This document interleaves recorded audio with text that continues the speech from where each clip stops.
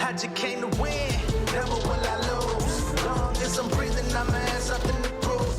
Y'all can sink or swim, but I'ma make a move. Doing what it takes, I'ma always pay my dues.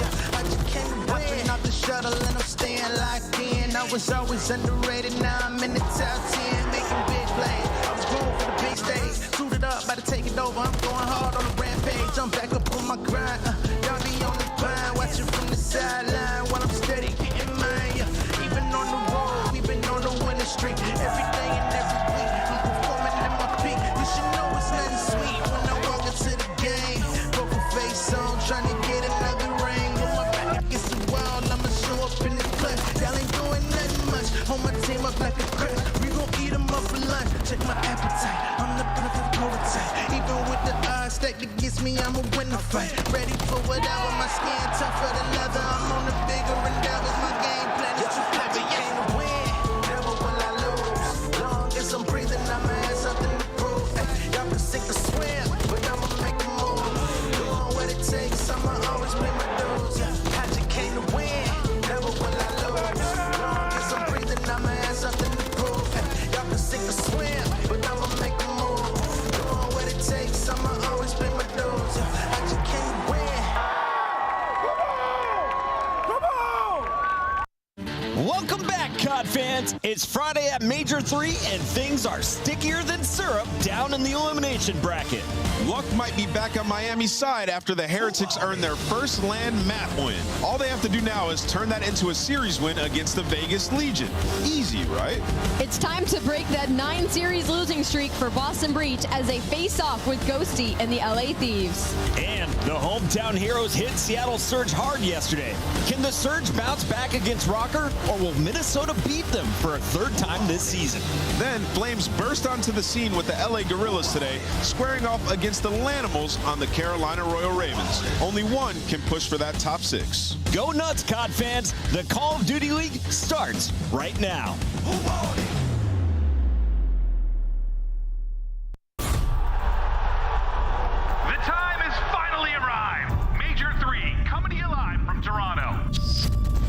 The best Call of Duty players in the world, all here under one roof. Attach is lining them up. Taken over. Drop, here come the flood. Skies by himself could do nothing. Ghosty wins a big one. Ghosty, can he get two as well? What a round. Thieves finally equalize. Are going to be red. Oh boy, I'm full guessing. Oh my god, accuracy of the runaround. Flames. No way. Even one player left. Geo takes 2 1 versus 1. He's alive. 15 seconds to go. He's on the hunt, trying to scramble away. Still gonna work the play. He's hearing all this. I'm gonna push. What's up, boys? Takes out 2. Diamond, Lou, 3. Oh my god.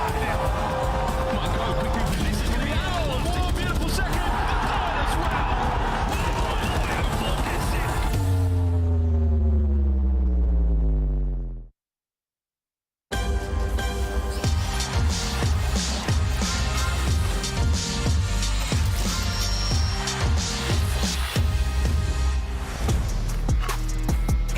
friends. It's Puckett, Nameless, and Alley Cat at the desk. We're up here in Toronto for Major 3. It's the Call of Duty League. Welcome, everybody. We are gearing up for an epic Friday where we will send 5 teams packing before we kick off our Saturday with the top squads that moved on from yesterday.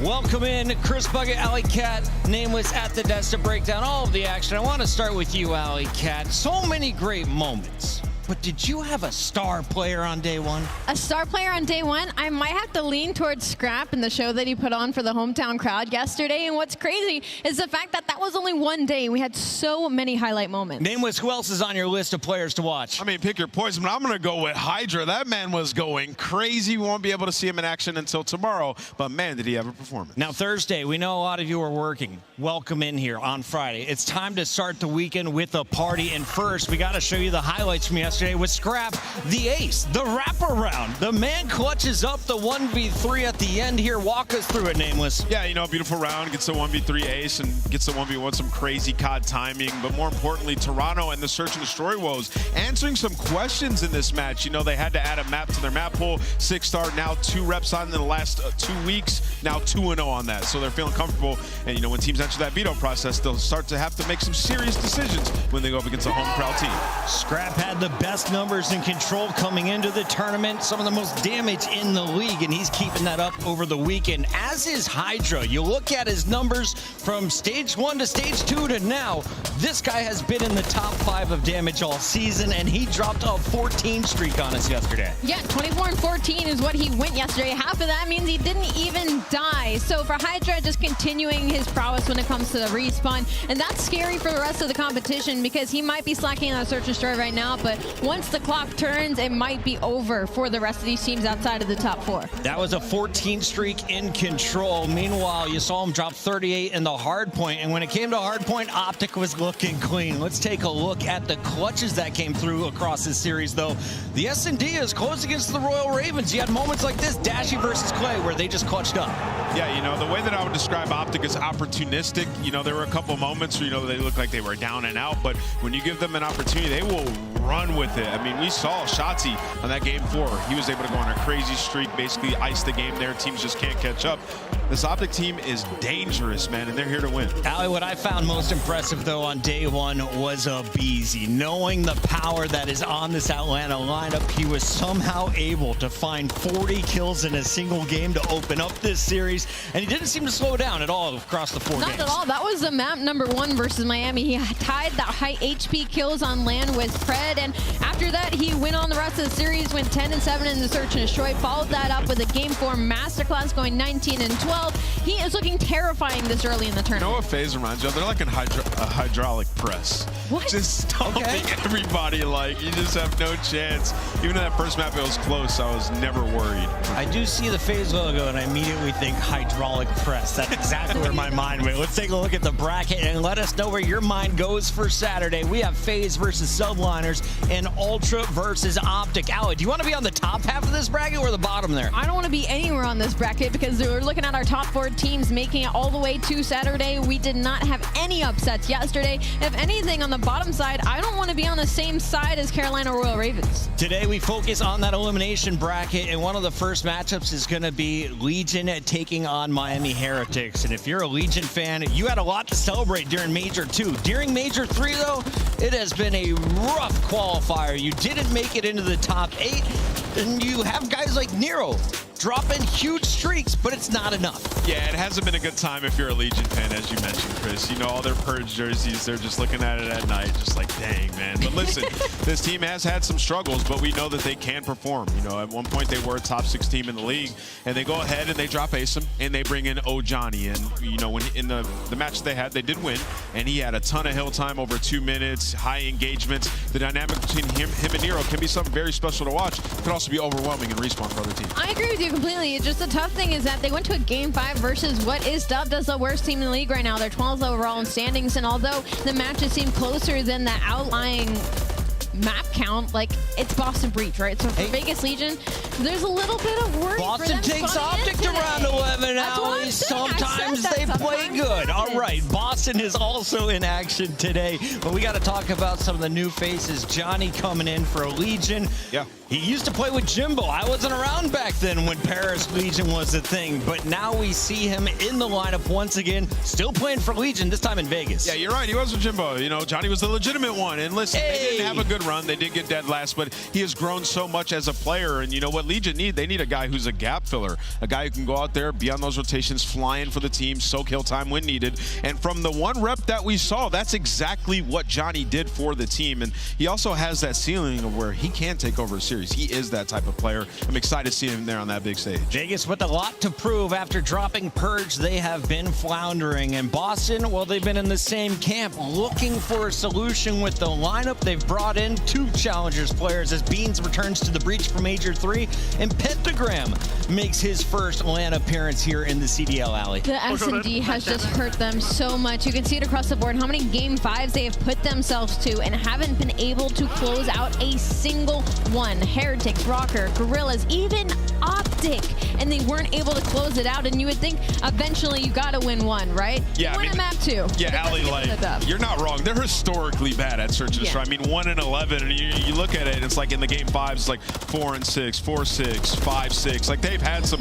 very close ones, but when you talk about this roster, like, it's not all doom and gloom. Like, they are 10-10 in respawn. Snoopy's had one of his best stages so far. Beans is averaging 4,900 damage in hard points. So, like, they can contend in the respawn. It's just, can they put it together for a whole series and win some S&D? They bombed out of the first 2 majors. This could be their last chance in a tough first round matchup as they go up against the Thieves, a battle we saw just 2 weeks ago, Allie. And it's tough because historically they lose this series. They are 0-2 against them historically. So this is do or die for Boston. But mind you, in that last series, they didn't have Beans. It was a different team, and they massively trolled in that round 11. So I bet you Boston feels pretty good. Full lineup today for Boston. We'll see if they can make it into our top 8. And the big question for me is, what's going on with Minnesota? Because this is a squad that always struggles online. When it comes to LAN, they get a top 6, a top 4 finish on the season, Nameless. Yeah, you know, they do have a LAN buff. We have seen them place well when it comes to that LAN time. This roster in Respawn,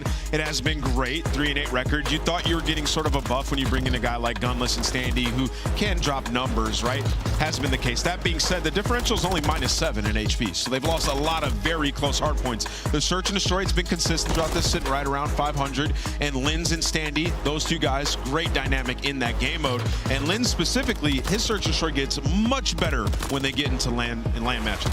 And he's been their most consistent player. It's not Linz that I'm worried about at all. If anything, I'm really excited for this Minnesota Rocker team because they get better on LAN, even though half the team has been changed. You're talking about players that are used to that main stage. It's not like rookies have been added to this inception. So I'm excited to see Minnesota Rocker. They have a little bit of an edge in this series too because they're going up against the Seattle Surge that they've already beat twice this year. There's so many great rookies in this league right now, and we got to talk about one that has been making waves here in our Major 3 qualifiers. LAG is not near the top of the leaderboard, but they've been close in a lot of matches, and due to big part of Flame's performances, he gets nearly a cruise missile in every respawn we see. He's done it in search and destroy, but the squad is still falling short. How do they right their wrongs today, Allie? I think Fame's going to have to get back to the form that we saw him in at the beginning of the season. The first inception of this roster, I felt like it was Fame that we were talking about having takeover maps and takeover series, and right now he's rocking a 0.7 in search and destroy. They need some help in that category. And in their map number 1s, they're struggling early in the series to put themselves in a situation where they're unable to clutch up and close out. Listen, the S&D control has been pretty good. I mean, it's really just a hard point, but like, I'm not going to fall into this trap once again. Listen, this team, when we get here, they get top 6. I mean, that just is what it is. They're comfortable being in that losers bracket. Diamondcon and Fame also have played so much better on LAN in Majors 1 and 2. And when you talk about Flames, he's 2nd overall when it comes to search and destroy. He's been taken over. They can put him in a situation where he's going in first or also on an island like the 6-star we saw with a couple big clutches on him. So he's an exciting young talent. We'll see how he does there on that stage. And I think the Gorillas are excited for the battle against the Lanimals. We got Gorillas taking on Ravens, 2 squads that always up their game when playing in person here in front of a crowd. It's time to take a look at the full schedule on the day because it is a Friday full of action. We've got 5 matches coming your way. Reminder, we will be jumping into the first half of elimination round 2 as we go from 12 teams down to 7 at the end of the night. Yeah, I mean, it's going to be a fantastic day. You know what, Chris? You always ask me this. I'm going to ask you, what's the best match on the day? Best match of the day? I really think it's going to be Boston Breach fighting for their lives. If you don't do it here, you're out basically for COD champs. They got to get it done. But if they're not in for champs, they got a chance to win some money somewhere else. There is a big announcement. World Series of Warzone is back here in 2024, and we got a whole lot of awesome details. Let's take a look at one of the best events that we can expect to see this year. $1 million prize pool. We're going to see, of course, North America, APAC, LATAM, everywhere is going to be represented once again. And it all starts in just 1 week here, Allie. Yeah, it all starts in 1 week, and $1 million is a lot. And once we hit to that format, it looks crazy. Make sure that you don't miss out, especially if you love playing Warzone. Name, let's break this down for me. A lot of people at home are screenshotting it. Yeah, so there's an in-game open where there's 10,000 players, and then you're going to have the top 68 qualify for a traditional group play format, and the top 2 teams from each group will go into the upper bracket, and the bottom 2 go into the lower bracket. It's a fantastic format. You got people from all over the world, and I just got to say, hey, man, Warzone people, they're up right now. This is lit. They got the Car 98K. They got World Series of Warzone, $1 million prize pool. It's going to be popping. We got Symphony and Noobs smiling out here in the audience live in Toronto, but take a look at the announcement video coming from our Activision crew. Now boarding. Operators, welcome aboard your direct flight to sunny Urzikstan. Please adjust your seat to the upright position and ensure your loadouts are securely stowed in the overhead compartments. Dude, get off. If needed, gas masks will drop from the compartment overhead, ensuring your safety throughout the war zone. If you are teaming with someone who needs help, assist them only after placing on your mask first. Ensuring headset devices are fully operational for crispy comms. Because nobody likes a silent teammate. In the unlikely event that you land in the gulag, please refer to the safety card in the seat pocket in front of you. This is a battle royale specifically for trios. Call of Duty Warzone Matchpoint will be introduced for the first time, and Solo YOLO will make an appearance. Expansion regions are back, and that means once we land, everyone will be competing for a piece of the massive $1 million prize pool. Thank you for flying Urzikstan Airlines. We know you don't have a choice when flying, but we appreciate you choosing to hot drop with us today. Good luck and may the best squad win.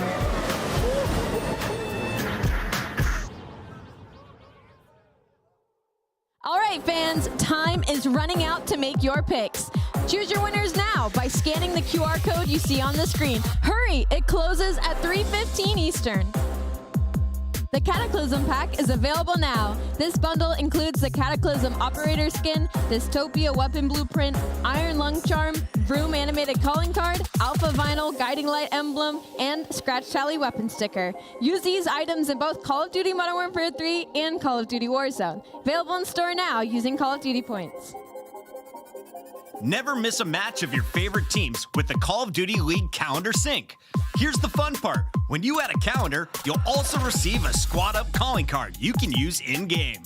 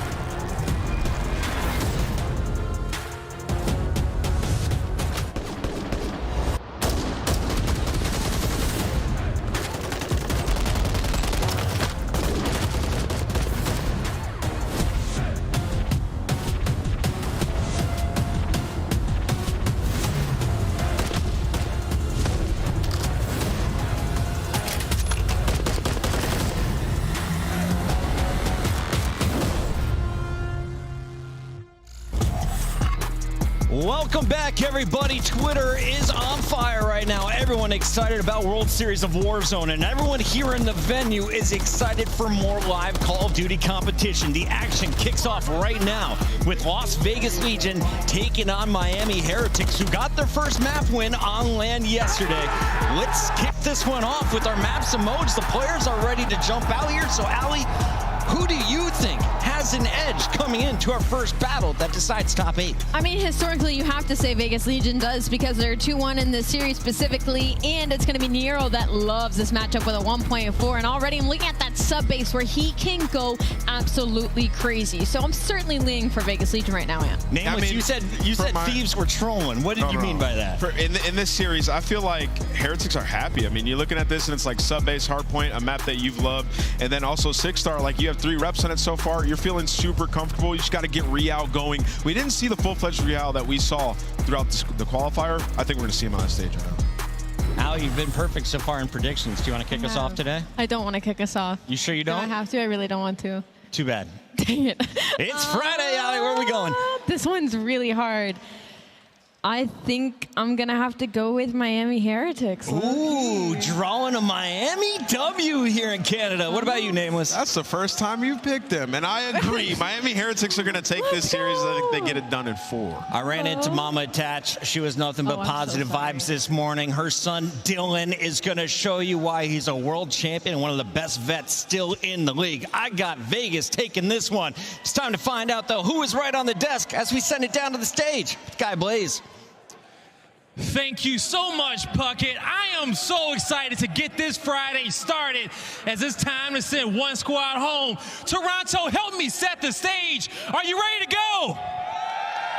The first team coming to the stage is going to be their debut for the weekend. Give a warm welcome to the Las Vegas Legion. Here comes Attach, Gio, Nero, and Johnny. Ready to get sinful on the main stage? Las Vegas is here. Listen, if you're a Vegas fan, one thing you can be hopeful for is Gio has been on top of his game. He has been frying, dropping bombs when they need him most. And now they got Johnny on the roster, and this guy plays at a lightning pace. And they're going to need him and Nero to be on point to take this series. Let's bring out their opponents. It's time to bring out their opponents.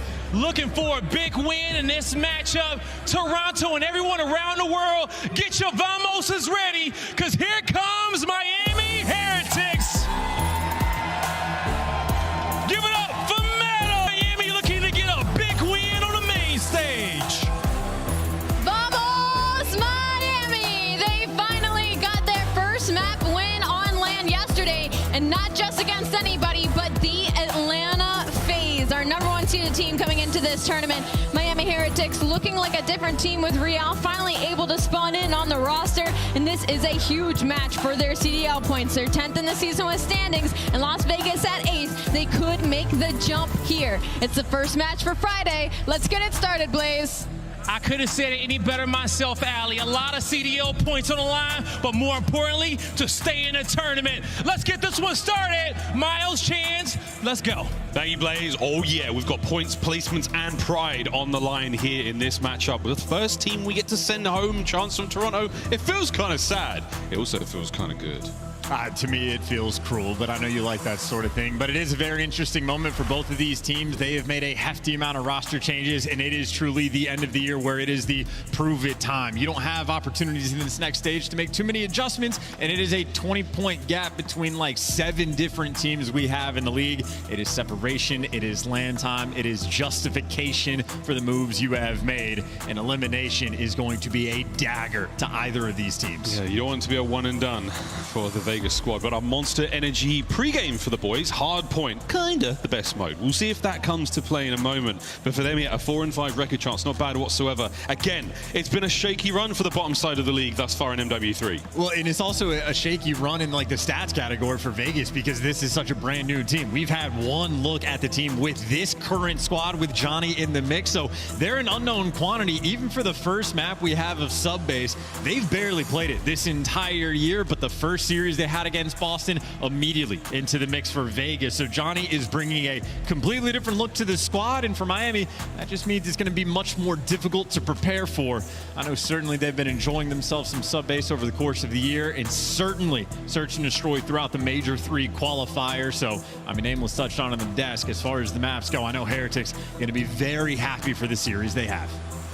And of course, on the other side of the stage, our Monster Energy pregame for the Miami Heretics. It's not Hardpoint, it's Search and Destroy, their best map. And again, their first map win on LAN against Atlanta FaZe, no less chance. They've got to be feeling good. And they were running it down, too. So we get a 6-star for the map, too. Heretics going to be very happy to show off the skills, but a 6-3 performance, and that's staving off the pressure that Abizi was dropping the double-digit kills, but they were quite literally running it down. I mean, Vehicle's popping 3 pieces going on the instant flanks. You're backing selling him down in a corner where he is nowhere near in a position to actually make the right play. So Miami playing heads up Call of Duty and Search and Destroy, and again, right from the jump, they are bringing the aggression. The first bloods have been flowing.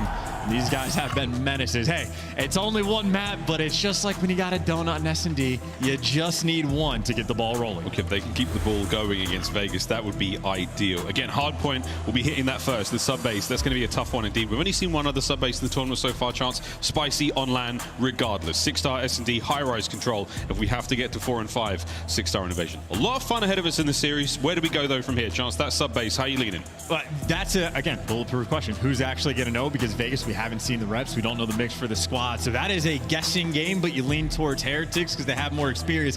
I just think it is hilarious that Heretics ban Rio against the Vegas Legion, but they leave it in against Atlanta FaZe. So I don't know if getting added to the 100-point club means you're going to shift away from that map for the rest of the tournament, but that is just a terrifying sight in the pick and ban process. But hey, better map set for this one in the losers bracket. Just to start your run, everything is different, I guess, when you play Atlanta. Here we go, boys and girls, ladies and gentlemen, and everyone here in the Matame Athletic Center. It's time to get our first elimination matchup underway. Vegas Legion taking on the Miami Heretics. This should be an absolute treat. Sub-base is where we start things off. God only knows, man, how this one's going to roll out. Here we go. Can Vegas stay alive in this tournament? The Heretics, you fought so hard to get into winners. Yeah, you had FaZe. Can you prove the haters wrong? Can you make a run? Well, it all starts here. Here we go. And again, very limited experience. I know the holds and breaks look great for Vegas, but that is a very small sample size. But it is the new look. It is Johnny, the addition, that they are just looking at him simply to get more kills. Just want kills. Johnny's going to go for a dip attack, just going to back him up. But look at the sneaky Real caught out and about. He's actually still alive in this fight. So while the first trades go down over towards our opening hard point at P1, not a whole lot of action just yet. But we're jostling for control all over the map. And this is the insane round. It is demonic. It is a nuisance. And he just took an absolute world tour just to get gunned down by a player off spawn. So the water route doesn't always pan off. And, well, not for Heretics. They're just collecting that P1 time. And, I mean, plenty of pressure. They are crawling around glass, and of course, they got the better spawns. They're going to be set up for P2. Heretics, this is exactly what you want to see. It's a delightful start, and it's not over yet. Geo shooting hot right into this hard point. P2 is going to be on its way, and that's where the Miami Heretics already are. They are the white arrows on the minimap. Vegas Legion in that lovely orange. Can they keep the kills going? Geo and Johnny, the tips of the spear. Down by 26 already off the rip. You're really trying to fight for these back spawns. Every time Johnny gets back in the mix, well, he gets shot in the back. Heretics have been able to play deep and distant in their spawn. Real the man locking it down. Chain link fence, not a problem to shoot through. So flank nice and secure. Vegas going to have to regroup and really just trying to hit this from the front. But lucky 0-1, 40 seconds already in the hill. His feet have been up this game and just waiting for a chow. The feet aren't cold here yet. There's his first chow. He's got help from his teammate towards the second. Again, Miami Heretics, a brilliant hold and an outstanding line of defense here on P2. Vegas Legion unable to get close. Vehicle on the outside now. Reinforcements flooding forward. Metals gives the trophy support. And the remainder of everyone from Vegas now having to pour through the front. And it's not a good look. Here we go. Attach gets the kills going.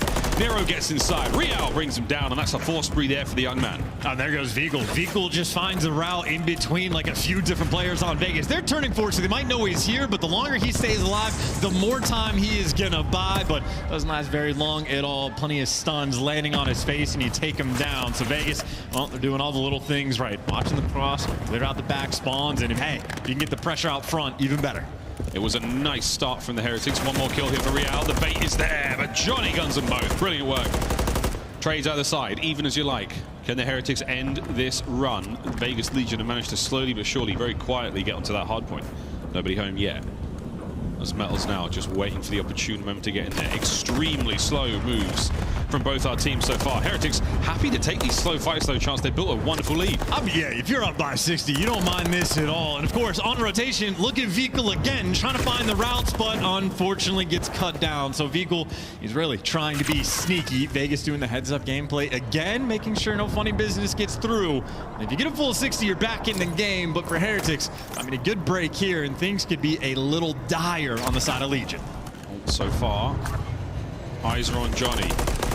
Nero finds himself his 4th kill in a row. Nice work. The hard point's now ready to go. Johnny's the man inside there, waiting for Lucky. He knows something's up. Not able to make the hit just yet. And here comes another kill for Johnny. Can he find it? He's moving, he's shaking, he's grooving. But once again, it's the Heretics on the break forward. Attach finds 2. Nero gets his.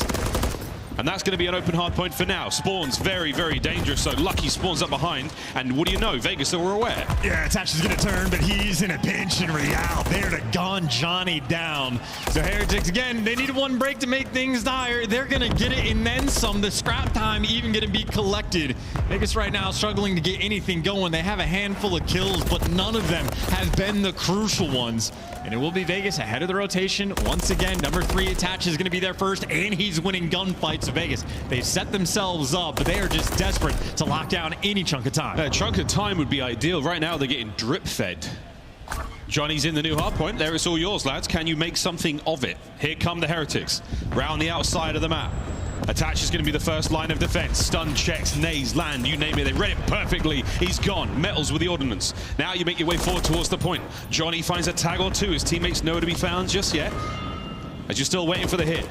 And Real finds it slowly, but surely, there's nothing slow about it. 3 clean, 4 all down. Heretics are in. Hey, this is a snail's pace of a game right now. Nobody is running it down, so Heretics are able to take their time, and like Attach doesn't even change position, just getting peppered by stuns and nades, and a break like that. Heretics, they are loving themselves some sub base, and Lucky, that is his 11th engagement of the map. He's basically been hanging out as Real. Maybe he's the only player running it down. 16 kills. Well, add another to the pile. 17 and 8 now with 4 spree for Real. This is a very, very lovely performance out of him. A lot of concerns coming into this one. When it comes to the online runs to LAN, Real has not necessarily translated the gameplay. So far, so good. Lucky, 6 and 6. Such an unusual series of stat lines, Chance, for this entire game. Yeah, but again, it's just because Heretics have kept everything under control. Real's on a 5 spree looking for the cruise. You might not be getting the P1 time, but hey, you got the extra kill streak in the back, and you got the left side spawn. So Heretics long term,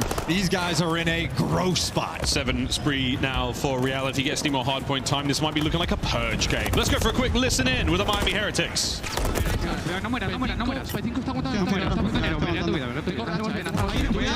cuidado, Cali, chavales. Estoy jugando, me voy a subirte. Voy a mirarte el maze, voy a mirarte el maze. No, el de derecha, metal, ¿Dónde estaba el de derecha? Estaba P5 ahora. Tío, muerto.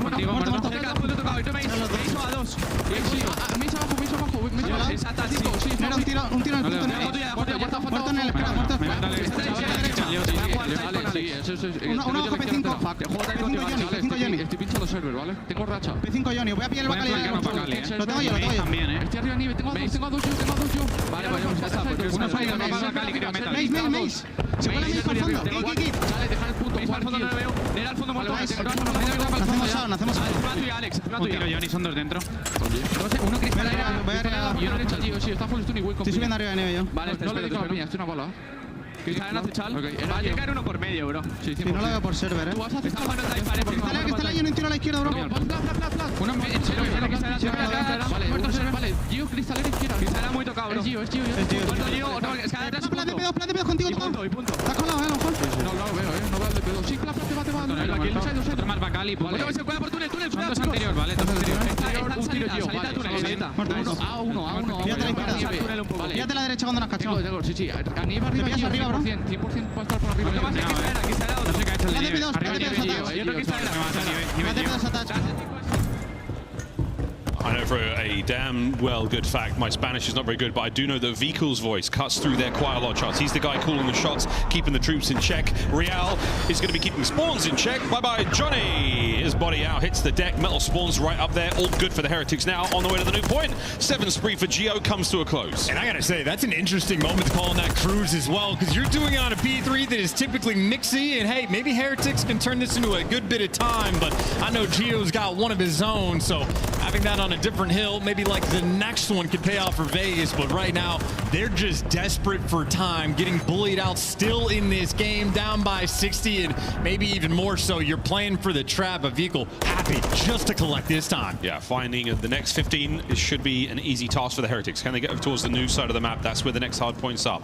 The new dock on its way, top left-hand side of the minimap, and as you can see, Vegas cut the map in half. There's no way a member of the Heretics gets through without being seen at the very least. Well, you think that, but also number 8, Real, could absolutely get through. Attach had weird timing through the warehouse, and it is just interesting positioning. So number 8 on the minimap, he's just making moves. I think he spotted at least one player, but he's just going past, so he might make the play. Could be weird timing against Geo, but at least to get the guy out of time. Oh, what's the Spanish for Sneaky Beaver, Chris? Here we go. Can he get the second as well on a Geo? It's enough pressure through the front for his teammates to get going. If they can get moving fast enough, they won't be hit on the flank. Attach now, off spawn, into the fray. Metals finds his, guns at the ready, gets himself two.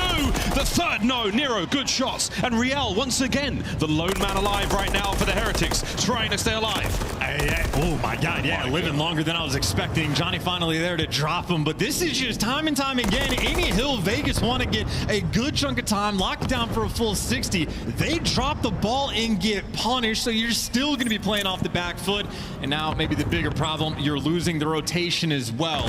Might be the time for Geo to attempt to call on that cruise missile or go on a pinch. Number 7 isolated on time, gonna get shot in the back and hopefully eventually cleaned up. Geo finally there to drop him. Vegas, they are hanging on, but dear life right now as they're down by 40. It's a thread, but it's a thread that might become a yarn, might become a tall tale of a comeback here. It's not over yet. Real, though, shooting very well. 4 spree comes to a close. It's 27th kill of the map so far. And with 35 seconds remaining on this point, Vegas are poised to get ever closer to the comeback. And finally, they're in like prime spots as well. Lucky, though, wins a big one, maybe to open up that front door. But Lucky waiting for the reinforcements. Attach is picking them apart along the way from inside of the hill. Attach is popping off, and Vegas, I mean, they pulled it off. They were down by 60 this entire game, and here they are, almost all tied up. The Heretics are taking a siesta here on sub base, and they're going to have to wake up soon, boys, because the lead is about to fall away from you. Unbelievable hold and absolute brilliant tenacity from Vegas Legion. Geo, he's been leading the charge in the kills department, 23 and 18.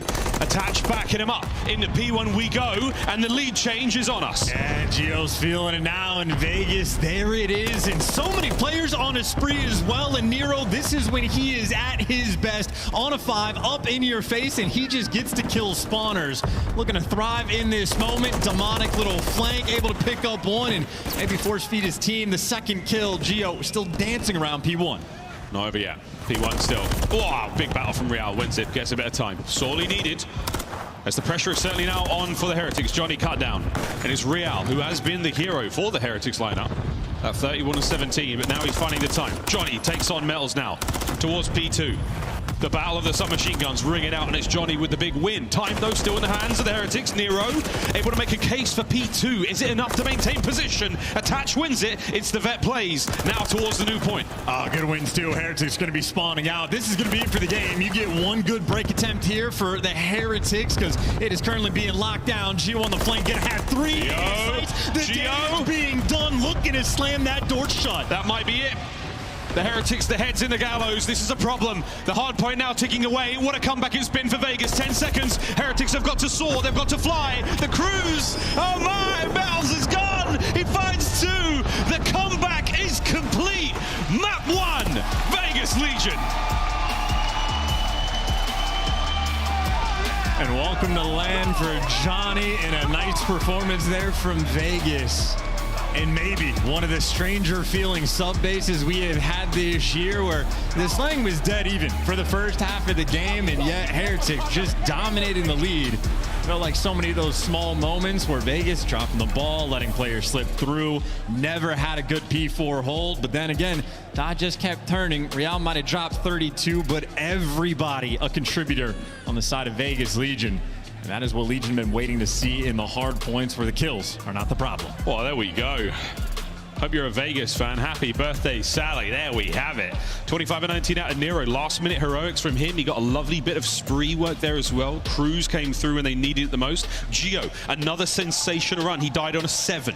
That's what you want to see out of your main shooter there in Attach. It's from start to finish. Big time veteran plays. We see him winning those rotational battles. He's the guy you need him the most. Johnny, not a bad look for his first big match here on the main stage. Heretics. Oh, boys, you came so close. You had such a dominant run, but simply not enough chance to close out. They were up 150-50 as well. They also had a cruise missile that they ended up using on a P3, and I mean, they still got a decent bit of time off of it, so maybe not a poor investment, but either way, they just stopped scoring points. If they were up 150-50, Vegas started to go on a run, and again, maybe a small couple cheeky moments here and there, but I know on the contribution front, Lucky had his feet up for the first half of the game and maybe kept him there for a little too long. Well, looking across the highlights again, a lot of love here from the Vegas players. A very slow start for them. It took them a minute to wake up. And once they managed to, though, they outran the Heretics there in what was absolutely a marathon and not a sprint. Good job from them. And that is a happy place to be. Again, elimination matchup. You're going home if you lose the series. And Vegas, they're not looking at a one and done. They sorely want this. S&D's on its way.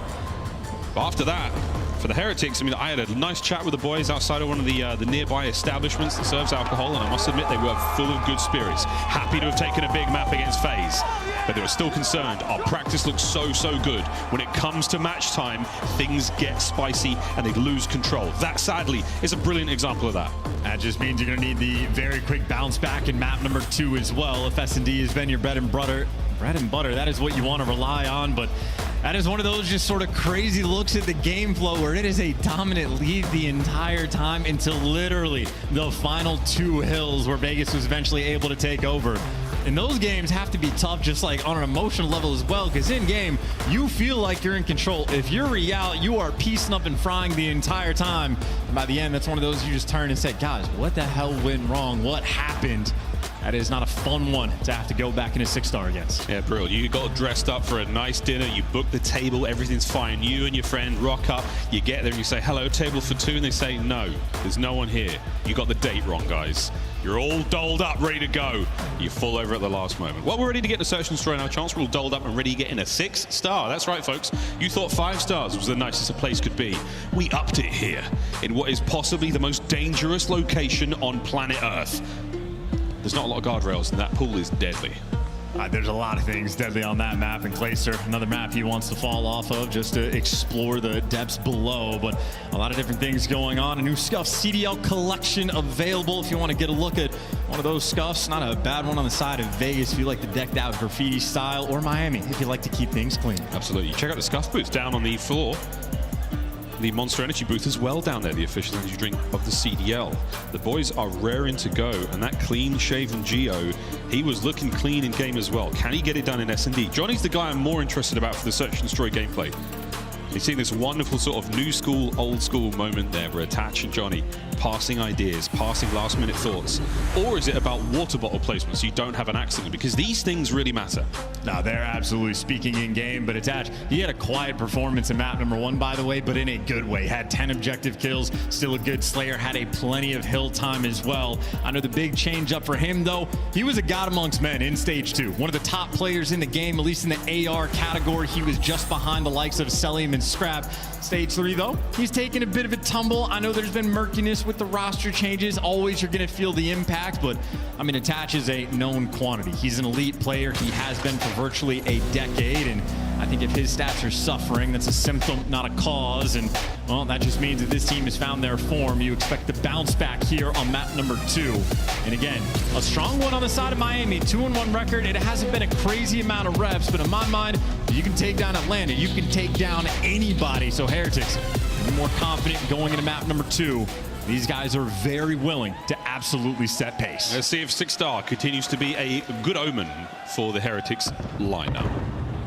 A little slower off the rip here towards the A-bomb site. Nettles with the hop checks. Anyone who comes through that side is going to be Attach. He will be spotted out, but Attach goes for the classic belly crawl. He's low, and he's managed to stay out of that line of sight. Vehicle may know something is up, though. Metals to reinforce. Attach should be good for one from this position. And are they going to stun check this or try to look for any intel? Common spot, but it's just an off angle, and that is just an easy play. Set up there from Johnny with the crossfire, but Attach first blood, and Metals will hand him kill number 2. That is outstanding work. I mean, it's not flashy, it's not crazy, it's just very clean. That's what Attach is known for. Here comes Gio to spring in. That's going to be the 3rd in a row. Last man up, Real. Can he find anything? His Attach has looked so good so far. Can he get his 3rd in the round? Real is sending it. I honestly tip the cap. A brave attempt, but not enough. Vegas holds strong in round 1. And it's always interesting to see a professional team not utilizing all of their stuns and nades for the information, even dying towards the end with the Semtex still in hand. So Attach didn't have a trophy, but what he did get was 3 kills that were incredibly easy for him. Quite literally just belly down, waiting for the kills to fall in your lap. Nothing too crazy. See what happens in round 2. And again for Attach, yeah, happy to get that trophy ready to rock and roll for the next one. Heretics on defense now. We'll see what their setup looks like. Both bomb sites be getting a decent amount of love when it comes to the attacking rounds. The 3-1 split here from Vegas, and they're leaning towards A. Waiting out the stuns as well. You see both of those players as soon as double landed out. So now Heretics don't have nearly as much information on how many players are going to be nearby. So for Miami, the 2 players mid, backs are turned right now to where the action is actually going to be a free bomb plant for this 4 versus 4. And that trophy placement should eat the smoke. So many teams have tried to retake this site in a very particular way. Gets taken out there. Here comes another one. Metals and Vico now towards the site. They don't check every possible angle. Shots in from Attach, looking for his 5th kill in a row. Johnny can't get his in the middle. Attach, stay down, stay alive. Finds it, finds them both. Big work there out of Dylan Price. That's going to be streaks down the round. Yeah, 2 rounds in, Attach is 6-0, has a cruise missile, and I think they've shot maybe 140 bullets worth of damage in his direction. He is collecting the freest of kills where Miami do not know what direction to look. 2 rounds so far. So far, great execution shots from everyone there on Vegas. Nothing's going wrong. Attach is absolutely looking fantastic. We should see a turn of events here for the Heretics. Plenty of time still for them to turn this around. Again, hard work against FaZe. It's only Vegas Legion. And of course, for Attach, we get a look at the controller cam as well, hanging out for the moment. But I know if I'm Vegas, I'm going to want to push the pace. You've just dominated the B site. This might just be a cruise missile for the retake. Maybe you're waiting to see if you can get another first blood. Attach has both so far in this game, looking for number 3. The Miami managed to get the bomb down quite happily over towards A. Nobody home just yet for Vegas Legion, but again, you've heard the util come through. You've heard. Oh, big shots, not enough. Lethals and Tacticals nearly gone. Real trying to hold it down by the stairs. As this scuff controller cam is working overtime right now, 25 on the clock. It's just so tough to retake. You're waiting on Johnny to make a play, but there's 22 seconds, and you're still just hanging out in the opponent's spawn. You gotta hit the go button. Real forgets he's on just defending the bomb. He's Johnny! Send, and here we go, 1v1 in the end. Johnny, though, there is just not enough time. Vegas, not a good retake in that 4 versus 4. Well, Johnny will get the kill. He gets a 3 spree as well, so very happy to walk away with that at the end of the round as a consolation. But the Heretics, opening gambit pays off. Nobody home at A. They get the bomb down. They manage to set up happily, and they win their trade battle. Slow in the retake from Vegas Chance. Yeah, and initially Miami was doing an incredible job of keeping that pace nice and slow because the clock was on their side. Real eventually full sends, but I think he's expecting them to be running into him, trying to catch him sprinting because there simply wasn't enough time. But a sleepy game right now on the main stage. But still with a cruise missile in the hands of Attach, the opportunity, if you get that bomb down, things could get deadly very quickly. Remember, the start of the hard point was quite snoozy as well, but now you know how that one ended. The opening rattle of gunfire, a bad nade. Unfortunately, takes a little bit of HP away from Metals there, so slow things down. Quick rotation there. Over towards the B-bomb site for Vegas. Big win from Johnny. He has been good for them nearly every life. That's huge. Great first blood. And again, if you get the bomb down, you feel like that's going to be a round guarantee unless you can pick off Attach. Lucky, though, has the info. Might be able to catch Johnny, but forced to try to back down. Nero there for the trades. Quick on hopping off the bomb. Nero, nice job. Man advantage maintained. Metals. Oh, what a win from Metals. Nero, can he get the second as well? Dips in and out. It's a 1v2. The Semtex is going to help, but not necessarily push Nero to where Metals wanted the fight. 30 seconds. and he has to isolate these players. This is going to be a tough one. He's also incredibly loud, too. Nero might just be able to hear this coming. Maybe not. Bad timing. Nero can't dolphin dive away, but 20 seconds, hit the go button attached, known for the clutch. All he needed to do was isolate. He has just done it, and I do love this play. Attach is still trying to make something happen. The Cruz, the defuse. Who wins? Go, Attach, go! That's a big round from the Heretics. You dodged the Cruz, and you tied up 2-2. Adam Assault and Dylan Attach calling in cruise missiles with that little time. Name a better duo. The instant you see he's already on bomb, you know it is absolutely chalked. Metals playing with Attach in that moment. That is cruise missile extinguished. 2 bounce back rounds there from Heretics and Vegas. Not appropriately playing with util. And I wonder if that was a perfect read or just a really, really good call at the time. You never know how it's going to go down. Nero's first blood, not a bad thing whatsoever. Metal still retains the 2 spree from that last round, so see if you can turn that into anything more. Johnny eats an aid. Not what he wanted for breakfast, but as did most of the Heretics. Both Lucky and Vehicle have abandoned the bomb site. They've had to vacate. Yeah, you've had Vegas right now just dominating the first blood category, so hey, add another one to the list. Now in a 3 versus 4. Nice angle, but Attach gets out of business, and well, reach outs on the trades, and Lucky can't make anything happen. The execution for Vegas so much better when it is just all gunny. Attach doing it perfectly. Getting out, waiting for the child. His teammates make the move. It is perfect coordination and a perfectly timed play. Nero getting the free B kills, hunting these players down. Vehicle had the right idea with a hop up there, but no one from Vegas in the middle of that corridor. They're at the further end by the elbow or on the bomb site, so he's unable to catch a player. Renetti at that range, that awkward angle, just not enough to get the job done. Vegas take the lead. 8-1 for Attach still. He's having one hell of a game.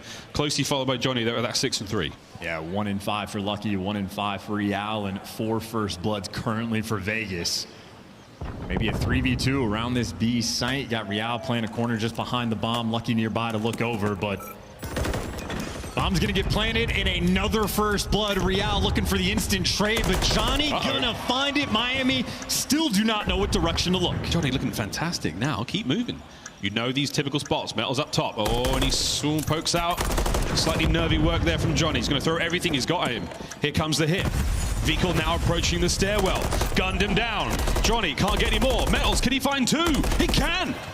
It's now all down to Metals in the Geo and Nero 1v2, and the round is over. Vegas, another good one. It's 4-2. And again, outside of the botch cruise missile, everything Vegas have done has just been perfect. Another first blood for Attach. That is his 3rd of the map. He has 9 kills, and Johnny right behind him with 8 of his own, able to just fly through on the flanks or get the bomb plant to get the free B kills. Heretics, this is a tough one. Need to dig deep and look for some sort of a rebound and maybe just play with some confidence. 9-2, 8-4. We'll see who breaks double digits first. Vehicle with the bomb here for the Heretics, right through the middle of the map, hoping for a square up fight. You might get it, or you might be able to just transition immediately to A, and that's it. Nobody's home. They're going to be able to get this bomb down, or will they? Confidence is key. Chance that seems to be lacking at the moment. Nero with the opening hits, nearly the kill. Yeah, they just don't have the information. They think someone might be in that sort of long lane, but Attaches in the depths of his spawn, so Heretics, as soon as they suss that out, well, the bomb will be planted. Another 4 versus 4 retake. Vegas failed their attempt in this moment the last time. They did indeed. The Heretics, there was a big win for them. Let's see if it pays off once more. Ample time to approach that bomb and hit the defuse. First up is going to be Attach. Real playing it tight, playing it close, playing it safe, no problem. Well, Johnny's here. That's the go button. 2 players line up. Johnny able to get 1, but the trades are through. His vehicle picks up 2, and now Nero in the smoke. Well, he's going to be chasing Ghost. And get it done. Vehicle calling the round. Stinger, there's no way for Geo here. Maybe he gets another kill. That would be something, but he's popping away. No problem. The Heretics once again with the A bomb site success. And this is an interesting look. A lot of those smoke straps to try to retake the site. That time, the decision from Vegas to double up through that long alley, but that is basically a funnel into no man's land. Difficult to cross, and Vehicle there to gun 2 players down. A little surprised Vegas was willing to give up that bomb plant for free. Yeah, we're all seeing their A-bomb site retakes not necessarily that clean. Unable to really capitalize on the trades. We saw the smoke plays once again. Smoke's been 50-50 nearly every time in MW3. You get in there, you either find the joke hilarious or you get joked. That's the way things go. Nero with a bomb now towards the A-bomb site again. Will Vegas be able to get themselves on a map point? And they tried to wait out the stun, but they got caught anyway, so that is perfect placement there for Miami, and the instant rotation over towards this B site, but maybe Lucky in a position to read it, or maybe Vegas just want to play the intel game and see if they can bait these players away. Again, for those of you who are unaware, Attached, this door is completely bulletproof, so he's safe to stand here for now. It has been patched in the latest version of MW3. But he's able to use that for information. No information gained from the Semtex there. Nero unable to get the bomb down. A lot of coverage here. Might be able to smoke this entire lane off and still get the plant. Metals, oh my goodness, such trepidation there from Vegas. No one making the play. 40 on the clock. They're waiting for a mistake. They want someone from Heretics to overcommit, so smoke's out, but this is where things might just get mixy and Real putting the pressure on. Nero not comfortable to go for the plant. Oh my goodness, they're walking on tight ropes right now. 30 seconds going for the plant. No, he's not. Yes, he is. Maybe not. Oh, big kill. Metalsneak will get it there. That's a two-piece. The boys from Heretics, they've managed to thrive in the chaos. Attach can't get his. And what an ugly round, but the Heretics, a little bit of patience pays off. It's 4-4 chance. What on God's green earth is the game plan there for Vegas? The thought of a bomb plant maybe 6 different times. And the funny thing was the way that they actually played the round patient at the start. Miami started rotating out of sight. Attach throws one stun, and that's the signal. Everybody on Miami immediately rotates back. So Vegas maybe a small missed opportunity. But again, chickens with their heads cut off. They just did not know what they wanted to do. Do we have the Benny Hill music for that one? Replay team? I'm not sure. That might be a copyright issue. Over towards the B bomb site we go now for the Miami Heretics. First time in a while. We'll see if they can get anything. And how many times did Vegas actually stack this site, giving up the A plant for free and then not able to retake? Well, maybe they were just prepared for the B hit, and now, well, here it is. Metal's able to get away in another plant, in another 4 versus 4. Vegas playing for the retake, and they do not get that first blood. It's a 3-man hit through the top side of the bar. They're about to fly into action. Vikil, he might be able to get a couple here. Eyes on the first. The second already cleaned up by his teammate, and Johnny now alone in the 1v4. Say hello to map point Heretics. What a fun search this has been. And this is just a bounce back. Like, their blind calls on what site they want to go to on the attacking rounds have been perfect. Vegas, these guys have not been active about getting that information. So many of these bombs have been going down for free. And they've lost some of those rounds even when the first bloods flow their way. This time Attach gets picked. Heretics too distant, and another easy round. Can you keep riding the momentum? The guessing games have been so fantastic. The executions have been smooth for the Heretics. One more to tie up the series. Vegas though on the attack. Will they find anything saucy? Here we go in the middle, and it might be an absolute banger. Vikil, the timing outstanding. The stun will connect. It will cause a bit of discourse, a bit of a problem. Metals with the nade. It's a stalemate still.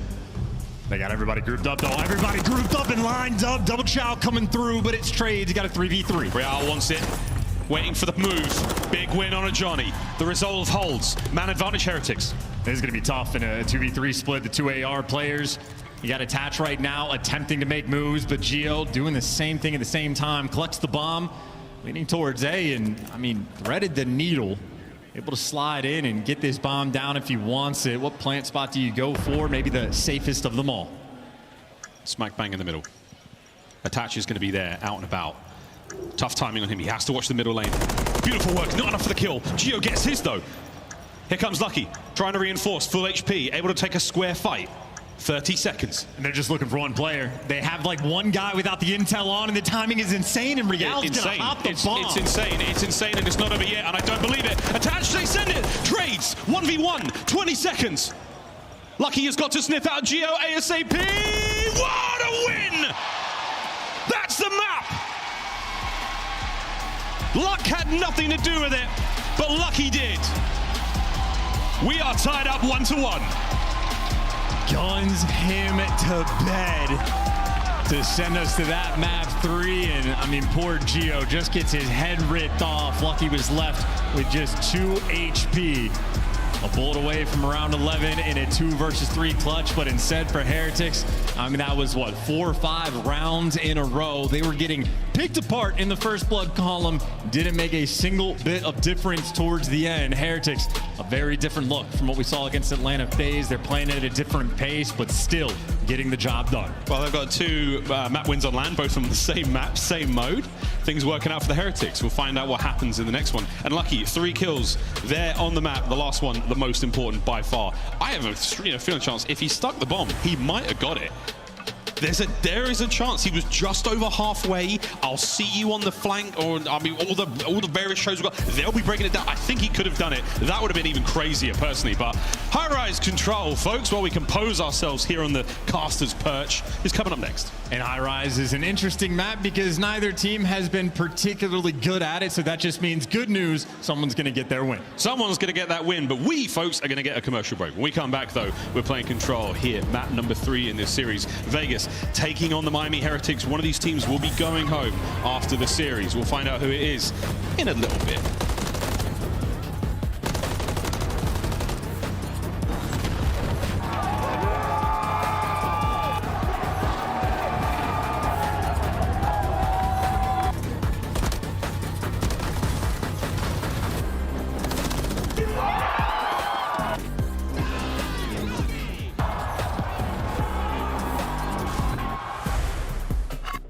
Upgrade your game with the Scuff, the official controller of the Call of Duty League.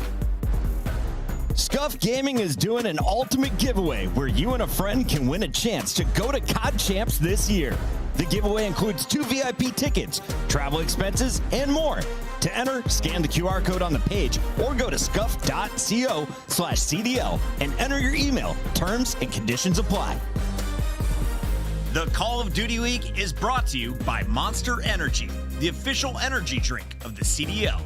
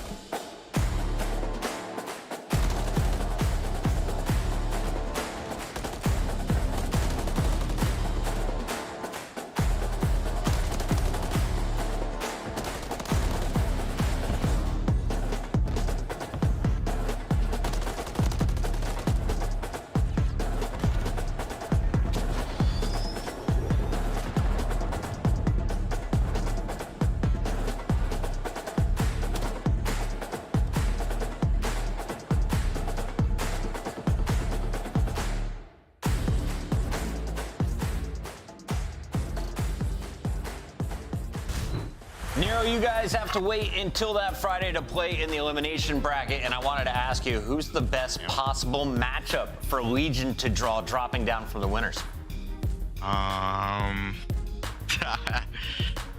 Probably, I'll take this with a grain, so I'll probably say heretics.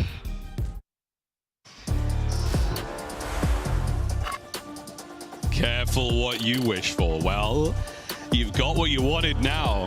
Will it be okay in the end? We're going to find out. For Vegas Legion, this is not over yet. We've had some shaky moments. Chance it could honestly be 2-0 to the Heretics. Well, it could be 2-0 in either direction, I would say, at this point, the way this game is played out. But I know Nero was wishing for the Heretics, but I think between the two options that he had, yeah, I would choose Miami over Atlanta as well. Yeah. A real tough call there from Nero. Yeah, super tough call, but now you've got the Heretics. What are you going to do with them, huh? Where are you going to take them? How are you going to treat them? You going to text them back? Let's find out. We're going to go to high rise, play control. This is for the lead in the series. Heretics, it's not been great. It's not been bad, but it's not been great. Same thing for Vegas. Let's find out who brings the goods today. Map 3, here we go. And an interesting one as well. Again, neither teams have had a great deal of success in control. Miami have a slightly better record as of recent in the mode, but not on this map. And, well, you have Vegas struggling as well. Nero, his KD is fantastic, but he's going to have to keep that ball rolling because, again, on high rise, it is just good news. Someone gets to add a digit to the win column. Find out if these teams are all quacked up. Tags the opening shots there from Metals. Not a lot's going to happen here. You're going to get damage. Very unlikely you get a kill. But either way, it's onto A straight away for the Miami Heretics. And it was Vikal. Dives to the point, overextends, trying to get the spawn kills, doesn't get a thing. He's making a bit of an impact, but there you go. Nero able to pick up a big 2, and Attach going to close that door. And welcome to your spawn, Miami. Trying to get out through green tarp. Geo locking it down, able to pick up one, and Heretics struggling on this map just to make that forward progress. I wouldn't be surprised if Nero grinds the left stick, like the front portion of it, into dust this map. He is going to be pushing your spawn so hard.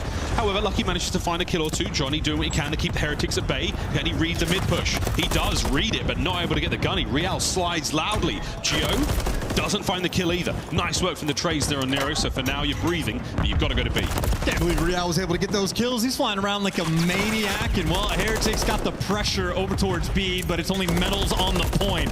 Heretics right now, you see the game plan. They are playing for the kills. They are playing at lightning speed, but Metals now the pressure on. Might have a big 1v1 against Attach, but Attach tagged up because Heretics are just inside of your base and gunning you down along the way. It's 12 HP for Lucky. It's a 3 spree, soon to be a 4 spree if you can get a couple here. 46 seconds, about to become a minute 46 as the B zone is done. Bloody shots into the first. Nero manages to escape the base. Into the fray we go as Real continues the kills. 1 minute 40 to go. 15 lives on the defense for Vegas. Yeah, these guys are playing TDM right now. I mean, one guy, Metals, was capping the entire objective, and now you are just flying at their spawn. So Vigal's hitting the underground round, and Metals, well, he'll be up top. Might not finish the first kill or the second, but maybe give him some damage, and that's, well, all he's going to get. A missed opportunity. Vegas able to stabilize, but a minute and 20. They got a long way to go to hold on. You have to stay stable for some time. Whoa, Lucky, nice grab. Not enough to save his life, though, as Attach takes care of business with his MCW. Tied up in life count now, 12-12. Our pal, the giant exploding propane tank, has yet to claim a victim on the map just yet, but I'm sure we'll let you know when that happens. Gets more kills per map than a cruise missile, and Geo, well, too many directions to look in the trades. Still, though, rolling through. Nero already 10 in this round, had a 1.11 KD in control in stage 3. And right now, trying to double that up is, well, you're also trying to hunt down Vikal in your spawn. Cheeky spot, easy trades. There's a tense attack now towards that A side of the map still. Vegas Legion not out of this yet. Attach prowling the lower side of the minimap. An opportunity here for the Heretics to get onto B. Oh, sorry, A, sorry. You can see number 8, Real, making the long route. Geo perfectly reads it. He's still got space in the middle of the map. That's where Johnny steps up. He finds his alongside Nero. Final 20 to go. 7v7, make it a 7v6. If you stop the clock, you can play TDM, but you're forced to be on the objective. Everybody from Heretics are going to be here, though, and they got the stack. It's good damage. It's not enough for the kills. The trophies are absolutely banging away in the corner. Nero with a contest. Anybody able to get him off? Peel him off. Keep the clock going. No, Nero manages to stay alive. Oh, another one from Nero. No lives left now for Vegas. Johnny gets in there in the right time.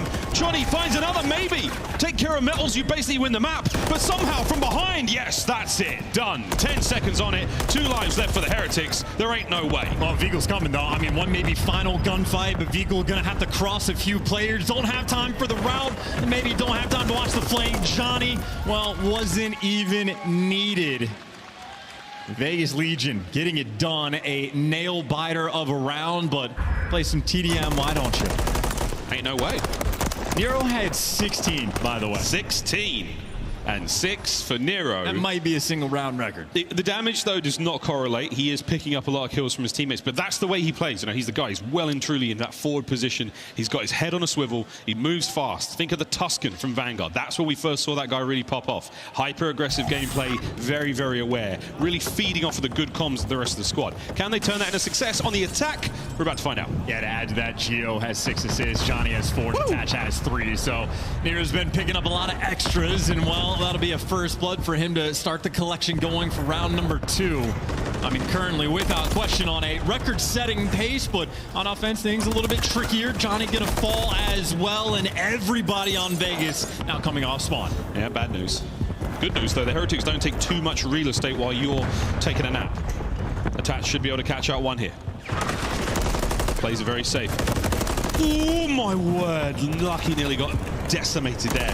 Nero keeps the green top play alive. This side of the map now, able to push through to blue. That was good comms too from Vegas, and nice reaction time there on Nero.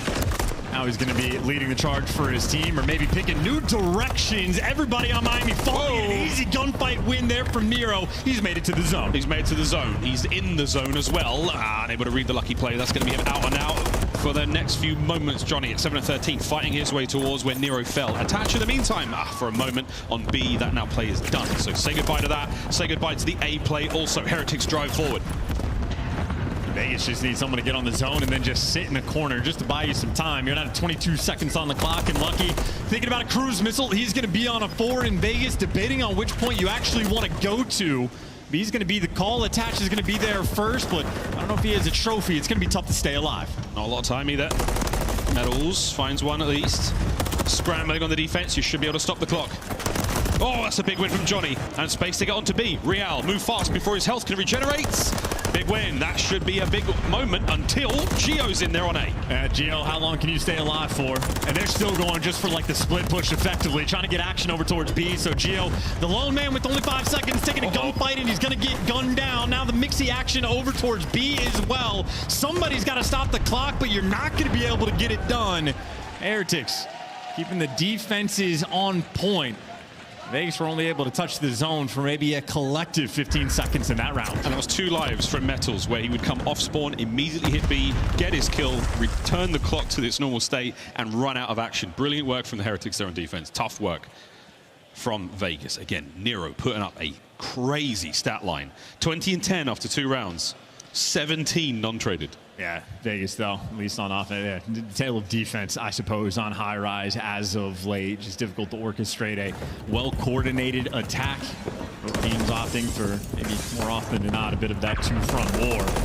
Opening break, though, Lucky and Real going to combine for the first blood, but it is explosive deaths all over the map. As once again, Heretics leaning towards the B site, and I think this is going to be their strat. Leave one body on it, everybody else play for kills. An annoying strategy to deal with. Unfortunate timing from Attach there. As the Heretics are now battling more for map control, looking for a decisive capture as opposed to a scrappy attack. Real flying forward, reckless abandon, managing to catch a kill with his Semtex, but 24 lives either side. Quite an ugly bit of work here from both teams. Nothing too clean so far, no decisive kills. And we are flying into death as well, so Heretics on the attacks, willing to push the pace. Ooh, can't win a gunfight, though. Attach and Nero there to take you down. How many times has this been taken as Lucky ripping heads? And again, playing for some spawners. Lucky now in the wrong part of town. Johnny just able to catch him out there. A couple of players now on towards the B side of the map.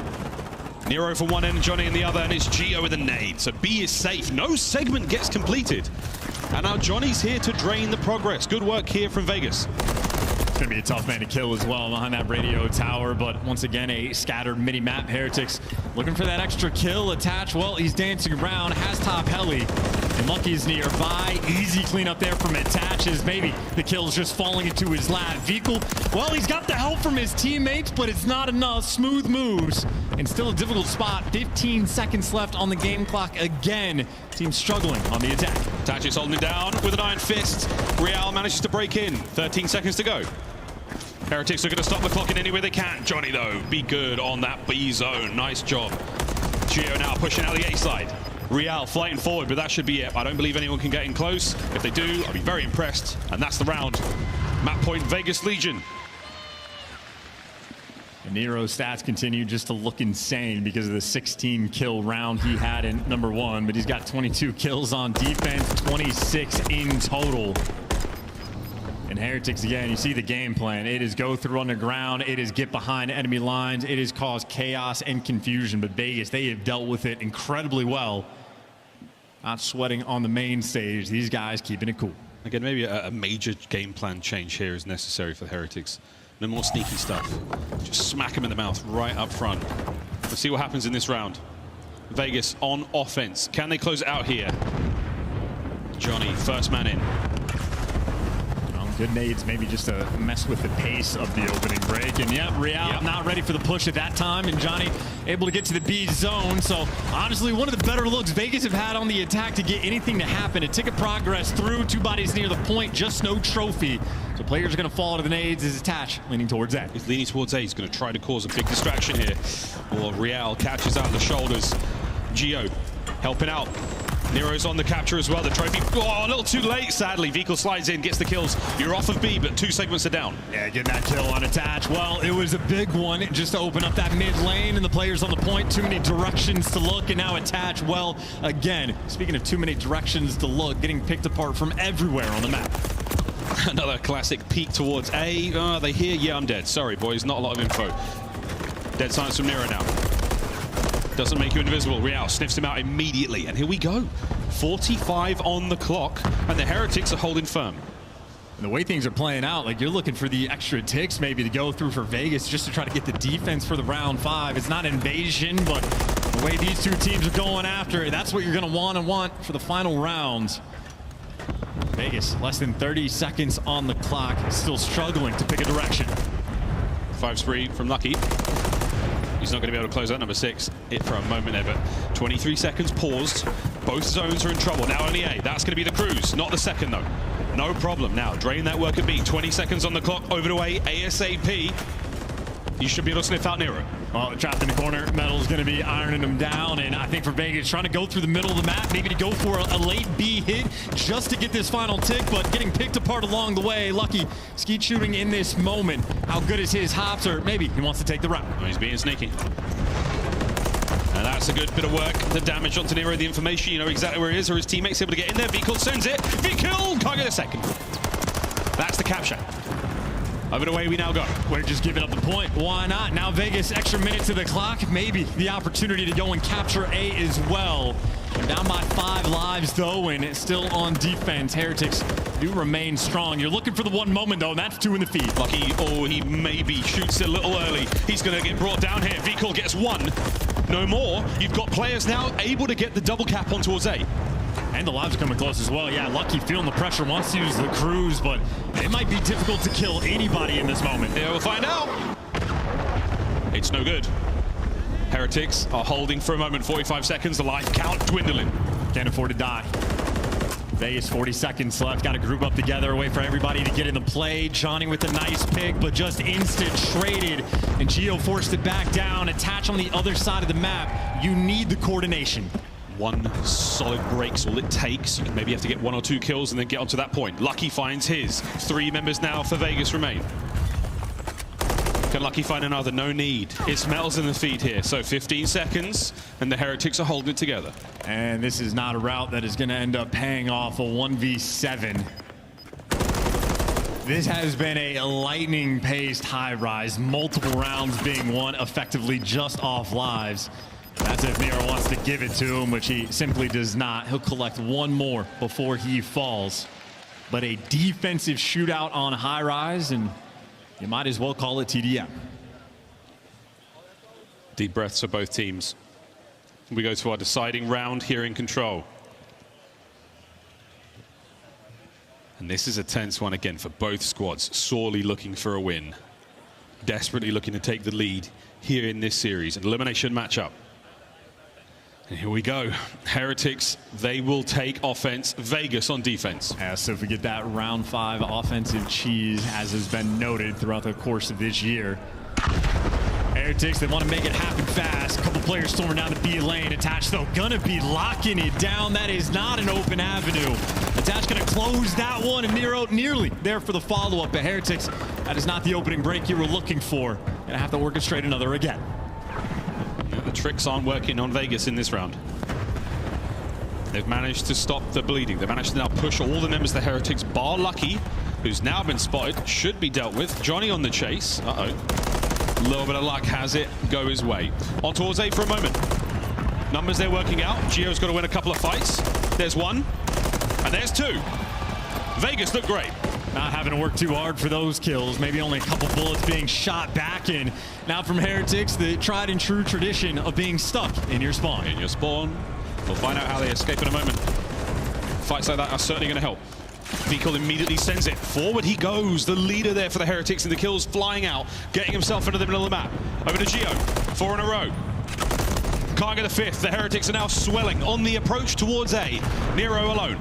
And we're not trying to live too long on this map right now. Full sending straight into death. Maybe a misclick of the dolphin dive, but now Heretics, when times get tough, they do the exact same underground route to look for the kills, and Metal's gonna collect, but easy trade, seemingly for attachment. Maybe not the moment Heretics were looking for. Or Nero can't get it either, so the B capture now. 15 seconds on it, bring down Nero, keep the capture going.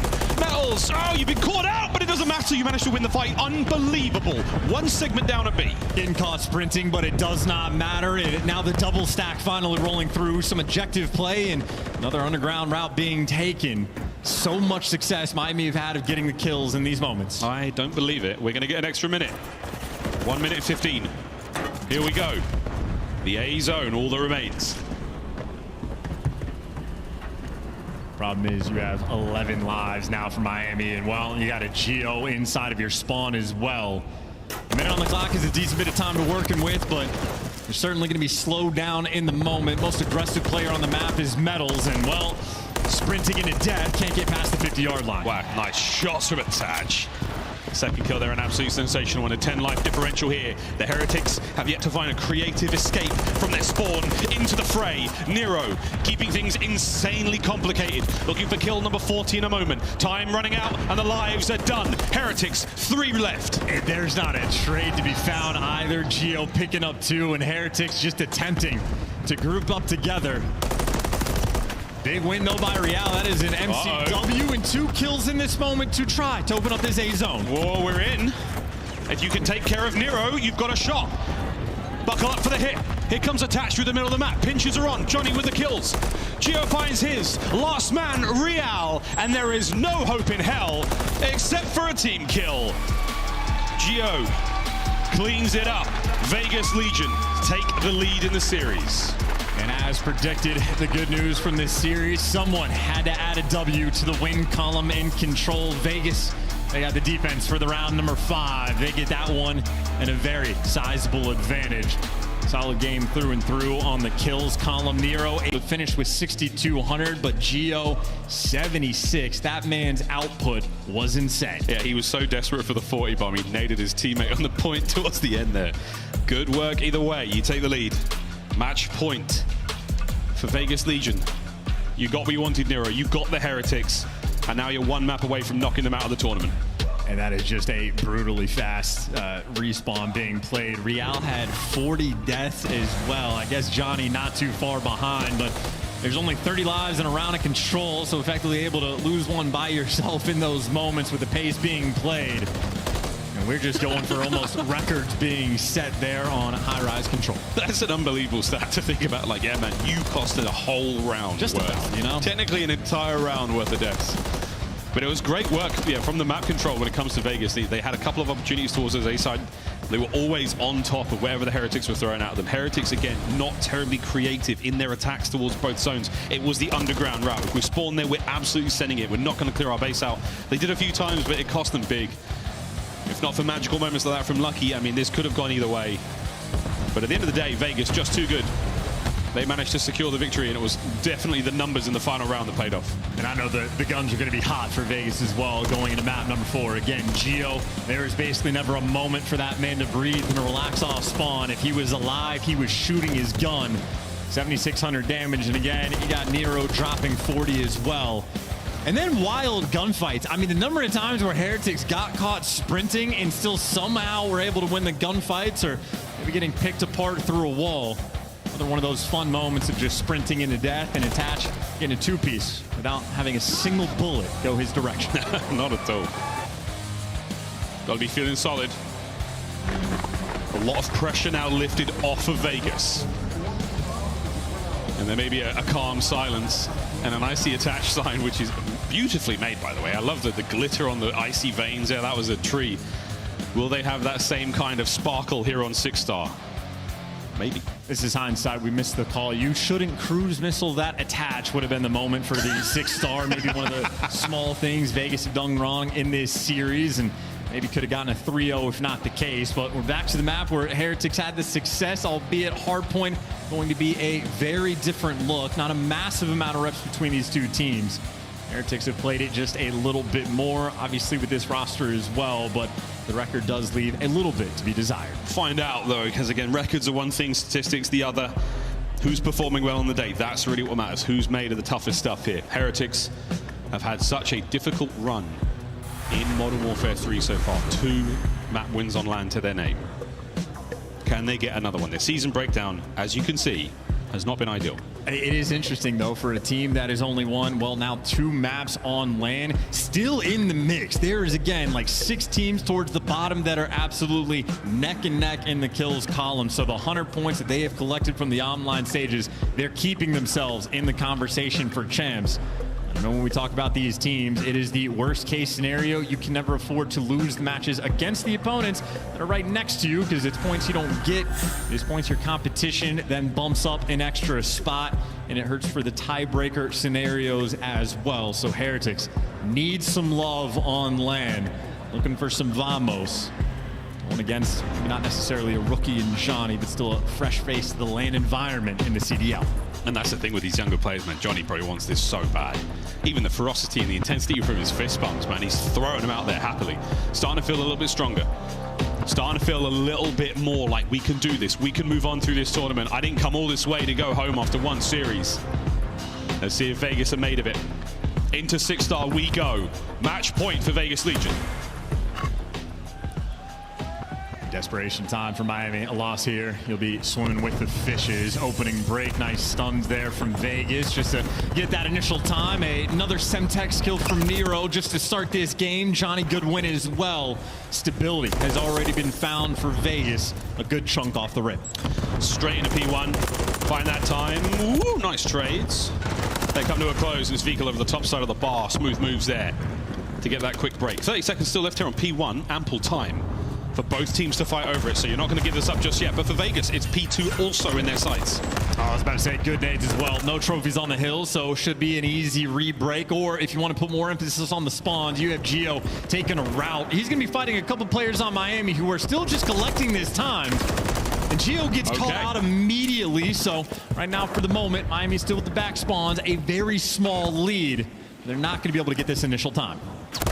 Wow, nice shots from Attach. I didn't think he saw him on the jump there, but definitely found it. P2's up. Vegas Legion lead change. Lucky, nice tags. Attach in wide open position. Nice work there again from the Heretics on the approach. Johnny, the next line there in the hard point. He and Nero fighting for it. Trophy working out as well. Johnny gets his second. Lucky gets 2 now. Heretics are in. Good break. And now they've read the spawns to turn around. There you go. Metals heads up, looking at the mini-map. And a big win against Geo as well. Lucky on a 3 spree as well. Those 2 players right now dominating the kill feed and really just spinning in circles, trying to figure out what direction to look. And if I'm Real, this is an opportunity. You don't have to hunt him down. You can just play for the rotation, but I was thinking one thing, his team unfortunately fell on the flip side of the map, and these spawns are chaos on the minimap. And after 2 hard points, our team's very even.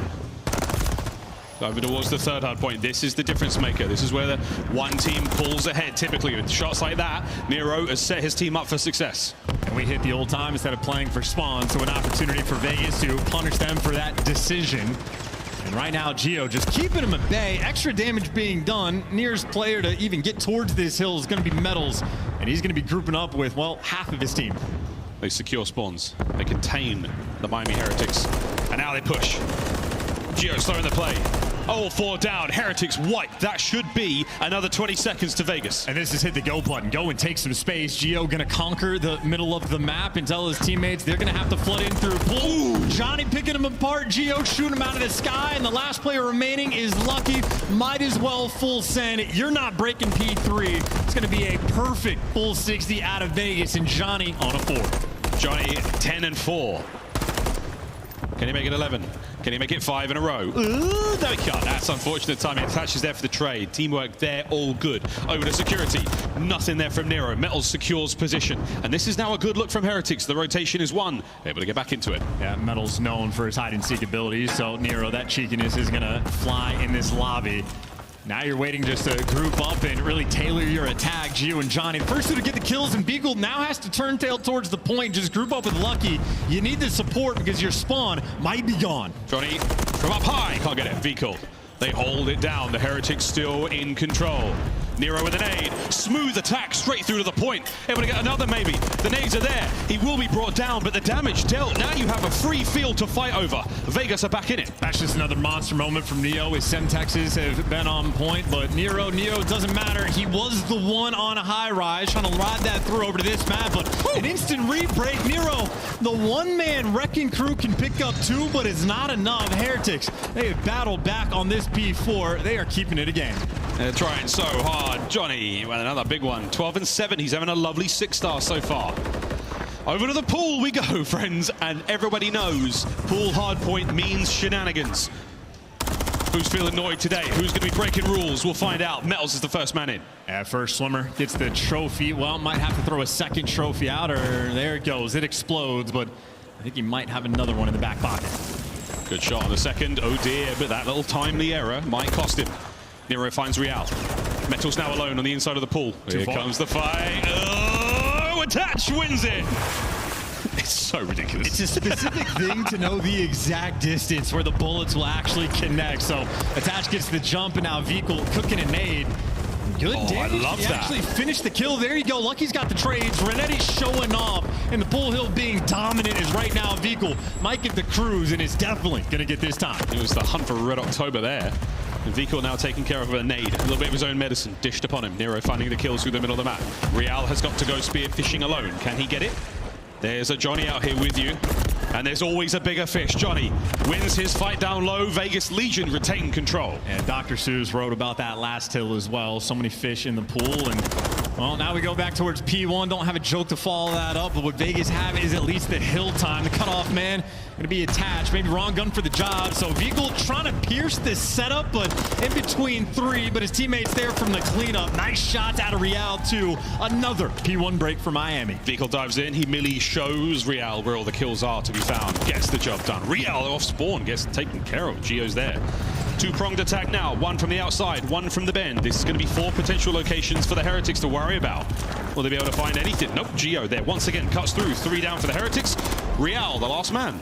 I was going to say, what's better than 1 instant break on a P1? Maybe 2, but Real holding the line from Heretics. So he's doing a wonderful job just to keep him at bay over towards the old time, and his team wins the rotation towards new. So Miami, a nice moment for them. And again, just keeping this game stable. It has been a back and forth battle for the moment. Heretics are going to be at the time first, but a turtle setup doesn't make a difference. If you get the kills, you're feeling great. Heretics soaring through the time. First time round, Heretics did not have tremendous success here on the second hard point. How are their holds look? Lucky brought down, finds himself 1. Vegas with the control, Vegas on the approach. Let's go for a quick listen in with Legion. Go wins. That's a big win, Iron. You can see from there. You can see from there.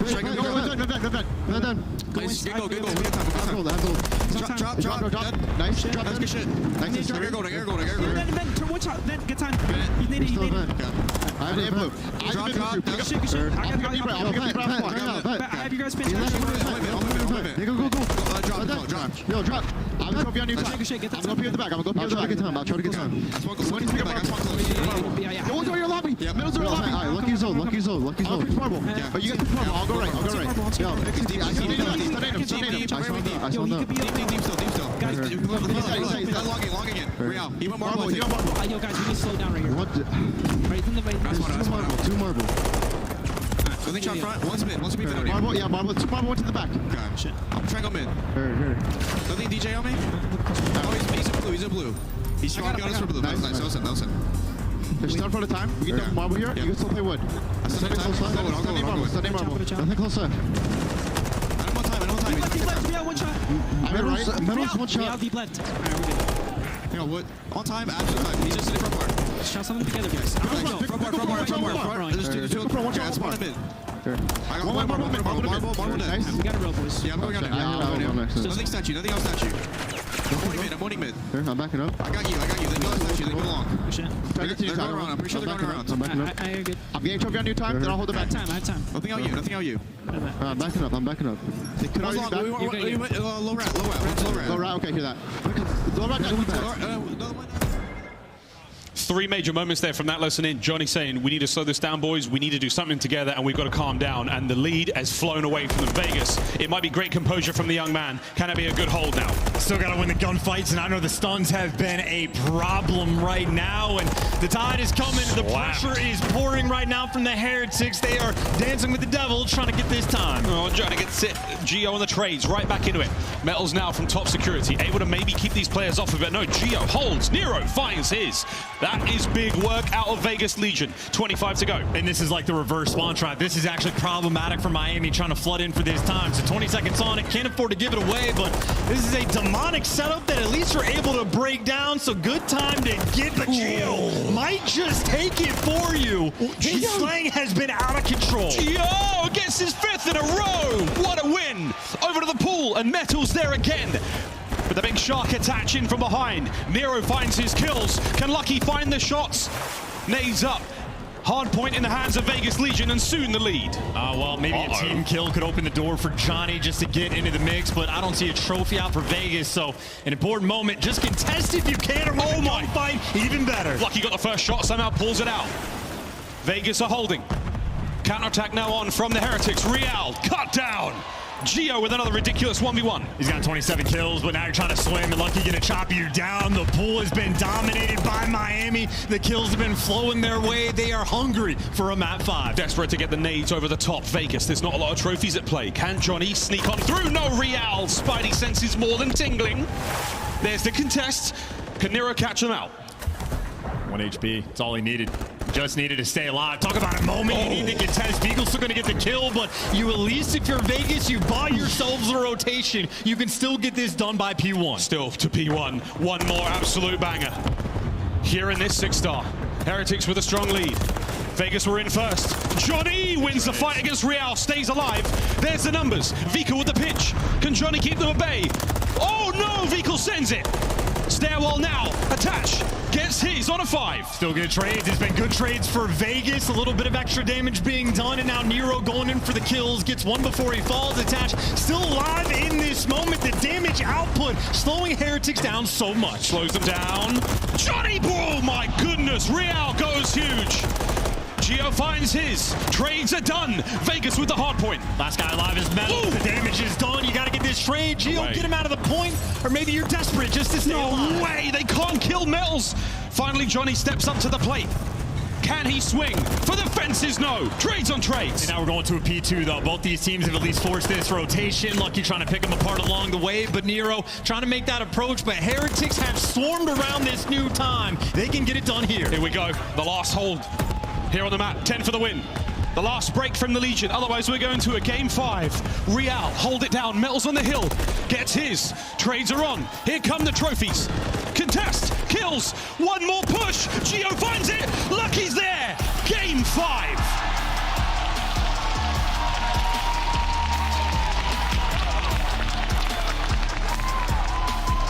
Heretics fans the world over. It's not over yet. What an absolute banger that game of 6-star was. A final map to decide who walks away in this tournament. Is it a one and done for Vegas or the Miami Heretics, who managed to get winners? Their third map win. We'll stop counting, I'm sure, one day, but until then, game 5. And I just know these two teams, they are feeling the pressure in the heat of the moment. The champs implications out of control, let alone the individual tournament we have. Gio did 7,300 damage. Back-to-back games where he has more than 7K output. He might have already broken the damage for a series record on the year, but if not, he is close to it. But that performance, still not enough to get it done. Not enough. A little bit left to be desired on that final P1. Vegas, they kept it close, but the comeback was certainly just in. That P3 hill on the second set of rotations that the Heretics had was the exact bounce back that they needed. I know a bit of a P3 shootout between these two teams. Well, we know the P3 is always a big one. There was the two major bulges there.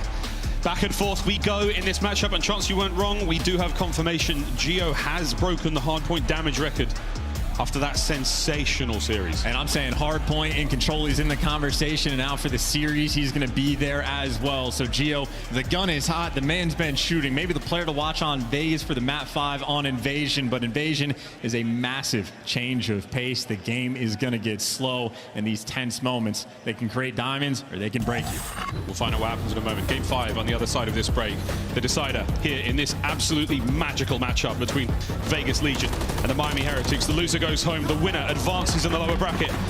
We'll get the match ready. You get yourself ready, and we'll see you after the break.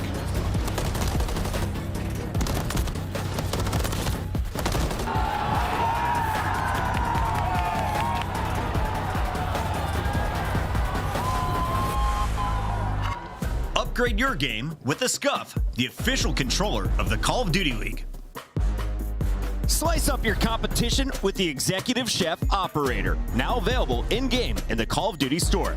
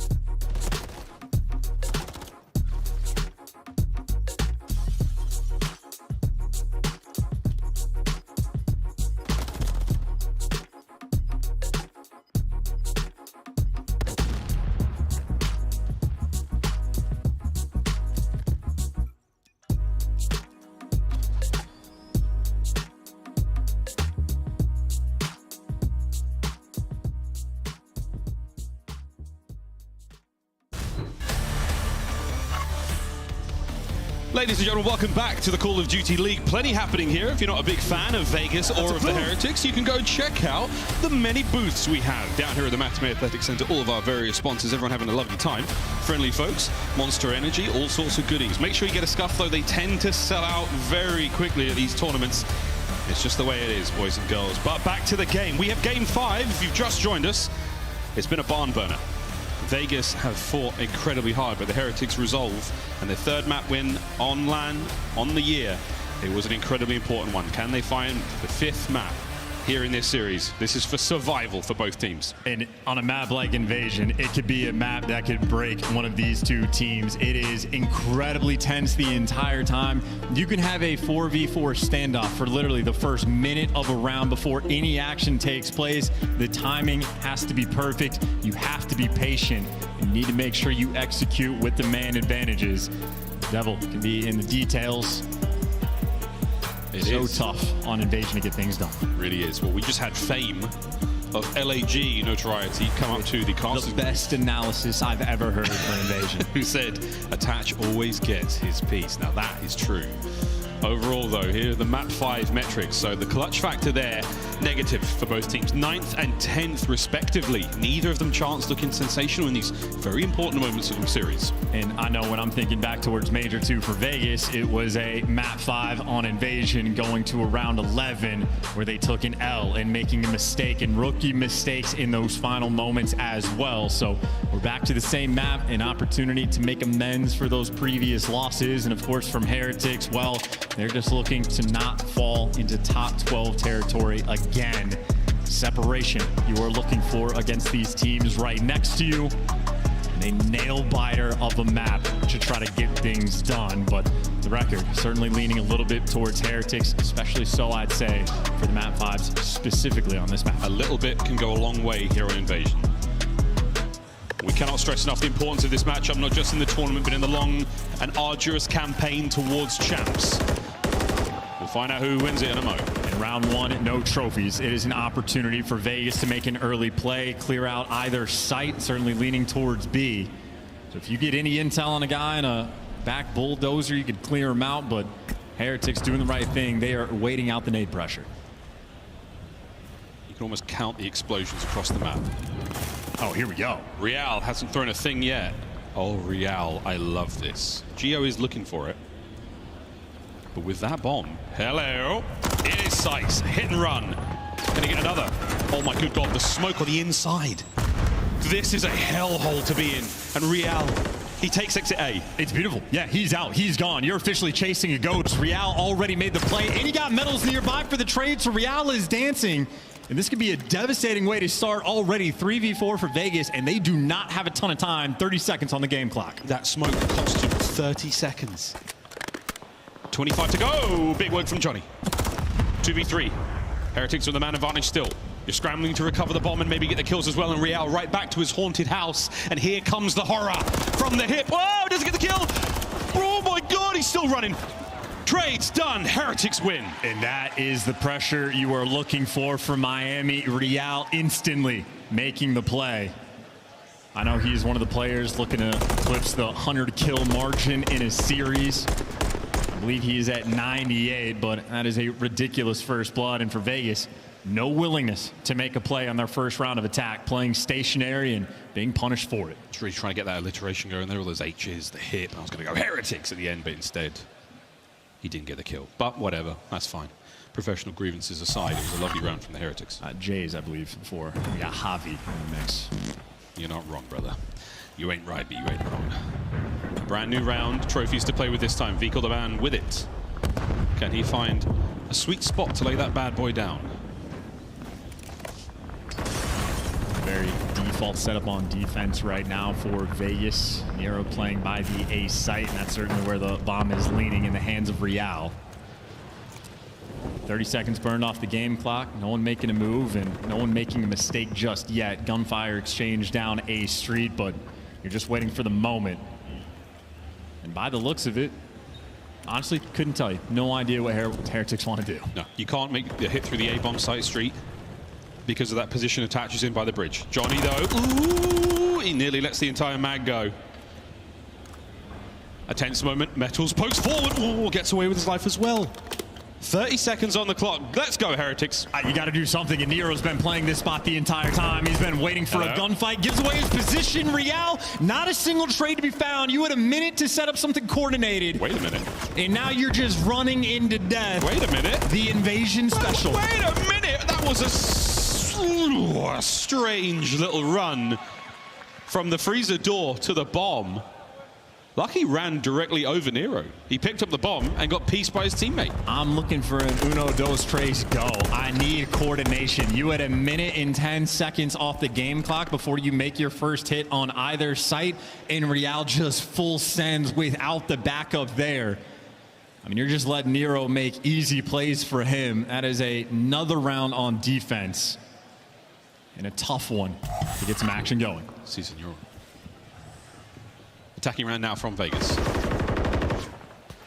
Classic moves from Attach down that middle of the map. Couple of gunshots rattle out. Not able to find a single thing. A little bit more aggressive this time. You pushed right up that broken street towards the B's site. Problem, you got Vehicle and Metals lined up with a trophy. I was going to say, that is a trophy system not there in the previous round, so you want to attack it with util maybe a little bit before. Going to be tougher in this moment, but at least you're grouped together. Grouped up. A minute to play. This is the most action, the furthest forward we've seen any team on these attacking rounds so far. And Nero now lying in wait. Vehicle, he strikes. He strikes real good. Johnny's damaged as well. Vehicle finds 2. Can Vehicle get 3? The answer is maybe not. His teammates on the move now from behind. It should be an easy flank for Real. He can play it patient, although Gio is as well, but there's a free B kill, and you take a little bit too long to make any sort of play, and Gio, last man standing, does not last long. Maybe shades of the high rise, a defensive shootout. Both of these teams desperate to make something happen. Real gets 2 from his little side room hit. His timing is lovely. The coverage from Vegas not necessarily there. In Johnny's position, he's in trouble. He has no coverage from behind. He has no one to help him. Easy pickings. And once again, a slight advantage here for the Heretics. 2-1. And I'm just looking for the playmaking ability of Miami. They brought it to the table on 6-star, but maybe a passive setup once again, feeling things out, or maybe Metal just wants to get the nade off. Certainly leaning towards this go around. Take your time, clear some space out. Check inside of old P1, nothing in freezer. You can grab just a little bit more space. You know you can move in there now at the very least. You've made quite a lot of noise though. You know that Nero likes to play on the outside of the A-bomb site. This time though, he's not in his usual spot. He's in the park. This is going to blow up. It's not going to cause too much problem. Attach. He's ready for it as well. Cleans up the trophy. Real on the cross. Here comes the fight. They're really just committing in that moment. Well, no trophies, but the car's already exploded, so not a ton of damage being done. And Attach knows they're not planning the bomb, but Real maybe get a belly crawl to it. What a standoff moment. Proper standoff moment indeed. We're starting to run out of ammunition for a few of these players. Lethals and tacticals expended. Continued protracted gunfight over the A-bomb site here. Real keeps his head down. Attach, though, is looking to make a play. 25 on the clock. There's the first blood. Lucky's going to get it and then runs right into Johnny. Okay. Trades all over the map. Advantage for Miami. Johnny in the quick row. He's managed to go all the way around the corner. Whoa! Johnny, no. V-kill gets it. Oh, now Nero! V-kill with 2. Heretics now lead by 2. These outskirts plays, man. This is like the intensity of invasion, by the way, where Attach is in the thick of it. He's by the tank. He knows he's being surrounded by players. One guy over by the trash can, another guy by old P1, 2 guys near the bomb. He's getting tags into everybody, but eventually the small mistake gets traded. With that man advantage, Miami executes. Vehicle making some very strong plays. 7 kills already. That's a lot, and he's got a lot of damage as well. 1 more for the cruise. We know how dangerous cruise missiles can be here on Invasion. Here we go, boys. The vehicle's head now dancing down that street. No major surprises to where these players will be, but who's going to get their life up first? Yeah, Vehicle being that iron defender of that B site, so you see that bomb roaming towards A. Defense obviously favored on this map, but Heretics making that first strike on the attack phase. You want that instant response. Rialdo's aggressive again. He's just found his way inside a DVD. He's got the hiding hole.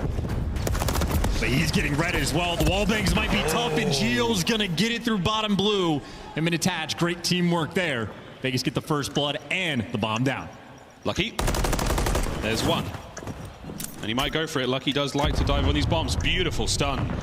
Not able to get too much more. Will he read Johnny this close to the threshold? Johnny doesn't read it. Johnny sends it. And now, massive advantage here.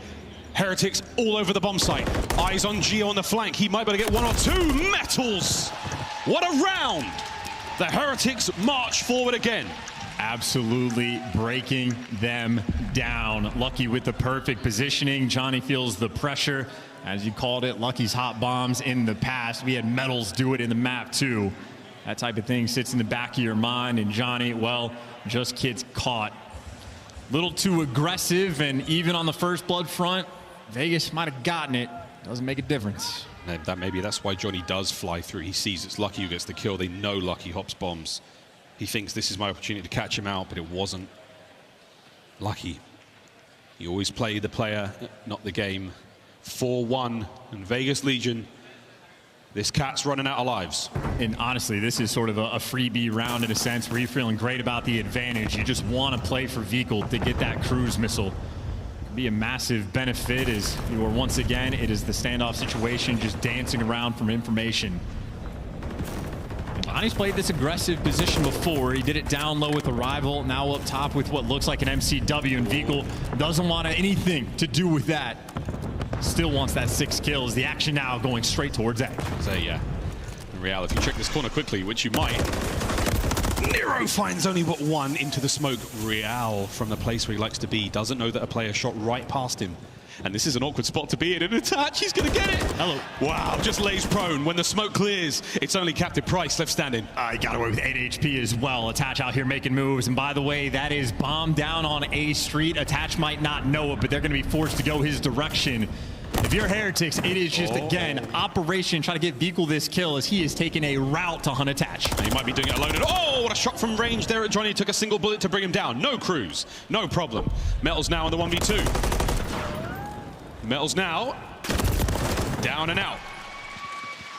A round that Vegas Legion sorely needed, 4-2. And that is best case scenario for Vegas. No cruise missile for Vikul. You get the round win as well.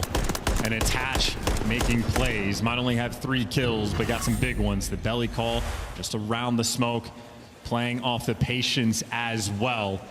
I like the decision from Real. It's tough that he has bomb, but Attach just makes the more heads up play, and as soon as it dissipates, takes an extra second, but he'll take that every day of the week. Yeah, that client side smoke, you know, you would never really know what he's truly seeing. And that's exactly what he gets though, a freebie. Heads up play, gets the round. Momentum now somewhat in the hands of Vegas. Can they turn it into anything? Here on Invasion, incredibly difficult to do so. Vegas might not feel comfortable until they get some sort of intel on where Real is going to be playing. Mixing things up just behind the A site, but he's been so interesting around DVD. You can see Vegas a little bit more pressure that direction. Maybe gearing up to blitz out to slide towards the tank. Nero certainly thinking about it. What a dangerous spot to be in. Again, we are seeing the resolve of these younger players. Fantastic patience. Nice nade from Metals. What a peach that was. Enough to get damage into Nero to secure the kill. Now you just don't make a mistake. That is bomb down in a tough spot. Vegas have to collect. Johnny. Stun lands. Attached there with the trophy. A little too late though. And Real is not going to take the bait. He's going to wait for the players. But bait it was. They've got to get the bomb as well now. Johnny with bomb. Over to B. And Vikul's time to shine. He hasn't had any information yet, but with 18 seconds left, if he gets 1 kill, Heretics should get this round. 15 seconds to do so. Immediate reposition on the dozer. Here we go. Johnny slams him. Time to get the bomb down. Is there a nade? Lucky's going to fly forward. Post-plant position, not a lot of HP. Here we go. Lucky's back down as well. Real moving towards the tank. He got the pinch set up. It is the typical 2v2. Johnny finds another one. Can Johnny get Real as well? All down to the smoke play from up high. He's going for a joke. Johnny down. 1v1. And Real singing across the stage. Map point. Heretics. The rookies battling in the pop-off moments, and Real gets the timing through the smoke. Johnny was making plays, but then he simply gets gunned to bed, and Gio, well, falls into death. 8 kills from Real in a moment like that. Simply might have just called game. That's an unbelievable 2v1. The smoke helped out massively. After Johnny's 2 kills to even get the bomb down, Real. That is a sensational round. Here we go. It's match point Heretics, Vegas. This is your last chance. Beautiful round, still got to get the job done. A lot of nades being tossed out over towards B as well. Don't connect with anything. You see Nero's chosen an aggressive position. He's made it into DVD, but he gets wall bang. Metals is gonna absolutely rip him. Him and Vikul making the heads up plays. Man advantage for Miami's first LAN win. Now you have a lot of life space to work with. Force the information, force the play. Real with newfound confidence, overwhelming the A-bomb site, possibly able to get the plant. And Metals here. The timing is sensational. He gets his second in this final round. Vikul drives forward. Gio, it's done. The Miami Heretics can barely believe it. They have eliminated Vegas Legion here at the Major. They will advance onwards, and I'm sure it feels incredible to see the stage lit up that shade of blue for the first time on LAN. The Vamos spam is going to be out of control in the chat because the Miami Heretics absolutely battling back down 2-1. The S&D wins championships and won them that series right there. The 2-5 split and that hard point as well.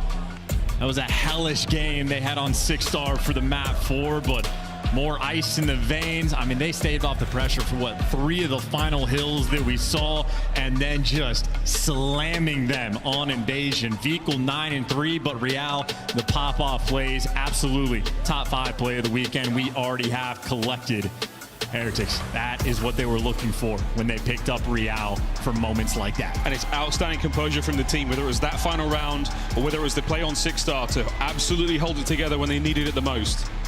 A beautiful look there from the Heretics. Are they finally starting to believe? You got your first on LAN, and now you've got your first series. They grow up so fast, Chance. And I still can't believe they banned Rio against Vegas, so I'm going to be very interested to see how these guys play the vetoes long term. But either way, they got it off their back. You just need one to get the ball going. For the first time, ladies and gentlemen, we now throw to the stage where Blaze is talking to Vikul. Thank you so much, Toronto and Call of Duty fans everywhere. Make some noise for the Miami Heretics as they get a big win needed. And Vikul, I was going up against the A seed. You guys got some CDO points, but most importantly, got that first win on LAN. How do you feel with that one? I'm feeling great. You know, all the bottom 8 teams aren't losers, so we knew that every single match was going to be a battle. Yes. We're all chasing that champs qualification, so this win boosts us up and puts Vegas down, so that helps a lot. It definitely does help a lot. Now, in this series, you know, we kicked this one off. You guys have suffered an L on a hard point. Lucky you guys are going to win that map. Started down low in the S&D, but you fought back. After that cruise missile miss, you were fighting back into the series. What was the game plan for you guys to get that first win? What was going on in the comms? So we know our S&D is really strong right now. We don't really care what maps to play. We just know we're good as a team. We have our good strats, and we just, I think the first couple rounds were just, we got comebacked on the first map, so I think it was a bit of jitters, you know, but like we brought it back. We knew we were really good in S&D, so we just had to go back to our game, and that's what we did. You guys definitely got that one knocked out. Now, how are you feeling with the 1v2 against, you know, that your teammate got there at the end, Real clutching up there? He's insane, you know. I know him since I'm like 13 years old, so seeing him do things like this in this stage is great. I'm so happy for him. He's obviously he's made our team great, so I just love that guy. There you go. And lastly, what do you want to say to the fans as I let you go and get ready for this next match? Because I think we're going to see you again today. I mean, I just want to say thank you to all. You know, we're trying to do our best to show that we're really a good team. So yeah, I love Toronto. You know, I was part of the Toronto Academy a couple years back, and I love this city. I love the people. I love the org. So shout out to Toronto. And I think Toronto loves you as well. Make some noise for Miami, everybody. Let's break it down. So everybody loves Miami right now, and it is fantastic to see them pick up their first LAN victory. It's not just a map this time, Allie. They take the whole thing as Vegas kind of loses control. Where do you want to start? I have to start with Real. I mean, you have to. He was a shining light for this team when he was added during Major 3 qualifiers, and now to have a 1v2 like that and put up numbers throughout this entirety of this series on LAN, on the main stage, not only that, in elimination round number 1 is huge for Miami Heretics fans. You know, before the series, we said it, right? Like, the Real that we saw in the qualifiers, we didn't see in that first match. Well, we saw him there. He had 30 in all the respawns, the most engagements in the lobby by a mile, and the biggest play of the Game 5. The kid truly showed up to play. And, you know, for this Miami team, something that they massively improved on from online to LAN was their retaking and search and destroy. We saw it versus Atlanta FaZe and how they were able to take them down. They had the same map in this series for map number 2. They're giving up bomb plants. They're gambling on themselves, and it's working out. The same thing in the Game 5. This team came to play. Vegas, 2-8. Now in search for Major 3. It is done for this team. And let's take a look back at our Game 5 highlights. Miami, this is your strongest game mode. If you can keep winning 1-2 respawns early, you can power through into our top 4. And if you're a Miami Heretics fan, you're almost a little salty because you could have won this in a 3-1 fashion. You go all the way back to that initial subway base when you were up about 90 points at the start of this game. And I think one thing they can take away from that is just, you know, they were controlling the pace for a majority of that game. But once Vegas Legion started to warm up, specifically Geo and Attach started connecting a couple of 2 and 3 pieces to break these hills, it almost felt like Miami Heretics slowed down. They started playing to their pace, and that's where they made their mistake in the map number 1. I love, like, what you just saw during these highlights. Like, I love these plays by Miami. It's like, okay, we got Vico holding the B Street. Guys, just sit back, take your time. When they get ready to push, like, we will use our tacks and then explode and retake the bomb site. And you saw it worked out perfectly with Lucky, and then Metals also just putting shots down, getting so much damage throughout this, finds himself a couple of first bloods. It just feels like these guys truly believe in each other, and they can rely on each other to hold these positions to make the game easier. Something we were not seeing from Miami the first 2 stages. Shout out to Johnny for some hero plays in these games, but it was Real with the 1v2 that was really the one that sucked the momentum out of this series and sealed the deal on the Game 5. Yeah, that would have been a following round to maybe go out to 4-3 here for the Miami Heretics. So you're right, Chris, that was an insane 1v2. And Bomb was down as well. A lot of pressure. Time was ticking on the clock, and he was able to get that defused. Impressive stuff so far from Miami. They've played 2 matches, and now they are guaranteed a 3rd. That's 1 down, Chris. They got a LAN win. Listen, man, that's huge. One step at a time. For the Miami Heretics fan. Will the upsets continue when we come back from the break? Potential. Who do you consider the I don't favorite? even know if it was an upset. I think I know. Well, you guys tell me in the chat. When we come back, we have a very special guest pulling up. You don't want to miss it. Look at this guy. I see what you did there. Oh, W. Literally W and dad figuratively. Joke. The man is yoked. Listen, Can you do that many pull-ups, Chris? Yeah, I've done 100,000 in less than 9 months before. Easy stuff. Easy stuff. I've done 1,000 in my life. It's going to be about as easy as Boston getting a win over LA Thieves. Stay tuned. Match 3 on the day coming up next.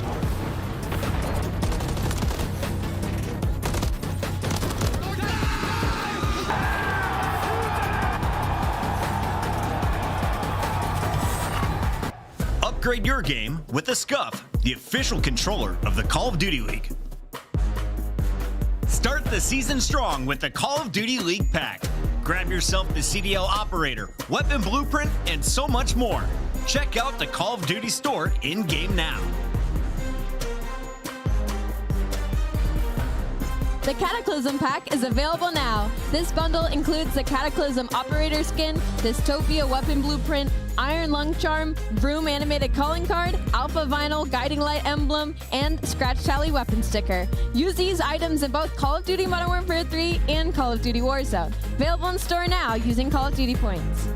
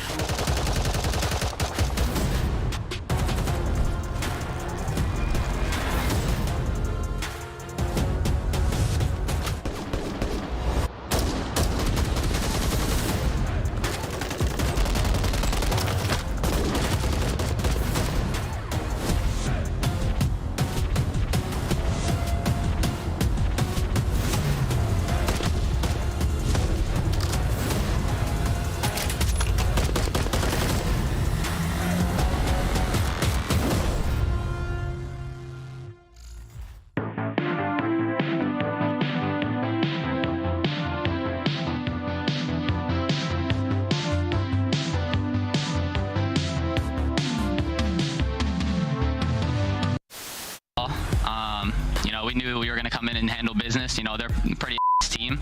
I don't know what all the hype is around this match. I mean, look at the scores. I did.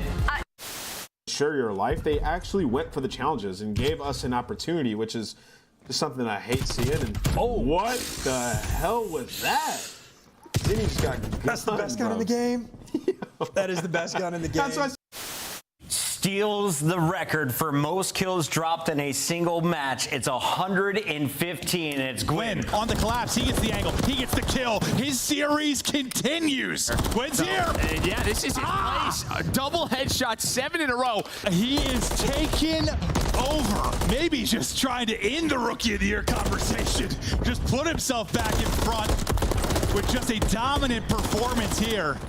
Time to go. TJ gonna drop. One has fallen. Second will drop as well. They collapse. Oh, on Gwyn! Of course it's on Gwyn!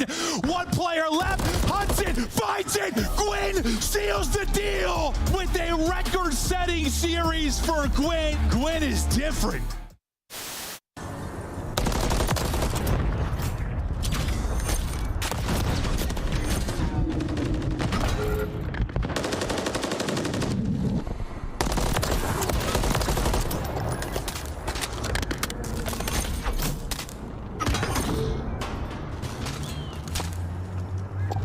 Setting device on Bravo. Final minute. Countdown started. Round secure. On to the... Favorite pastime. Can you guys? Yeah, we can hear you. And we are back. The whole world hears you, Douglas. Where are we right now? We are in Toronto. That is right, live at Major 3. It's the Call of Duty League 2024 season, and this event powered by Bell. It has been powerful so far. Yeah. Top 4 seeds are already moving into your top 8, and now we find out who's going to join them. A little bit of a surprise this morning as Miami picks up their first win of the season. Is Boston about to win their first LAN match of this event? Absolutely. We love Boston. We haven't gotten a match win online, but we're hoping to turn it around here on LAN. Now we have a former teammate and opponent of Nameless here, of course, teammate and 8's opponent all the time. Let's take a look here at some of Douglas's stats. Dougie, 2009 champion, is that right? I'm going all the way back. No. 2011 champion. 2011, thank you, sir. 37 professional events, 4-time event winner. You did it sleeveless with FaZe, we all remember that. And of course, a 5-time grand finalist, winning 3 different titles. Doug's best statistic is that he never lost a grand final. That's the stat right there. No, I did lose one, though. Yeah, the season 3.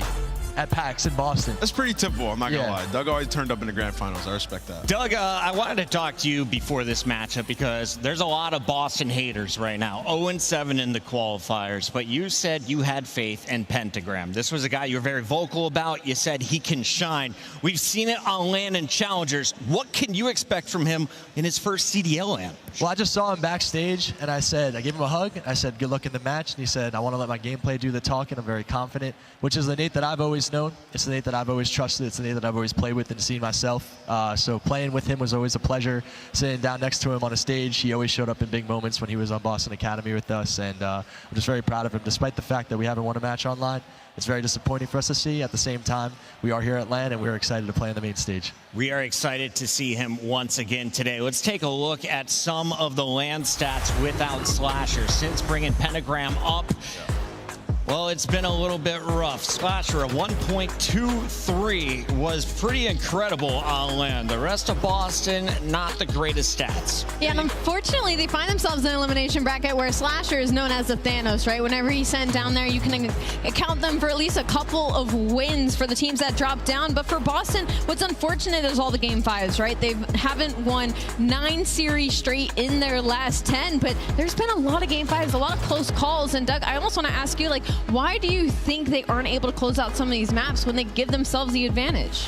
That's a great question. I wish I would know. I think it just really comes down to the fact that when you have a number advantage, you should just go to a bomb and just press square. Yeah. I mean, if you play the objective and run through the objective, the other team, no matter who's on the other team, is forced to run to that objective. Then trades will go down. So for me, it was very simple. If you got a number advantage or if you have a timing to go plant a bomb, run to that bomb, hold down that square. If you get naded, if you get stunned, if you get shot, if someone's in a corner, so be it. But if you're overthinking too much, it's going to lead to your demise. And I think that's what's been happening in these search and destroys, to answer your question. Yeah, 100% agree with that. And Doug, obviously, you know, big roster change. You guys had to have like somewhat known this could be a possibility with the team not playing well, a bunch of young guys. What's the process been like, you know, on the back end, trying to get these guys confident and ready to make a loser's bracket run? What have the discussions been like for you guys? Well, I think for the players, it's more so about they feel that they've been in a lot of these series and they just haven't closed any of them out. So it's an ultimate heartbreak when you know you're going the distance with all of these teams. You're having your coach subbing in for some of the series as well.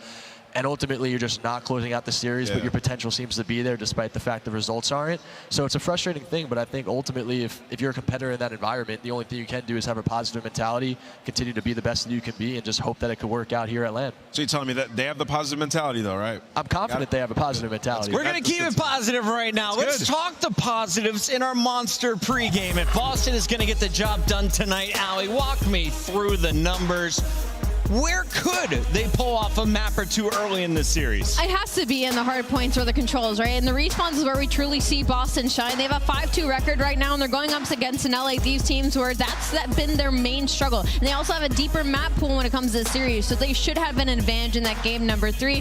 On the flip side, though, like, you have to talk about the supporting cast. I feel like Snoopy has really come into his own on this team, especially in the most recent matchups, and in control is typically where he will shine. Yeah, it's been Snoopy's best stage so far. Yeah. And also, Beans has been dropping some ridiculous numbers. I mean, 4.9 thousand damage average in Hardpoint is ridiculous. And when you talk about the respawn in general, they're 10-10. It's just they've lost 6 straight Hardpoints. So Hardpoint has been a pain point in the last couple of matches. But these guys are totally capable. It's just, can they all put it together at the same time? Because when you look across game modes, Pentagram and Priesta have to step it up in Search and Destroy. Something I didn't think I'd be saying from two guys who used to be good at it, but on this team it just hasn't been gelling. Boston matching up against a familiar opponent. They ran into LA Thieves just 2 weeks ago in the qualifiers, and it was Thieves walking away with a 3-1 finish. Let's take a look at Dan Ghosty and crew.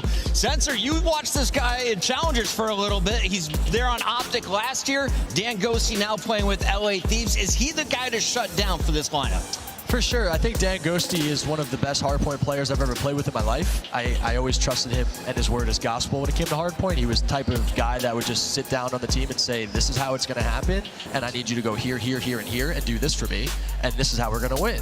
And I would say, in my head, well, we're going to see if you're full of baloney or not when I play with you. And clearly when I would play with the guy, he wasn't full of baloney. And I was like, okay, let me just go to the hill and sit here and then tell him that I'm going to do this and then pinch there. And then, like, let's just let this guy be comfortable and play his best game. We saw it yesterday when he played as well. He started off really hot versus New York. So I think hardpoint on the LA Thieves has always run through Dan Ghosty. And then, of course, we got Kremp in there for the Thieves as well. And Allie, since bringing in 2 new players with Nasty and Kremp coming in, they have been dropping some serious numbers. Walk me through their LAN woes, though. Yeah, their LAN woes have been great. You can see here on this graphic, 11-10 online, 0-4 on LAN. But we got to see a little bit of them yesterday versus Optic Texas. They did start in that winner's bracket, and they're map 1 demons, right? That's typically where they get ahead in these series. And unfortunately, they went up against an Optic Texas that kind of have the same statistics. So they dropped that map number 1, and they're not able to push to that game number 5. So for LA Thieves, at this point, the main focus is going to be that opening hard point. Let's take a look at our maps and modes for the opening hard point. Where are we going? Well, Scuff Gaming tells us we're going to Rio for a double dose. How do you feel about this, Sensor, for our first 2 maps? Well, I think Rio's a very mixy map. I've seen both teams play extremely well in Rio. I know when we had Sean play online for Beans, LA Thieves was able to win this map, but I've also seen Boston play extremely well on this map too. So I think this first map is going to be a battle. Nameless, we haven't seen Boston win a game 5. Can they do it on high rise if they get there? Well, they're 0-3 there, but I saw some really, they played it a couple times throughout this stage. They had some massive blunders, but I will say, you should be happy if you're a Boston fan, Doug, specifically in this one, because you got some good maps. You got Karachi Control, a map that you have been dominating on. They've been the best Karachi Control team throughout this split, and you feel very comfortable that you got the one S&E that you actually did win in Rio as map number 2. So Boston could get off to a hot start in the series. All right, Doug, I'm told we got to get into our Scuff pick'ems real quick. When are you setting the Guinness Book of World Records pull-up record? Yeah, so we're going to do a charity event for pancreatic cancer research. It's going to be on June 22nd at Helix in Boston. The record is currently 8,960. We're going to be going for 11,111 reps. Easy stuff, easy stuff. And what about your team today? Is it easy stuff for Boston against LA Thieves? We can't say easy, but I think there's going to be adversity, and I think that we can overcome it. I think if we practice the way that we want to play in these practices that we've been having, and if they just have a positive mentality, I think anything's possible. Doug's going Boston officially? I'm going to say Boston 3-2. 3-2. All right, Alley Cat. Okay, after the massive modes layout, I think LA Thieves really finessed about these vetoes. I'm going to go with the LA Thieves. Yeah, I'm going to go with Thieves in this one, 3-2. I think the high rise has been great for Thieves, and Boston just aren't there just yet. All right, well, we have an extra moment while there is a player backstage. So let me give you the prediction, LA Thieves. And why I'm going to say that, the confidence of Dan Ghosty versus the confidence we've seen from Pentagram. Talk to me about this guy's experience, though. It's now his first time in this big of an arena in front of this many fans. Can he keep his composure? Does he need a good map one to have a good series? No, I don't think so. I've seen Pentagram have situations in matches where his controller would malfunction in the middle of a play, and he would, you know, have a really tough map and then come back the next map and absolutely slam. So I think he's a very level-headed person. I think he's very good at keeping a great composure. And even with Ghosty as well, I think he always had good things to say about Pentagram. So we've all played with each other. We all know what each other brings to a team. And I think Ghosty's one of the best players we played with on the Academy. I think Pentagram's one of them as well. And I think both of these players are extremely good players. And I was very proud to play with both of them as well. Yeah, I think we've seen the talent from all these guys, right? And it's just we're waiting on them to kind of put it together. And Snoopy, throughout this stage, we really saw him have some takeover series and moments. Like, the kid truly is special. What's it going to take for him to get to that, like, next level? It's where he's playing the game the correct way and having that same impact, you know, day in and day out with every single match. Well, when you're an aggressive sub player that could run around and get the most kills and also play at the fastest tempo, I think everything starts and ends with you because you're the entry.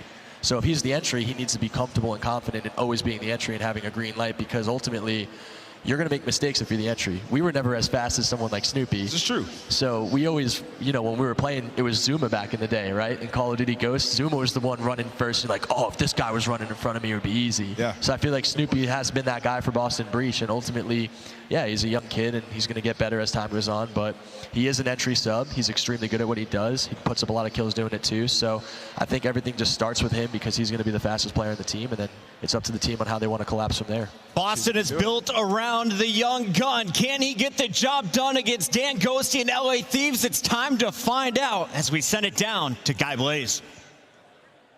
Thank you so much, Chris. I'm ready to get this one started between these two hot squads. Toronto, I know you're ready to go, and everyone at home as well. The first squad is ready to scorch the stage and set the competition on fire. Get ready, because here comes Los Angeles. Y'all need to lock in! I'm trying to make ends, I don't want to make amends, and I came to the land. I mean, seriously! 1, 2, 3, 4, 5. Yeah, I'm turning up to the sky. Yeah, I go up till I get right. I ain't feel a trip till I get by. Yeah, I'm going up to the top, Dubai. If you think I'm playing, just know it's on side. What you on? Hit you with the Muay Thai. You don't kick to your dome, bitches on site. I walk in with the limelight. I come up with the kush right. You know better than a shot right. What is he talking? Yeah, I'm cooking. Yeah, I'm coming in, feeling super saiyan. Oh my God, you think you was it? Use a little. Yeah, I'm coming in. Stop playing. It's all around the world. Get loud for the LA Thieves. We got Dan Ghosty, Crip, Nasty, and Joe the Thieves. The LA Thieves ready to smoke the competition. Listen, these guys had a tough match yesterday up against New York, but it is time for them to get that revenge and make a run through the lower bracket. We've seen some special performances from these guys online. They've been great in Hardpoint, phenomenal in Search and Destroy, but now it's time to get those guns loose up on that stage. Let's see if Joey D and Ghosty and boys can get it done. Let's bring out the other squad. Let's see if they can get it done. And I know this Boston squad is ready to deliver an ice-cold knockout punch to the Thieves. So make some noise for the Boston Breach. Here comes Snoopy, Priesta, Pentagram, and Beans. Boston strong, and into the breach they go. The Boston Breach are still some of the fans' favorites as an organization, as players go, as rookies go, and they have some star-studded talent on the lineup. The biggest question is when they can all put it together together for a series win with only 50 CDL points. When you're at rock bottom, at some point, the only way you can go is up. It needs to start here. Champs is in 2 months, and I know the team in green want to make it there. Blaze, let's get this match started. Champs is not that far away, and I'm ready to run into this series and learn a few things to take us on a journey and shift and study. Yeah, great call when it comes down to the fact that this is a must-win series for Boston. Try to get to maybe a top 6 here, improve upon the chemistry, find a way to get some wins, and put that journey in motion towards potentially champs. Just figure out how to get a win specifically, because like on land, they haven't found any success all season long. Obviously, in the Major 3 qualifiers, you go 0-7. You also go 0-5 in Game 5s. Nothing has been going right for this Boston Breach squad, but when your back is completely against the wall and everyone's counting you out, that might be the best time to play your best Call of Duty. Laundry list of issues, right? I mean, you have Beans that's out most recently for a back issue. Shawnee has to sub in, and Shawnee does a serviceable job. Pentagram into the roster, but he's got to try to figure out how to go back and forth between playing with Beans and then playing with Shawnee. How do I play with Snoopy? A lot of different interesting questions. And even though there's a lot of familiarity off the Boston Breach Academy with a lot of these guys, still playing up against the roster that they did in their schedule through Major 3 quals was a tall ask, especially considering all of the other elements. Yeah, it was so tough. But the biggest thing that they have to focus on is the fact that they are 1-11 throughout that stage in Search and Destroy. Like, correct, yep. When you're one of these teams that's fairly new, when you have players that you've been playing alongside with, or at least had a long history lesson with them throughout challengers, you have to be able to figure it out in Search and Destroy. And thankfully, at least in their last series that they played, the one Search and Destroy map that's going to be in game number 2, they were able to be victorious in that one. Yeah, the map series that Nameless put it on the desk perfectly. It is a very favorable one for them. It just, can you get it done before you get to a map 5 because of the negative ice? But at the same rate, this is the #1 Search and Destroy team on the Major 3 qualifiers form in the stage of LA Thieves. They have been great in maps 2s and map 5. So now it's just down to, can they figure things out in the hard point? And as much as they're going to appreciate seeing the Rio, the question is they let sub-base through for map number 4, which has not been great for them. So you're looking at that rotation percentage. That has to be key for them in this series overall. Yeah, and I'm pretty sure the last time we casted Boston, I ended the series on a bold statement. Like, they're probably not going to find a lot of success until they figure out the teamwork aspect. And there's nothing better to do it than on Rio. So it's all about the SMG setting that tone off the rip. They're going to be the team initially in it, and you can already see what LED spawning on not the preferred side. They're just going to wait for those nades to come in before they decide to break. And you got to remember that it was Shawnee who was the top kill leader and damage dealer last time Boston played this map as a main AR. You cannot have that happen if you're a Boston fan. Opening start, decent, but Thieves battle back off their second lives, and it will be an immediate break onto P1. And now with only 25 seconds remaining, Boston Breach have to work their way back on into this hill.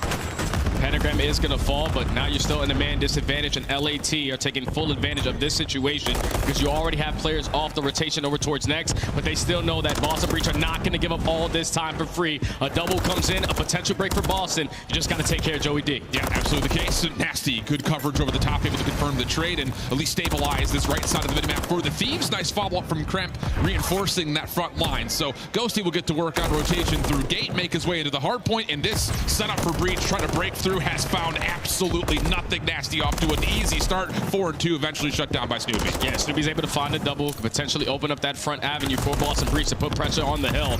Pentagram's able to win a one-on-one, so the break is in shortly, but the spawns are still going to be here for LAT. You just have to win a couple fights. Joey D flies in with 2 out of the rival 9, trying to make it 3, potentially the 4th, as Priest is just simply staying down, wait for his teammates to get near him. This is not what you want to see if you're a Boston Breach fan. One of the keys that we looked at when it came to their hard point was, simply put, it never really felt like they had an identity. Wait for each other. Try to get some things set up. Know when we need to chalk and rotate. And it looks like they're actually kind of maybe reinforcing that point here, as it'll just be Beans holding off the exit while everyone else gets to work, setting themselves up for P3 for the Breach. Yeah, you just got to make sure your fundamentals are in play from the beginning of this game. You cannot put yourself in a position to play catch-up going forward as the score gets deeper. But Beans with the cutoff man is able to find one. Pentagram still applying pressure over towards Zone, knowing that his teammates have the spawns for next.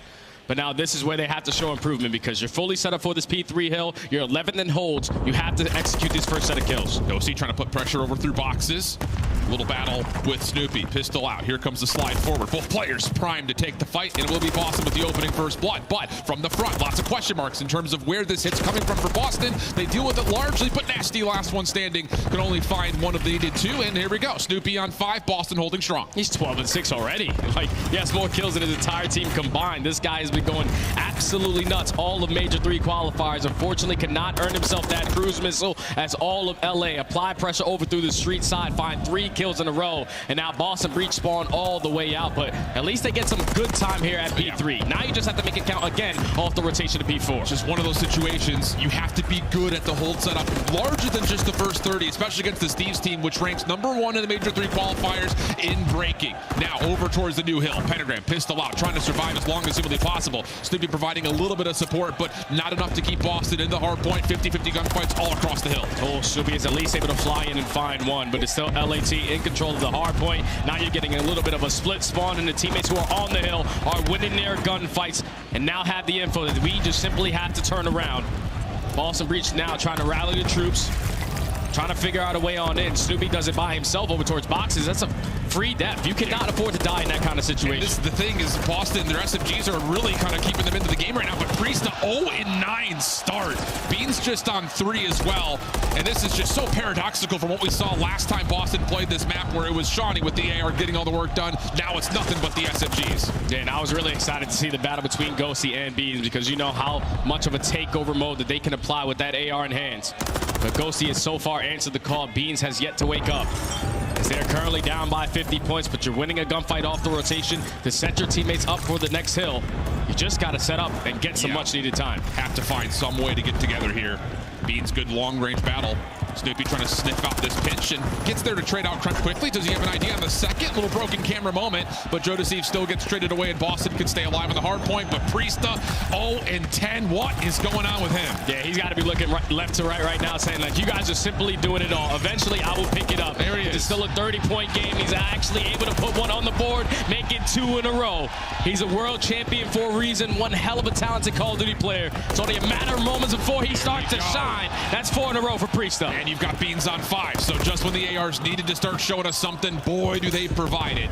99-83, currently the tally, as Thieves try to put their rotation in towards P1. It's met, though, by Beans and Pentagram. Lots of damage already tallied. Beans trying to get away to try to get this cruise missile earned, but shut down. Boston good for the scrap, but Thieves with numbers over the top of the new hill. Now it's basically a tie game if you walk with this remaining time over towards bridge, but Snoopy now knows that he's not going to catch any timing through that mid-bridge area. You have to work this deep pinch while his teammates are finding kills up through the middle of the map. There's a pinch coming in from Pentagram, a pinch coming in from Snoopy. Now it's a 2-on-1 on the point. The SMGs are literally playing some of their best COD, it looks like, right now. Opportunity for a lead switch to come through. Clean kill feed for Boston. Thieves bit split spawn, trying to find a way to get this back together and maybe even have a chance not just to break the hard point, but hopefully keep Kremp alive here on the backside of the hill to get the rotation win. But Boston continue to win the gunfights, and now they're starting to build a bit of a gap. Yeah, now that's 3 dead in defeat. The only thing is that they do not have the spawns over towards the next hill. So you can already see Beans taking a lot of ground off the rotation. And that spawn is now going to come in for Pentagram. So great job right there from Boston to secure those back spawns. But now you have to be ready for the push from LA, because they're all already going to be in your face. Yeah, shoes on the other foot here. Do Thieves get the read that Boston got a bit of a scattered spawn behind them? So far, yeah, mostly red, but Snoopy does work his way in. 23 and 13, but can't find the 24th. Pentagram still keeping his life backside gate. Thieves still spawning out, and there's a chance here where Boston, again, can get themselves set up. Now you just got to put someone in towards the hill.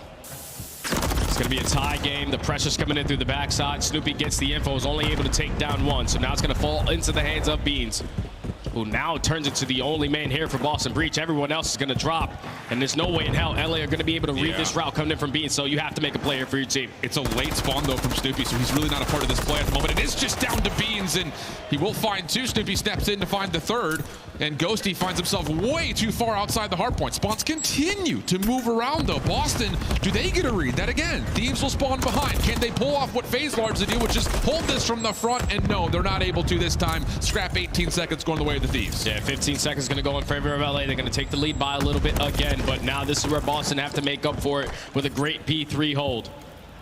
Fortunate death right there from Pentagram is now going to put him in a position to spawn all the way across the map, and at least the teammates are rallying a couple kills together, but the back spawns for the LATs are in. I don't know if Boston are going to read it. Beans just a little bit too late. Kremp, who's had a slow second rotation to this point, able to win the 1v1. Extra opportunity as Nasty has Priesta kind of at bay at the moment, as Boston finding the kills coming through, and on this break attempt, the perfect time to go to a breach. Listen in. Give me back, maybe? Yeah, Picking up right. Listen, I'm going mid left. I have right side mid. Right side mid. Joe, what's up mid? Joseph, what's up mid? I'm watch out. They're gonna all play left. They're gonna all play left. Joe, I can hold you left. I can hold you left. They're gonna be zig. I can't. I'm just on the push. I get sure they don't go right. Left, weak. On 6 times to try it. Left 2, one more. Nice. Higher up. Go no. I'll play left. I'll hold left. Yeah, they're gonna hit that. They're gonna play up. Yeah, he's ramp. Shoot. I have bridge, okay? One more. Nothing left, Eric. They're man right. He will take a deep left route. Yeah, I'm taking a route. Deep left route. Listen, I'm taking left, okay? Everyone about to show him. You ready? Ready? 3, 2, 1. Take your time, guys. Take your time. I'm behind him. 2. One more. Joe's push up. Full contact. Joe's push up. Yo, he's on the flowers. I'm staying live. I'm playing my P2 light. I'm playing my P2. P2. Watch out. I'm not pitching off. Alright, one's gate. This is big time. We're good. I don't see him. I'm coming to you guys. Slow down. Slow down. On the van. Dead. Nice. Garage. Yeah, garage. Nice one, ramp. Watch out. You can tell him. They might spawn behind you. They're spawning P2. Nice one, boxes. One might be garage. No. They're all front. I have your pot. I have your hope. I still have pot. I have pot. Yeah, he's weak. I have pot. I got one. I still have your pot. Hummer. Dead. Nice. That's 3. I'm gonna go new. 2v1. Pretty big hole. Joe. I have a mid. One native me from half off. Hope it. Yeah, he's in front of me. He knows I'm here. I'm starting. Yo, double challenge mid. I'll come back to you. Team 2. Well, the comms starting to sound a lot better for Boston, trying to get things set up. You hear the 3-2-1 go call. A couple of messy moments within it, and as we rotate over towards the bridge hard point, Thieves do find a chance to break early, get themselves set up for some much-needed time. Yeah, they're only down by 30 points. It's still a very close game. The LAT, they definitely want that P4 back because you found the initial kills. You just couldn't lead to the next set of kills because a team kill came in a couple times there for LA. But so far, this has been a great hold here at bridge. Boston have not been able to sniff even close towards this hard point. Now only a 15-point difference. And really, it's been the Joe Deceive show matched with Ghosty. Both players positive with a lot of hill time. But if Kremp could get going here late, you think that may be win condition for the side of LA Thieves. Back over towards the top at P1. Boston, a couple of good kills come through, but Kremp is starting to light things up. 4 to run before being shut down by Beans. Trade starting to come through, and we've got ourselves a tie game looking over to P1. Yeah, this is due to be a photo finish. Wouldn't expect it to be anything else but between these two teams. As we find ourselves on the 3rd rotation over towards P1, LA with a lot of mid-map control so far. But you have a super route coming in from Snoopy. He has to try to make a play happen because the contest is already going to be in. Does Kremp decide to go help his teammates? Or he continues to hold this pinch. He gets some bad timing. Snoopy's able to get one. The numbers are in advantage of Boston. They should be able to find this break. Beans finishes off nasty. That's the last player for the Thieves. Spawns largely all collected here for Thieves, spawning on the same side of the map. But Boston are fully predicting this. Again, lead will swap once more. Kremp first one to drop. Joe only can find the first trade. It's a 3-for-1 exchange. Boston a chance to grow their lead. And now if you're nasty, you have to slow down. You have to wait for the reinforcements to help. You can't try to be Superman to break in towards this middle P1 hill, but you now have realized that Boston can no longer win it here. We just can't allow them to flip these spawns. That's why you're holding down the bottom Eskies the way that you are. Nasty's able to find a double, trying to make it a triple for the final 10 seconds. LA secure the spawns. They're basically going to be able to tie the game up. It's all going to be about this next rotation of P2. Oh, and it's a beat down through mid. Snoopy, a chance possibly to allow Boston to move through the old time and around the back, but this is taking a lot of time. Kremp is still here to try to hold off on this rotation. Joe Deceive's rotating in as well, and the Thieves have a full idea in terms of Boston wanting to hit through mid, but with nades coming from the front, this is just down to can Boston find the kills they need to turn the attention. Pentagram on the way in gets the first good supply of help from the side Beans. That's all 4 dead. Oh, and LA Thieves, they're still going to have the back spawn, so you have another opportunity to break in, but if you don't make this one count, you're not going to spawn all the way across the map. Boston Breaches need one more hold. Snoopy trying to step up, but the stuns keep him from finding any sort of region, but the team kill means that this is going to be a 3v3. Boston finding the opening set of kills. Ghosty over the top. Can he continue to decimate this Boston team as he's been able to do all season? Pistol bite. Here comes the Priest to push. Now back into the hard point. Joe Deceives cannot find the 1v1, and Boston secure map 1. And that is how you get the blood flowing right there for the Boston Breach camp. You've been on 6 straight losses in HP. Last time you played against the squad, you didn't even have your full team.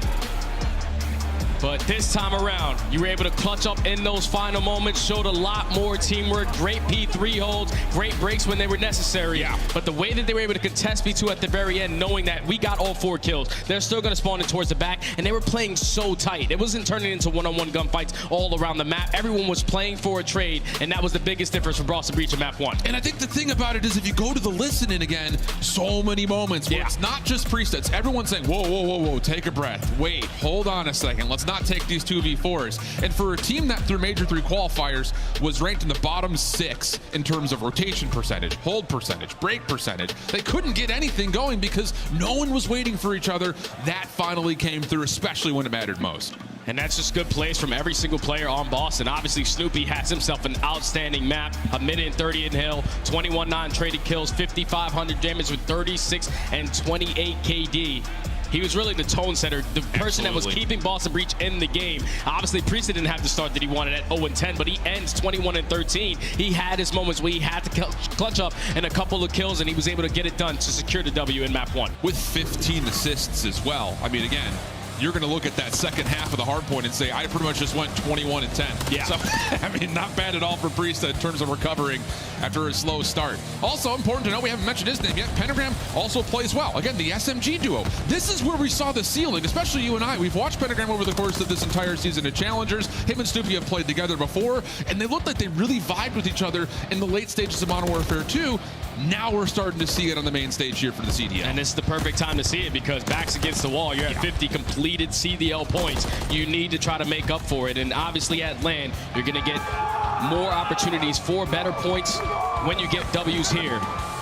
But now the series is yet to be done.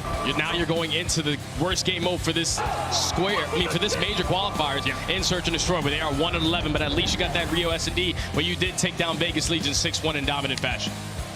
Game flow will show you exactly how tight this map was. But like we talked about, the first half of this map series layout really has to be looking good for Boston. Yeah. Not only do you get a real hard point where you've been super competitive, but now you stay there and you go to a Search and Destroy where most recently a 6-1 win, and it was clean. It was composed. Both sides of the bomb looked great, and the other performance before that was a round 11 loss. So again, you have these moments where you can look back and say, even with the coach at times, we're really strong in this map. This could be our best bet to win a Search in this series. And the thing that they did versus Vegas that was so well was the teamwork aspect. We're talking about everyone having at least one first blood, everyone trading efficiently. On the objective side, they were always working that bomb plant, the #1 bomb plant team on Rio, and that's what you have to show your strengths in because LAT, they've had a couple reps on this. They're basically 4th or 5th in first bloods on both sides of the field, and they stand strong on both sides on attacking and defending. So if you are Boston, you just have to show your strengths, which is those attacking rounds. Is there any consideration, and I don't want to throw this narrative out there too prematurely, but in terms of improvement in Search and Destroy, the Thieves team was the best going from Major 2 into Major 3, especially through the qualifying stage. But do you kind of hold a caveat to that considering the strength of schedule they had? Because when they played Optic at the very end, sure, a couple of great moments, but between that and their first match yesterday, I think we started to see that maybe that strength of schedule did kind of influence those points a little bit. Yeah, no, I think the strength of schedule plays a big part. If you're not playing against the best competition, especially in Search and Destroy, when you're one of those top teams, you're definitely going to outshine every single time you spawn in on the map.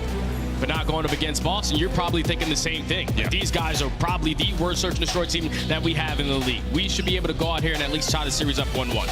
I don't know, man. Feels like one of those things that for Boston, things are clicking. Especially if I saw it at the end there in Snoopy's camp. If Snoopy starts to get loud and pop off, that's not common. Oh, yeah. So if they're feeling that kind of fuego, who knows what this Breach team could be in store for this possible map number 2. Offense first for the Breach. Early stun for the Thieves will actually hit onto Snoopy, so he can't challenge up towards top Beskies, and we're going to get a patient approach here for Boston. Yeah, this is a split setup. Just trying to get the read of any LAT players, trying to get aggressive up through the middle of the map, but no one has bite the bullet yet.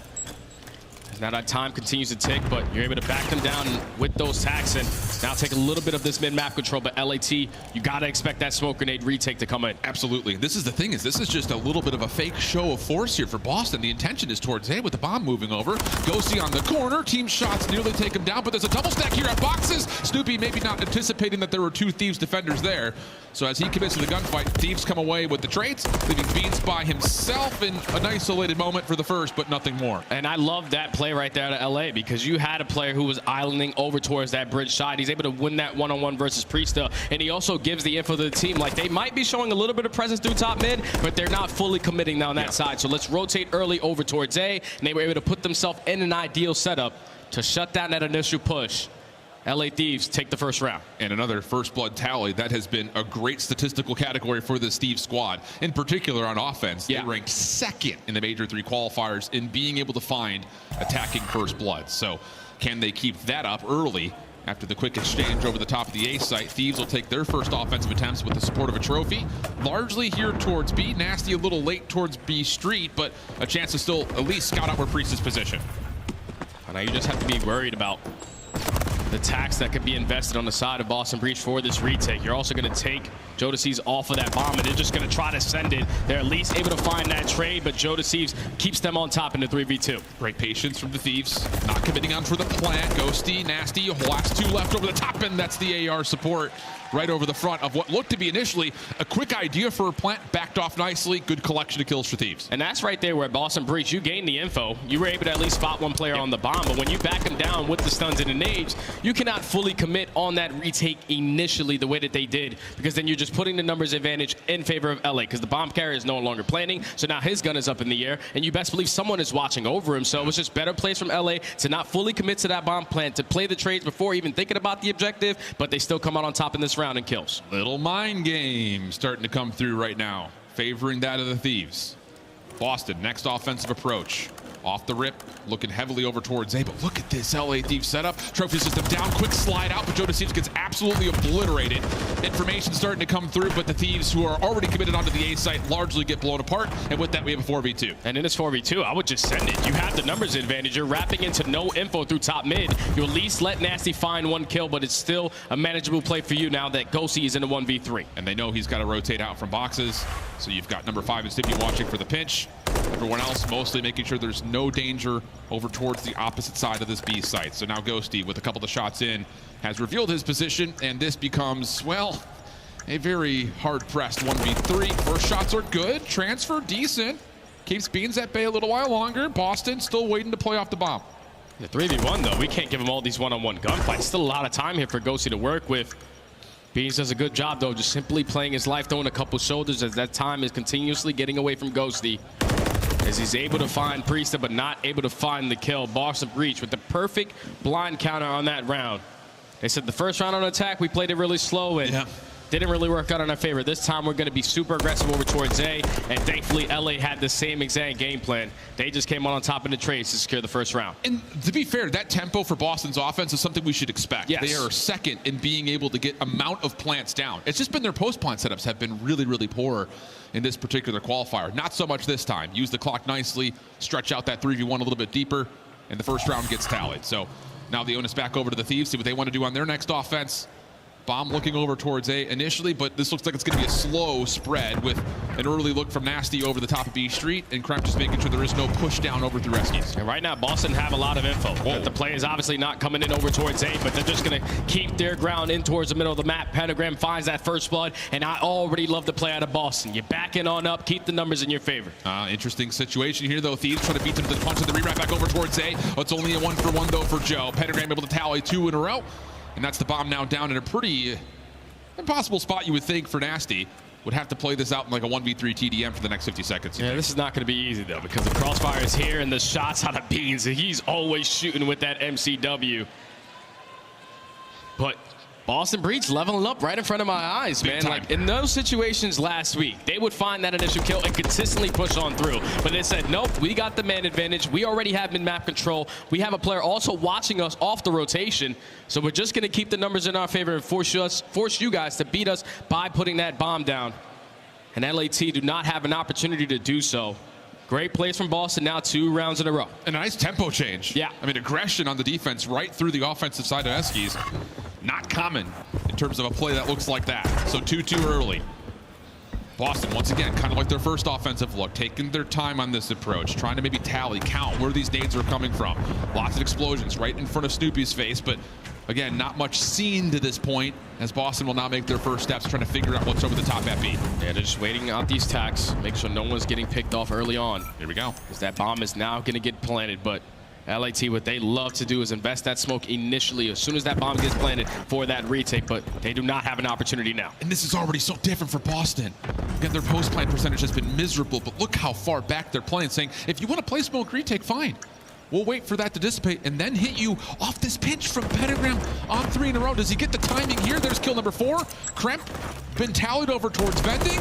Nasty now seen over towards the back, but he's got to look at Priest, the pistol out. Oh, able to find the help from Kremp. And the post plant goes awry.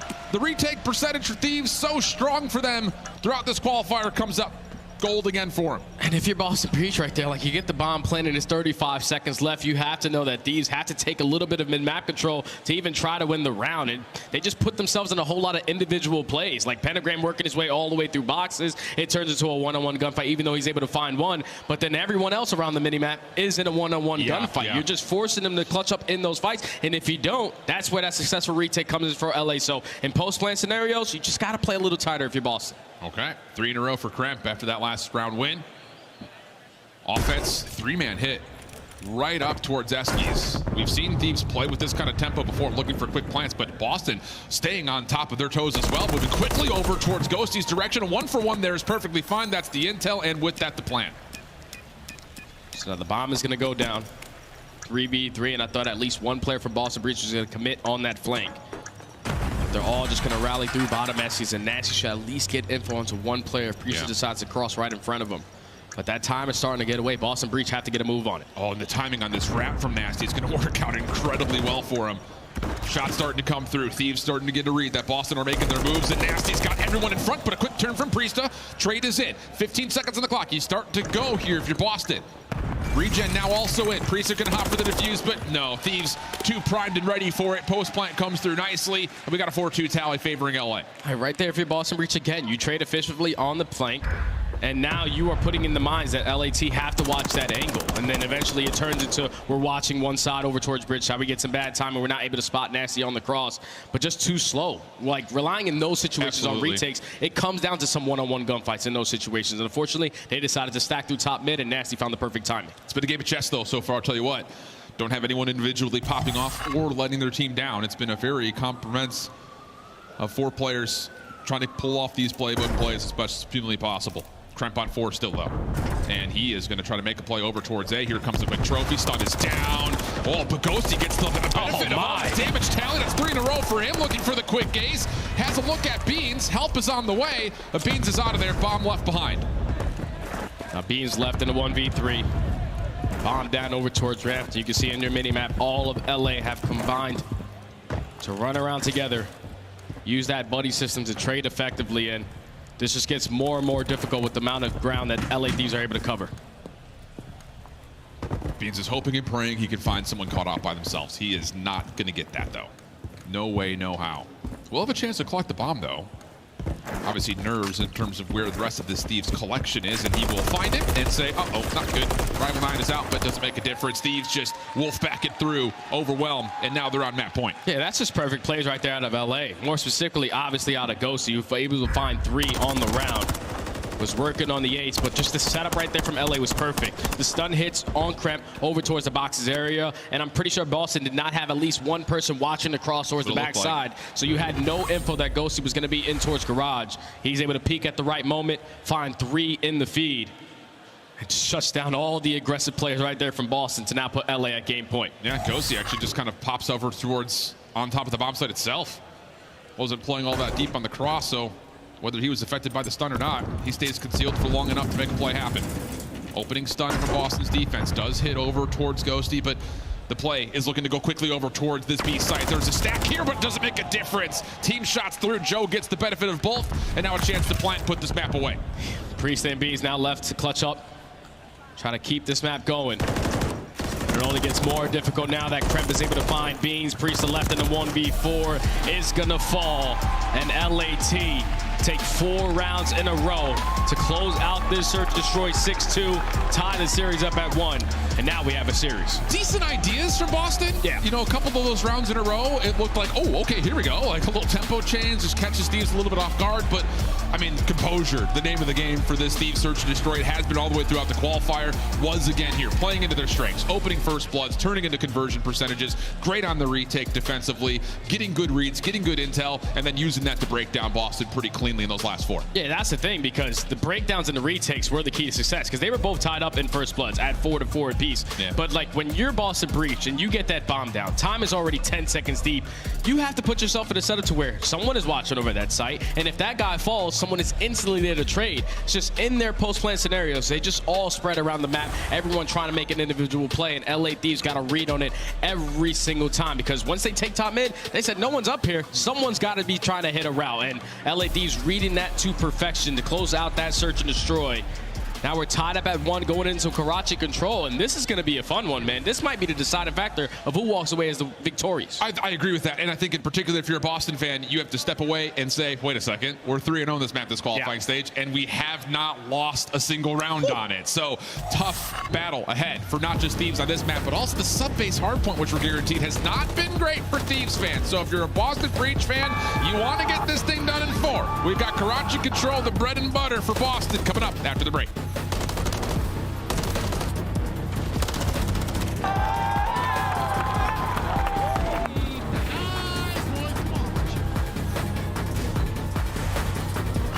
Upgrade your game with the Scuff, the official controller of the Call of Duty League.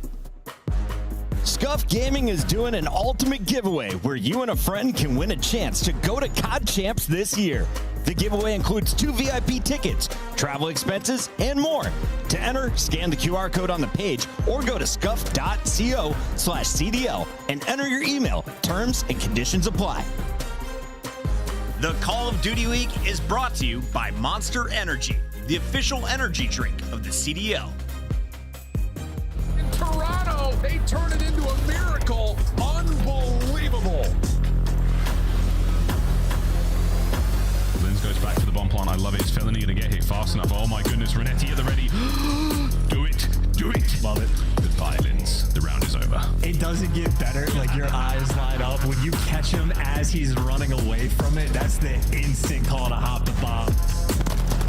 Nasty going to get that trade, but a 3v2 for Surge, and they are still smooth. Oh, Nasty wins a big one. Ghosty, can he get 2 as well? What a round. Thieves find the equalizer. You are dealing with players that are running you down. Toronto have to reset up again. This is their last hurrah. Only 2 defenders inside the zone. The others for New York. Worried about the overextension. Oh my God. Drop. Here comes the flood. Skies by himself could do nothing. Trophy system this time gets placed safely. On top of that, it's a 12v2. Toronto looking clear here at A, unless maybe some desperate nades land and popcorn them out of the zone. Hydra tries to step up, and Toronto takes the round 5 offensive win. Oh my God, Ultra. Nero on 3 straight. He'll be holding. He'll get the plant down.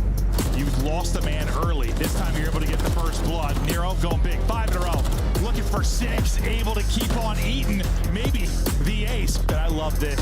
It's all 4. Nero, a monster in that round, and he's on 7 in a row. I mean, with the score the way it is. Grab with the double through the hill. Still keeps the opportunity alive for Ultra. They get all 4 dead in the feed. They are potentially going to steal map 1 right now. But the last 8 seconds are coming through. Kleenex over the middle of the map. Oh! Works out. One more hit coming out of Saban. It's Kleenex doing his namesake. Wipes up the floor on the front side of the hard point in Toronto. Turn it into a miracle. Unbelievable.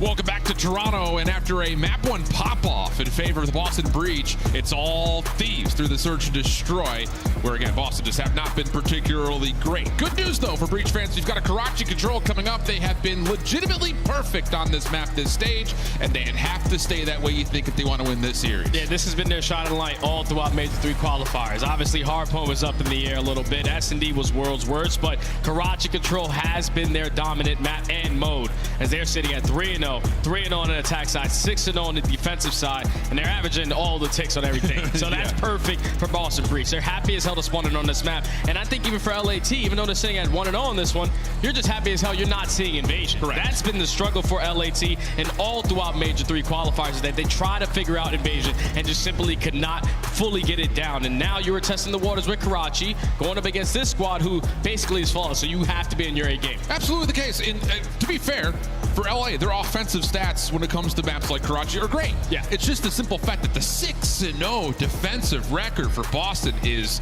unheard of when it comes to this map, especially lately where it's just been offense for offense for offense. And the fact of the matter is they're not just winning defense, they're winning it with a heavy set of lives in their favor, usually averaging like 5 to 6 plus lives at the differential. So great news here for Boston. Just comes down to, will this iteration of the roster continue on that success that was largely found with Shawnee in the mix? You just got to do exactly what you do, and that's outslay on both sides of the field. And then on the defensive side, the reason why they're 6-0 is because they have not yet, all season long, at least all throughout this stage, gave up any progression over towards that B point, at least not allowing to get completely captured. So if you are LAT, that's got to be in the back of your minds. We don't play this map a lot, but we love this map, and we're going to have the aggressive SMGs to really set the tone. And I think the focus guy that I want to put a lot of focus into is Kremp. He's at a .81 overall in control, and we know what he's able to do in hardpoint. We see him take over and search and destroy, but this is the mode that has been struggling with him, and it's probably due to the fact that they were playing a lot of invasion. But on a map like Karachi, you can run around with that Rival 9 and really set the tone. On top of that, with the 1-1 current map count, sub-base waits for us right after number 4, which again, for Boston, you're coming away with this map set saying, you're going to give us both of our best overall record hard points. Sounds great. And in particular, for Thieves, it's kind of puzzling to see them even still allow it to be in. They're 1-6 on the map. They've been getting blown out on it. They just can't seem to way to find rotational success in this map in any form. So for Boston, it kind of feels like, gotta win this one, gotta win the next one, avoid that map 5, where not only have you been terrible in map 5, you've also have not been particularly great on that particular search and destroy of high rise. So lots of things to consider here for Boston fans, but it starts first and foremost with the Karachi control, which we're loading into right here, Jay. Yeah, this has to be a must win for Boston Breach. You have to come out and set the turn early on. So I'm really curious to see what side of the Swans they're going to be on, either the attack or the defensive side. But you see the stats there for both of the teams. First overall for Boston in every single category. They're going to be the team on defense. So let's see if LA can have any success over towards that B point. And it looks like they may try to go for it off the rip here, Jay. Not often we see this. A little bit of noise and distraction being thrown out by Ghosty, but as Nasty wins one over towards Red, Bean says, hold on a second here. They come over towards the B zone. And meanwhile, Ghosty actually keeps the clock paused that, hey, this is going off flawlessly for the Thieves. This is a perfect start because you're working progression up on both points. At least you do have a couple players here from Boston Breach trying to contest in towards the cafe, but that first segment is already gone. Pentagram on the pitch, him and Snoopy combined for 2, so they're able to eliminate these players farthest pushed up, but that's already job well done if you are LA. Yeah, close red spawns for Thieves, but the focus transitions back over towards the A, saying job done. We got the first tick over towards the B zone. Beans gives up his position up top over towards Vending and jumps trying in to get into rubble, but he was by himself completely, kind of a throwaway life, and with that, it's going to be an extra 60 seconds added to the clock with the capture of A. Yeah, now Boston Breach have to cut their losses. You have to set up over towards the junkyard side. Big kill from Pentagram to at least catch Nasty, who was able to slip past enemy lines, but still was able to take care of him. But you do have a couple players from LA at least trying to work their way around the deep pitch. Ghosty wins a one-on-one versus Beans. You have a little bit of map pressure over towards this B point, and now everyone from Boston Breach has to turn around and eliminate these guys out of cafe. Huge win for Breach, able to keep his life topside red. But like you mentioned, the problem here is how does Boston try to reinforce off their spawns to defend this B zone? Snoopy trying to work his way in. Good help from Beans. Trade is out though. Thieves still staying alive on the zone. Not the cleanest shots from Pentagram. Kremp able to find the elimination, and it's going to be him on the zone with Joe Deceives trying to come up quickly. Second progress is locked. Priest is still alive, top singles somehow. On 4 in a row, but who's defensively going to get back to the zone? Kremp is just hanging out, having himself a coffee. Ghosty able to support the supply, and that's enough likely for the B zone, but Bean steps in and takes Kremp out of the point. Yeah, that's a scary situation right there, because I thought Boston Breach had to eliminate this one player on the point. He was getting really close to completing that third segment, but they're able to find that one-on-one gunfight. But once Pentagram falls, now they're already in towards the point. It's only a matter of moments before the stack comes in, and even the round win, if Boston don't make these kills count. But Snoopy, again, making it happen. Nasty was on a reload, had to swap to the pistol. Couldn't take down these defenders, and now all of a sudden, what looked to be an absolute takeaway from the Thieves, the tick of progress gets depleted. Boston trying to re-wrap over through red, but just as I say that, Nasty slips in. Pistol was out of ammo, so now it all rests with Joe. And, well, he does take care of Beans, trying to keep his life a little while longer, but Thieves will have to come off and reset up. Yeah, it's still the close spawns, though, so they're initially right back into this fight. Just got to win one more set of kills, and you're going to put yourself in the objective. But stuns are hitting, everything is connecting on the Ghosty, not able to find that kill on the Pentagram, and it's still Boston Breach on the back of their foot, still holding on strong on their setup. I mean, what in the heck is this round of control? Wow, Thieves now down to a 9v8. Still plenty of time on the clock. Got to take a beat. Got to take a breath. A little bit of support through mid. Kremp sneaks through completely unnoticed. May have an opportunity to take off this back heady, but not the case. Nasty, last one standing. Good for a double, but has to wait for the respawns to come through for the rest of the Thieves members. There's still close spawns there for LA. So with 35 seconds left, 7-6 in lives remaining, this is basically going to be the last hurrah for both squads. One set of kills to either hold strong on defense or one set of kills to walk away with the attacking round. It looks like Boston finding those initial 3 kills in the feed lead to no more respawns for LA. 25 seconds to go. 6v4, but you have Nasty up top, getting a tally on what this Boston defense looks like. Just comes down to, as Thieves try to approach this diner, do they find the information they need on the players that are forward? And no, they don't. Pentagram good for the first. Over the backside through alley. Snoopy, tough gunfight, but doesn't miss a bullet. Kremp will drop next. Nasty next one up, and nothing going the way of the Thieves. I mean, we were a whisker's hair away from finding that third tick, but Boston hold on strong. Yeah, if you're LA, you definitely want that round back, because you gave yourself a lot of opportunities to walk away with this early attacking round. But just keeping one player in towards that point, obviously the progression is going to go up a lot slower than you wanted to. And you allowed Boston Breach every single time off the respawn to find at least 1 or 2 kills, to initiate the break, and then play really tight on their setup. Even with LAT getting those close ones over towards red, they just simply did not have opportunities to break in towards Boston because of the crossfires that they had set up over RB. 10-4 for Priesta, 9 non-traded in his first round. Heck of a start for him, carries a 4 streak into round number 2. Opening nades for Boston, giving the illusion of a hit towards A, but there is a little bit of a lurk here over towards the B part of the zone. Trade on to Joe Deceives, but Beans, you would think, would probably just have to hold this spot and maybe try to work over through mid, as LA have completely retaken rubble. Yeah, Beans is expecting someone to come challenge him. And unfortunately, I don't know if he's going to read it, the player coming off the spawn that he just took care of. At least he's going to put himself in a position to contest it. But LA now with a lot of map control, they're already pushed out towards junk. And if you're Boston Breach, you're going to waste a lot of time now trying to work out of your base. You just got to take a beat here if you're Boston again. You cannot allow Ghosty just to reap you off spawn like this. Kremp denied over through front side at A, so clock will stop at 55 seconds. Boston with a little bit of a route through market to try to get over and get some more progress done, but Thieves are getting a read on it, trying to retake some ground at middle, but as Snoopy takes down Joe Deceives, first tick of progress will get locked in with it. Yeah, first segment already done at A. Now LAT, even though they're showing a lot of presence over towards that B point, the repinch coming in from Snoopy to at least give the comm to his teammates that Ghosty's pushing up the middle of the alley. He's able to find that kill. Now you can sprint right forward to take a little bit of red control. And you put LAT in a situation where, are we going to contest this or not? And at least they're able to find the initial kills. But Boston with more bodies could have put themselves right back in it. Should be a matter of moments before they're able to extend the game clock. Snoopy in and out of top red. Pentagram down low at the bar will actually get into back alley with this. And here come Boston quickly onto the B zone. Extra 60 seconds going to be tallied at A, as that's finished off by Beans. Good transition kills for the Thieves to allow this defense to at least get some ground set up around the hill. Yeah, and this is great plays from Snoopy to just keep his life in towards top red. Going to keep the players from LAT consistently trying to look for you. But he's maneuvered his way around the map. Unfortunately, walks right into the preempt of Kremp. So LAT shut down that first initial push. They're taking a lot of red control, and they're already pushing out towards junk. So Boston, again, now have to work out of their base. Yeah, Ghosty and Kremp have their eyes firmly set over towards these mid crosses. Jodeci is working over with Nasty towards junk side. Again, keeping Boston spawning deep over towards this bottom side of the map. Have to work through mid if you're Boston. Here's Kremp right through the top side of red.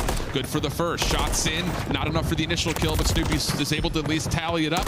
Trades back and forth all over the place, and with that, map control starts to swing back a touch towards Boston. Yeah, it all starts by finding that kill onto Jodeci, so now you can push up freely up through junk side. Just have to figure out how they're playing around red. Snoopy, unfortunately, can't win that gunfight versus Ghosty. You get info onto Jodeci's, but just have to stay alive in this position. Beans up close and personal with the MCW is able to find one, Priested with two, so a potential opportunity here for Boston. 12v9, but Boston chipping back into the life deficit just a touch. Now the setup plus the hit, executed over towards the B zone. LA trying to watch the cross through mid. Shut down on towards Beans, over towards the top side at red, but the clock will stop at 30 seconds to be on the zone. Still 8-9 in favor of LAT, but Priest is able to find a double. He now finds himself on 5 in a row. Jodeci, I don't know how the hell he's able to win that gunfight, but you're sending Priesta. He's able to pick up a cruise. First segment already complete. The second one is on its way. And LAT, everyone's trying to jump over the dumpster. And if you're Boston Breach, you just got to win one more set of fights. Second tick is locked, third being worked on, and there's the set of fights that you wanted. Nasty, the last one standing, able to get into contest, but you'd have to feel that Breach are going to find the kill, and they do. The stack now in. Last set of jumps over the wall, not going to get here in time, and Boston continue to impress here on Karachi Control. Man, that's now what? 11 rounds in a row on Karachi, 11-0. So far all throughout Major 3. And you would think that LAT did a great job every single time in their defense, the same way they did on their attack, on maintaining the map control. But just one set of kills is all Boston needed to do to break that setup. We get the close red spawns. Now we're going to flood our way in. But they used teamwork to break in through bottom ticket. When they found those initial 3 kills, the stun hits on Jodeci through the backside of Cafe, you're able to take care of him and then just finesse around Cafe a majority of that time. And Priesta, he had a slow map number 1, but he is in takeover mode here on the control. 8 in a row, 22-11. Holy cow.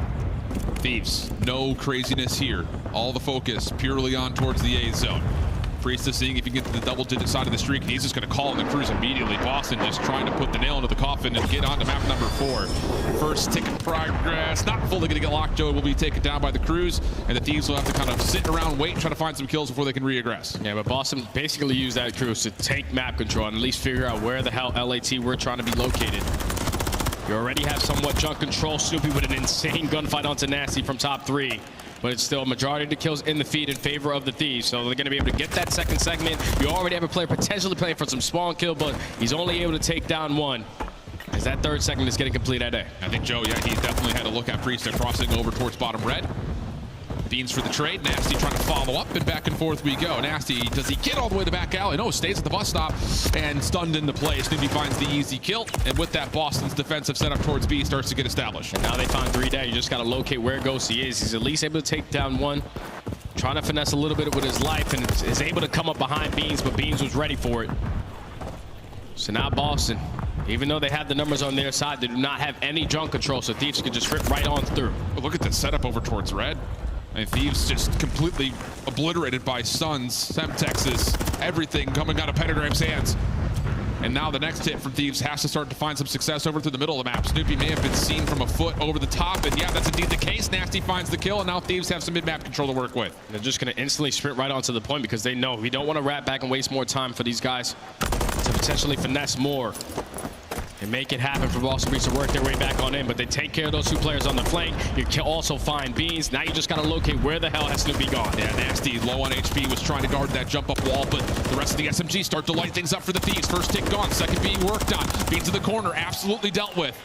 Second member and Joe will jump on for the stack, and Boston are looking to try to retake this from the middle of the map. Not going to go over the top. Priest is going to see if he can find something, and he does. He gets Joe Deceives. A chance here for Boston trying to jump in and contest. Ghosty, though, on 5 in a row, looking for number 6 over the top, but it's Ghosty and Kremp that get the job done, and Thieves will extend this another round. And that's where if you're Boston Breach, you would really love to have that cruise missile. Yeah. To potentially try to close it out in the 3-0, but now LAT have a little momentum on their side. You have Ghosty who ends that round on 5 in a row. They're able to be the first team to complete a B capture versus this Boston Breach squad. Now they stay alive a little bit longer in this control. Back to the defensive side they go. You just got to try to put Boston Breach in that trap that you had initially. Yeah. And just try to keep them there as much as you possibly can. Important note, I mean, it's not just 5 in a row right now for Ghosty. He's 18-12. He has not been traded yet. He's already at 4,700 damage. This guy is doing it all. Maybe needed to do a little bit more here, as the defense is already off to a pretty poor start here for the Thieves. First tick looking good as Pentagram's going to go unchallenged for it. And Boston working over towards Fountainside. Snoopy seen, and Ghosty will get his 6 for the Cruise. Cruise missile now earned in the back of Ghosty. 6 in a row. First segment already complete for Boston Breach at the same point, but Ghosty's just going to go for the chow. Fortunately, Pentagram gets the better of him in that situation. Trying to find a double, but not able to execute that kill. And Boston Breach at least are able to reinforce immediately to keep that progression going. And you've got a player in Beans starting to push forward. Whoa, we're calling the cruise missile in here. 2 players on. Second tick already gone. Third being worked on, and Priesta will sacrifice his life to the cruise missile. But look at the focus here for Boston through topside castle. They're able to get some work done over through mid with this. So even though a couple of members have to kind of bail in towards hotel, the Thieves weren't able to collect the kills as quickly as you'd think. But at least they still haven't worked that progression up on A point yet.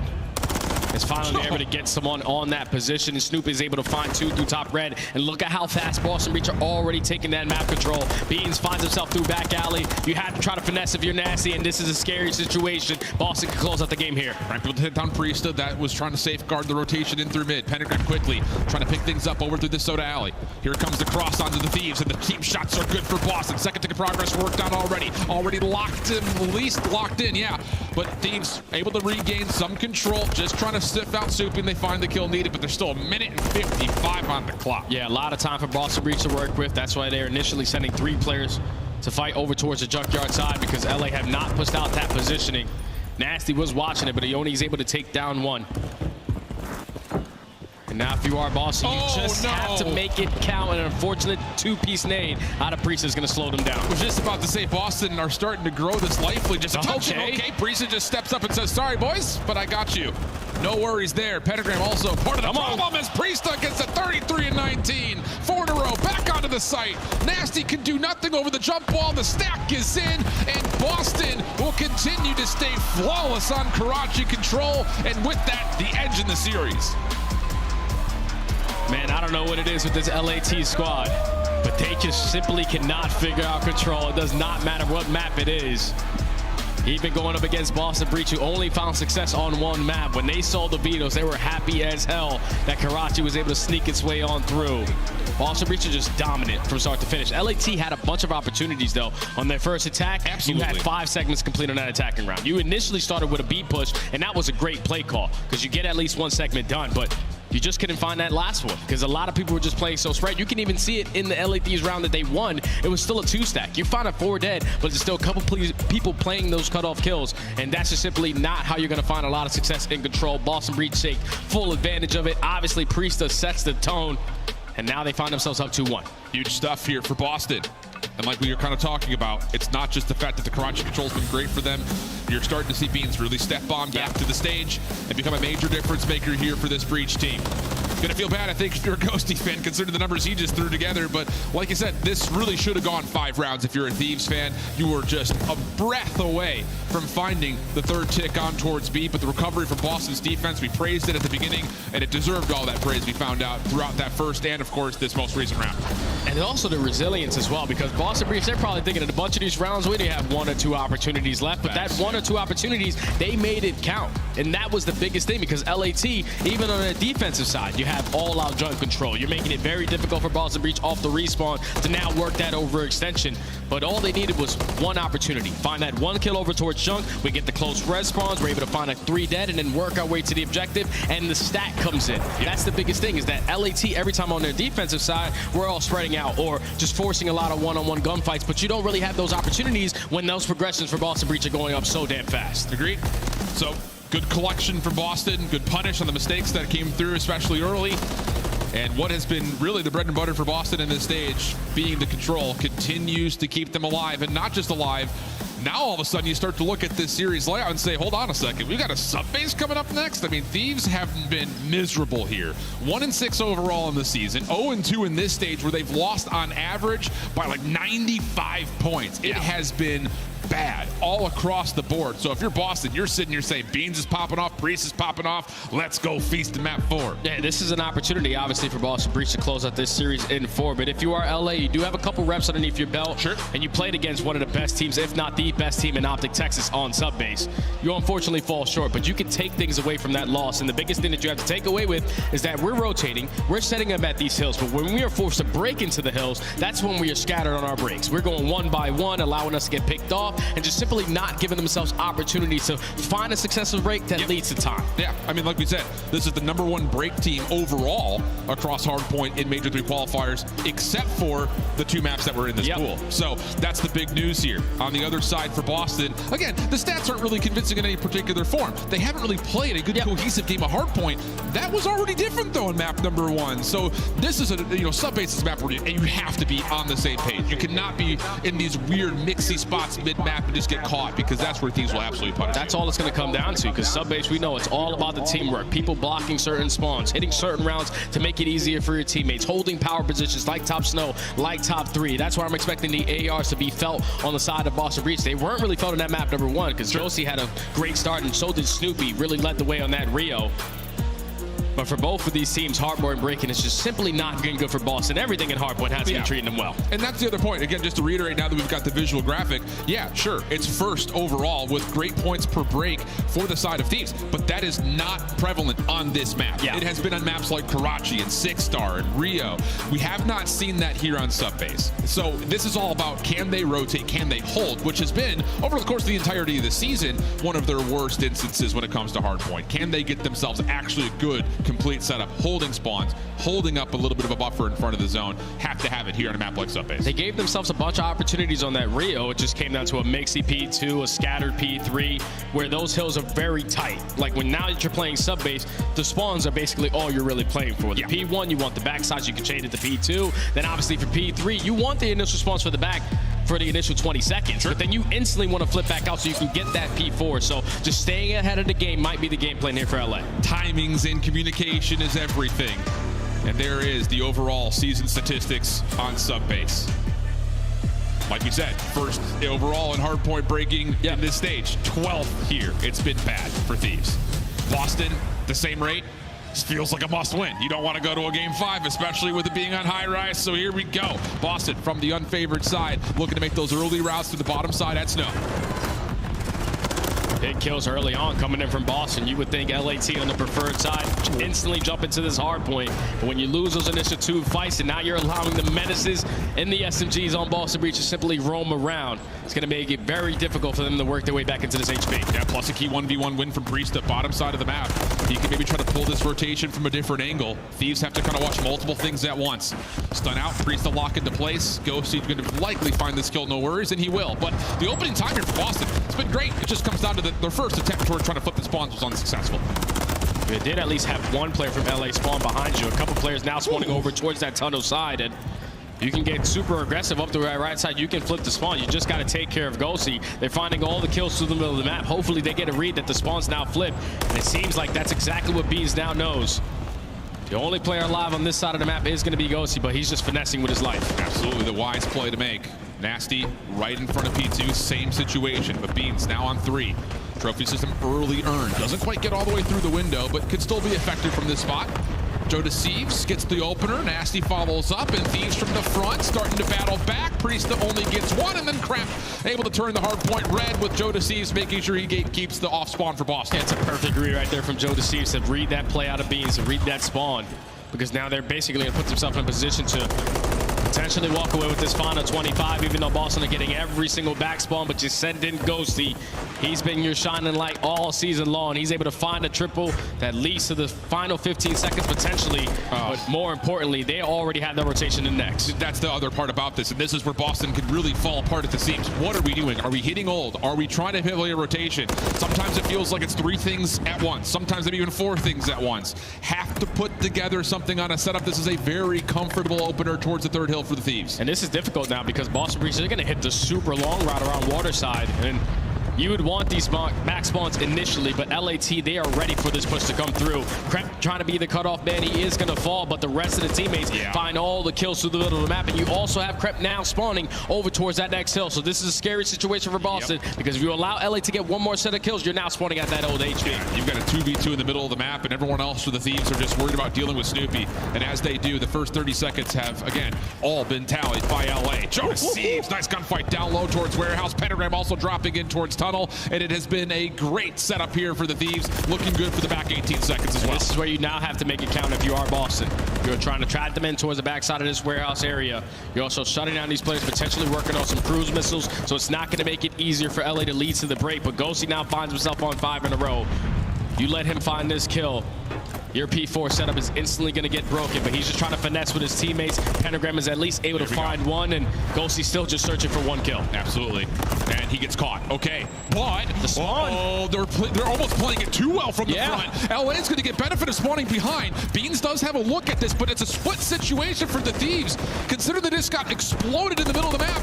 They have a chance to actually completely envelop this play from Boston. The hold from the front is looking decent, and then Snoopy up top with a long-range rival 9 shots. They have just saved this hard point for Boston. Yeah, this is not the way you want to get it done, but Boston are taking the most of the opportunity. Holding on to this P4 from the front side. Snoopy from top 3 is getting those kills with a rival 9.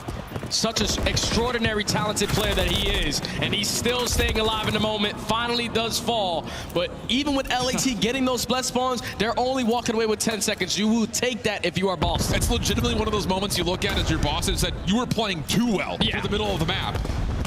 So maybe not as full of a hold as you would have liked if you're Boston, but you do recover decently, and you get the rotation with high ground positions over here at 5. And that's a big kill also from Pentagram to read Ghosty going on that pinch. So now, even though you have the warehouse spawns, you know exactly where all of LA are going to try to apply the pressure from. All the kills in the feed are going to be white. Boston Breach are just coming out swinging. Snoopy still roaming around with that rival 9. And now LAT, they get not the preferred spawn for this hill. Boston Breach can start to run it up. Snoopy is just in the right spot at the right time. Every time it feels like with this rival 9. Gets the road pincher through mid. Now the Thieves hit has to come from frontside Warehouse. Priest on 3 in a row, looking for number 4. Dances in and out with Ghosty, who keeps his life and maybe keeps this break attempt for Scrap still available. And yeah, with an extra kill from Nasty through mid, there will be a little bit of extra time either contested or tallied here for the Thieves. Yeah, the final 10 seconds, though, is going to be in favor of Boston. So basically a tie game, basically the exact same thing that we had in map number 1. But this is where someone has to try to chain at least 2 hills together. You can see LA all in the feed, all on your mini-map, working that overextension, trying to flip these spawns, but it's still Boston Breach getting those close spawns to the back besides Beans. Huge route here from Pentagram. Does he supply the support over towards top mid? Or does he try to break this thing right from the front? Doesn't even need to make the call. His teammates have done the work largely for him. Nasty, the last Thieves member, still alive at mid. Finds a single kill, but cannot really influence his hard point too much. But now that Joe Thieves comes off spawn, maybe a chance here for the Thieves with numbers to break their way back in. But Beans on 3. Oh! Almost takes care of Krep, but the damage is still collected. The assist tallied, and Boston now hold on to the Scrap with a look over towards P2. And now this is perfect setups right here for Boston. You already have warehouse control. Just have to make sure you put a lot of bodies over towards that overextension at water side, because you're going to walk away with this final 15 seconds. LAT trying to rally the troops to break their last chance in. But all the kills in the feed, at least for now, more effective in favor of Boston. They're going to walk away with that final 10. They have the spawns for next, and this is where they can start to run away with the game. Oh, Pentagram, decent read here. Has to just hold this position as long as possible. And Beans, wow. The reinforcements at long range. He gets 2 to keep Pentagram alive and well. Frontside Warehouse. Early time here for Boston. This is a major moment in this P4, or the 4th hard point rather, at P2. Thieves able to clear out Penta. Now it's just down to, can they finally find a break from the front? Yeah, they have players attacking from every single angle. Everyone from LA trying to jump their way up through the window. Joe Thieves starts off the engagements, but you still have Boston Breach trying to contest this all the way to the very end. But this is another scary scenario, because if you lose these gunfights, you still will have those back spawns. But you see Beans, he gets blessed with a tunnel spawn. He's going to allow Snoopy to spawn right next to him. Boston Breach should be able to put themselves in a position to win that rotation in next. This is still just a lot of time, though, for the Thieves. And with the clean exit, you're going to have 2 players playing through Warehouse for LA. All the focus goes towards Beans. not able to find the right angle at the right time. Snoopy thinking about challenging, and whoa, 18 and 13 for the solo SMG player. He's done well to give Boston a chance to get this opening time. But now LAT, they already have a lot of warehouse control. You already have top snow. Just have to make these kills count, and somehow, some way, Nasty drops from the top ropes, is able to find a double. So an opportunity here for LA to work their way and also flip the spawns, and that's exactly what's going to happen. This was a money hill for LA last go around. They're trying to make it 2 in a row. Huge timing of that kill from Krep. He finds it, and 2 players immediately pop up. So now, with Thieves battling on their way back, looks good for the back 30 as we jump into an LA Thieves listening. Need to be low ammo. He's on the steps. They're going up top. They're going up top. I said they tower. Low ammo weak. Bunker. Bunker beans run away. Yeah, bunker. Weak Snoopy. All the time. They're fucking tweaking. Yeah, go right. I have ammo. They double shot. Go on. Nice. I'm on with you. Run. Go on server. Ammo. I'm pushing beans. Both arrows. Top. MP2 beans. Really weak. MP2 beans. Yeah, top MP2. Right. Almost dead. Nice, good job. I'm on that guy shoots one out. He's top MP2 beans. He's up there. He's bang that Mika. Back up all day. MP2 L1. I'm dead. L1. Nice. It's gonna be long. What do you see mid? Trying to get mid. I have a streak. I'm up you one. Long guys. He'll carry him. Cat room. One shot. I have cat room. Can't go cat room. Can't go. Cat room dead. I spawn all the way out. He's the water. One time. L1 in the back.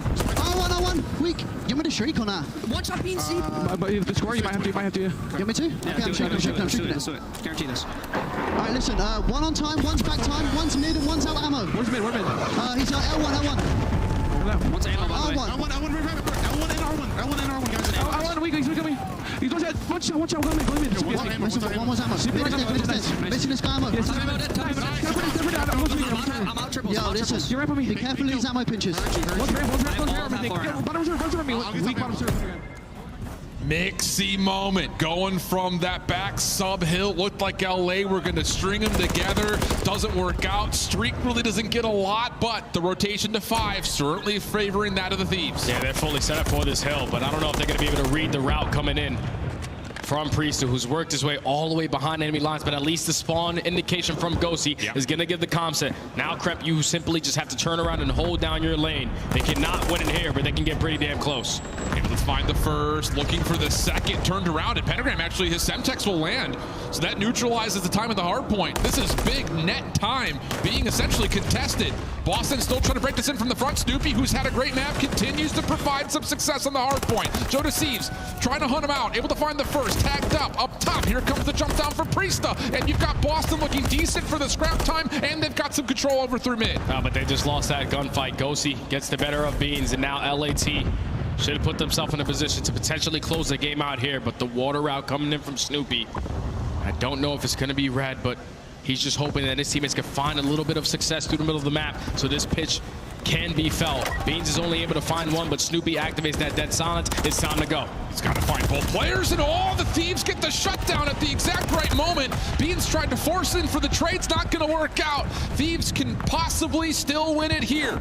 And if they don't, it might be a bit of a battle. Running over towards P2, but Ghosty, first blood is good, and now it's just down to a 3v4 over the top of the hard point. And this is where you can't go 1 by 1 if you are Boston. You have to try to set up a successful team push. There's only one player here left to contest it, and Beans is able to win the one-on-one. So LAT, without the preferred spawns, are put on the back foot. If you are Boston Breach, you are still in an opportunity to close out this game.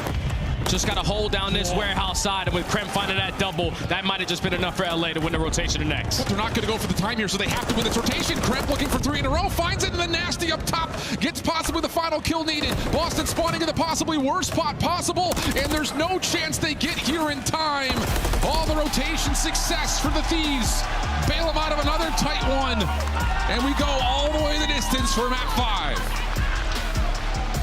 And even though LA was sitting at an overall on the season, a 1-6 record, 12th overall in breaking, when they needed to make the game count, they found successful breaks not only at P3, but every single time at that P4. Even if they were getting less spawns towards the back, they were making it count. And I think if you're Boston Beach, you played that one fantastic. You just have to go back to that original P4, the first one where you have everyone set up. You have a player pushed out towards comms. You have 2 players contesting over to the right side of warehouse, but they're just too far pushed up on the map that allows LAT to get those back spawns to walk away with a majority of that time. They shut everybody up. They said we're 1-6 at this map. Obviously, we wouldn't want to play this preferably, but we get the job done to now force a game 5. Lots of reps on it, so lots of VOD to go back through. But you're absolutely right. That moment is one of those like all-time feels bad moments in COD where it's just like, guys, we're playing the map too well.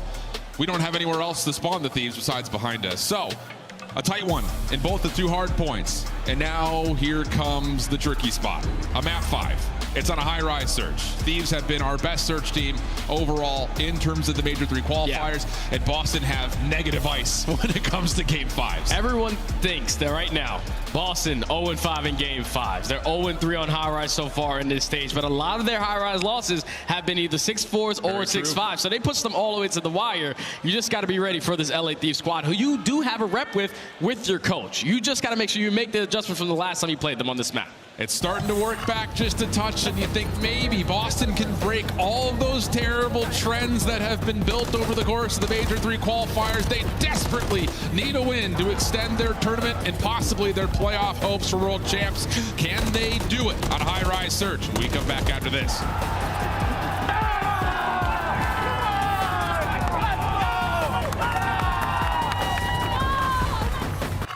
Upgrade your game with the Scuff, the official controller of the Call of Duty League.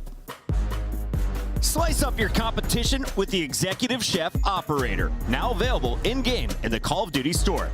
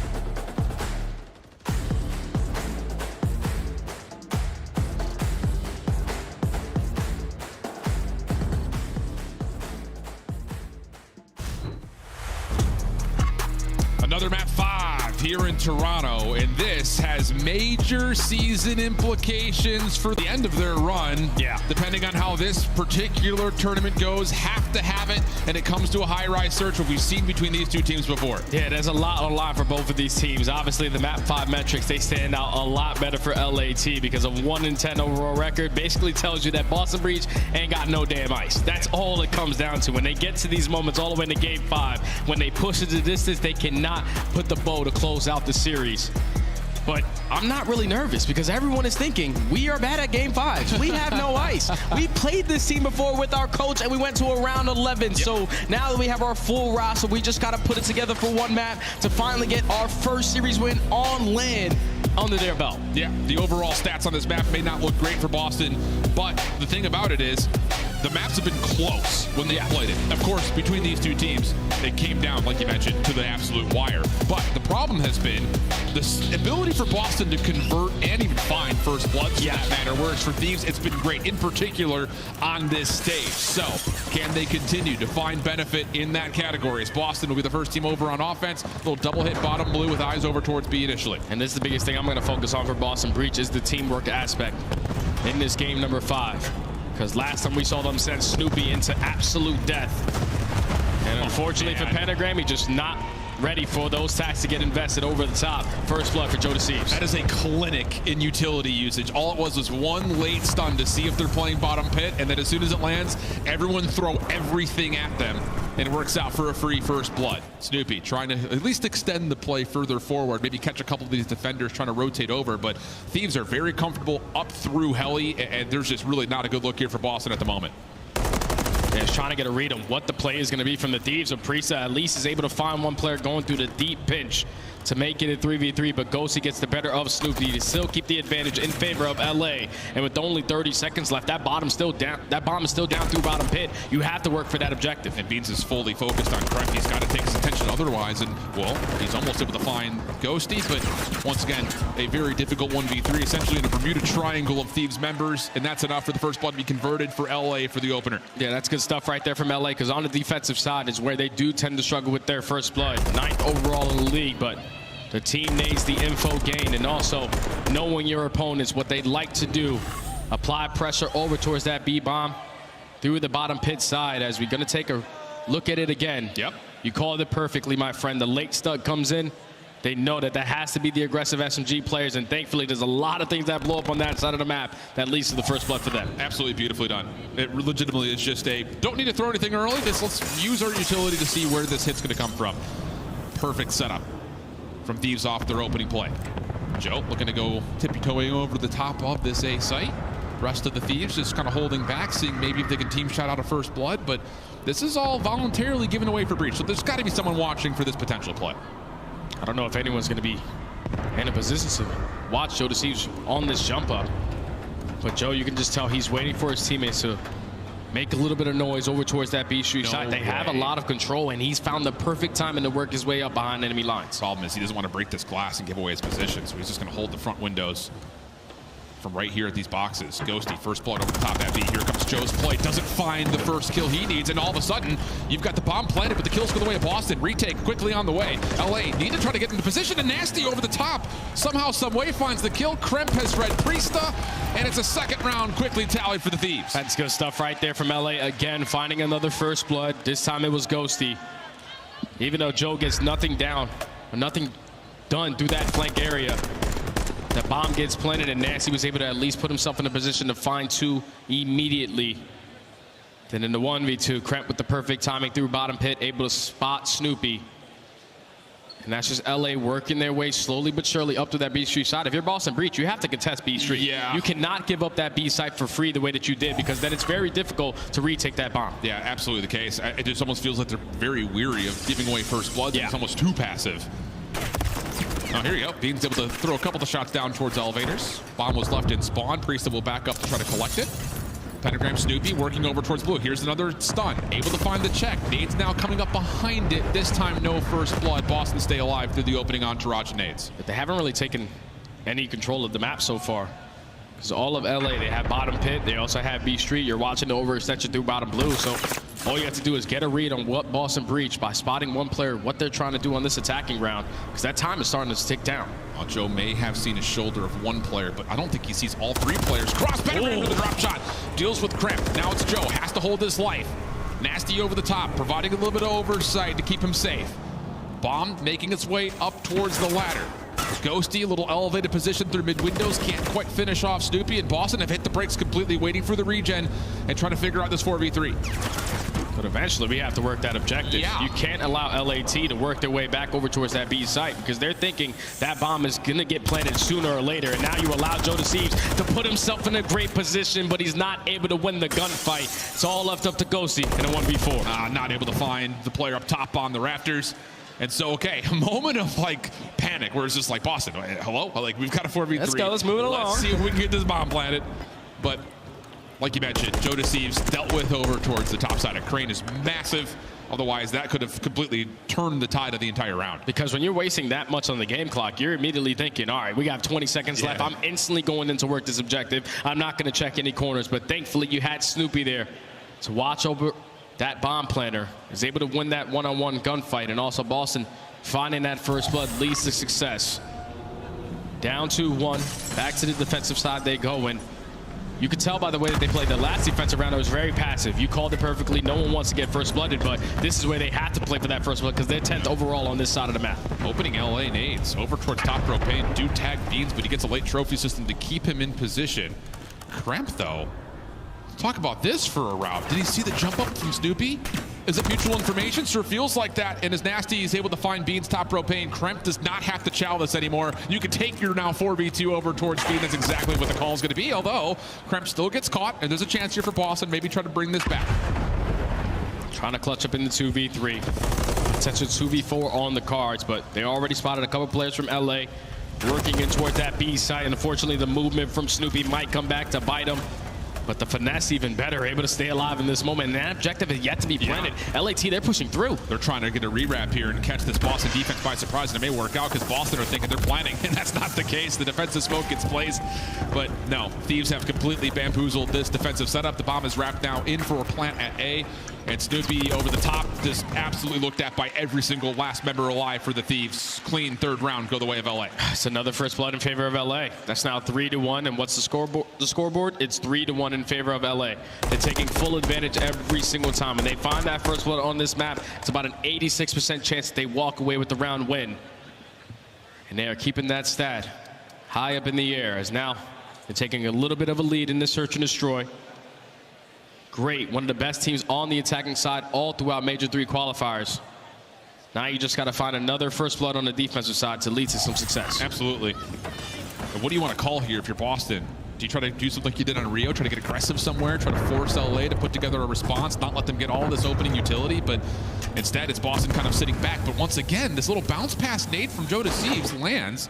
Nades are starting to get cooked up, but another tag out, but largely speaking, everyone's still alive for Boston's good news. And this is wasting a lot of time. Like if you're Boston Breach, we have to try to contest somewhat over towards that B Street side because we know how difficult it is to work this objective over towards A. That bomb is in the middle of everywhere. You can spot it from so many different positions, and all this time that they're racing over at blue, eventually you know the rotation is going to come over back over at that B site, and Jodeci's at 14 HP just simply has to play his life now. Late lethals almost find the kill, but Boston, this late execute works out nearly flawlessly. Ghosty, last one alive on 3 in a row. Able to tally up 1 before having to essentially bail out, and you may consider the opportunity of maybe even conceding this, although if he gets around the back through ladder, this is the only thing that Boston aren't watching. Is there a chance? No, Pentagram able to sniff him out, find the kill, and a much needed round goes the way of the breach. Yeah, that's good stuff right there from Boston. And immediately apply pressure over towards that B site. You had a nade hit onto Joe Thieves. You know that he's weak, but he's not the only player in towards bottom pit for LA. Able to find all 3 kills on that side of the map, put yourself in the advantage, and then eventually put that objective down. Pentagram gets a read onto Ghosty as well. First blood there in favor of Boston Breach. They secure the round. This is an important one right here. If you're Boston, from the defensive side, can you stall out what has been a lot of success around the objective for LA already to this point? You don't want that trend to continue. But what do you call? How do you set this up? Double stack right over the top of A here for Boston. maybe looking to get some blue control or heli control quickly. Stun will land at a Joe Deceives, and yep, Pentagram will find first blood from the heli stairs. That's a big first blood right there. I thought it was going to be only Beans watching over towards that B Street side, but Pentagram puts himself in a crossfire setup, able to find the first blood for Boston. So now all you have to do is just play for some info, because you have the man advantage, and then simply hit out one way and trade effectively. Thieves still trying to get a look over towards this B site. Trying bet mid-map. Joe doing some work over towards B itself. They're trying to isolate Beans deep, but no, Priesta a little bit deeper, unexpected, and as Joe drops, now it's a 4v2. Boston looking comfortable here on this defense. Now with 40 seconds left, Kremp and Nasty stuck between a rock and a hard place. You have to work this objective, but that bomb is still sitting over comfortably at that helipad steps. With only 30 seconds remaining, Priesta throwing shoulders, gaining the info. 83 HP left on Kremp. He has to try to play his life, but Nasty, we have to try to work this objective. They're trying to isolate onto somebody. Initially, it's Priesta. Now it's Snoopy. Kill comes through. Do they get the read of the long flanker? No, not going to happen. And yeah, the early numbers advantage off that angle from Priesta, or from Pentagram. That works out beautifully. You get full control over towards heli. Not an option anywhere in the map for the Thieves. And this has been a battle of the first bloods. Whoever finds that first kill has won the round at the very end. All tied up at 3 in that column. Now we're all tied up in 3 in the scoreboard. Who's going to try to pull away in this search and destroy? It's now Boston Breach back on the attacking side. I think this is where you just show a completely different strategy. Sure. It's been every single round you sending both SMG players through bottom blue. How about we send multiple players over towards B Street side, start off those fights, and if we come on top, it's an easy round win. 3 players quickly for Boston. Over towards blue side, though. Stun over the top. Snoopy down low, but bomb again. Left behind as Priesta will track back after throwing maybe a nade or 2 over towards B. And this is going to have to be, again, some concentrated hit for Boston. They'd have no information on B Street again. And this is way more aggressive from LA because you already have players pushed up on that B Street side. Kremp is just trying to work his way around the pinch. He is going to put down a couple shots, so positioning now known for Boston. Can they try to isolate him? No, he's going to work his way back over to the elevator side, and just him being in that position now puts Boston Breach in a very peculiar situation because you cannot wrap back over towards B Street. You have to find some sort of either hard focus hit towards A or try to isolate. The only player to really get any sort of success going is Pentagram here in the round. On 5 in a row, a cruise missile could be huge. Oh, he just drops the sight just as soon as Kremp takes the challenge, so the opportunity for the cruise missile goes awry.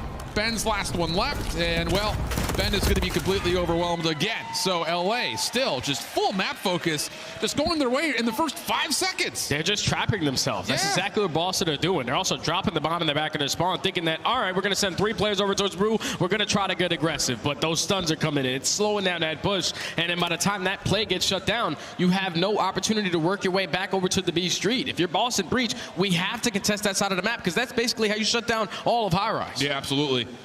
It just feels like, again, not the same type of level of focus that we often see from our top teams on a map like High Rise, but still keeping it close, staying around in it. First blood conversion has not been great for Boston historically, but so far it's been good for them. So that looks like the game plan. Let's just play for picks, it feels like. You know, filling it on a Game 5 on the main stage. Some people's first opportunity to play as a professional in the big lights.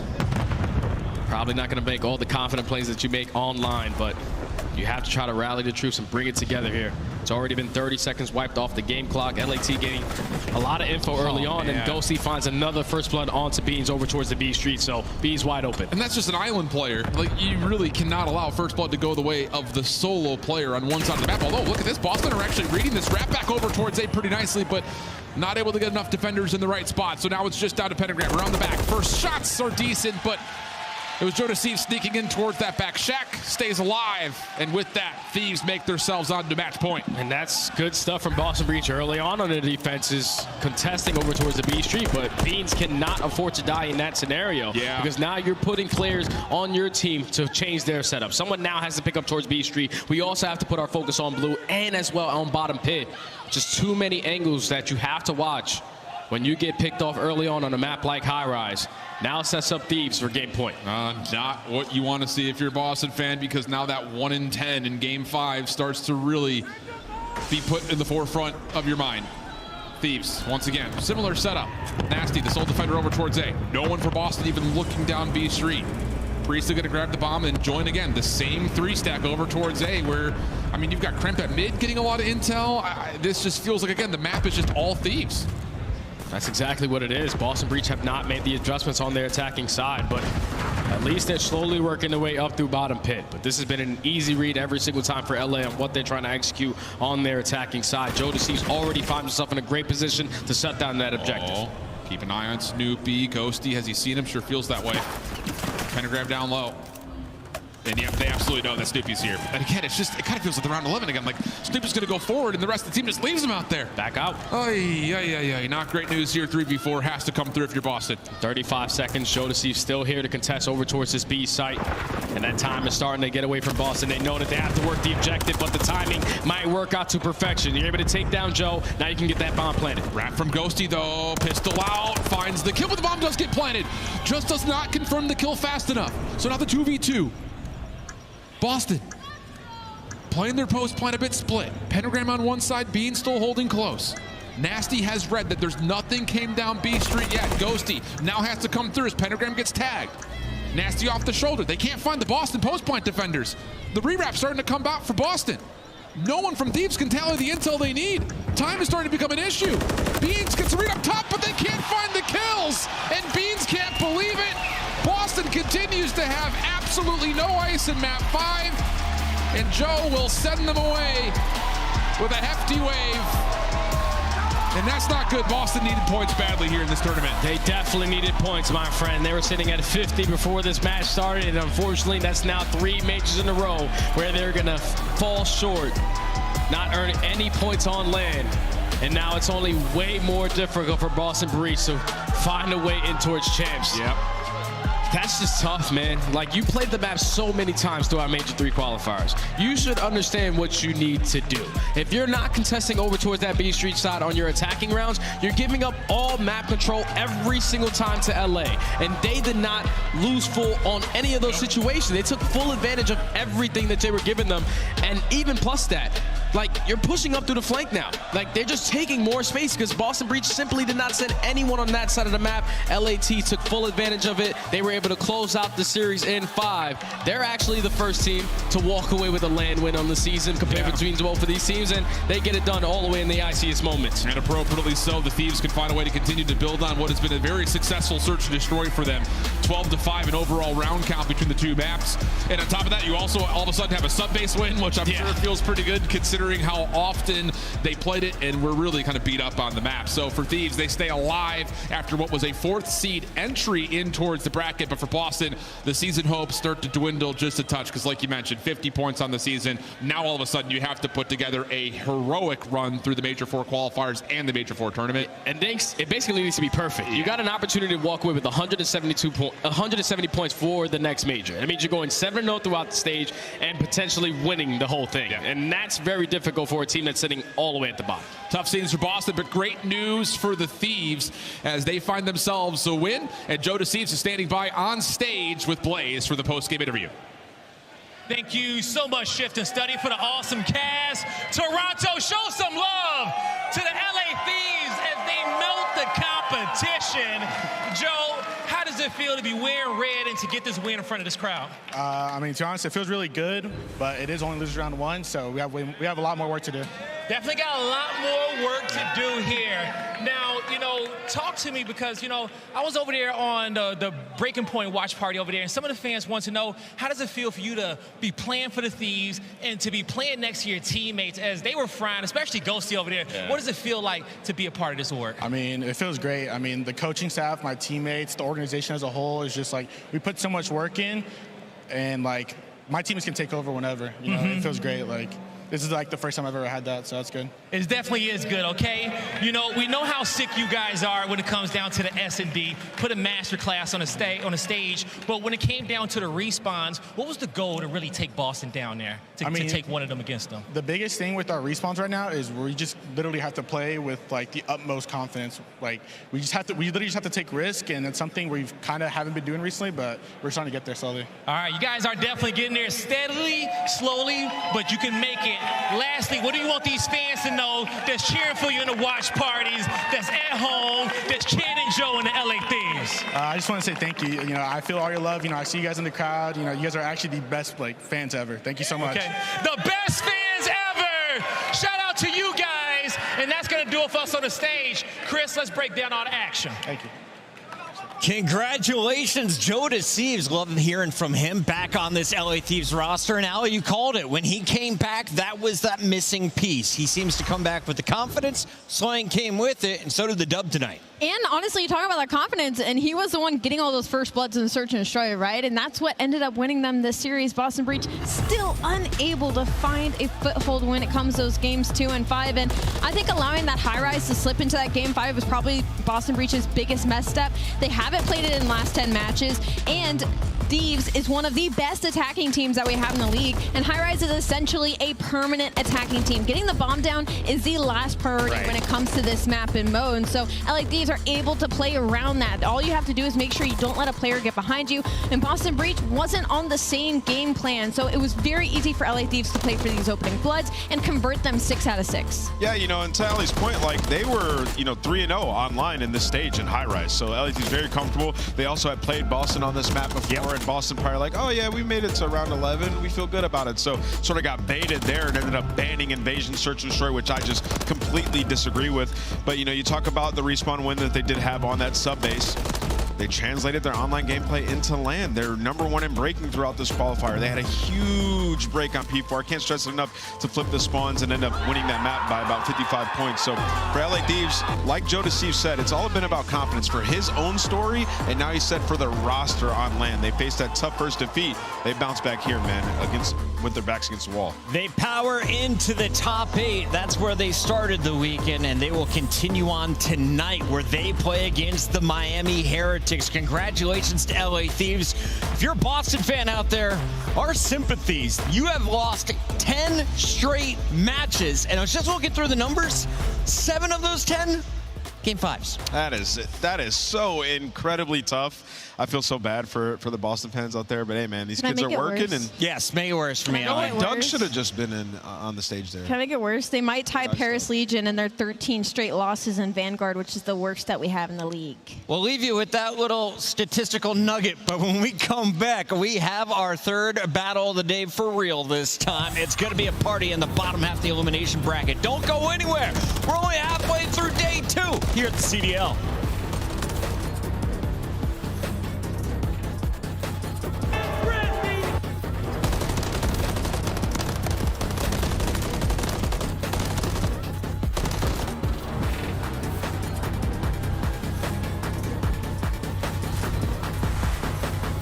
Upgrade your game with the Scuff, the official controller of the Call of Duty League. Start the season strong with the Call of Duty League Pack. Grab yourself the CDL Operator, Weapon Blueprint, and so much more. Check out the Call of Duty store in-game now. The Cataclysm Pack is available now. This bundle includes the Cataclysm Operator Skin, Dystopia Weapon Blueprint, Iron Lung Charm, Vroom Animated Calling Card, Alpha Vinyl Guiding Light Emblem, and Scratch Tally Weapon Sticker. Use these items in both Call of Duty Modern Warfare 3 and Call of Duty Warzone. Available in store now using Call of Duty points.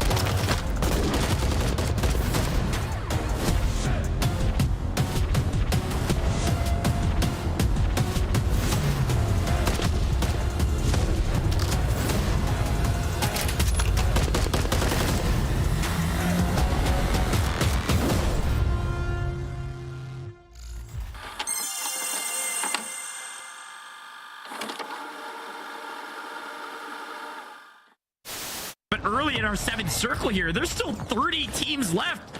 You don't have any resources. Get to the zone if you can. Win your gunfight. Maze somehow sneaks through. You see a lone newbie Spartan running around like a chicken with his head cut off. There are so many squads. This is unprecedented. Being able to see this from the Codcaster is so special. There's our first moving zone. All just on the outside. But Nate team was in 6. Going big here, finding one. Tapa gonna try to take down Watch Waldo, but falls. The trade from Nate Dogg, it comes through. 10 eliminations. Look who's last alive. It's Huskers in a final 1v1. They eliminated each other. Who wins the gunfight? Huskers pushing the fight. Zoning off with the grenades, finding it. Swings around the corner, no place, but chows it anyway. Nate Dogg gets the better of Huskers for the win. Nate Dogg with 11. Dead. Nice. I'm good. Nice as. No, he peeked over. Hit the res dead. Hit the res. Watch out. I'm really weak. Here. Popping plates. Play down. Yep. I am. Oh, dude, I'm coming. Nico, you might be able to get me. Top. 3v1. Oh my. Oh my God. Go! Holy shit. We gotta find him. You guys get smokes if you're a little weak. Run the outside. He's running the outside. Teddy. You're right. Close. Let's go, baby! Come on! Let's go!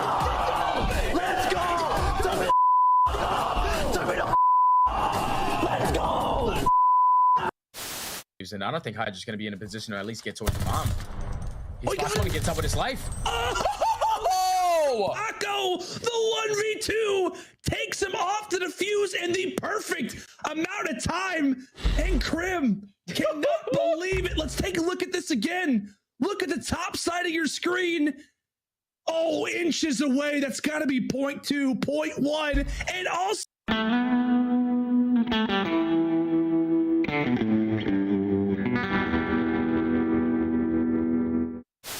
Attach Eric Boom. He's got a lot of these moments in his career. Why don't we tack on another one? The new guy? I've been doing this my whole life. And as soon as he sees him, runs away, just hops it, able to get the defuse.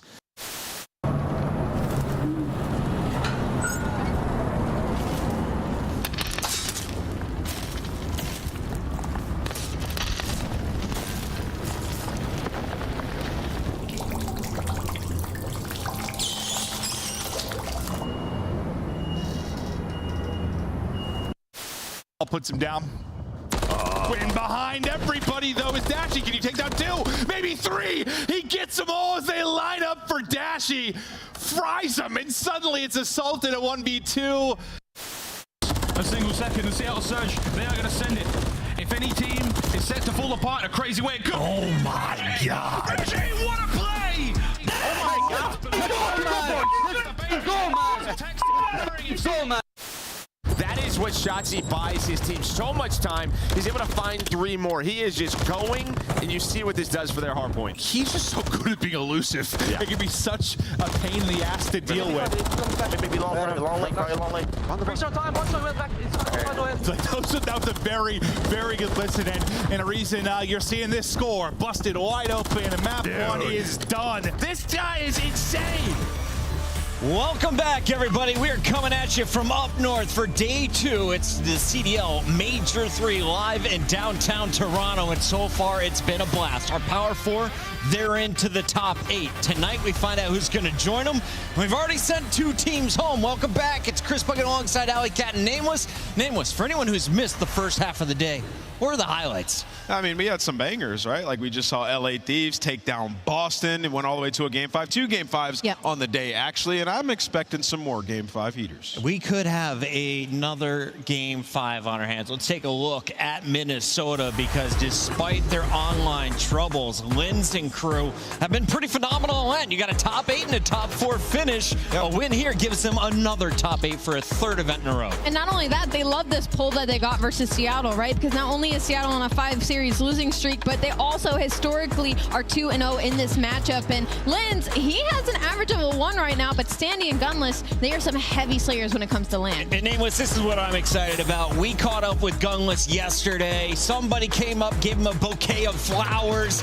Everyone excited to see the man return. It's been 2 years since he's been in the CDL starting lineups. Yeah, you know, and he's had some pretty good maps. There's been some growing pains with this new roster, but he told us that he's going to go up on that stage. It's his debut back and slam his former teammate. What was the quote? Suck the soul out of the enemy team? Whoa, something like that. Snatch. There we go. Whoa. Let's take a look here.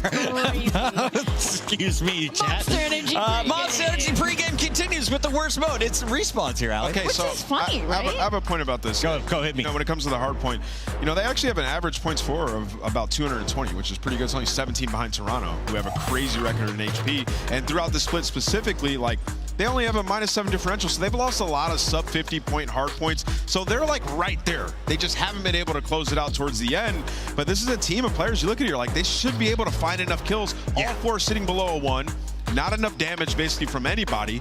They should be able to contend in the HPs. Hasn't been the case so far. And I love the return of Standy. I know things didn't work out with him on Legion, but he's had some explosive games. He could lead them to 2 hardpoint wins potentially. But on the other side of this matchup, you have Seattle Surge, who's shown us a lot of improvement here in Major 3. They had a much stronger qualifier, but they've got a top 6 already. They bombed out with a top 12 before making this roster change. Yeah, unfortunately, they had to go up against a hometown team, Toronto Ultra. But when you dive into that series, they were able to take the control. I think that's going to be my biggest focal point right now, because this is a team that is 2-5 now, going to be 3-5 overall in that game mode, and they were able to take the hometown team off of it. And the respawns were only within like a hill or two, so some opportunity there. I'm just worried about the amount of slaying on this team when it comes to land, because on the other side of the stage, you're going against Gunless, Standy, Linz. Those are very high-octane, fast players, but they have anything to lean back on in the Monster Energy pregame. Their best mode's going to be that search and destroy. Yeah, I actually think the hardpoint's been pretty solid. Yes. I even think the hardpoints yesterday were good.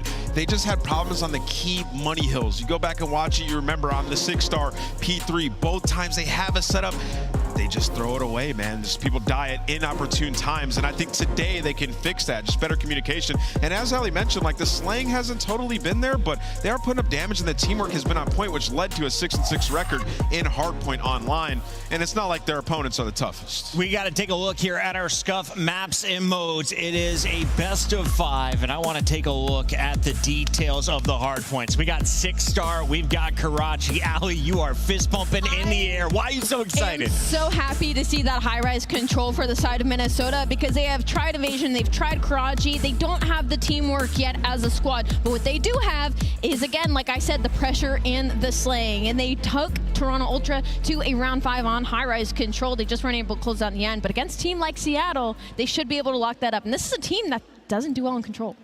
Yeah, I mean, for Minnesota, last stage they were good at control. I don't know what happened. They were 5-4. Obviously, they make a big roster change, but 1-6 throughout this split, just kind of unacceptable. But also, you look at Seattle, they haven't played a high rise throughout this split, so it's yet to be known what's going to happen there. I think when you talk about that 6-star map 1, the record shows Minnesota is 0-2, but it was in their last 2 matches that they got those 6-star reps, their first 2, and they were relatively close. So they could feel good in practice on 6-star. We'll see how it goes. Minnesota's surprise run at Major 1 has been good enough to keep them in the top 5 since the start of the season. They are currently right behind the Power 4 in accuracy, looking to snap the slump. A .76 at Major 2. The whole team was getting bombed out in the respawn. He's looking to have a great event here in Toronto. He normally plays well in the north. Yeah, and it's tough because for Lamar, like, he's been the only player that's kind of had to stay static on this team. I mean, same with Linz, but he's just going to be one of your slower ARs. He's going to be posted up holding a lane, where the other 3 players on this team have upped the pace tremendously. So it's changed the identity of Minnesota Rocker, and that's why I'm excited to see them trying out new maps in this series as well to find their comfortability. Because on Invasion, I can see where they're not a strong attacking team in control, and they would lose kind of the comms of, okay, which side are we going to kind of go for? Do we have an opening here? I can see where that confusion can happen. Nameless, real quick before we get to the pick'ems. So we've got Gunless on one side, who was just brought up this season, going up against 0-4 on the Seattle Surge, who was just brought up for this major qualifier. Is this a good thing to know your opponent inside and out going into Search? 100%, man. They're going to be obviously going extra hard to beat each other, but yes, it will definitely give you an edge knowing what positions they like to play on the map. And do we go to another Game 5 Search and Destroy? it's highly likely. I actually do think we go game 5. Let's lock it in, make it official. Our Scuff pick'ems are led by Allie. She is 6 for 6. Is it going to be 7 in a row, Allie? I think so, and I think this only goes to a game 4. I'm going with Minnesota Rocker. Minnesota Rocker in 4. Nameless? I'm going to go with the Seattle Surge. I think they take it in game 5. I'm going with accuracy lens today. I'm feeling Minnesota powering into another top 8 finish. But are we right? We got to find out as we get this party started down on the stage. Guy Blaze, you ready to get this going? Hell yeah, Chris. I'm ready to get this one started. But my next question, Toronto, are you ready to get this started? Another storm is brewing. The first squad coming to the stage, looking to drown out the competition. As you know, here comes those boys from the West Coast.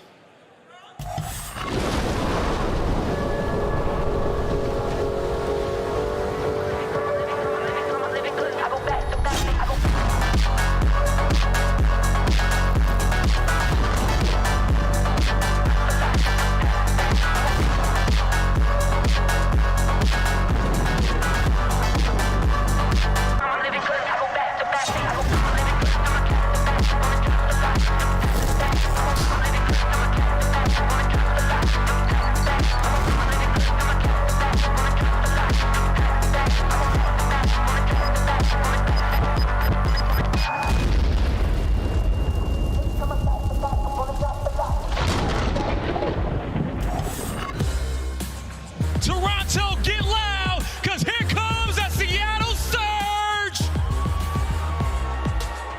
We got Ofo, Hoog, Abuza, and Brezzy. In the eye of the storm they go. The Seattle Surge is ready to flow.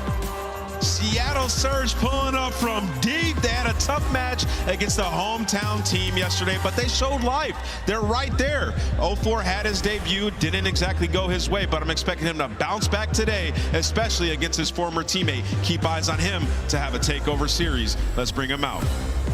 Let's bring him out. The stage may be a little wet from the surge, but we plan on ice, and it's time to freeze this one over, because for the first time this weekend, get ready, because here comes the Minnesota Rocker.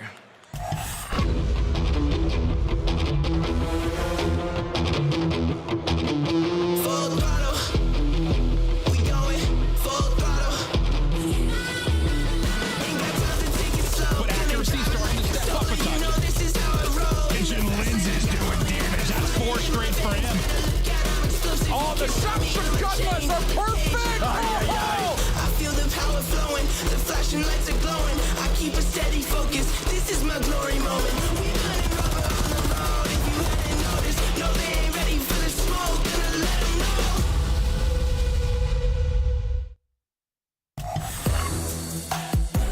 Toronto, give a warm welcome for the Minnesota Rocker!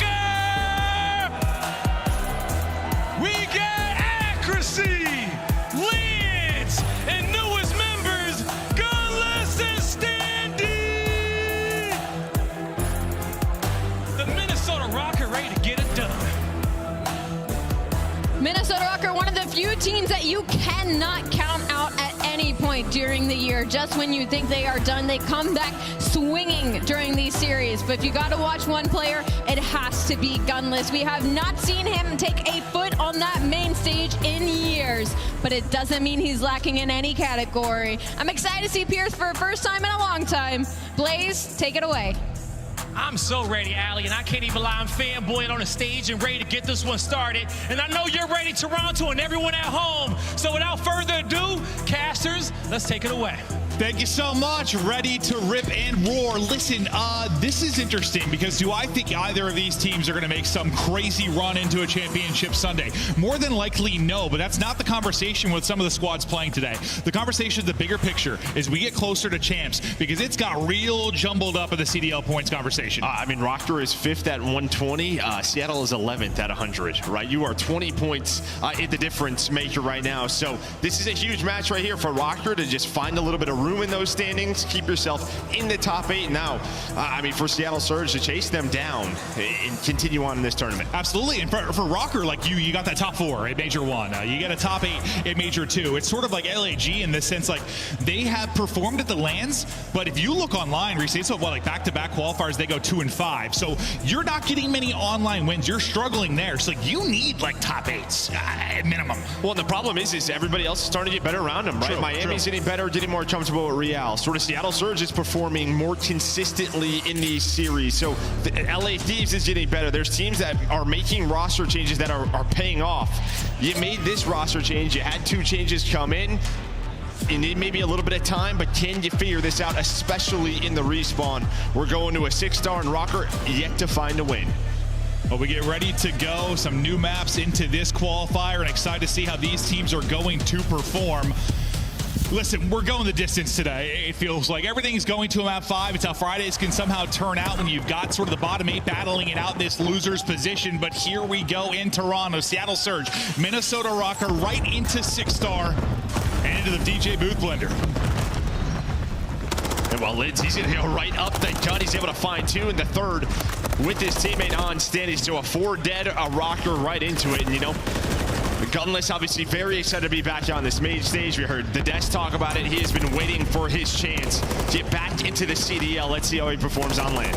No, I'm excited. He's had some of my favorite moments as a commentator. That guy has been in form past years. He's been one of the best players, if not the best players on the planet. Now, are those years probably gone? Sure. But can he still bring it on the main stage? Absolutely. But where he's sometimes found success, or Standy has sometimes found success, it seems like accuracy and Lens have been tailing off at times. Is that just due to the roster combination now? Well, I think it's just due to sort of the pacing, right? You had Vivid on this team that allows, Lens to pretty much do whatever he wants, and then Awakening maybe a little bit quicker, or maybe Gunless and accuracy are having some pacing issues as an AR.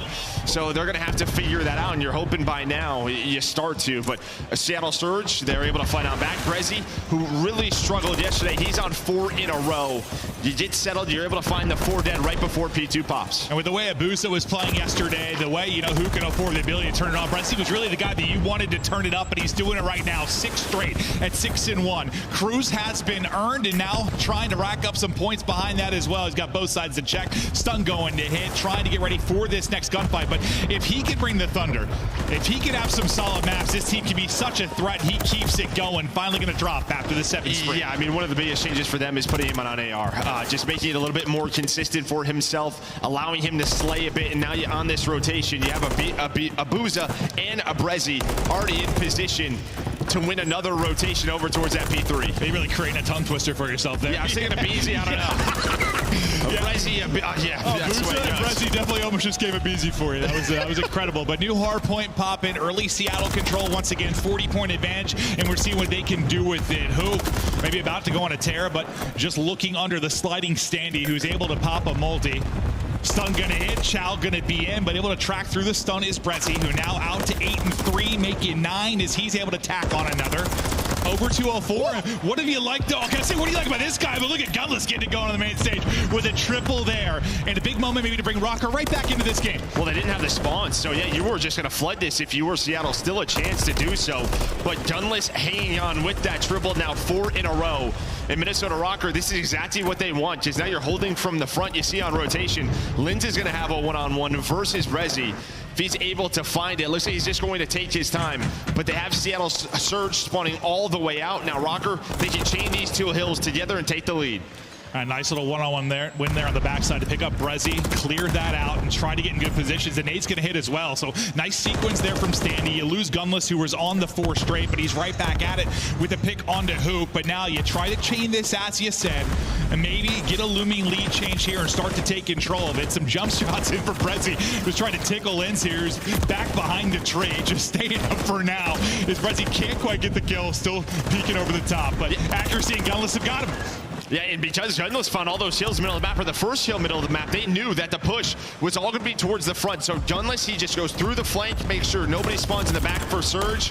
And now Gunless, a great life here. He's able to find that rival 9. Minnesota Rocker able to take the lead. Yep, they go out in front now, and Gunless starting to be on a heater. 13 and 8. Him and accuracy really starting to light it up. If maybe we thought Brezzy was the one you wanted to see improve here on the other side, accuracy, they showed the stats coming into this. we were talking about this being like kind of rejuvenating his career, sort of this title with the no snaking GA and the ability he was having to really make the plays, be the leader. Still gonna need to get it done with the gunny sometimes. So it was 5 in a row before gunless drop, and accuracy now on 4 in a row of his own though. Yeah, 10 and 8 starting to get things going, but you're gonna need a break here for Rocker or Surge. Able to find a couple of rotation fights, accuracy working the pinch with that rival. Does get hit by a nade and his teammates get taken down, but can he find a streak here? Looking for someone swimming, just gonna dive on in. Tries to catch it, Tommy instead gets caught. 0-4 with the double there to shut it down. Excited to see him on the main stage, 8 and 13 now, but still many opportunities to have a bright moment as Rambo Ray and this squad try to improve things over the course of this week and get a bit deeper into this tournament as they're battling for these ever important CDL points. Another wave of kills here for Abuza and Seattle Surge. Abuza able to get a triple, finishing it off with the pistol inside. 10 seconds remaining on the hard point. Now we get ready to head back towards mid. Any big takeaways here through the first set? Well, I think nobody's really been able to take advantage of a big break opportunity, right? It was that P2 hold by Seattle Surge that got them in the lead, and then Minnesota Rocker through the front at that P4. That's where they found majority of their points. You do have this streak on the side of Seattle Surge and Brezzy to break this P1, but you're gonna hit the top, and well, that's not gonna turn into a break. Now it's on to 0-4 with the rival, but he gets cut down by Gunless. Yeah, I was kind of wondering when that might come into the fray, and it does right there, but not gonna lead to anything. You still try to have this on lock, a contest in there for a moment. Abuza looking for another multi-kills. They have the 11-point advantage currently, but with 30 seconds left, shortly here, we're going to start to think about our upcoming hard points and the rotation. But Hook not quite able to win it. Standy up to the fight. The trade there quickly from 0-4. But what do you see on the minimap, John? Yeah, accuracy hits a spawn. There was an opening right now, and now Seattle's going to have no idea. Abuza's just going to get shot in the back. There was an opening on the right side of the minimap. Nobody plays safe, and unfortunately, the game gave both teams that right side spawn. So Rocker, they're going to be able to set up for this P2. And we see that on a lot of these maps. Like when it gets a little bit chaotic, yeah, you have kind of that, I won't call it a parallel spawn. You're spawning on the same side just a little bit. It's just like a staggered spawn for both teams, sort of, and it gets these awkward scenarios where it's like, are you going to read it or not? Yeah, and yeah, it's just like they're both right on the same side. There's just a couple of feet from each other behind a wall, but Seattle Surge, they deal with it. They're able to find the 4 dead. They just fight through from the front. Yeah, a lot of times, I mean, if you can find the success here, if you can fight through the front, oftentimes it's going to lead to another rotation, another setup in the hard point. Can you keep it going? That's 4 dead, and you still spawn on the backside if you're Hook, so you're still kind of trapped in. If you're Minnesota Rocker, who can win that one-on-one on the other side? So with 20 seconds left, it's exactly to a chance what I was saying. Win this from the front, win that next rotation, and now a chance for streaks as 0-4 is pouring it on. 7 straight, dropping bombs on the main stage here as the newcomer to Seattle Surge. Yeah, he starts off with the rival, finds an MCW on the floor, able to use both those weapons, and as you said, you win this rotation through the tough spot. Hook was able to find the first rotator, now dealing with the reinforcements as Seattle Surge have a 40-point lead. Let's go to a listen with Seattle Surge. They're spawning white, they're spawning white. I'm on the right. Long dead. Wait, just watch out. I'm behind him. They're right. One more white. Shoot off. Nice, snap. They're all gonna be trapped. I got naded, guys. I got naded. I'm mapping you front, I got naded. Good midlife. Sandy, watch out for me too. They're here. I got one. I have my wood. Yo, in the back, I'm pretty sure. I got it some. Wood. No. 2-1. There, one more. Wood. Nice, he's getting hot. Wood again. That 2 1 4. He's close right. I play for that. That's a good time. Close right, good. Nice, one more. Do you want to be yeah, pop. Nice, yeah, go. Yeah. Good time. You're spawning. Yeah, he's watch out. He's dead. They double stun. On the team. Spawner. Let's take our time. Go out. I'm here, over. Just bait me. Snapping. You're gonna be deep. EP on. Play. That's Lamar. We're missing Lens. Stay alive. One's cat. He's ironed up cat. You go through house. There's two. I'll go cat. I'll slow cat. Watch that, Sandy. I'm getting up. One EP time. Nice. He need a pass. Cat in house. Make sure you go cat. Yo, left hand, bro. Yo, he's ironed up cat. Back out. Watch out. We're back, and Rocker are fighting as they're trying to take this into the late game. So many tags into accuracy, but he stays alive for what seems forever. A team kill comes through, but you're finally able to eliminate him. Now trying to snap in his hook, a very difficult gunfight, and Rocker continue to battle, approaching that 200-point mark. Now you do have Linz on rotation. He does get spotted 0-4. We heard in the listen they were trying to set up the cruise, but Rocker found every single kill, able to lock down the office, not allow Seattle Surge to get the position that they wanted. So you're within 30, but now you have to break, and then if you do break, you have to deal with this cruise. I guess the good news is maybe you don't have to break. Maybe you can just contest like in the pool. Sometimes just get in the water and stay alive as long as you can. Or you just break on through and you get pushed through to the other side. So you're tucked away with your gunless. I thought you had a freebie, but Brezzy able to win it. Now the crew is going to be coming in, trying to evade the tower, able to go past, over the top, through, and hit one. Accuracy will fall. There's a team kill at the same time. You did eliminate two, so you still have a presence here in gunless. I was just saying it was a 2 for 2 until the teammate came in. So a little bit lucky there for Seattle Surge. Now they only need 15 more seconds. Rocker have to go, have to fly on through. Abuza with the AR locking it down. The slaying has been one-sided on this map. Standy's able to win one, trying to get into the pool. Diving, cannonball, and can he buy enough time for his teammates? Gonna be so difficult. Seattle Surge not able to do it quite yet. And well, they don't get it tasted on rotation. Gunless is here. Holy hell, I thought they had it done, but the cannonball just enough. And now Rocker, an opportunity to do this. Gonna be so difficult to hold in mid, but you just need 1 second if you are Surge. Maybe one more gunfight to slide on in, and that will do it. Nearly a miracle there from Rocker. An organization that is not a stranger to miracles in the history of the CDL.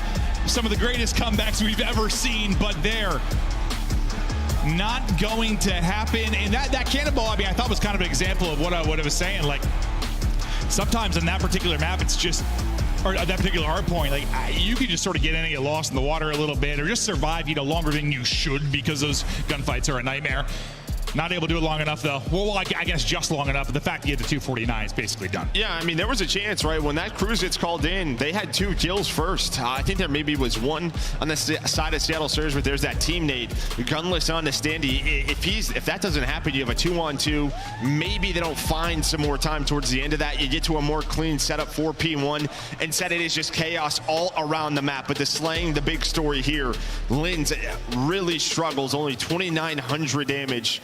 Something we've talked about since this team change. He has not gotten back to form. No, he absolutely is not. On the other side of Booz, it kind of keeps it going from what we saw from him yesterday. He's been the one just putting up digits on the team. He's able to do it again here. But yeah, that team kill nearly caught me. Sometimes as a commentator, when I'm in those crazy moments and you're just yelling and hyping it up, like you look at the kill feed quick, you don't notice the team kill. At first I didn't. I was like, wait, why do they not have an extra guy here? Then you realize one was a team kill, and that throws off everything. And in those insane moments, I mean, yeah, it's usually a Simtex or stray bullet, someone just so weak that you end up getting the game kill. Yeah, but I think the big moment is really the second P2 because you had sort of the weird spawn that set up Rocker for it. 100%. But then Seattle Surge, this is when 04 gets going because, yeah, you see number 3 on the minimap right here. Abuza is already at next. That gives them that big lead, chaining P2 and P3. Now Rocker do fight on back here at this P4, and we were in the listen. They were trying to use the cruise, but they took their time, rotated on over. Once Rocker broke this, you were able to use it. No, I think you're absolutely right. I mean, we talked about it in a big way when it happened, but you kind of get that goofy, wonky, side-by-side spawn, whatever you want to call it, and it looks good for Rocker. You think they get blessed, and then suddenly you have them in the trap blender where they've got to rotate the entire way around. And I don't know the exact amount of time you got from those 2 hard points, but it was close to like 2 full holds. I mean, that was absolutely your run. And for somebody like 04 to have a big moment like the 7 spree, your first time kind of on the stage like this, playing against a former teammate in Gunless, that's got to get the blood flowing a bit. Oh, no doubt about it. Yeah, obviously Gunless and 04, they won the last Challenger tournament together. They both able to get into the CDL, but you see how close it is. But yeah, you see the second P1, it's an 11-point game. After that, you get 13 points across those hard points, does Minnesota Rocker. That is when Seattle Surge build that lead. They build it, and then they do not look back. Able to maintain that. I thought maybe some late game heroics as you just got to a final hard point there back into mid, but not going to be enough juice in the tank to close it out, or bring it back, I should say, if you are Rocker. So Seattle go up 1-0. We now look to back-to-back high-rise and to back-to-back Karachi if needed. As we get over to the search and destroy, I mean, there's not going to be a ton of positive stats for these teams, just based on the fact that you had a rough stage if you're Rocker. If you're Seattle Surge, you start out like 3-1, but then you're on a 4-game skid. But what are you looking at here as we get a little deeper into it? I mean, I guess this is sort of the better game mode for both of these teams. 0-4, ever since he slotted in for Seattle Surge, he has been fantastic in the search and destroy. 1v3 machine when he came in, Yeah, I mean, Respawn has really struggled for Rocker, so you've gone deeper into some series due to your search and destroy. I mean, you're 4-5. It's nothing great, but, I mean, they've competed. But here on High Rise, it's like 1-2 for Seattle Surge, 1-1 for Minnesota Rocker. So, I mean, it's a map they have reps on.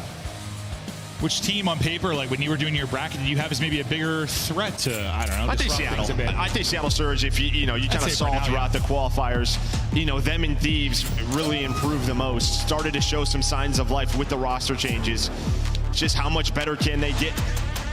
Yeah, I mean, able to win 3 series, obviously, maybe a honeymoon phase a little bit early on, some magic there for 0-4 as he got into it. But as you look at High Rise S&D, I mean, take it for what it is in the sense this is the overall season, and we're talking about teams that made some very drastic changes as of late with the squadron. But we get ready now to roll into the map 2.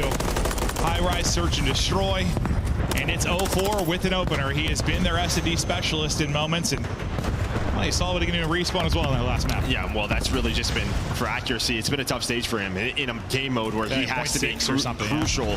He has been before in his career time and time again, but sitting at a 0.6, I'm sure he is not happy with it. Trying to hope he doesn't have nade spots on his forehead like that. In 0-4, it's nipples on the railing. He's doing the balancing act there and now trying to pounce. He's got Standy sniffed out, able to chow the corner and win. Kind of an awkward gunfight there, and now spot in the corner is a Booza. Suddenly it's going to be Lens by himself at range, able to hit those shots and take one down with the rival. So 1v3 now into a 1 versus 2, and Lens, are you kidding me?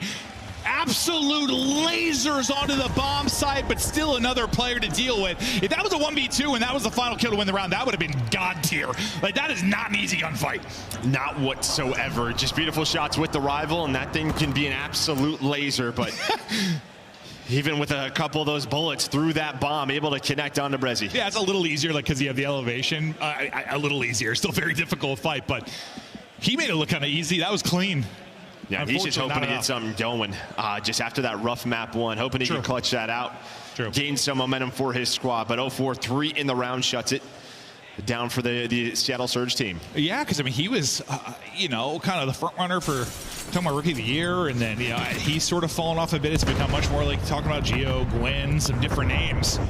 I'm sure everyone's prideful. He wants to get back in the conversation, back to Fry. Just haven't had as many individual moments.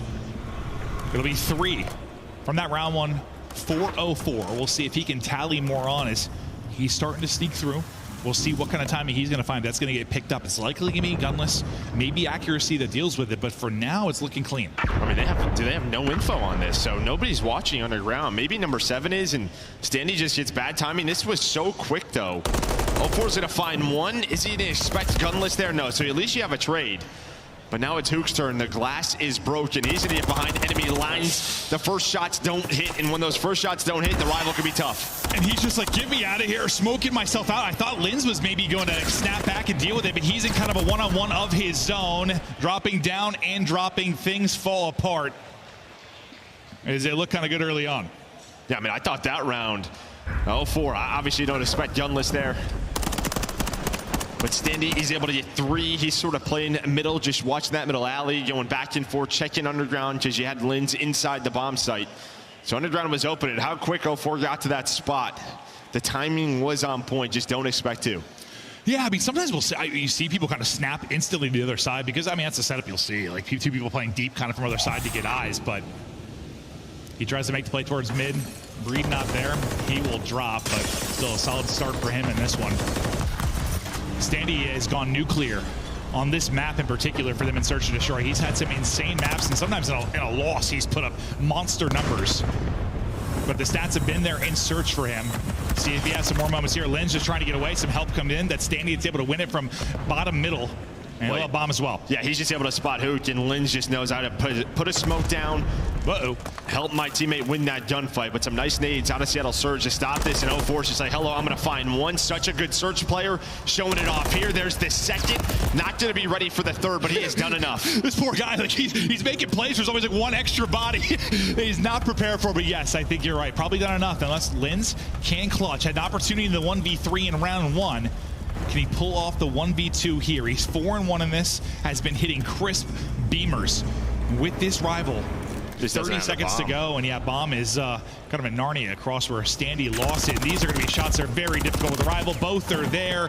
Hoping maybe he's got a one-on-one. He had some nice hit markers to start, but it's a double chow with MCW's at range. Yeah, just sort of what your fundamentals from the side of Seattle Surge, just roaming the map together, making sure no gunfight is easy for Linz in long range with that rival. It's going to be tougher than with that MCW.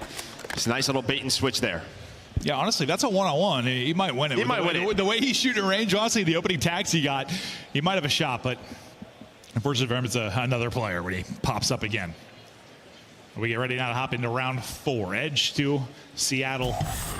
Still the 04 show. Accuracy, search and destroy woes so far, continuing at 0-3, but always got a chance to maybe have a clutch moment. Some great tags for second from Brezzy. Probably gets 5 or 6 hit markers, but not quite getting the kill. Hook trying to take the route. The question is, will eyes be? He drops it. Now you're in a very tough spot if you're Hook. Yeah, I mean, you see Accuracy just jump spotting here. That smoke is going to go very far down there. I don't know how far, but stories and stories and stories. And down outside of the map, Brezzy is left in a 1v3. He smokes off 4th and Broadway or whatever's down there. Like, there's a car accident.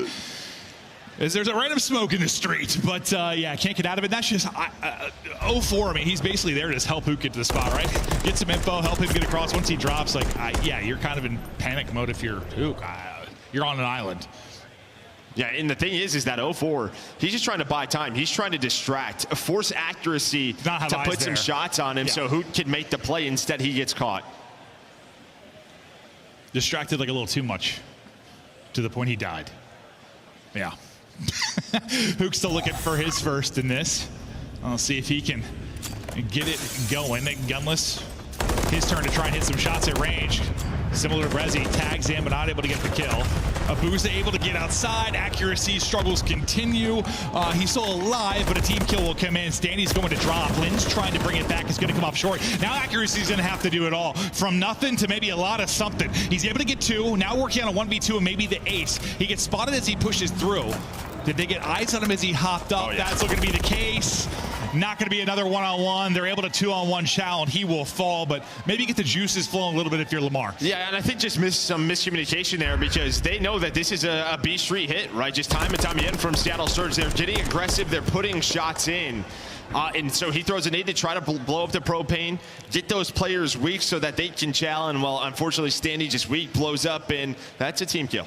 Yeah, and that's like the last person you probably want to take out because he's often going to be your point man, finding entry kills, battling for you, bottom middle, looking for openers, and as soon as he falls out of it, things sort of unravel as he's still leading the way with Linz. They both got double digits, but Linz obviously some kills in like some very tough clutch scenarios that haven't led to anything yet. But you still maintain the advantage if you're Seattle. We're on Hook's POV, who's still looking for that opening kill as the entire map's exploding and shaking around him. At least one spot for information there. Yeah, it can be tough for a player like Hook, right? Running this rival, what timings are going your way.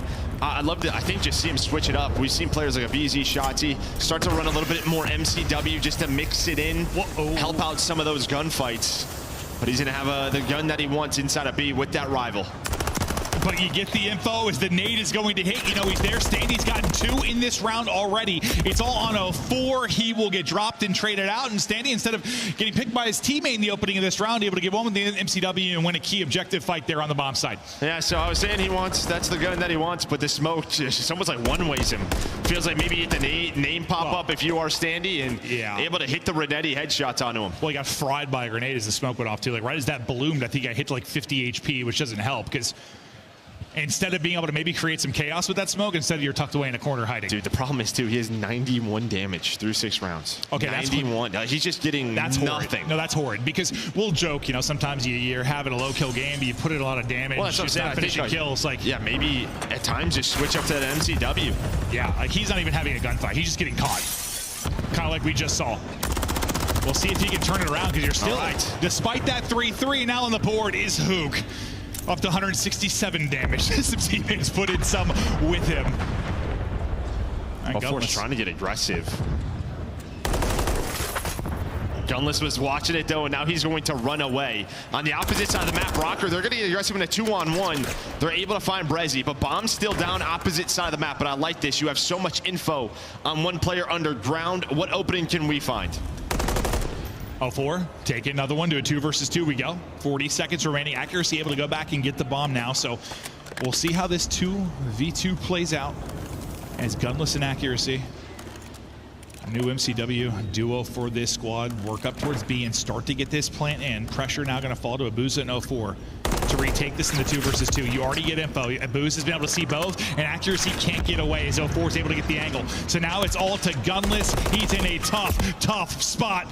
I think he was thinking maybe utility, but he didn't have anything there as he looked up for a moment. Abuza with the info in the chow, and it's an easy 2-on-2 retake there for Surge. Yeah, I mean, you just get all the info, right? You get the early shots in Accuracy. He tries to reposition. So then Seattle Surge able to hone in on him, and then just putting shots into Gunless makes it, well, just so he can't have a clean gunfight. He's trying to reposition. That buys enough time for the 2 Seattle Surge members to just lock him in. Yeah, he had to just obliterate somebody from that spot. Once you get spotted, you're just going to be getting ticky-tack damage every time you're trying to peek. He would have had to hit straight headies and World Star somebody probably if he was going to pull that one out. It's like a great spot to be until people have angles on both sides and they're just holding in that situation. Good luck. Surge back out in front as Hook got his first on the board. Going to be working a little 2-man game with the 04, but Standy another first blood. He's had a lot of openers, and the struggles continue as Standy lines him up and fries him a triple on the plate for Standy as he's now working on the ace. Abuza, last man up. See if Standy can continue to feast, but Abuza, he's hiding. He's across the map, and it's Lamar getting in tags. Standy's trying to find the ace, trying to find it, but I mean, you saw the POV from Hook. Like, what? He's taking that gunfight with a right. That's insanity. No, you're not wrong. But this reminds me, though, of like we casted Standy on this map. I think he had like 15 for the L or something. Like he's had these games where he individually is being a monster, but they're struggling to put it forward as a collective effort. Granted, you should be tied up 4-4 and a chance to win it. Here's your hunt now. The final kill comes in. That should be the ace for Standy. Is up to 13 now in the map. And he's got a real feel for it. It makes it easier, too, when people are just running at you the early going, and you're catching everybody sprinting. Yeah, I mean, you had Hook, and then 04 was following up, maybe just trying to get a quick trade, but you hit the little crouch spot. I mean, this is just such a difficult gunfight. We're on the other side. There's the first blood, able to catch Brezzy, trying to cross on back, then the reposition. Oh, it's Sam and Frodo! Yeah, just going to keep on pre-firing right there. And you know he wants the ace, given the calm, the stuns, the nades were in, able to hit the pistol shots. Beautiful. 13-3, 4 in a row. Also tied up 4-4. He's trying to put in more damage. A couple headshot tags in, so that'll back Abuza down for now as he gets ripped. But as good as he has been, it is a team game. Linz is, right there with him. He a 3 for Accuracy, 1 for Gunless. The main MCWs for the squad. Not finding success yet, but can Standy be a one-man mission and continue to take over? As he's the guy just watching. I was going to say, can Abuza see him? Like, what is that angle? But yeah, the name's going to pop up. He's going to put some shots in. But Hook is there to help out Abuza down low. So you have a 2-man setup, but I love this. They're not going to play aggressive inside the site. Let's just take the bomb. Oh, he's back down like 3 different people, just hitting some nice shots at range. Inching your way up the map. Hook once again, some damage. Standy another first blood in this. A first blood monster right now. On 5 in a row, he's got 4 first bloods to go. Trying to give himself another gunfight. Everybody lines up in front. He's at least able to take down one. His teammate is there on the cross, I believe. 15 now for Standy. 15, and he finds the first blood. He plants the bomb. The man is truly doing it all here. And I think if you're Seattle Surge, the way that they have just been losing that streak time and time again, even early, right? There's 2 or 3 players for Rocker. I feel like you just have to take the other side of the map, take helipad control, put pressure on the flank instead. They just give up that B bomb and Standy takes it away. Yeah, it's like, gentlemen, let's pretend you're all like on a recon mission. Tell me where people are. My name is Standy. I'm going to fry them. he is brimming with confidence right now, and you have the Cruise in the back pocket if needed. Try not to get any friendly fire in, and it's a bit of chaos. Hook, I'm not sure how he's alive. That felt like 72 hit markers you get for Standy, but at the end of the day, you lose 2 players. A team kill comes through, and Standy's got more work to do. Maybe looking for a record, more damage in. The map's exploding, 31 HP. He's gonna finally drop accuracy now to make the play. It's not gonna happen, and we're getting ready to head to around 11, and now I'm having fear it's going to be this again, where you have this monster map from Standy and you lose, but you got the Cruise. There's just, I mean, this is, yeah. What's the beginning of that round, Joe? Well, I don't know. Again, we're just dueling B-Street. I feel like we haven't seen this since like stage 1. We're gunslingers. Yeah, just literally. I mean, Hook was count to 5 and draw. Hook is literally shooting again here with a rival, just like taking those fights. The man does not care at all. But all right, we have a defense. They have to plant the bomb. Let's play around the Cruise, right? It's got to be the play. Yeah. Or just let Stan do whatever he wants, because that seems to be working as well. Just can't die. Standy will definitely be the one that needs to make the play more than likely here. As you see from his POV, all of the utility being exhausted. He's led the way with first bloods in the round. He's got the Cruise, which we'll highlight once that ends up coming into play. He's about to use it right now. Just waiting for a timing where he can catch a Surge player, get info, but hopefully at least a kill. Maybe you're just waiting for a spot into the B bomb site, and that's going to be it. So someone's watching the ladder in, and now you're going to call this in. Everybody's running. Look at the blue arrows. Scrambling. They're all going to be underground. I think they're going to be safe. They are. They have 40 seconds to work with. Now, I like this reposition from Linz. You get aggressive. You retake the B bomb site. Accuracy with the first blood. Pressure now over to Gunless. Standy, another. Linz follows it up. 1 player left. It's all going to be on a boost and now to try and get it done. Not able to do it.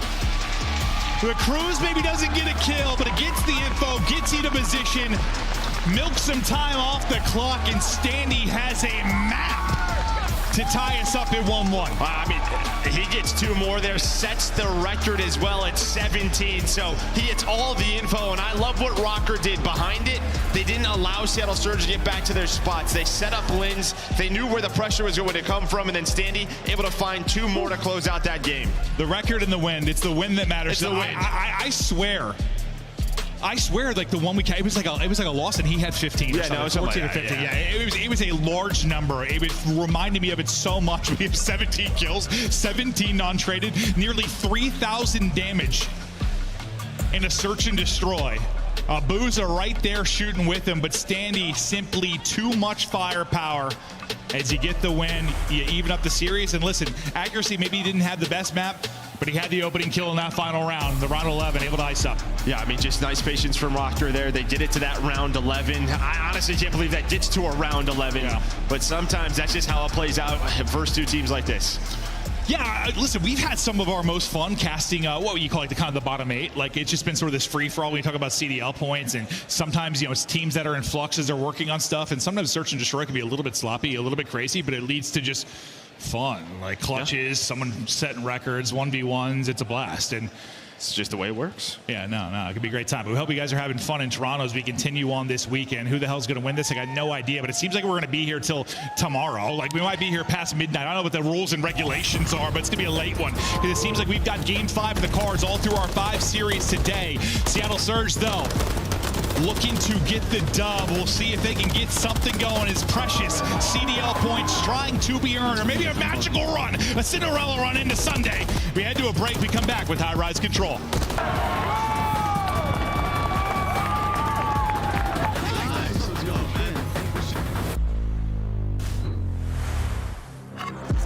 Upgrade your game with the Scuff, the official controller of the Call of Duty League. Scuff Gaming is doing an ultimate giveaway where you and a friend can win a chance to go to COD Champs this year. The giveaway includes 2 VIP tickets, travel expenses, and more.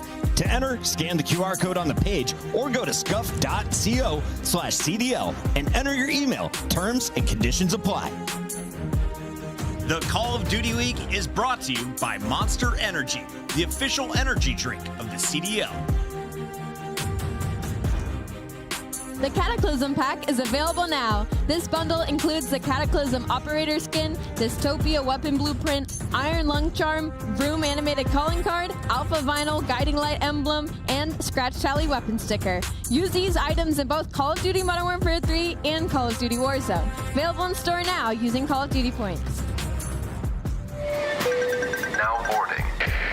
Operators, welcome aboard your direct flight to sunny Urzikstan. Please adjust your seat to the upright position and ensure your loadouts are securely stowed in the overhead compartments. Dude, get off. If needed, gas masks will drop from the compartment overhead, ensuring your safety throughout the war zone. If you are teaming with someone who needs help, assist them only after placing on your mask first. Ensuring headset devices are fully operational for crispy comms. Because nobody likes a silent teammate. In the unlikely event that you land in the gulag, please refer to the safety card in the seat pocket in front of you. This is a battle royale specifically for trios. Call of Duty Warzone Matchpoint will be introduced for the first time, and Solo YOLO will make an appearance. Expansion regions are back, and that means once we land, everyone will be competing for a piece of the massive $1 million prize pool. Thank you for flying Urzikstan Airlines. We know you don't have a choice when flying, but we appreciate you choosing to hot drop with us today. Good luck and may the best squad win.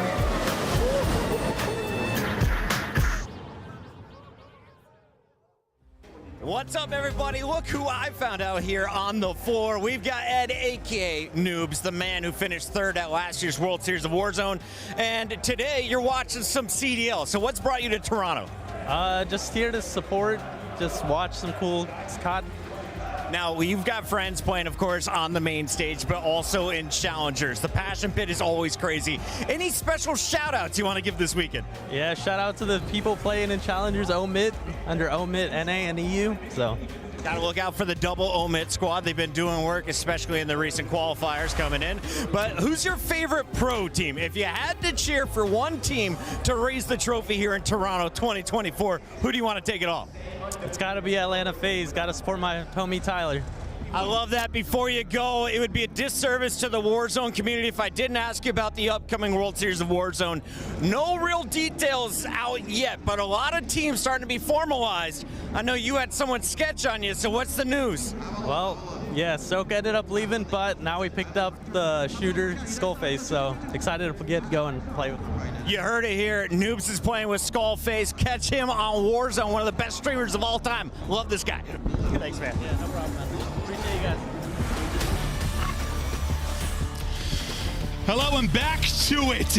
We're tied up 1-1. We've had all game fives. The first two series both go, what, 2.5 hours. We are in for a long one. These teams are battling for crucial CDL points. People are putting on all-star performances, setting records like Standy just did. Abuza has been firing with an AR in his hand, and now we get to a map 3 where control has been awful for both. Yep, that's what I was going to go with, Joe. It's not been good. Tell me about it. I mean, 1-6 for Minnesota Rocker. This is where they've really struggled. Their only success has been on Invasion. Now, this is where the vetoes got interesting because the only success they've had has been on Invasion. Normally, what Seattle does is they just auto veto high rise, so they haven't played this at all throughout the qualifier. Perfect. So I have no idea what's going to happen. It's the Rambo Ray special, pulling something out of the bag. We'll see as we get to it. Tied up 1-1. Overall record 0-2 on the season. But that's what I mean. Both these teams hardly play this. Yeah, but I was talking about since the team change, like in the Major 3 qualifier, like no, reps aren't coming in. But Abuza yesterday in the control, I mean, a Scrap was put on a clinic on one side. Abuza was right there with him when you're talking about damage, just shooting bombs. What was it, like 7,300 damage or something he was able to put up? Yeah, great stuff from Abuza. He's been so consistent in those respawns. Can he keep it up here? As Standy coming off that record performance in game number 2. able to just push up and find one. Well, there's trades just kind of all over the map, but Seattle gonna have to deal with Standy. With that rival, just runs out of bullets, needed one more. Yeah, a little bit more on the magazine there and maybe able to make a play. Might walk away with 3, but instead nothing. Accuracy, trying to get moving and grooving. And the map 3, he'll get right onto B, but kind of by himself. There's some pressure on the other side of it. Abusa kind of staggering the reinforcements, make it difficult for them to get there to help out accuracy. On the other side, your 2 players push out, retake B, and now you're able to apply a little pressure here against the Rocker back line. Yeah, I mean, you had one player on A for a bit, so the clock was paused. You put some pressure on B, so still some time to work with Hook. He's on 3 in a row now with that MCW, but as you said, Abusa, he has been cooking a 5-in-1 start here on this high rise. They have this 4 life advantage already, and I mean, they've been fighting over this B street for 2 maps in a row. Yeah, no, we Abusa, like, when he was coming into the league, we were talking to various players that said he can get it done with a sub, get it done with an AR. The guy is twisted. I think we, like, talked to Elite on the podcast, and this is the thing, like, ages ago. He's like, the guy's disgusting. But yeah, with the AR in his hand, he's been shooting, absolutely shooting. Damage dealer, finding the kills. Now 20 seconds left as they're trying to hold this first round and hold it to perfection. There's been no opening for Minnesota Rocker. Maybe Standy can be that opener. He's able to find one and try to send them on forward. Lynn's following it up as 2 are dead. Maybe a chance to at least get on to the point, but Abusa, of course, wants nothing to do with it as he's able to drop 2, and time will run out. No progress, no ticks, nada, nothing, zippo. 0. Yeah. Nothing there for Minnesota Rocker. And honestly, what a lot of the times when we see pressure on the B point, it's really through underground, right? With a player with a sub, whether you watch a phase in New York, it's just sort of getting on that point, pausing the clock, getting off of it, finessing, just forcing the defense to have to push the point, get them out of position around the objective. There was just nothing for Minnesota Rocker over towards B. Yeah, they were like pinned like throughout most of it. Like they were like able to get out of their base a little bit. They just like couldn't move much. Yes, they couldn't move much. We were talking about actually getting a presence on the objective from like the halfway point on. Like it was just struggle city. Trying to put him in a similar trap now will be the Rocker side, and so far so good. You go 3 for 1 on the opener. The one slate god still left. Hook tried to hit some shots, and well, it looks real clean right there as Standy shot right between the eyes. Yeah, now you're gonna get on the beat. Hook though trying to read the pinch, and that is a good call. Trying to hit the wall bang, put pressure on the gunless, able to find those shots. So a couple of 3 sprees here for Hook, now trying to get aggressive on this point, but his teammates get taken down, and now everyone back to spawn. Back to square one we go. First person out was a 4, but he gets caught, so it continues to stagger as the MCW's hit. And I mean, it's looking pretty similar on both sides of this. And when you have struggling control teams, usually more of an advantage on the defensive side of things. Usually it takes some absolute gunning or creativity to get going on offense, but you do what I think a team kill comes through, you're able to pick up one as well. So now an opening suddenly for Surge. Yeah, I mean, talk about creativity. And Propane blows up Lanes. He blows up himself and his teammates. So perfect. The B street is open now, 0-4, able to find a double. Now you have 2 players on B. Abusa looking over. Lynn's trying to put shots in through the middle of the map. Go Rocker to try to retake this. But you get the pressure on the Rocker now, because that's going to be 3 dead. Dear God, it's the absolute gunny creativity or a Michael Bay prop that's able to do it as things start blowing up, and then Seattle Surge start blowing up the Rocker squad. First point going to be done, so 3 ticks through for them and an extra minute on. Now 90 seconds to work with and a 2 life advantage. Start to progress things here on A. Trophy in for coverage. First tick is done. Second tick is looming as a trophy is gone and 8 is able to hit. Standy able to pick up 1, so that'll slow it down a little bit, but can you still get a second tick here with 0-4? Just trying to finesse at 14 HP and able to get it. So second tick is through. Even if you can't win this, you're feeling good about the ability to get that second tick, but can you get the round W? You still have a ton of time, because ever since they got the point to 90 seconds, they were on A the entire time, nothing moved. Yeah, I mean, you have a 1 life advantage, does Rocker, so they're still in a pretty good position. Gunless putting up some big numbers here. Number 7 and Standy lurking all the way through the base. So Seattle, they have to find some kills or they're going to be pinned just like this. There's all the info. Now pressure over to Standy, maybe to help his teammates out, but Hoot just going to rotate in, and great plays by Hoot to get his team out. Yeah, so he's up to 11. They all spawn A side, and he just hits it on the other end, able to deal with the guy influencing spawns and Standy and drop in. Now, what are you seeing, Joe, is he's also going to send it right underneath. Yeah, I was saying, what is his timing like for Hook? It's not going to be great accuracy. Knew something was up. I thought maybe it was going to work out for him because 0-4, he's able to find one alongside Abuza. So we're into a 4 versus 5. This is pretty much an S&D round, but Seattle Surge on the point. S&D round, maybe where Standy takes over, even though he's 6-12 currently. Now 3 players left for Seattle Surge. Over the top goes 1. Team shot through. 2 players remain. Down to this. Just able to pick it up, trying to slide across. It's all to 4. He's back in. He's stunned up, trying to stay up. Nades hitting, just getting there. Contest is through. Can he win the fight? Able to get the damage, but not quite win it. Around we go, and finally able to do it. And Seattle Surge get it done from a 2v5 to a 1v1 to a game arena around the Rosie in Seattle. Oh, they get the round win. And that's just great patience from 0-4 because that nade hits. So Gunless was running, then he repositions. He's able, he knows, as soon as that contest is in where Gunless is coming from, able to get behind that box, hits a nice angle, puts the damage in, and 2 teammates who just won a Challengers event in Miami go 1 versus 1 for the round victory. Gunless down to 43 HP, he gets picked apart. And it's like 0-4 deserved that. He did all the work today earlier, right? Like remember he had 14 HP, he's trying to stay up. He got that second tick, just staying alive, and he's able to finish the story and get the 2-0 advantage. Nice little snap on a lens, but the rival at close range going to absolutely mollywop him. Rocker now going to have to be perfect and rip off 3 straight. You're feeling good maybe after the search and destroy, but listen, both teams did not have a lot of control swagger coming into this. And I mean, really, what's that round? That round is just, yeah, the team kill with the propane just opens up the map for Seattle Surge. That is how the dominoes fall. So now pressure over to Rocker to have to win an offense as they are trapped in their base. It's slaying on point here for the Surge team. Felt like the opening of that Surge round, things fell apart. Yeah, like a team kill and stuff happened. Like things just unravel with a flurry for Rocker. 5 in a row now for 0-4. He had 7 straight in a cruise. He was able to earn the map 1. Now trying to earn another.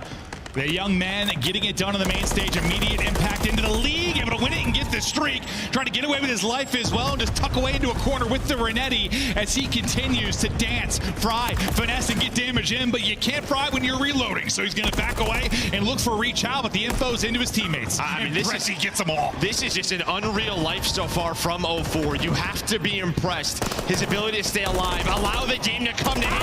And now starting to pop off. Doesn't find 4, but takes down 3. A Brezzy triple into an 0-4 triple. Rocker being served up like burgers as this streak now coming in over the top with 7 seconds remaining in the round. Making sure nobody getting forwards. It's hitting inside the base, and it takes down 2. 26 and 14 for 0-4. And a dominant effort there from Seattle Surge. Maybe you have blessed a little bit in the offense, but the defenses, they had them on lock. You did nothing. Rocker didn't get a point. They weren't sniffing it. Not a tick. Yeah, no, they just could not win anything. I think the best thing for Minnesota Rocker was in that round 3. We're going about 4? Yeah, no, I guess go to a Karachi hard point. But honestly, like their break off there in the round 3, they pulled out like a 2 rival to get a couple of players on the B point, but that was it. That was all the progress that they had. And again, just the showing there from 0-4, allowing the game to come to him. This is kind of what we have seen from him so far, especially in these game modes. Well, we talk sometimes about, like, I think we used to bring it up more back in the day, like before COVID and, you know, all the online and everything was sort of about, like, that transition. You went through it at some point when you go from playing online, when you go from playing at locals, and there, you know, you go from challengers then the main stage. Like, the main stage can be a different beast, but I feel like over the last, like, 5 years, like, most of, like, your superstar young people online have, like, kind of showed up and done their thing online. Not every player, but there's been a lot of people performing. Or, you know, you have a rough map where you're just maybe sprinting too much, you're getting caught, not allowing those easy kills, but that's the play. The Lynch, yeah, just the propane blows up. That opens up this round 2. You get 3 players onto the B point, as you said. What was it, a 2 versus 5? They get it down to, the trades are on point. 0-4 just around the corner. The nade does hit him down to 53. His nade to buy him some room, the reposition to heal on up, and then look at this jump spot on the Gunless. Such a tough gunfight. He's hoping he's still weak from the nade, but the regen was in, and 0-4 wins the round. Was it a 2v5? Because I kind of just made it up. I thought that's the last thing I saw that was like the worst. I believed you, so I hope so. Yeah. I was like, honestly, got kind of crazy because the 1 versus 1. I'm like, I think the craziest it was a 2v5. I hope I said that right, but sometimes I'm guessing. But it's an absolute bang banger of a map there from 04, what, up to like 9 straight or whatever it was, comes in with a streak at the end, just kind of be a final nail in the coffin, final slap to the face, is they body them in one of the more lopsided controls you're going to watch. You couldn't take an inch offensively if you were Minnesota Rocker, at times hurting themselves, and now you just have to brush that off and try to rebound. You played them tough in the first respawn. We knew the control was good. Well, okay, we didn't know anything about that control, actually. They were both so poor in the mode, we weren't sure what to expect. But Seattle, who we hadn't seen in this qualifier, come out and they throw up that one. Now to the map 4. What are you thinking about Karachi? So we've got a game 4, potentially a game 5. Just talk me through maybe the hard point first. I mean, I think for Minnesota Rocker, right, you have to look at someone like Linz. When you're going to a Karachi, you need a pop-off moment. Him and Standy with these rivals need to slay. I think you're getting good, solid performances out of Gunless with the AR to keep up with this, but for me, it's keeping containment out of 04 and Hook on this Karachi, winning these rotations and getting some good holds here for Rocker. But listen, it's a team effort, and like, you know, who makes the sub game easier? Usually when your ARs are winning fights and setting you up and allowing you to get to your spots. And Abuz is making it kind of difficult right now because he's definitely had the edge. Just looking at the map 1 and thinking about what he's been able to do in this series against maybe the likes of your Gunless and Lamar. But it goes both ways. Your subs can also make the game a whole hell of a lot easier on your ARs, depending on their position. Yeah, I mean, obviously a great map 1 out of Abuza, finishes 34 and 21. Also 2 minutes on the hill. The man was doing it all. You expect him probably, you know, controlling top 3 here, maybe in the hill, unlike your P2s, finding those angles. But yeah, I just think if Rocker wanted you back into this, you look to the rookie, you look to Linz. And we know how Karachi can be, like when the chaos gets going, the spawns can get a little interesting at times. It's sometimes just down to who gets the read, who reads one of the wonky ones and makes the play. We'll keep an eye on the minimap as we get through this one and get ready for action here to continue on in Toronto. But who knows, maybe a chance for Seattle to make a run. Everyone was so impressed when they first made this change, came in. You started to see some of the improvements for this team as it was a rocky start, obviously, this year. Can they close it out now? Up 2-1, trying to seal the deal on Karachi. Into the fray. And with regards to the opening so far, it's Abuza just trying to maybe get an angle out of the point, but you were talking about Standy maybe needing to make plays in the objective, win some of those fights. Well, does it right there, gives him a haircut, secures some time. Early advantage right now for Rocker, and they got left side control for Diner so far. Yeah, I mean, this is exactly what you want. Yeah. You get Standy onto the point, he's able to win a couple of those gunfights. Has a bunch of MCWs looking over him, and Linz Standy there with a couple of more. That's 4 to start off his first life, but it's a perfect P1 here for Minnesota Rocker. Let's say he's got help, obviously. He's making some of the gunfights. Yeah. His team is making gunfights difficult for the opposition, but like to get 4 and all the time early, yeah, you'll take that. 34 points up, but it's Hook on the transition. The rotation across is maybe playing spoiler, but there's one more person there. Make it 2 as the spawn comes in back alley. You have a 2-on-1. 04 is just going to get caught. Nothing he can do, but you've got early pressure up through red and through mid. Going to be a battle here at Diner early. Yeah, nice patience out of Brezzy, but he's going to have to win this final. Loses him behind the door. There is the help out of 04. So Surge, they lose the P1, but they put some nice pressure onto the P2, but then it is 3 in the feed for Rocker, who going to be the 4th as accuracy able to find a double. Yeah, we don't see all the fights, but dude, I think Standy's like hip fire mid-mantle. Nice little movement there from accuracy. Ah, guy's skating. Look at him moving. A bunny hop. Oh, I'd say if he just rips his head off through the stun too, that'd just be disgusting. But what, you break if you're Surge, you break back for a second if you're Rocker, get immediately answered by Surge. Well, the problem is Rocker get aggressive. They were trying to flip the spawns and they did, but it was a 2-2 split and then they lose on both ends. So like Rocker were trying to set up sort of a P2 hold into a P3 transition. They got aggressive, but now it kind of bites them. Yeah, so I don't know if I would call it greedy, but you try to make like the perfect play. It's a perfect play. The most points, and yeah, it might end up biting you, and that might be an example of it. But into the P3 we go. Surge inside. Brezzy, Hook are leading the way so far for the troops. As this push starts to develop, you got one lurking late up through mid. That'll be accuracy starting to get involved. The timing's going to work out great as he's able to pick up our 04. Accuracy, the last guy I thought to be in, is actually able to get 2. 3 suddenly going to be down. Pressure to Abuza to shoot nukes. Staying up, finessing, dancing, popping off with the Renetti as well, but the nade's going to come over the top and take him out. Did you do enough to allow the reinforcements to get here, though? That seems to be the case because 04 is there to rally. The fact that Abuza and the lone man gets 2, it's usually going to lead to something. Well, then you had some group spawns for one side, and then Surge spawned there, so spawns all over the place. And Surge able to break on through after Abuza finds that double.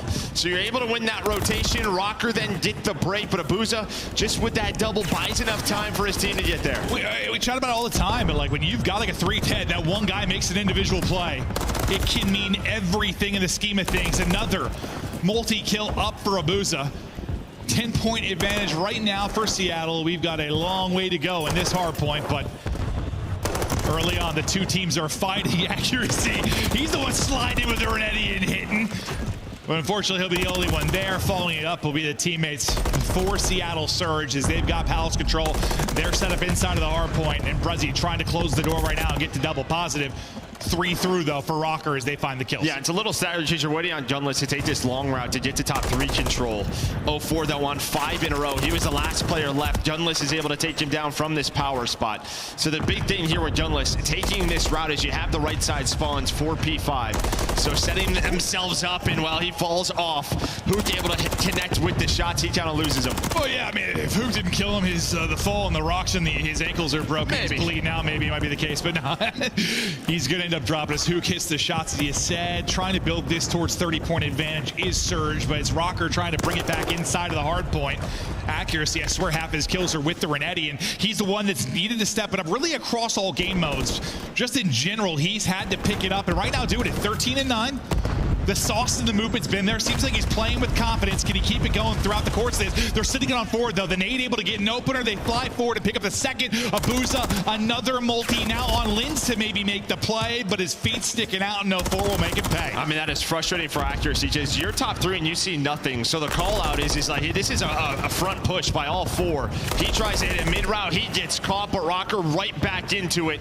Not a great hold there by Surge. A chance to grow this lead. And now sort of these spawns come in where you're both spawning near that cafe fighting for this P1 control. I mean, similar to kind of the P2. It's like a great break, but then another break, and it's just all kind of chaos where no one's actually able to get set up, and neither team, you know, really shining in hard point right now. So you're going to have some of those chaotic moments, and have a tie score like this, 90 seconds off the play clock is 105 game. But in the second set of rotations, you're trying to do a better job of your surge because it was, what, like a 40, I don't know, 35 points up, something like that for Minnesota Rocker. But it's Lins now with 5. No Cruz, though, to be seen. Accuracy trying to use the movement again to fly over the top of gunfight a little too tough. I mean, props to Seattle Surge, because again, you have a moment where the kills are there and the numbers are there for Rocker, but you're just playing the objective, forcing them to come to you. They get right back onto the hill, because you look at the score, you are getting outslayed right now by Minnesota Rocker. This is the response you wanted from the guns of Rocker after that map 3, but it's not turning into a lead for them throughout this hard point. Yeah, it's still close. It's about 5. It's still close, 30-point game, but if that trend continues throughout the course of this, we'll see which side it ends up going to. Now you're able to get a little bit of a cleaner setup at the P2. It was a bit messy last time through. I think Hook got 2 openers, then all hell broke loose around the point. This time you're able to get set up if you are Surge. Now, what can you do with this? Brezzy can't quite get away and get back to full HP. Pressure to 0-4 now to maybe make the play. 2. Maybe 2. Not going to quite happen. At least able to take down 1, get some damage in, maybe to set up Abuza. Yeah, now you're just kind of hanging out. Obviously, if you're Rocker, you're trying to keep the right side of the map. Ooh, with the Renetti, hits the slides. That's 4 in a row. As Hook the Nuke is hitting, he can have moments like this. Yeah, I think they're with full HP, and that, like, 2 kills like that with the Renetti, like he hits it. Absolutely hits it and tries to continue sitting on forward, just trying to finesse now. If the shot's maybe not there, but he's put damage into the entire roster, at least slowing that down, allowing his team to soak up time. Now we focus on the next hard point, but what a hold from Surge. This is a 30-point game. They basically get a full 60 here and push this lead out big time. Yeah, I mean, it just could be this. Now, Gunless is going to die, so do you spawn out here if you are Gunless? This could be worst-case scenario, and that is it. So you get picked. You're relying on your 3 teammates to hang on so you can get there in time. Here's the pressure from Surge. They start to push on forward. He might get in behind, though. Gunless might find an opening at least onto Hook. He is able to do that. And the one in the back hits more, that's got to go big, and he's able to get 2 with the assistance of a Honda Civic or something on the map. And now you try to rally here. You have 40 seconds left to go. What could have been awkward with the gunless spawn out is so far turning into a hold. You get a kill there with Hook on the nade. Brezzy takes down another, but in the hard point, it will still be Rocker. and you're slowly bringing it back. Is Accura's just watching everybody like slide across his POV. Yeah, they just naded a random building. So the nade's not going to work out, and now you're just onto the time. This is not the clean hold that you wanted. You are able to break on through. That would have been a huge 20 for Seattle Surge. Instead, going to go the way of Minnesota Rocker over towards his P4, right back to Accuracy's point of view. The stun connects, but his trusty Renetti in hand. Dude, he is having so many kills with this Renetti through the course. But at the end of that, you get to 150 if you're Rocker. So trailing by 50, control of our next hard point. Gunless will drop. We'll see where his spawn will come in. It'll be safe, and he should be able to come across. But 04, can he be the difference? He'll lead to one for Abuza. Lindsay's got to go big. He gets a double. Brezzy will be there for the trade, but you still have a presence here at desk. If you are Standy, just trying to stay up, get info, keep them at bay, just keep them out of the hard point, and he's continuing to do that. Finally going to push on forward. He's never got back to full. Yeah, the problem here for Surge, though, or sorry, for Rockers, they don't have right side spawns for P5, so you have to start to earn some of this time. But with Abuza at top 3, he's going to put shots in time again. Now you have 04 here. You see number 4 in Brezzy already rotated, playing it safe. Abuza spawning there.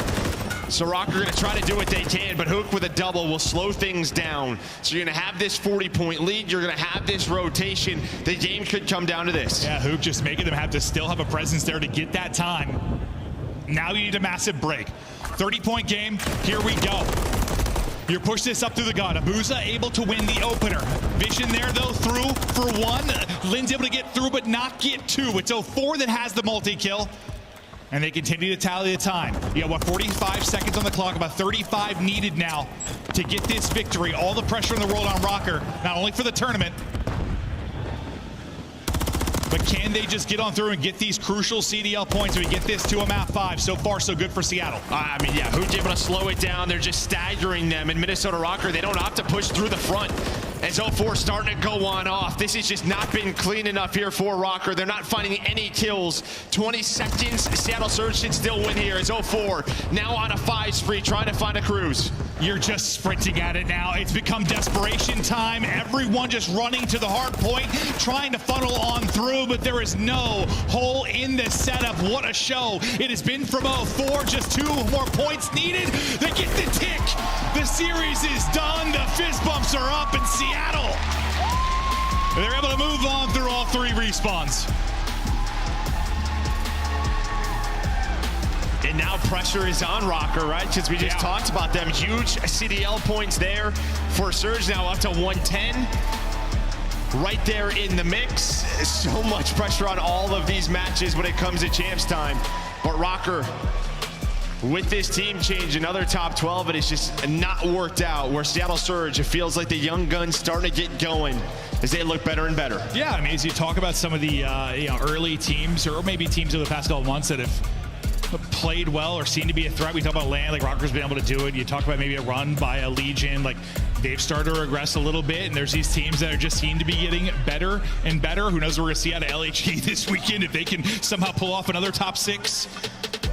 But we look through the scoreboard now, and I'll tell you what, that was a series from 04. I know maybe not the prettiest stats in the map 4, but he had some incredible moments, some big multi-kills in that one despite going -4. Yeah, and this is what you wanted out of Linz, right? He puts up 28, was leading the way damage-wise on the map. He had some big multi-kills, but I think the moment is really that second P2.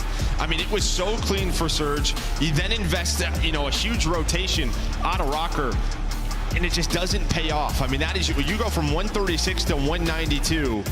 On the flip end, you only get within 50. Well, it's great for them, and on the other side, we think of the first P2, it looks at first on paper like it should be a good setup. You've got spawns if you are Rocker, but I think it was like Hook, 2 kills for entries, and then they never got comfortable. They never got that perfect setup where they could put in the damage on the objective, get the time that you're able to get if you were Seattle. Just moments like that, when it needed to be scrappy, when it needed to be messy, and maybe disrupt some of the holds that you got on one side for Rocker. Seattle just keep on doing it, but 04, he has been magnificent. It's been fun to watch. There was question marks about how he would do on the main stage here on LAN, playing in the CDL, playing against these pros. He has been magnificent. Let's hear the interview. Let's kick it down to him with Blaze. Thank you so much, Maven. I definitely believe we got the answer to those questions. Show some love to the Seattle Surge Toronto as they stay alive in this tournament in 04. How How do you feel to be able to get this win on the main stage? You're one of our newest players in the CDL. What does this win mean for you? Honestly, this means a lot because obviously it's my first ever CDL LAN. I've never been to one of these, and honestly, it's a great feeling. Yep, definitely a great feeling. Okay, very few gamers can make it on the stage and do what you do. Now, talk to about the game plan that the team put in place here to take the respawns against Minnesota. You guys win in that 3-1 fashion. What did you want to do and accomplish? Honestly, our game plan was really mainly focused on teamwork because I feel like that's where we kind of lacked versus Toronto. And honestly, we just really execute versus Toronto, but we executed today, so we look very good in our response today. Yep. Definitely did look good in those respawns. And now you're playing with a lot of legendary players and a legendary coach, too. Talk to me about what Ray does for you guys, for you and the team, and how he's been helping y'all get prepared for this.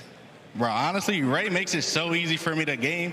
Like, I could just load up and I know where almost everybody is because how much, like, time he puts into the game. So I'm very excited and happy to have him as a coach. All right, man. Lastly, what do you want these Seattle Surge fans to know going forward and to keep cheering you guys on? Thank you guys for coming out, and I'm happy to have you guys as fans, man. Thank you so much. All right, y'all. That's going to do it for me in 04 here on the stage. Chris, let's break it all down. Thank you very much, Blaze. And you got 3 04 fans up here on the analyst desk. Only his first CDL win, and the man is able to clutch up in some of the big moments. Let's talk through this series. And Allie, do you want to talk about it now? Our predictions? Yeah, we can talk about it now. What happened? How many are you behind me again? Just a few. Nameless, you were correct, though. You started here with Seattle Surge. You saw it coming through. How'd they get the job done? Yeah, I mean, through respawn dominance, right? We saw them fix their issues from yesterday, you know, specifically before the series. I talked about the money hills on some of these maps where you can get a majority of your time. Well, on this Karachi, it was P2, where they got the massive separation. You saw the pressure they sent in through bottom red. It's just perfectly executed. And then you think back to the 6-star, which now they've played 2 series in a row. They fixed their issues there as well. The P3 hold was masterful, finding 60 seconds on that map. 1 is exactly what you want to see in terms of improvement. I have 3 major things I want to touch on when it comes to this series for Seattle because I am pleasantly surprised with the way they played this. Not only were they able to break their, I believe, 5 hardpoint losing streak, they win both in this series, and quite handedly so. It was clutch in map number 1. My second point is the slaying from the side of Abusa stepping up, Prezi as well. 04 doing what we know he can do, and Hook being the nuke in map number 4. And following that up, that high rise to make that type of dominant comeback after a map number 2 where Standy had a takeover and went 17-4 is not easy, especially when you're a bottom team in the elimination bracket. Those are the 3 major points that really impressed me this series from Seattle Surge. And that's back-to-back series where Abusa has led the lobby in damage. Like, the man really is having his best tournament so far this year. And I mean, 04 had an incredible series. Abusa did even better, and that bodes well for them going on through losers bracket where they need points. You said the Surge, or you heard it from 04, they were focusing on the teamwork. That was the difference maker here. Standy sets the league record at 17 kills for a single search and destroy. They win that game mode, but that was it. A 3-1 goes to the Surge, and your Scuff play of the game also belongs to the Surge. It's the man we just interviewed, Allie. We're going to be in control. He's done it throughout every single game mode, but that control was flawless. I talked about it before we went to the series that I was worried they wouldn't be able to hang with the slang. I mean, overall, Seattle Surge, majority of these players outside of 04 have been negative across the board. So the fact they can come into this high rise, not being a strong control team, 2-5 overall, and pull off a 3-0 versus Minnesota Rocker was extremely impressive. That was massive. I mean, he's playing his ex-teammate in a 1v1 at the end of the round. Sorry, Gungless. To ice up, and you know 04 just reads him like a book, makes him weak, finds the following kill, and then in the next round goes absolute bonkers, picks up the cruise missile, drops it for a 2-piece, and just starts laughing at him like, is it really going to be this easy on this stage? I got a huge shout out to our folks in graphics. They have updated our leaderboard, and we wanted to show you Minnesota and Vegas. Their struggles today have opened the doors for everyone else. The Thieves are still in the tournament with 125 points. They're now in the top 5. Heretics are in the top 7 after their opening round win. And we're going to find out if the Gorillas can keep pace or if it's going to be the Royal Ravens. And to that point, we still have one more team sitting at 105 in Carolina Royal Ravens that with a win here could jump to maybe push into that top 8. Clay's just got a lot of fans here. One of them, he's been watching since Ghost. Going to see Clay for the first time in person. Royal Ravens take on the Gorillas when we come back.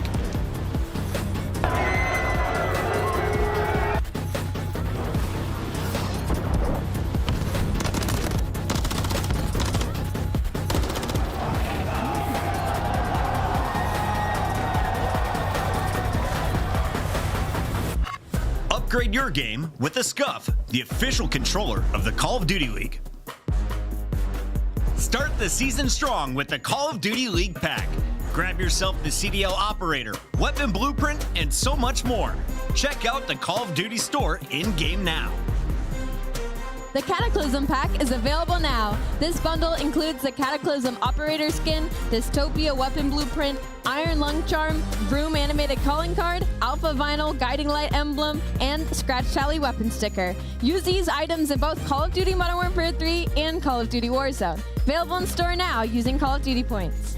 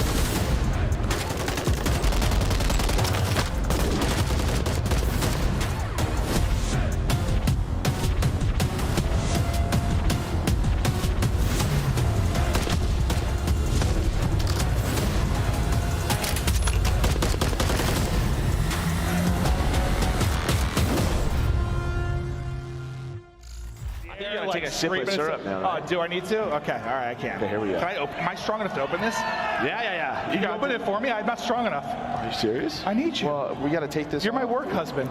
We got to take this off. Oh, that helped. Now can I do it? Yeah, probably. Go. Come on. I can't do it, dude. Twisted part. I need to chug the syrup. Is this guy serious right now? Oh, you're very strong. Did you get it? Not the headset, please. Yeah! Oh, God, what are you doing? Oh, my gosh, that was way too much. We've got inside on stage. That's delicious. Okay.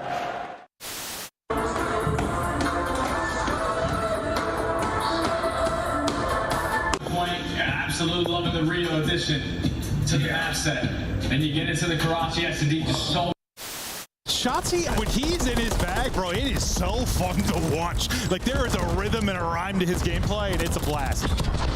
And well, he's going to call it a cruise right away. Flies on down, hits the speed boost. He may be the most entertaining player in the CDL, and he's dropping some of the biggest numbers.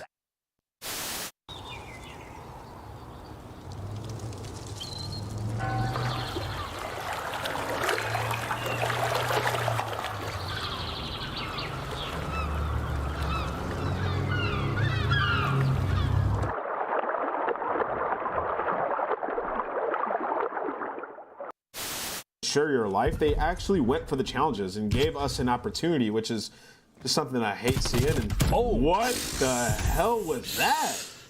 Then he's got guns, that's the best gun in the game. That is the best gun in the game. That's what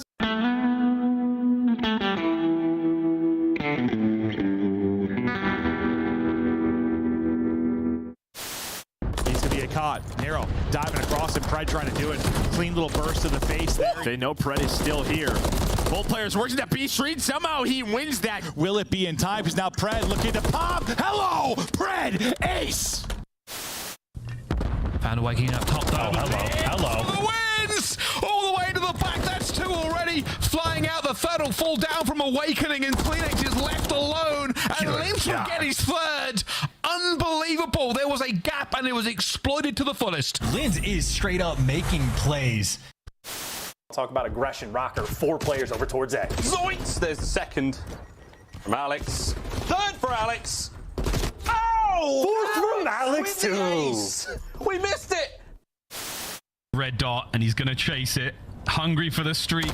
Checks it. God, gets 2. Come on, son. You cannot ask for more than that. The 3rd kill for Fame as well. Give me the AC screams in the player cam.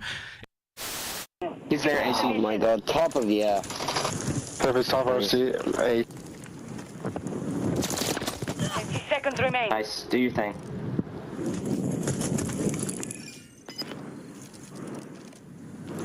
$20 seconds.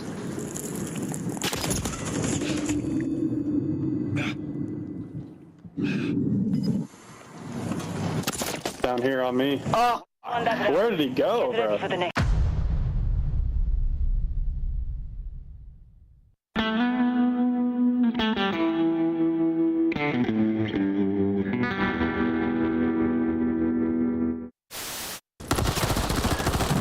We thought the race was going to favor over to Seattle Surge, but it's just been a multi-kill or somebody going beast mode. It's Gio who kills the entire squad. He is lighting up. Give him more. Papa's hungry. Major 3 is about halfway done, but the challenger scene is just heating up, and you can see that passion pit. It is packed this year, Allie. A lot of people making a lot of noise. Yeah, and I love it. Our green room actually kind of overlooks this passion pit. You can see it here as we do the flyover. So it's super fun in between matches to be able to go down and peep out what's happening. Honestly, Toronto has one of the greatest setups. That is right next door. We are here in a hockey arena. It's been converted into an esports stage. Nameless, this is our 3rd year, and it gets bigger every single time. Yeah, and they always bring the energy, right? The crowd has been going absolutely nuts. Teams have been performing and delivering us banger after banger with these game 5s. So I'm excited to see if the crowd gets even better as the tournament goes on. We've seen 3 matches. This is our 4th, and no one has gone less than 4 games. Let's find out, though, if we'll go to another game 5 as LAG has sucked online, but they have been decent on land. Top 6 for some reason. Regardless of how they play in the qualifier, this team gets it done when eyes are on them in person. Yeah, you know, and at the last major, they were incredible at search and destroy. It's sort of fallen off a little bit, but the guy they picked up has been great in that mode specifically. They have lost 5 times in the mode, though. But besides that, Flames, 1.4 in search and destroy, number 2 overall throughout the entire stage. Just haven't been able to gel overall as a unit. We'll see if they can do it on this. Allie, last time we saw Fame, he was dropping double digits in search. Can he keep it going with this current lineup? Well, that's the problem. So you see that 1.71 major 2, major 3 qualifiers. It dropped all the way down to a 0.7 at some point. So Fame, he's got to find his way back in the search and destroy because they don't have many other game modes to lean on. Their best mode right now is kind of control. They're 3-1 in the last 4s, 3-2 overall, and they're 6-1 on high rise specifically. I'd be very shocked if that made it through in this series since that is their best control. But if it does, that is a good sign for an LAG fan. Yeah, it's a bit different this stage because at least in the last stage they beat Atlanta FaZe and it gave you some like hope headed into it. Like, okay, if they can just do that, they can make a run, and that's exactly what they did throughout this one. It's just been individual players having moments. Flames starting off really hot, but they've fallen flat basically everywhere. So for LAG, you feel like they're the heavy underdog versus a Carolina team that has improved. Taking a look at the squad, they're ready to go. They're used to being the underdog, but maybe not for Flames. First time on the CDL stage. Welcome here to Toronto. Let's see how long you can stay going up against one of the guys who's been here since the beginning. Clayster and the Carolina Royal Ravens have a lot of fans backing them up right now. We heard the fans here in the break making noise when they took the stage. And Felony has been playing some great Call of Duty. Look at the numbers from yesterday. He led the team. If Gwyn can step up his game and the rest of the squad elevates as well, this is a squad primed for another top 6 finish. Well, it's funny that you say, Clayster is used to being on this stage. So has Fellows, so has TJ. This is a very veteran roster that are used to this pressure, right? And on the flip side, you have Gwen that was still being able to put up the numbers against Optic Texas yesterday. They went to a game 4. The respawns were fairly close, and they love this matchup. They're 2-0 versus LA Gorillas historically, and as the graphic shows, they are a team that gets better on land, same as LAG. Yeah, you know, both these teams have had like minor success on land. They've had their moments and they've shown glimpses. And for Carolina, they've been making some serious strides forward. Obviously, they make it into the winner's bracket and they get a tough draw up against Optic Texas. But in that match, they showed a lot of fight. Like in both those hard points, they were leading. They could have closed it out, but they gave Optic an opportunity. And obviously, a team like that will run with it. And their best mode is a flip from stage 2. Now it's search and destroy. And a lot of that is due to TJ. He has been unbelievable in that game mode. Like so good. A 1.27 throughout the stage. The guy has been taking over when his name is called, and I'm looking forward to him today. Well, last time they met up, it was a 3-0 in favor of Carolina. That was back on April 21st, and that was before Flames was in the lineup. So, Alley Cat, how do you feel these two teams are matching up today? I feel like they're almost mirrors of each other. Both of them have been finding serious struggles when it comes to hardpoint, so I think that opening map 1 is going to be really important, and it's a Karachi, which neither team has found success on. We got Vista here as well. Moving forward, though, we do have Karachi in map number 2. That's going to be really good for the likes of Carolina. And the high-rise, like I touched on earlier, LAG is going to love that map number 3. So we could easily see another Game 5 today. Yeah, I think the control is like the most important here. You think about the high-rise, that's a map that LAG lost to Carolina last time around, but they've played it 2 times since, and they've won some big games. They beat Optic Texas on that map online. So for LAG, they're probably feeling a little comfortable when you get to that map 3. All right, on the other side of this thing, I don't think Carolina's comfortable at all, right? This is a high-pressure moment. Everyone that has been directly behind you on the leaderboard has now jumped you with their performances earlier in the day. How do you keep pace? How do you avoid falling to LAG and be shocked like everyone else was the first 2 majors? Well, before, like I said, they already feel comfortable in this matchup. They're 2-0 versus LAG, and they actually beat them on that high-rise control earlier in the season. And then on the flip side of that, like you talk about Clay, he was on Vegas Legion last year in the same position where he had to try and fight his way to champ. So they're not really shy to the pressure. You worried about Search today? I'm not worried about Search. They've improved so much in that game mode, and I think they like the S&Ds that they have here, especially in the Game 5. I fear they have to come out on point in that map number 1 hard point. You don't want to have to rely on your search and destroy. They have been good there, but also LAG has a tendency to somehow figure out that mode whenever they get on the CDL stage. So for them, Carolina, map 1 is very important. Nameless, you're back on top after picking Surge correctly in the last one. It's time to lock them in. Let's make them official as you kick it off. Where are you going for a 4th fight of the night? I'm going to go with the Carolina Royal Ravens. I think they take this one. Glaciers going to come out, have himself a performance, and TJ's going to get it done. 3, 4, or 5 games? I think we'll go Game 5. Game 5? Yeah. Another Game 5. Alley Cat, where are you going? I might have to agree with the Game 5. I'm going to go Carolina Royal Ravens as well, so it won't catch you this time. 04 just crushed his first time on the main stage. I love this. Flames is going to do it as well, right? Toronto, should we go LAG here? No one made. Okay, there's like 3 people. Boos, actually. A lot of boos. I'm going LAG. I believe in the Fame and Flame combo. Fame is dropping 12 kills in game number 2. Let's get this party started, Blaze. I got you, Puckett. We'll see if you're going to be right. Even though if the crowd don't agree with you, it's going to be an awesome matchup here on the main stage. And the first squad coming to it is going to be our first time seeing them this weekend. So get ready to go lights out for LA. All shadows. Ground team is mobile. Keep them covered. Eyes watching for the opposition. Out there crushing any competition. Long range, yeah, I got the vision. When I'm in the trenches, anyone can get me. I'm with the team when they need me. Or out on a dolo mission. They get rocky riding on this road to riches. If I catch you slipping, then it's over finished. War, ready, crew, coming through heavy. Aim steady, lights out, it's the gorillas. Not any winner, one out of many. 5 talents, empty, lights out, it's the gorillas.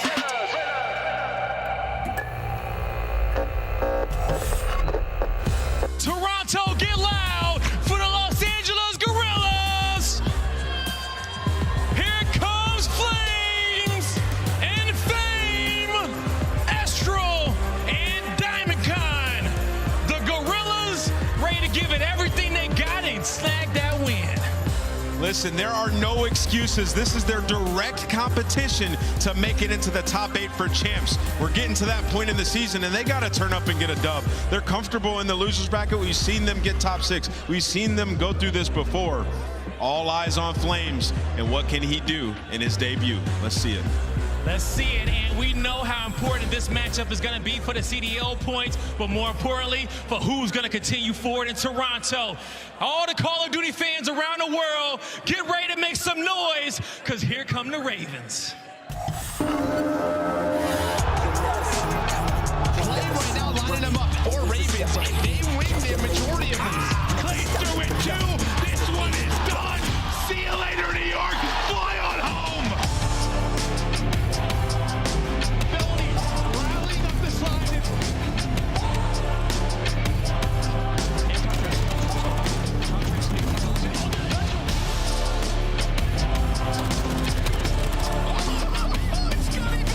Whoa, down to 64.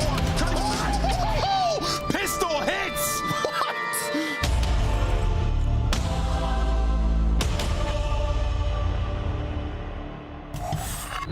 Soaring to the stage, here comes the Carolina Royal Ravens.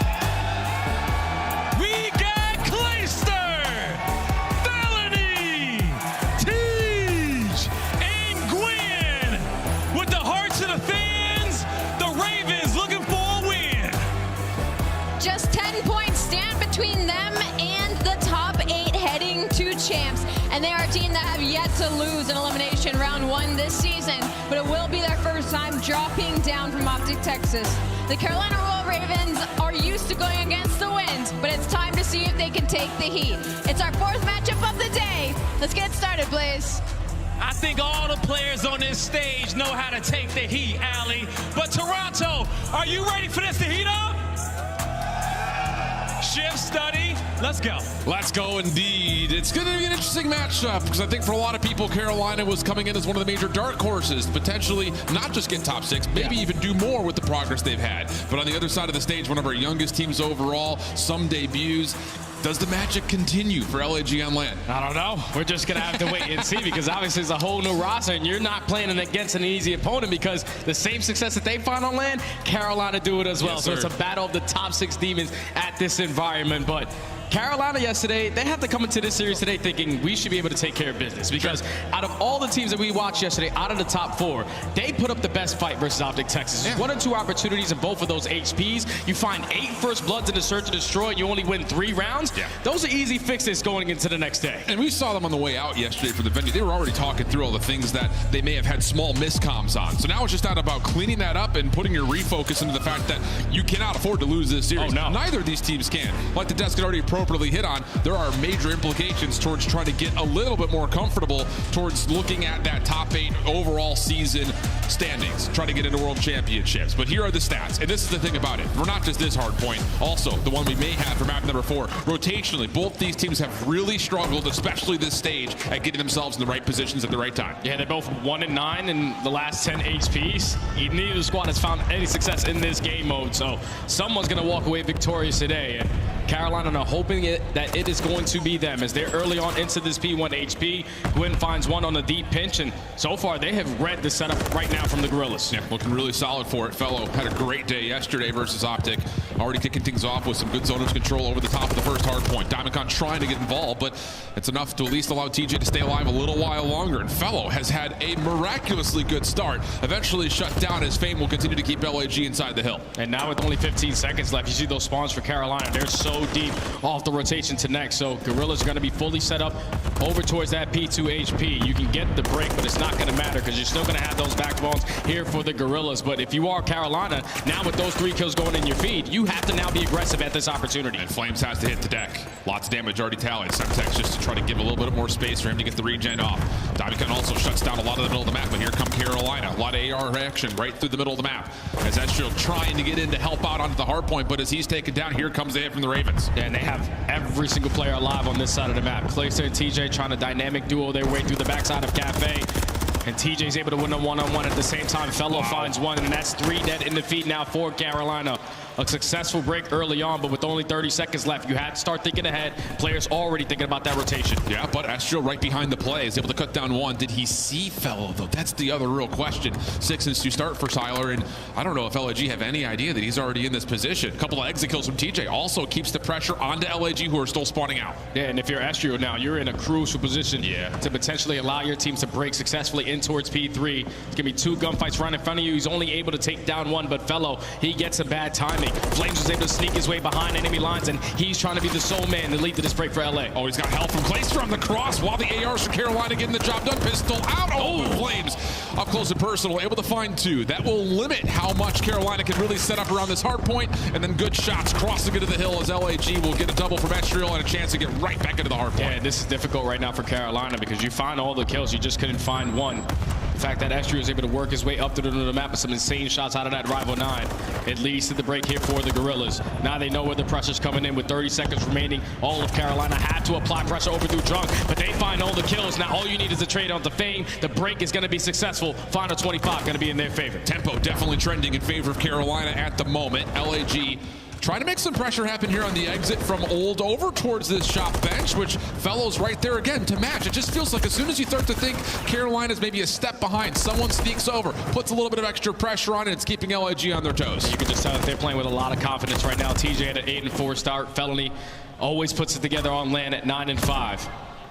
You're able to stay with the best, but now you need another break in towards P4. You have a route being hit by Fellow. He is going to get read by Diamond Khan, and now all of LAG just need to put their focus on the front side of this HP. Flames in a great spot here, topside bridge, just to try to restrict some of this rotation over, but it doesn't stop the kills from still coming through for Carolina. Somehow, some way, they keep putting together the kills they need. Astro runs out of ammunition, and now the break from the front is looking good. Fame also shut down. An extra step forward for TJ allows Carolina not just an opportunity for the hill, but you've got TJ now earning the cruise missile as well. Yeah, TJ's been playing outstanding for this Carolina roster all throughout this majors qualifiers. And he's continuing to do so. Cruise missile already earned. You're contesting this B4 all the way to the very end, but you have players already off the rotation over towards next. You're just trying to keep LAG trapped in towards the backside of this milk truck for as long as you possibly can, because they're not going to be at the party early off our rotation. So Carolina have a big opportunity here to grow the lead even more. And considering it feels like Carolina are making all the right plays, LAG are doing a great job of staying involved. In particular, Fame 6-11, but a minute worth of hard point time already. I mean, he has just existed, it felt like, throughout a lot of these really tight moments. So now you rotate back over towards Junk. Little split hit for LAG, 2 from the front, 2 from the back. Fellow has to come back to help as the pressure is now starting to amount over towards the hard point itself, but just as it does, the kills for the Ravens come through again. Critical moment for the Ravens here, still 35 seconds to fight. Such a beautiful play right there from Carolina for the initial 2 players to fall, and they still hold strong on their setup, knowing that the close spawns were going to be there, at least for Carolina, through the middle of the map. So the first push gets shut down, and it's still Carolina in control of the spawns. LAG just trying to make their way over towards this HP, but it has not been easy. Now with only 20 seconds left, you're forcing your way out through top red, and these gunfights are just going to go in favor of Carolina because they just have the better head glitches. It's just there's not enough trades across the map right now for LAG, and now you're starting to really feel the impact of the kills for Carolina. Almost everybody at least positive, if not double positive. Fellow continues to destroy this LAG squad.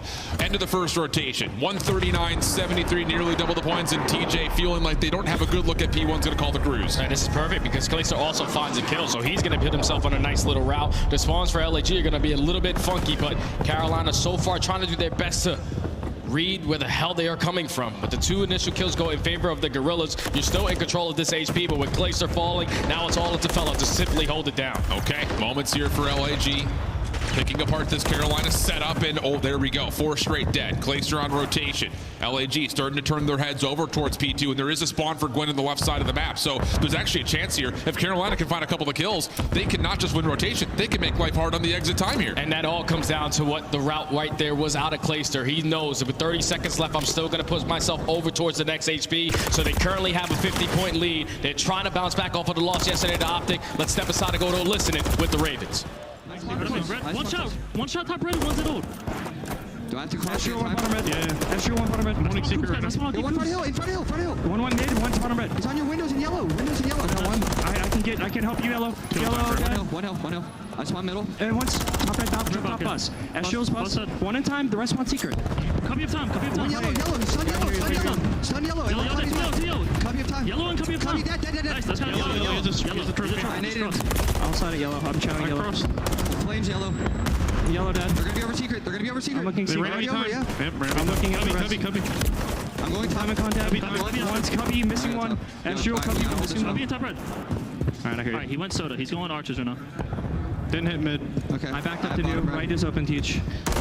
I'm in new with a trope, okay? I'm just holding left on right now. Arch is on me, weak, and one at all. Arch is pushing up to elbow, and one was yellow. I'm only holding yellow on you. I'm only holding left. I'm getting a trophy on hill on you. I already have one. Okay, I'm getting another. You can get back left, Clay. You can go back left. Yeah, I will. Go to the yellow car. I will. You good? One's P1. One is P1. I have top red. He's not sun mid. He's P1. He went left.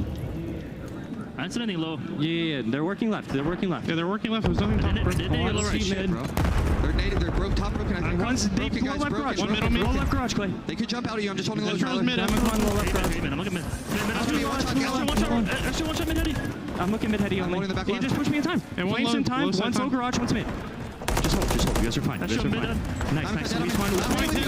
Go mid, Isaiah. Go mid. I'm behind him.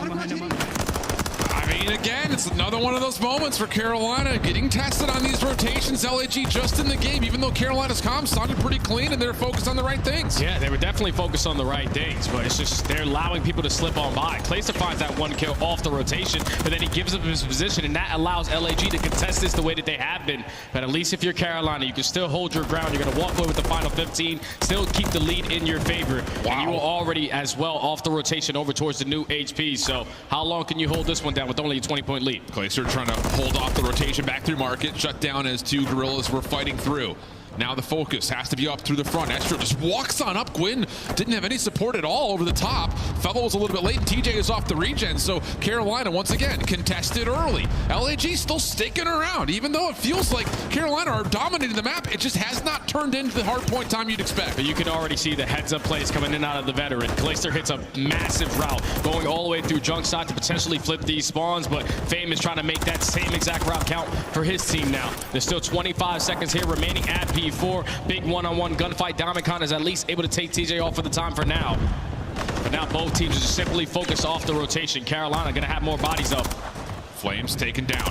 Rotation for the rest of the Gorillas a little bit late. Still, the hard point not open yet, so pressure doesn't necessarily result into one thing or another. Big win from Estro up top. He's having himself a great game, 22-16. Minute 15 of the hard point, and that stretch of kills gives us a 50-50 over the top of Chunk. Here comes TJ with the pistol, then right over the top at Barrels. Clay right there to follow up, and then the absolute decimation of the hit comes out, but Fame, the last one standing, continues to keep the hard point neutral. And now Carolina can no longer win at this HP, but you have to put your team in the proper ideal setup to soak a lot of this P5 time. You have the Gorillas exactly where you want them, trying to head bash their way up through red side.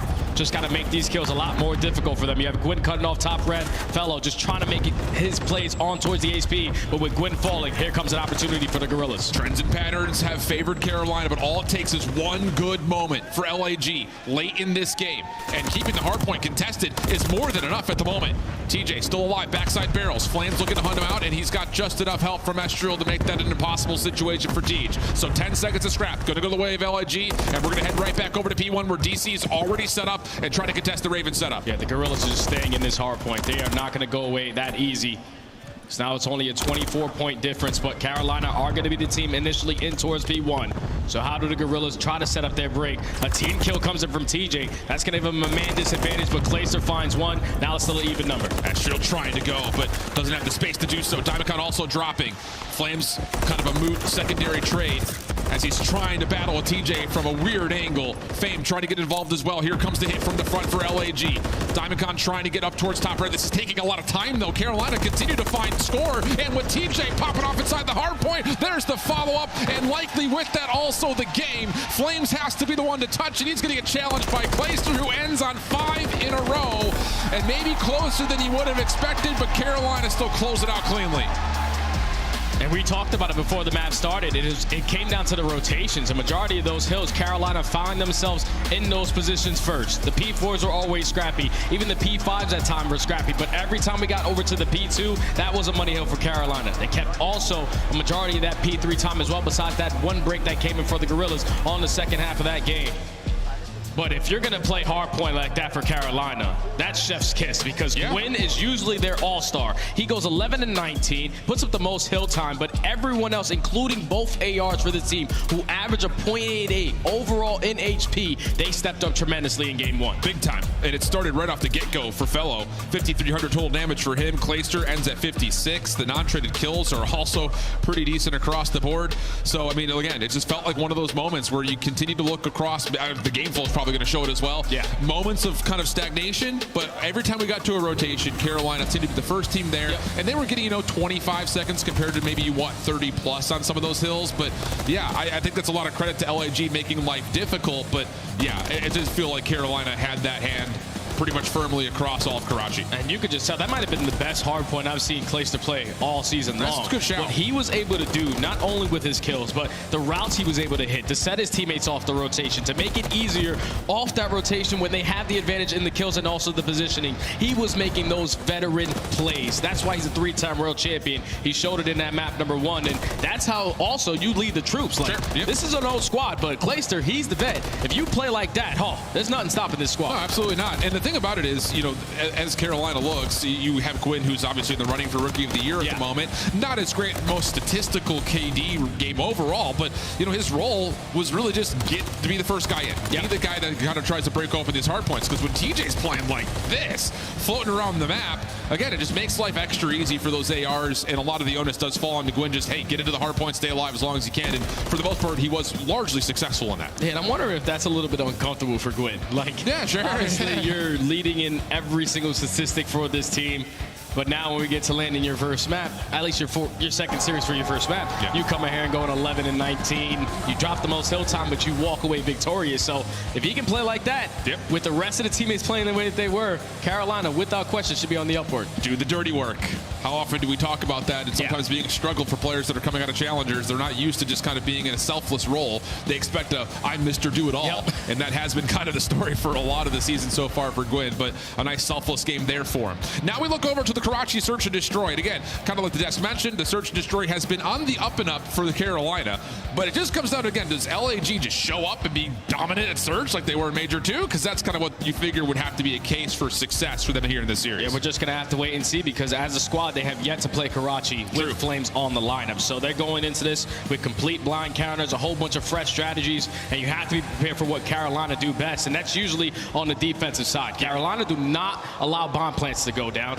And that's the reason why they are 0% in retake situations. That bomb is simply not getting planted. And the way that they love to play this map is usually just standing strong on defense. It's great in the overall first bloods. They find a lot more success on the defensive side. So if you are the Gorillas, you have to just simply work a bomb plant and make Carolina on their back foot. Indeed the case. And again, here is that representation of what's been happening in Stage 3, 7-4 for the Carolina Royal Ravens. And after the roster change that happened in Stage 2, this was the one mode where they were just like not getting it together at all. So seeing not only their opening dual win percentage go up, but their conversion of that also be super successful for them, that's been one of the main reasons why their search has really improved the course of the last couple of weeks. Oh yeah, 7-4 overall record. This is where they've been putting all their work into to make sure they improve in this mode. Obviously, it hit the other game modes. Control hasn't been up there in the air for them, but Hardpoint, it took a drastic hit. But the good thing for them is you're already up 1-0 in this series. Now you're chaining that momentum into this map number 2 on Karachi, where it used to be a really strong map for them in the beginning of the year, but teams started to understand how they like to play, and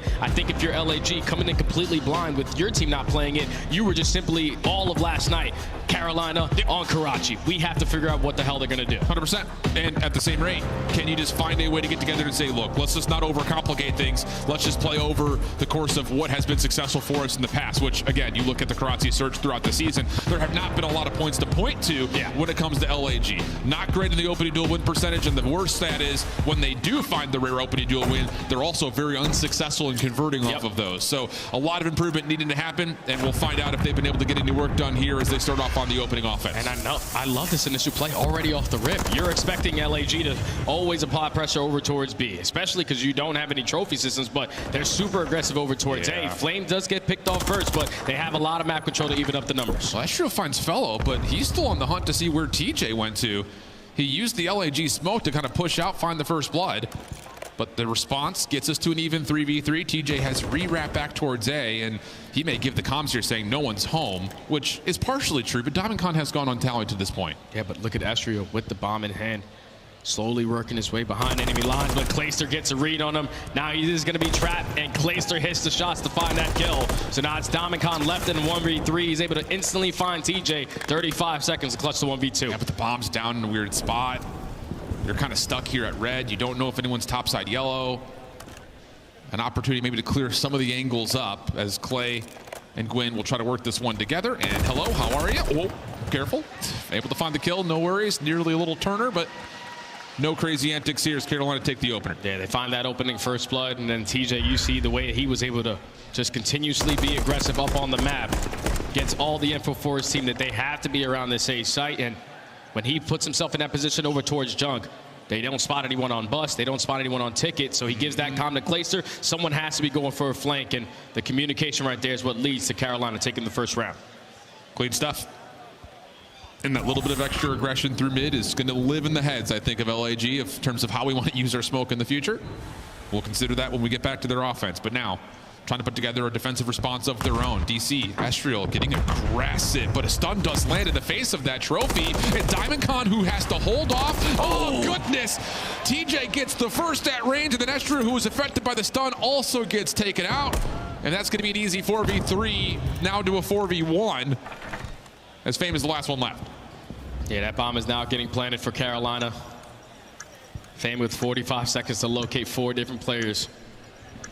Or just instantly try to go for that defuse, but this round is basically done with the way that TJ was able to answer early on into this one. All out aggression up through the middle of the map with the MCW as well. Usually expecting him to have a rival 9 in hand, but the fact that he's able to walk away with 2, it's just great plays from Carolina to use the aggression to their favor, take full advantage of that B site, and just simply not allow LAG to get any kills on that round. Perfect so far in the search. 3 in a row for TJ in particular as well after the opening spree.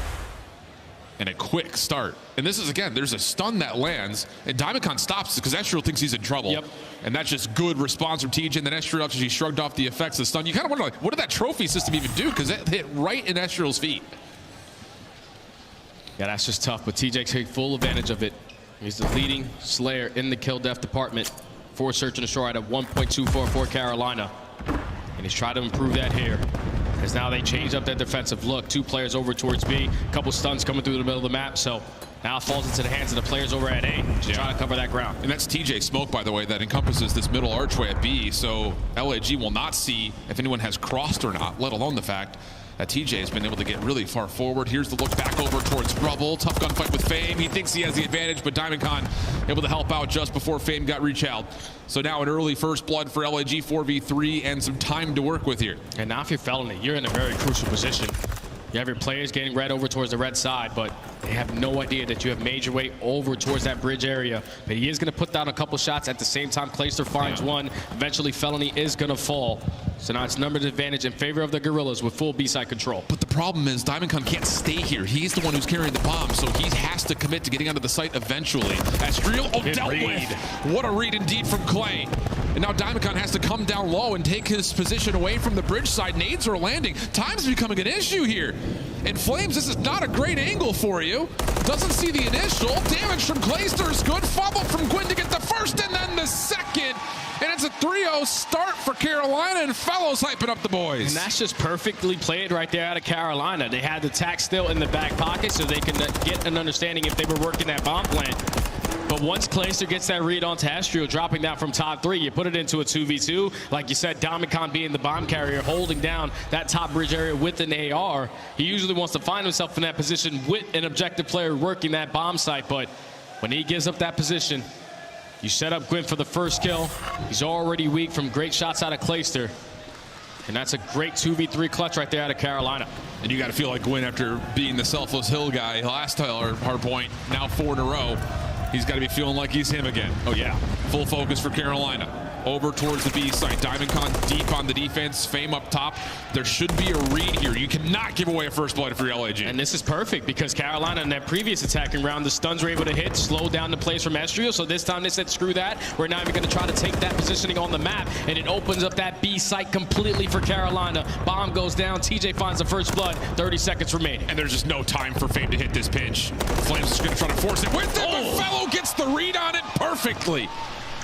Double down for Fellow. Pistol out. DiamondCon stuck at Rebel, and Fellow will take 3. Carolina are vibing. T Fell, his birthday was a couple days ago. Starting to feel fantastic so far in this series. Had a great map. Number 1 finds 3 in this round number 4. But Carolina can feel it. The energy is definitely on their side. I'm pretty sure even when I walked through backstage, when I looked at Clayster, I think he thought I was red. He might be seeing red out there with just the way that he's playing. It's just wild to see how quickly this search and destroy has improved for these guys. Maybe the ability of getting in person is just the cheat code for them. It's gotta Tell be. you what, unreal stuff. Fame at 0-4, Flames at 0-4, Astral 1-4. It's just not good anywhere you look. LAG, this is a must-win round for you. Gwynn's playing it off angle, topside bust. No, sir. Get out of my face. 6-0 for Gwynn. Cruise missile up, and Flames in the blink of an eye is in a 1v4. In his debut, he had 2 1v3s. But so far, he hasn't found a kill on this round. The bomb is all the way across the map. Carolina are not going to give up anything for free. Fellow gets the info, and look at all the arrows from Carolina. They're all pouncing over towards his bridge side. They're doing no wrong, man. Frags are landing perfectly. Fellow. All right, it's all good. Yeah, a little bit of a heat check, maybe. Just like, I'm just going to send this one in, but oh, mercy. This has been an absolute blinder of a search and destroy. And, I mean, we're dealing with a total of 6 kills through 5 rounds for LAG. Yeah, this is not good. This is not good. They've only been able to find 1 first blood throughout this entire map. But the positioning right there, the reads out of Carolina. And Gwynn with the shots to find 2. Just basically calls around right there. Now you have a cruise missile in your back pocket. If you're the Gorillas, you have to figure out how the hell we're going to stop this B plant. I mean, what do you do here? You have to be stacked up over toward shops. Gwynn's definitely going to call the cruise from backside barrel here, and you would figure as soon as this is called in, the hit should be pretty much on the way. DiamondCon going to stay a little while longer to see if he can see anything, but all 4 members stuck over towards Fountain. Estriel trying to get a chow up, but the pre-fire shots are right there. And Carolina, they're not even going for the plant. They're just waiting to see if they can catch the defense on rotation in for the retake. Oh, yeah, because once that cruise missile hits and nothing's able to connect, Gorillas know that they had to potentially be playing for that bomb plant. But TJ finds the first, but it's only a matter of moments before Gwynn works his way on that deep pinch. He's only able to take down 1. Now it's the vet, 3-time world champ, in a 1v2 4-6-0. Bob collected quickly. LAG going to hold hands here, trying to get their first round win. Clay. Good proactive read here from Clay, for being completely honest. Just comes down to LAG are waiting for this plant to happen. Does he get an exit? Does he get a look to isolate after this? And was he seen? No. Oh, he wasn't seen at all.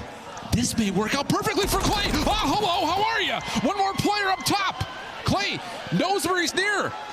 30 seconds still to play off of. Estriel sliding forward. Benefit for Clay. 1v2. What do these young guns think they're doing? 32 or 18. You just don't know with this guy. Carolina 6-0.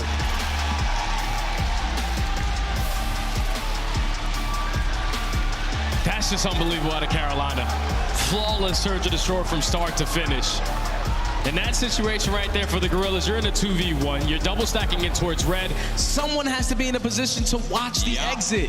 That was the most important thing. You're thinking, all right, he either ran in towards back cafe or potentially in towards Tiki. You're not expecting him to push right up the bus side, work his way through bottom arches to push to that middle alley. Once he gets that first kill, he knows. Clayster's been playing for a really long time. They have to be doing the buddy system in full effect. And once he gets to read it, that's the play that was in hand. He just takes full advantage of it. Drops 35 in the game number 1, 7-1 in the search and destroy. That guy just simply comes different when he needs to the most. It's unreal, man. Legitimately, this Carolina search has come so far in such a quick time.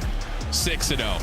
And let's be candid again, I think you reflect off of the day yesterday. Yeah. And there's one of two ways you can respond to it. Yep. It's like, hey, we could have beaten Optic at a couple of maps. We threw away a lot of advantages. Sometimes you crumble off of having days like that.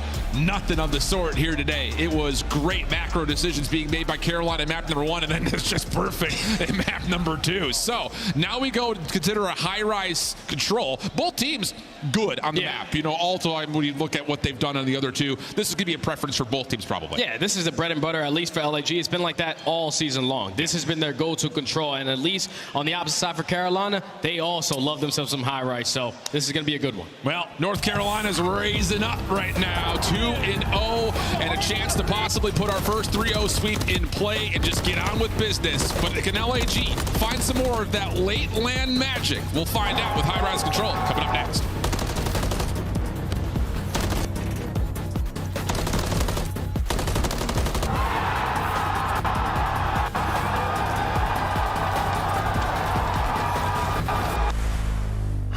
Upgrade your game with the Scuff, the official controller of the Call of Duty League.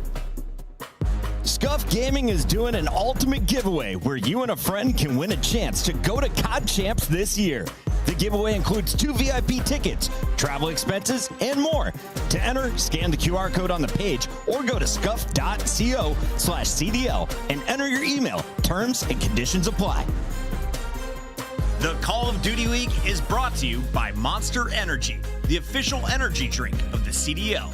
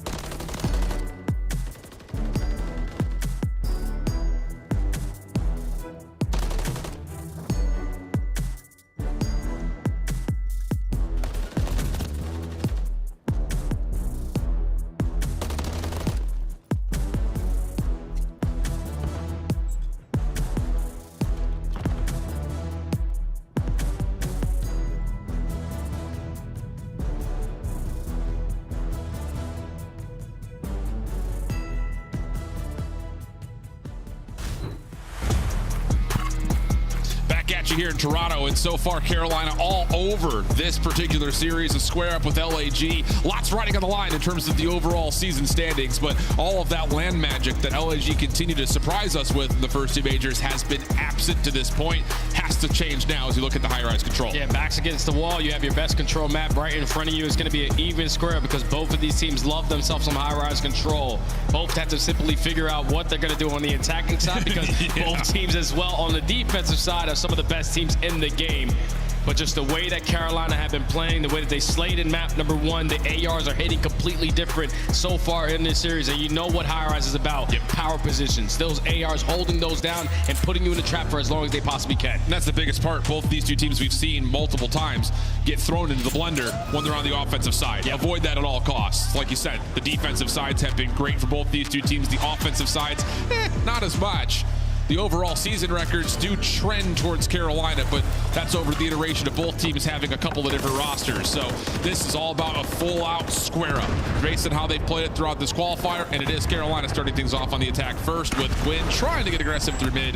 Not quite, as Clayster will blow up the propane tank and unfortunately find Quinn on the other side of the kill feed. See how far away he was from that damn propane? I'm telling you, it's so possessed. Just never goes in the favor of the team that's actually trying to take some ground over towards A, but Carolina already find themselves at that B point. First segment about to get complete. You have Flames putting himself in a position to play some spawn kills, but we have to work them off this objective. Yeah, it's one of those shoes on the opposite foot type moments right now because you've got TJ and Flames just kind of in a race to see who can pull off the most successful spawn trap, and neither will find too much. 2 ticks of progress. Good over towards B early. 60 seconds still left on the clock, but LAG with that quick set of kills already in the middle of the map. Yeah, now they have all map control, and Carolina has to find a way on out of their spawn. Great team shots out of Fellow and Gwyn to take down Diamondcon from that positioning. Now you can work your way up through B Street because you have somewhat a bottom pit as well. Clayster up through the middle of the map finds another kill. That time comes to a pause as that third segment getting worked on. It's working on quickly as well. Diamondcon wants the challenge. Keep in mind, there's some history between these two. New York, the basis of that point, and okay, Diamondcon back in right before that third tick can get completely locked. The clock continues to tick, over 40 seconds left. But still, Carolina are giving themselves opportunities. They're trading effectively over towards the right street. Vane pushes behind enemy line and is able to take care of the final 2 players. Now all of Carolina coming off of the respawn. They still have that progression a little bit on towards that third segment at B, but 25 seconds left. You got to get a move on it. Yeah, and they're trying to re-clear out top heli. Fellow trying to hit a route, and he may have slipped through the entirety of this LAG defense. The problem is Fame is holding the front door nicely. Double for him. Clay also dropping means that it's just down to Fellow. Able to at least clear off the top propane tank, but he's got to get to work on the zone, and Fame has come right back to him. So now the clock stops at 8 seconds. Off the respawn is a little bit more of where the difficulty starts to come through for Ravens, and as Flames takes off Fellow's position from the B zone, it will just be the 2 ticks of progress tallied here in the first offensive attempt for Carolina. Yeah, good attempt right there from Carolina, especially right off the rip, finding those early 2 segments, but LAG just maintaining the map control. Always having players consistently pushed up into your spawn, just making it very difficult to even work your way out of the base. As LAG go up 1-0, no cruise missiles to work with, but 2 segments from Carolina is pretty good because now LAG have to figure out how they're going to get theirs. Yeah, that's the big part about it, right? I mean, we talk about this often when it comes to especially maps like High Rise and Invasion. Set the bar with that first offense, and only getting 2 ticks doesn't really give you much pressure, I think, if you're LAG. It's not 0, but it does feel like it's pretty manageable. Like, we figured you're coming into an offense with trophies, you should be able to get at least 2 ticks somewhere, right? Just the only thing is you're going up against this Carolina roster, who are the best team at this map and not allowing segments to get away from them. So you just have to figure out how to stay strong in that category. Great shots right there from Gwyn. Starting to get activated with that MCW in hand, but LAG, they're applying all this pressure over towards A. The propane is eventually going to blow up, and now you have to hit the reset. At least you have a little bit of B Street control. Yeah, Fellow dropping means that Carolina will have to try to find a different way to contest this B zone, likely coming off spawn. Flames still trying to get forward, get into the face of this Carolina defense. It's working out nicely for him. DC still on the zone, 10-5 start, has a great one. Fame almost with the transfer to make some noise over towards the A zone, but now you have the 3-man stack on B, and unless a nade hits and takes off a couple of players, this one's gone. Yeah, that's already the 3 segments complete over at B, so now time is going to get extended. Carolina have a little bit of ground to make up for. So now the Guerrillas just trying to work their way out of that B point. Flames is able to at least find 1, and now a couple players on his side do fall, so it's going to turn into a 1-on-1 versus Clayster. He's able to find that kill now. Where is Estriel? Quick trade coming out. Diamondcon also, wow, lots of damage taken because as soon as he comes through the windows, TJ finishes off what was a lot of damage coming out of the gun of Felony. So now you've got an opportunity for Carolina to kind of use Clayster as a pivot point. They can start to push up just a touch. They still haven't found Clay. LAG are still looking for him. Clay hops up, but runs right into the LAG offense, which now finds their way onto the A zone. Gamecock comes to a pause, and they at least get the info on the final player that was pushed out. They know everyone else is off the respawn, so let's get our trophy systems down. Let's try to work at these segments, as the first one already is going to be complete, but effective trades from Carolina. Still trying to contest this win again with a massive couple of kills. It's going to at least alleviate a little bit of that pressure on the point, but final player here is Estriel. He's still making it happen. On 5 in a row, off the bit of a regen, looking for kill number 6. He's able to tally it for the cruise missile. Pistol out, and Estriel popping off on the A zone. A late stack comes through, and that is about as clean as you'd seen from LAG. That's the best that it gets right there. We're talking about on high rise, where you usually don't find a lot of success on your attacking rounds, but they were consistently not going 2 to 3 dead at the same time, allowing Carolina to put them in that little bit of a trap. But once they captured that B point, you already have 3 players stacked over on that side of the map. But you can take a look at it again. Clayster right off the rip with the propane takes down Gwyn. And then this side, unfortunately, somehow, someway, TJ dies. I just don't get it. There are some rounds you feel like you're playing a 4v5. It's just the way it is. So a huge advantage for LAG, not only being up 2-0, they've got a cruise missile, the ticks of progression are also stacked in their favor. It's feeling like LAG are all over this high-rise control. Carolina would have to put together kind of a miracle run here for the quote-unquote mini reverse sweep on the map, and Fame is not allowing them to even stop the clock on the B zone. The biggest thing for Carolina is obviously walking away with this attacking round by doing it through the segments, because they're only down by 4. When Clayster finding that double, it's going to give them an opportunity to work their way up through B, but it's consistent trades coming in from the Gorillas. Always making sure that they're holding down those power positions. Everyone's sitting positive. And right now, Carolina just a little bit late to the party, but TJ, he finds a double to keep that streak alive. Okay. Thought for sure he'd be dead to rights of the trade, but little finesse around the tower allows him a chance at the second. Nade's still coming in, finding successes. There's no trophy system down, so the clock continues to tick below the 50-second mark. Cruise missile gets called in. That will take care of TJ inside an elevator, and Carolina need to reset up. Yeah, not with 40 seconds left. You have to make sure the players who are already pushed out of the base stay alive in this positioning, because when that cruise missile gets called in, all information gained for the Gorillas. Clayster effective on that trade, but still time starting to get away from you. He falls. Farthest player pushed up is going to be Gwyn, but everybody else off the respawn. And this has not just been a good map for LAG, it's been a great team map for them. Legitimately everyone at 14 kills, so sharing is caring. It's been the name of the game to this point. Clock stops at 20 seconds with a little bit of focus over towards B, but I mean, LG are just getting away with whatever the heck they want right now. They are all over this Ravens team, and you can kind of feel the breath in the lungs of the Ravens has been vacuumed out just a touch. A shift possibly in momentum here for the series if this holds, which it looks like it will, and Fame finds another stunned up with the pistol. 5 seconds left. Last attempt would be Gwyn here on A. He gets dealt with. Flames over the top with the pistol. That will do it. Goodbye high rise. Let's look at the next map for Hardpoint. Oh, and that was quick. Gorillas just made easy work of that control right there. Successful on their attacking rounds, but even better on their defense. Only allowing 2 segments in 2 defensive rounds to get away from them. For real. But if you needed a response, if you needed some momentum to try to continue forward in this series, you definitely gained it right there. As everyone played just simply fantastic on that map number 3. Absolutely. Full team effort. And that's the thing about it. It's like in a series that you have gotten kind of, again, behind the 8 ball on the hard point. You don't have any sign of life really at all in the surge. Being able to come back together as a full squad after that little break and put together a performance like this, okay, now all of a sudden we start to give you a little bit more attention. The issue coming up here is the fact that you're going to a Vista hardpoint, which we have not seen them play at all. Yeah, so it's a big question mark still for the rest of the series for LAG. That's the only scary thing about this one, is that obviously you've seen Carolina get a couple reps on Vista. They haven't found any success on it, as they're sitting 0-2, but the Gorillas have yet to play this in a professional matchup. They're probably getting reps in practice. They were feeling really good to at least put this one in the series, but you're going to have to show me something, or at least play to the counters that Carolina are not strong in. They were great versus Atlanta when you talk about those those rotations. Sure.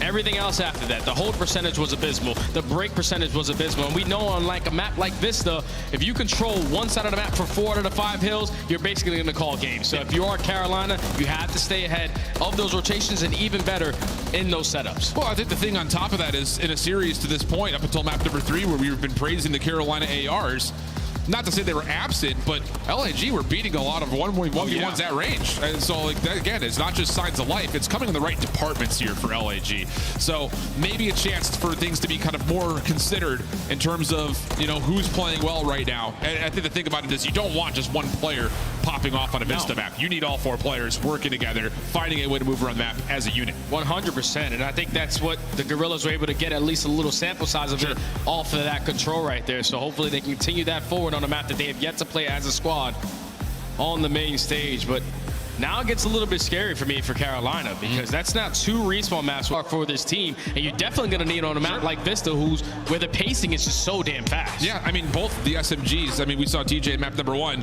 was kind of the guy that really made a mess of a lot of the LIG rotations, but when Gwyn is the guy that's saying, hey, I guess I got to play inside the hill, that's not exactly where you want one of the top slayers right now in Major 3 qualifiers, at least not necessarily. So here's a look at how things have gone again across the hard point. Neither of these 2 teams have particularly been great, and the hold percentage, obviously breaking, has also been poor for them. And the odd thing about it, the one stat that wasn't shown, was the rotation percentages, where again, both teams are decent there, top half of the league, but it's just been one of those situations they're not finding the efficiency that our top squads are. Yeah, it just comes down to everything after that. Once you get the spawns, we're talking about the initial gunfights. If they don't go in your favor, now you're spawning all the way across the map. The hold percentage is going to take a big blow there. And then now when you're spawning all the way across the map, you are having no success on the re-breaks in. So both of these teams have a lot to focus on. But if we saw anything in map number 1, at least the setups were a lot better for Carolina on that Karachi. Now you just have to try to figure out on Vista, because like I said earlier, just the way that this map plays is so damn fast. Yeah, and I think not just for looking at the obvious candidates for Carolina, who's going to be the candidate in your mind for LAG? Because I'm kind of looking at Estriel after a great performance, running around with the sub, that he's going to have to be that guy that kind of keep TJ in check just a touch. Yeah, I feel like Estriel is definitely a guy that you could talk about, but I'm more focused on Diamond Con. I feel like every time LAG spawning on a hard point and that guy has a phenomenal game, they usually see themselves at the end of the map with the W. So Diamond Con, I'm looking at him and the battle between him and Clayster, who have a lot of history together. Whoever's going to win that AR battle and really set the tone to dominate those power positions might be able to be victorious at the end. Yeah, shout outs back to that Cold War year with New York Subliners. Diamond Con was, without question, one of the top ARs and challengers that season. Steps in for Clay, voluntarily stepping down. Diamond Con doesn't get a chance to finish off the season. He watches his teammates and challengers win a championship that year. So, yeah, the history, pretty deep. Shout outs if you followed all of that. Here we go. LAG from the favorite side, immediately into the hard point. Carolina taking their time trying to work this through mid. They're going to try to isolate Diamond Con, who's good for the first. 1-for-1, there's not bad. Yeah, that's all you really want to do right there in that situation, because the numbers advantage is still going to be in your favor. Now, the final player who doesn't fall is Gwyn. You know exactly where he is around the map. And so far, this has been a great P1 hold. No trophy systems as well to work with, but they walking away with potential 20 seconds. And they're keeping it scrappy. Yeah, back and forth we go. Last 1v1 goes the way of Gwyn. And this is another map where you got to keep in mind, coming off map number 1, Fame really not called upon to have to be that guy to help out in the overall tempo and pace. But when he can get to that blackout mode where he just goes and fries, he can be very deadly. So a good response here for Carolina initially off the re-break. LAG right back in for a chance, but they do get pushed aside, and now the focus has to go down towards Burger. Yeah, this is perfect plays from Carolina to basically tie the game up at the end of that P1. After being late to the party, but this time they're early off the rotation towards New. TJ starts it off with the first engagement. Someone's got to get into the HP. He knows that there's pressure all around him, not able to find that kill onto Fame, so the break comes in early for the Guerrillas. ARs, though, for Carolina, giving them a chance for the re-break quickly. They take good advantage of it. Now Fellow through mid-map. Clay stuck in the corner. Gwyn helping out wherever he possibly can. 8-2. Okay, you want to see him pop off here, Jay. How about the start from the young man? 4 in a row for Gwyn at 9-2. Still locking down the hard point time until eventually a frag takes him out of position. Yeah, that's the rookie of the year, I know. Just coming out slaying with that rival 9. Unfortunately, they do not lead to a lot of time here at that P2 as 3 go down in defeat in favor of the Gorillas, but you still have the spawns off the rotation over towards next. Just got to take care of the playmaker on the side of the Gorillas, who's working his way on the outskirts of the map. I don't know if Clace is going to get a read on it. Big kill out of Estriel, but everyone on his team falls. So now Carolina are instantly here to just simply play for that kill. And then they're swarming. They're trying to isolate him at any given cost, but Estriel not taken down. A quick response out of LAG, now off the respawn to try to get back over to help contest this hard point. Fellow from the interior, able to find one. That's enough for him to step away and take care of another 2. Unreal stuff. Now just down to Flames. And nope, not going to get past Felony. How about the 6 in a row for him and a cruise missile? Oh, he's been unbelievable on land. He finds himself now on 7 in a row. Single-handedly gets the break over towards P3. And now Carolina able to flip the spawns right on back. You already have Clace in a position playing those cutoffs. He finds a double. TJ finds the player who was roaming around the back end to potentially flip those spawns. And right now, Carolina are just a step ahead in this game. Absolutely, they are. And I'll be honest, as much as Estriel has tried to do his best, Fame needs to step up. He just has to be the guy that we knew from years previous. Not to this point has he shown up in any of the hard points. 3 and 9 out of the hard point for now for a little bit of the scrap time. And so again, LAG, even though it feels like they're getting behind the 8 ball, they're still right in this game. Yeah, they're still right into this game. And you can see those spawns for Carolina. They did not want to afford those spawn outs at this P4. They are going to be the team initially here, but Felony knows now I had to invest in cruise missile to secure these spawns through the back end. Thankfully, his teammates find a couple kills with their weapons, and he finds the final with that cruise. So a successful break and a successful hold on those spawns. Yeah, Clay trying to just push the forward line of scrimmage here in front of the hard point. Nades will take him out. Now Fellow just kind of on a railing, waiting for this contest. Double slide out! Are you kidding me? How has he managed to pull that off? Flames will get 1 in response, but it just doesn't matter. Carolina's going to get the back 20. Yeah, back 20 is going to be theirs, but if you are the Gorillas, you can't give up all this time. You're going to be blessed with the rotation over towards P5. And you have to make up for some much-needed time. Only down by 40. So going to be a one-on-one over towards the old hill for the final 10, but TJ's able to win it. But this could be a very, very scary situation for the Gorillas because you do not want those back spawns for that next hill. You just need Fame to do something, man. 3 and 13, running this flex SMG. He has to be able to help out Estriel because, again, Estriel's been doing whatever he possibly can and continuing to have that over the top of the bridge, but it's just felt like, not to sound it too insignificant, it felt like a 3v4. You just have not had Fame step up, and he's actually swapped over to an MCW. He's getting naded out of position. A frustrating map for Kevin Fame. And now that's 3 dead in the feed, make it all 4, but I don't know if Carolina are going to get a read that the spawns now flip. This is not the ideal setup to chain that P5 to the P1 area. But they're still finding all the kills in the feed, just like map number 1, Felony on another 5 streak, 18 and 6. Go ahead, Ty. Keep doing your thing. I'm telling you, this is one of the most veteran, oldest teams we have by average age in the league, but wow. Fellow and Clay have had their way with this LAG squad. Clay on rotation, trying to get themselves set up for some early time here at that P1. Fellow on 5 in a row, looking for a second cruise missile shut down by DiamondCon, and this is where LAG just need to reset and get back into this map. Yeah, they need to get some much needed time here at P1. They found 20 seconds the first go around, but now you have trophy systems in your back pocket to assist you a little bit better. Oh, man. But no one is currently watching over the little map. You just allow the SMGs for Carolina to push their way right through that side. They find 3 in the feed. DiamondCon, last player up, he drops, and another successful break right there out of the Ravens. And this is where the map can get really out of hand. Oh, my. And is it ever? I mean, wow. This Carolina team means business. Unbelievable in terms of how they've been able to kind of continue to just dominate at given moments in time. Fellow, topside bar, last player left here at the desk. Carolina coming off spawn, trying to get there in time, but LAG eventually get a bit of a break. They need this final 15, yes, and they also need to chain it over to that P2, so a couple kills have to start going in your favor. Fame sitting at 5 and 18, you need to start to turn this around if you want to keep your tournament dreams alive. But you can see they were super aggressive up on that side of the map, and Carolina actually blessed themselves with those perfect spawns over the rotation. And now Fame here trying to contest it. He should get traded with more bodies here from Carolina, but it's still going to be a mixed phase to start this one off. Estriel following up, but goodness, Gwyn, Fellow, 2v3 situation. They put it together perfectly. And then Fame just cannot get into Burger. Gwyn pushing and forcing the issue. 24 and 14 for Gwyn. Unreal stuff here for Carolina, now taking the lead closer to 100 points. And now Flames at least gets that close spawn there for Estriel. But you did have a couple players spawn out for the Gorillas. Now TJ just trying to find the timing to execute not one, but potentially 2 kills for this break at this P2HP. He's able to switch to the rival 9 at perfect timing. 15 seconds remaining. All the kills in the feed in favor of Carolina. They're going to potentially walk away with this final 10. And now with the Gorillas being down 90, you need a response here at P3. And LAG is just all over the place. Individuals all over the map. No cohesion. Last 2 members for LAG over towards Bar. Clayster falls off, can't really finish off the damage he had tallied. Astral able to put something together. So we get over towards this Bar Hill. Things start to stabilize a touch for LAG. Just wonder if it's a day late and $1 short. Just need to start training a couple hills together, man. We saw some insane comebacks so far on Vista. And the Gorillas trying to add that one to the tally.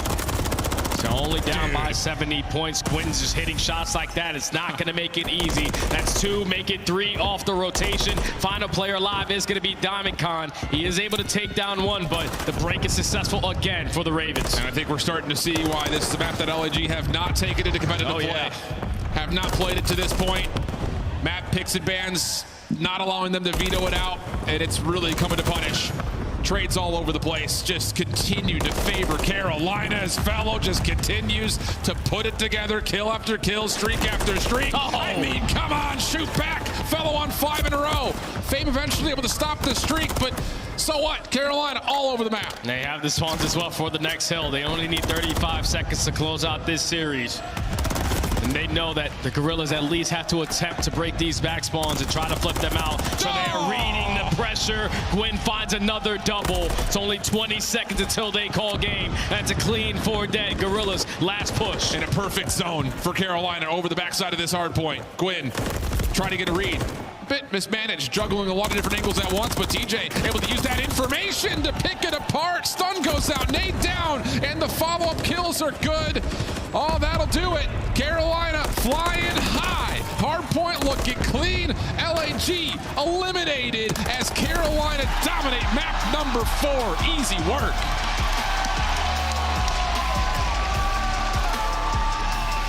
Yeah, I'd get up and stand out of my chair too if I just played like that, Tyler. What an unbelievable performance from him in the HPs alongside Clayster, who just went absolutely off as the dynamic ARs for that team. But we said Gwyn was having a slow start in both the respawns. How about a takeover map in that map number 4?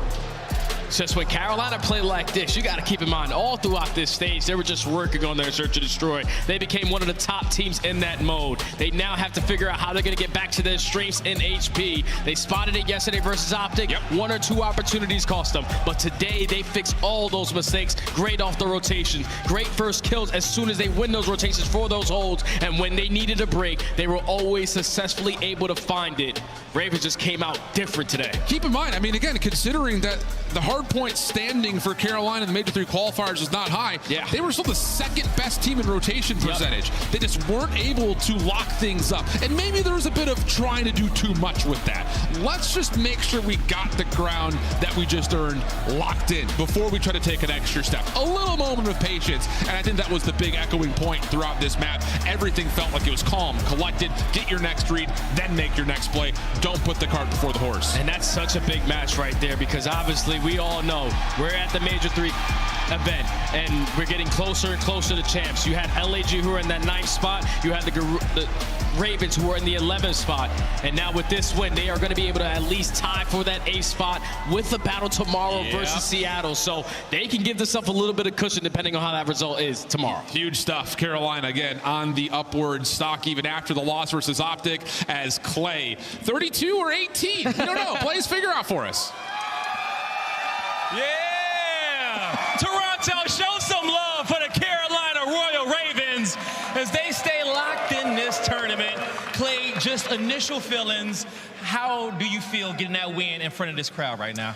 Obviously feels good to get the win. It was a little disappointing yesterday. We kind of didn't capitalize on our situations versus Optic, but we know we're better than a lot of these teams, and we just showed it here today on stage. I think you guys definitely did. Now, for me, the S&D was self-explanatory, the control was self-explanatory, but the hard points, okay? What was the game plan going in there? And then talk to me about TJ and Gwyn, the SMGs, and what they kind of do to help alleviate that pressure and create those opportunities, because you guys are frying in those hard points. I think we finally made it clear to Tej and Gwyn that me and Tyler are there to support them and get them kills, and they finally clicked in their head. They've started waiting for us to look over them a little more. We've started playing together a little more. Yep. And me and Fellow went positive in some hard points, and if you do that, like, you're pretty bound to win, so. Yeah! Fellow was looking fantastic. You as well, Clay. Now, the job isn't done yet. You guys are going to make it on to Saturday. What do you want the fans to know that's still supporting you, that's still cheering for you as you guys get prepared for this next matchup? Oh, man, you guys are honestly awesome. I appreciate all the love and support. Yesterday was a little quiet in here, but I get it. Today, you guys showed up, and I hope you guys show up for our matches tomorrow. We love you guys. Thank you. All right, y'all. We love you guys in the venue. Still one more match today. But, Chris, let's break all this down and get to it. Clayster, a legend of the Call of Duty scene. He's been here since the beginning, and he still got it. Nameless, Alley-Cat, let's break down that victory from the Royal Ravens. They now power into the top 8, and they're on pace to finish top 6 once again. Nameless, I want to start with you. Yeah. Clayster and Felony were your players to watch coming into the tournament. How'd they perform? I mean, they went absolutely bonkers. Let's talk about these hard points. You know, when we watched that Optic Texas series, we talked about the opportunities that they were giving Optic, right? Like, they were playing so well, they give that team an opportunity to take a mile, and they lose. Well, in this one, that was not the case. They put the foot on the throat. We're talking about a Vista where Felony literally could not die. Chaining P3 and 4 together is exactly what you want to see. Some miraculous two pieces obviously came into play, but the team play was there throughout. Something we haven't seen the entire stage for Carolina and Hardpoint. Allie, I was talking with Merck about this backstage, and he said, all right, if the rest of the team is supporting Gwyn, when Gwyn starts playing like he does in that game 4, how deep can the Royal Ravens go? They can go incredibly deep. Again, we're talking about a team that has placed top 8, then top 6. And we make the joke of, like, what's next? Top 4? Well, they've got their first dub out of the way, right? And for Carolina Royal Ravens, this just showed me how deep their map pool can be. I already figured that they had won the Vetoes versus LAG. Obviously, the high-rise was a bit of a throwaway map. They gave LAG their best map, number 3. But even in the maps versus Texas yesterday, they played Subbase and Rio. Those were very winnable games. You're talking about a tied Subbase. You're talking about a hill differential in the Rio. And then they played 2 completely different hard points today, and we see what Clay and Fellow are made of. Yeah, it just feels like a completely different dynamic today. You know, you had Fellow on that last map, 2 minutes in the hill. A lot of his impact plays came from within the hill. That means Gwyn and Tej are roaming, being nuisances, allowing that to happen. And then on that map number 1, Clay was in the back finding so many kills. Think back to that P3 where Clay was just finding kills bottom coop, making it so much easier for his teammates to get map control. That is what you want to see in this dynamic between veterans and young guys. 3 rings for Clay, and he's trying to make sure Carolina is in the running to fight for a 4th at the end of this year. And so far, they're looking good in this tournament. We, of course, have your Scuff play of the game, and it is Old Man Clay. That's right, the young guy, 30 years old, 5-1 at this point in the game. The 1v2 in round 6 to seal the deal, Nameless. Yeah, I mean, Old Man Clay, you can always count on him. He gets bombed down, he catches the COD timing, gets right behind Diamondcon and Vending, and then he's just like, I need to run for my life. Listen, I have to play my timing. Finds himself a good position, then Estriel has to check every single corner. Clay able to shoot him in the back for the cleanup, and from then on there, he's like, man, these guys can't mess with me. I will be extremely shocked if teams allow Carolina to put Karachi in any more series moving forward. I was already shocked LAG allowed it to happen, but they took that win on Toronto and New York on that Karachi search and destroy. So let's do some of our review, guys, of some past matches. All right, if you're just joining us here at LAN, you get a little bit of a buff when it comes to points for each match win. And with Carolina's most recent victory, they power into the top 8. That is a guaranteed 15 points that leapfrogs the Heretics and keeps them in our top 8, Alley-Cat. I mean, this was a huge jump for the Carolina Royal Ravens, and now you're sitting much more comfortable because you look at everybody else in the league right now. You're talking about a Vegas Legion that's already popped out, a Seattle Surge that maybe could make a run here, but the Boston Breach sitting at 50 points. You have now jumped 4 teams. Yeah, I mean, you can pass Minnesota Rocker, and then either Miami or LA Thieves are going to be out in this next match. So for Carolina Royal Ravens, perfect storm. You just got to have a couple more dubs to get yourself some cushion. And an opportunity to hold the door, but that's not until tomorrow. When we come back, we're going to the losers bracket round 2. Miami LA Thieves playing for top 6 after this.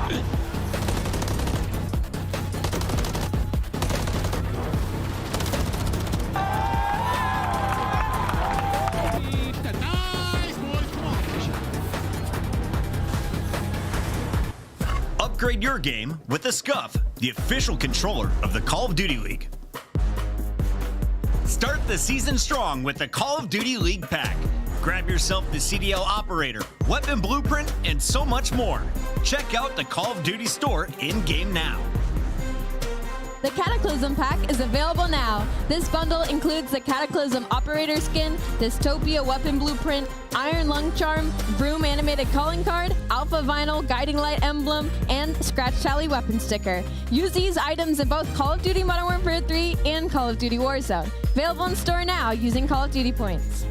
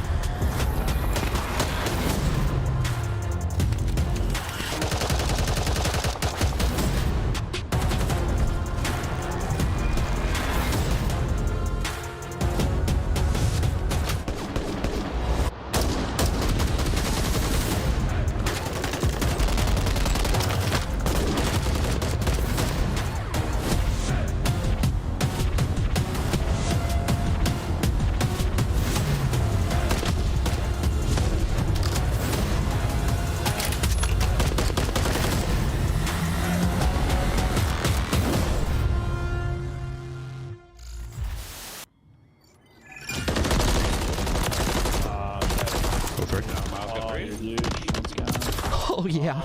It's going on CDL TV, baby.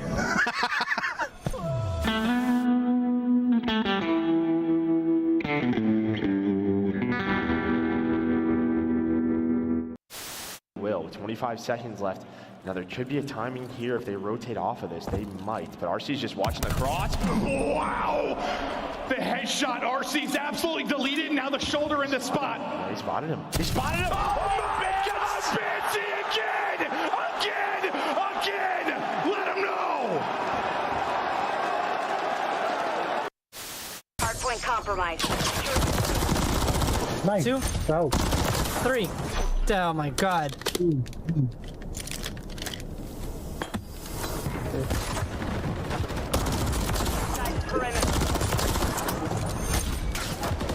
He's low. I hit him like 2 times. He's by side. Secure the area. Standing by. My hell. Oh my God, dude.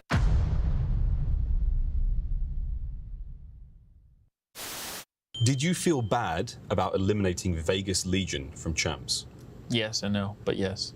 They're seeing them like, ugh. I don't know, actually. You are lying. I'm lying? You are lying. Them guys.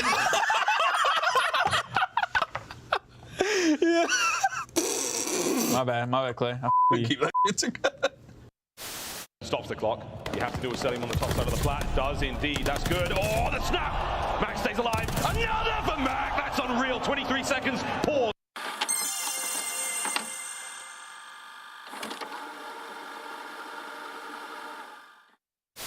He's got to be so happy. He finally doesn't have to worry about getting first blooded in round 11 on his team. You're like an adamantium werewolf. Oh no! Oh no! He couldn't get out, but he can do front flips. Oh, Daddy's hungry! Oh my God! Finally takes him out. It's dog-on-dog warfare! No! That was the most intense round of S&D that I've ever casted in my damn life. Bickle now.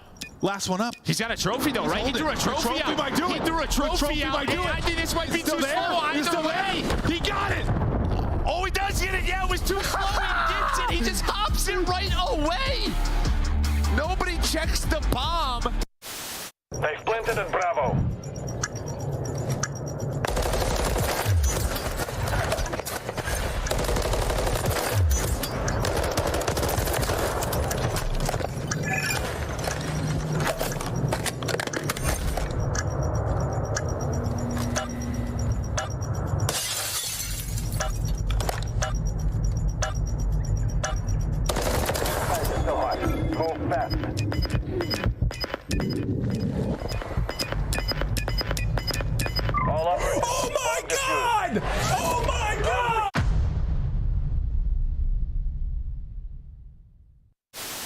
They're playing record. They have to play.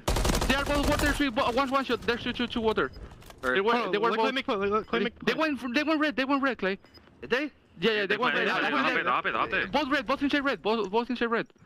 They went front door. They went front door. He's hopping. Watch his water. I have your word. Back door. They didn't see you yet. Nice! Let's go, Clay! Yes, sir. And we are back. It is day 2 live from Toronto. Welcome in to the Call of Duty League. And this is Major 3, where we are narrowing down our pool of 12 teams to just 7. We've already said goodbye to 4. Tonight we say goodbye to a 5th. It'll either be Miami Heretics or LA Thieves. Miami, though, the surprise squad to be here at the end of a Friday night. They bombed out of our first 2 majors, but now with Real, it seems that the rookie has powered this team into a position where they can go deep in a bracket. Yeah, and you talk about Real. This man had 206 interactions in their last game. He was completely let loose, and they do it by winning 2 search and destroys and a hard point. But he played well throughout all the respawns. Look to them to continue that in this match. Ali, while Real is the new addition to this lineup, you've got Metals, who has been in almost every position imaginable for this Miami Heretics team. He's been the mainstay, and when he pops off, this team is playing confidently. And even though the numbers are a little bit skewed because we've only seen them play 2 matches, he's rocking a 1.79 right now on land for Major 3, and that is a huge jump from the 0.97 we saw from him previous during the qualifiers online. This is another team that gets better on lands, and before it was Real, it was Metals that was having these insane moments, having these takeover games to push them through series. So for the Monster Energy pregame for Miami, I think they should just keep things hot coming off of that Las Vegas win, and their search and destroy has been on fire. 3-0 record, their first rank in defense right now, and a 90% post-plant win rate. Yes, I rounded up to make things easier, and they're going to need it because they're going up against one of the best search and destroy teams in the game right now in LA Thieves. Yeah, and you know, that last one I think is the most important. You know, coming into this event, they were last in retakes. They have completely changed the way that they play search and destroy. It was beautiful, you know, in the last 3 SNEs that we saw, giving up bomb plants, but they're so perfectly executing their retakes. They're just overwhelming teams, and a lot of it was because of Metals taking his time finding the first bloods when they need him most. Also got to give major props to Vico and what he's done in this tournament, playing in front of his mom and dad up here in Toronto. On the other side of the stage, though, we got to take a look at a man who is ferocious in game 1s. Dan Ghosty is a monster in the first hard point of every series. It wasn't enough, though, in their last matchup. Ali, how can you get it done if you're Ghosty and LA Thieves tonight? Honestly, it's the supporting cast. He needs help. You know, this is your main AR that you're leaning on heavily for the slaying, when typically it should be on Joe and Kremp, the SMGs for this squad. And we saw Joe Deceives in their series against Boston. It was the first bloods in the search and destroy, and it was the slaying in the map number 1, but unfortunately it wasn't enough. So I do want to put eyes on the other SMG in the series, in Kremp, who did not have a good map 1, 3, or 4. Nameless, while we can knock them for losing that first map to Boston, they ended up winning the series. And they have been so good in game 5s, 5-2 in the qualifiers. Yeah. Now they got a chance to crush in S&D once again. Yeah, I mean, they've been unbelievable in search and destroy. 4th in opening duels, converting them at like the 2nd highest clip rate in the league. Like, there's so many small things that they're doing right, and I think bringing Joe Deceives back in the lineup only made them better in that game most specifically. But then also, you know, to go back to the Ghosty point, he has been unbelievable. Like you said, map 1s are 6-3, should be 7-2 throughout this whole stage. They blew that one versus Boston, and Ghosty is a walking 30 bomb, putting up almost 5,000 damage average in hardpoint. Like, the man has gotten so much better from last year, and he's truly leading the squad. And I think they're going to be excited about this first hardpoint, Ali. This is the map, the 100-point club, the Vegas Legion. You get 6-star high-rise for game 3, and then a sub-base for game number 4. How do you feel about that second hardpoint? This is a great lineup for Miami Heretics, to be honest. There's only been 1 rep for LA Thieves here, and that was about 9 matches ago on 6-star map number 1. So some opportunity early in the series for Miami Heretics. Yeah, I think map 1 is a little scary, though. LA Thieves have been great at 6-star hardpoint. They have the highest plus-minus in the league on it, so could get off to a hot start if you're LA Thieves. Speaking of plus-minus, I am way negative on the day. I just bombed out with LAG in the last series, so let me do the honors of cursing you first. I'm going LA Thieves. here in our final match of the night. They're going to power in to our top 6 once again, Allie. I'm really happy they're going to do that because you're about 7 behind me right now, and you've been talking some big game today. I'm also going to be going with LA Thieves in this. Copycat. But it'll be a close one. Listen, last time it was a Game 5 and Thieves won. This time it's a Game 5, and Heretics are going to take it. I got Miami. The feel-good story continues here in our lower bracket. The feel-good story continues. Blaze, it's time to get the party started, though. Let's kick off match number 5. I got you, Puckett. I'm ready to cut the fluff and get to the good stuff. 2 squads looking for their second wins today, but only one can praise the hearts of their fans. The first squad coming to the stage. Get ready, LA, because here come your Thieves. Y'all need to lock in! I'm trying to make ends, I don't want to make amends, and I came to the lens. I mean, seriously! 1, 2, 3, 4, 5. Yeah, I'm turning up to the sky. Yeah, I go up till I get right. I ain't feeling trip till I get by. Yeah, I'm going up to the top Dubai. If you think I'm playing, just know it's on side. What you on? Hit you with the more tight. You don't kick till you don't, bitches on sight. Try to walk in with the limelight. I come up with the kush right. You know better than a sharp right. What is it? Yeah, I'm looking. Yeah, I'm coming in, feeling super saiyan. Oh my God, you think you was it? Use a little. Yeah, I'm coming in. Stop playing it. What the talk about? What you saying? Toronto, get loud, because here comes the LA Thieves. We got Dan Ghosty, Crimp, Nasty, and Joe Deceives. Looking to heist another W here over Miami. You know, everybody was talking about Miami's first win on land, but that was also LA Thieves. They got to be feeling good after that big W, and everybody played well. But that guy on the far left, Ghosty, has been an animal this year. He's looking to make a deeper run into this tournament and solidify them in the race for champs. Let's see if he can do it. And also prove your prediction wrong, Gant, but we'll see if they can do it. Let's get ready, Miami. Vamos! Here comes Miami Heretics. Get loud for Meadows, Lucky, Vickle, and Real. Miami looking to do it again.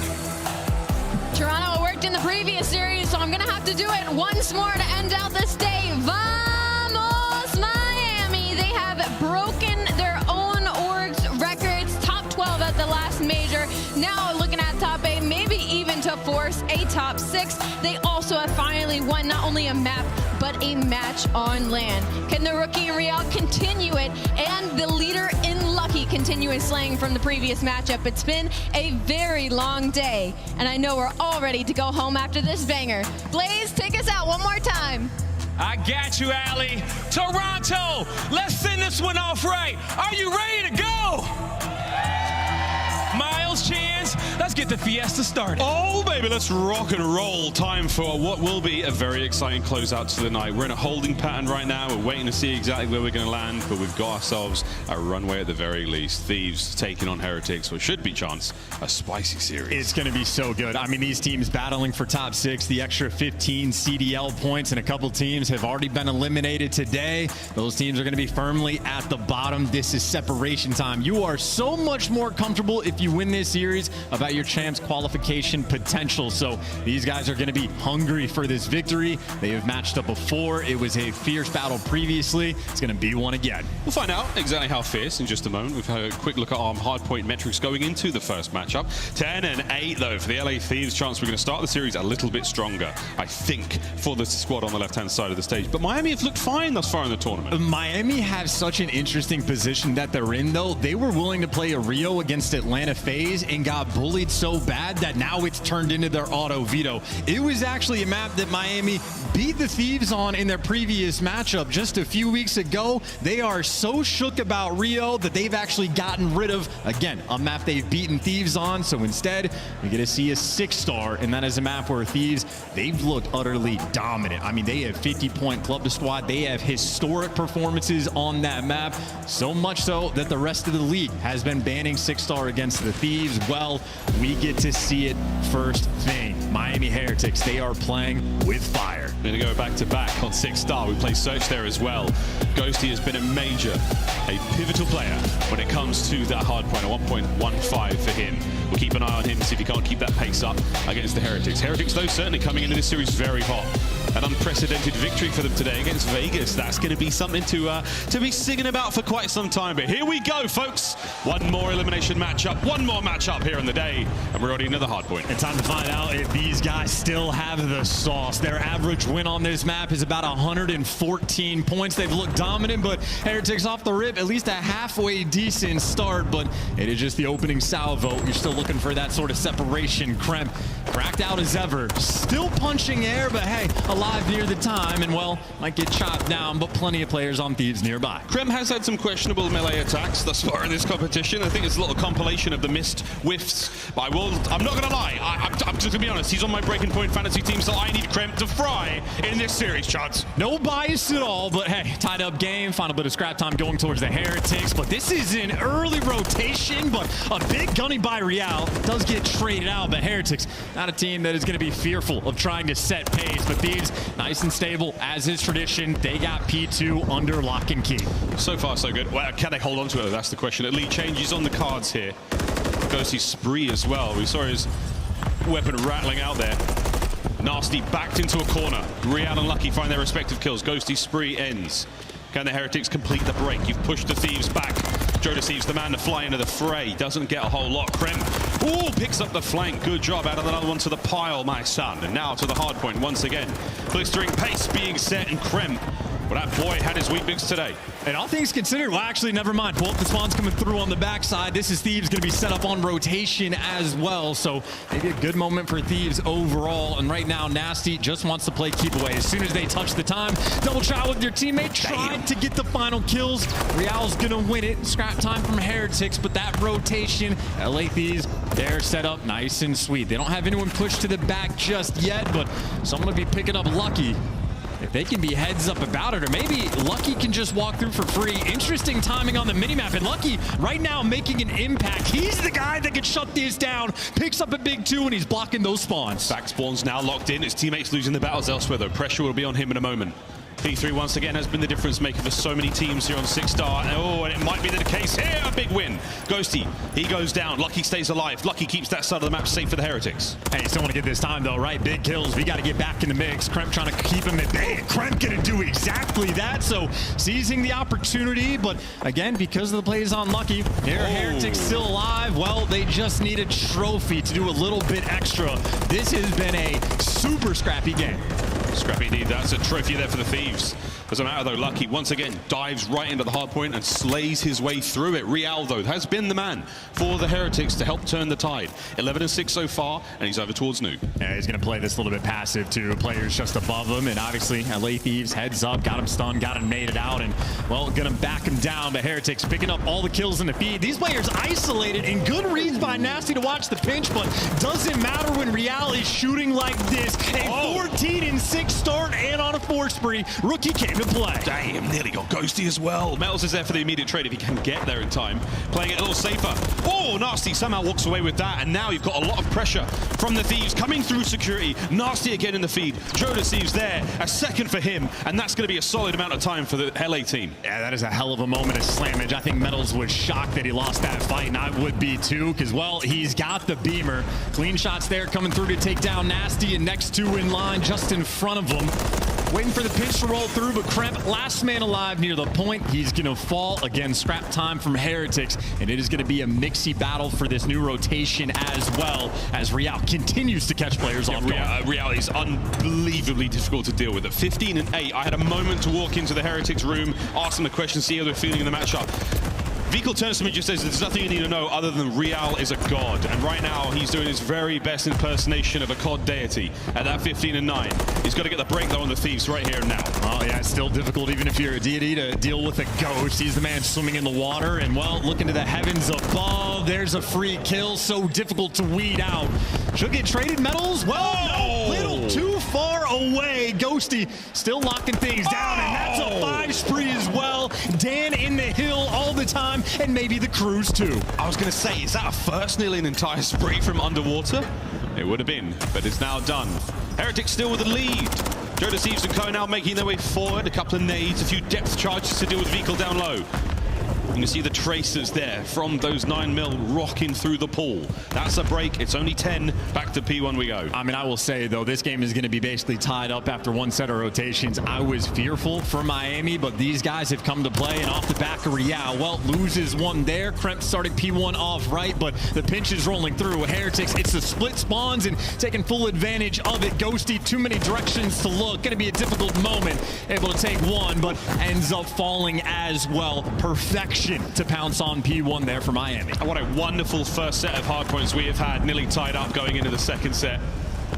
Joe Thieves helping his boys make their way forward. The right sticks of the Thieves are rocking right now as this 6-star continues.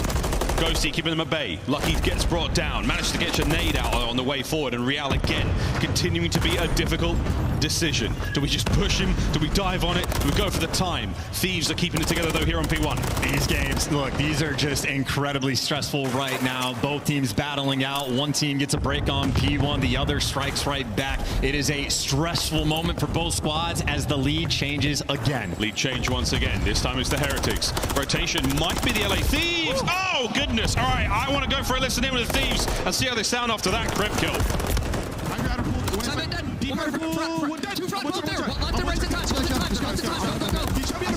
Nice, one more time.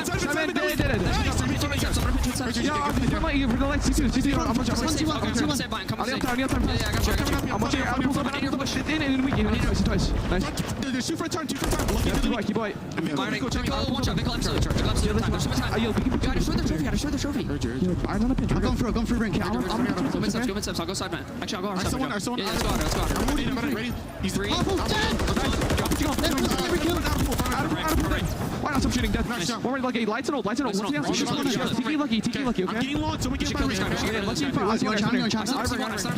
can't. I bring. I didn't have C1. I'll take one. He's right. He's sage. Ivorwood now. Yeah, he's top stage. On top of the stage. There's two stage. Two there. One shot front. I spawn them back. I help you. There's two front. You guys stay alive. Guys. They're spawning in steps. Yeah, we fast the ring. Elbow in time. Line down, Lucky.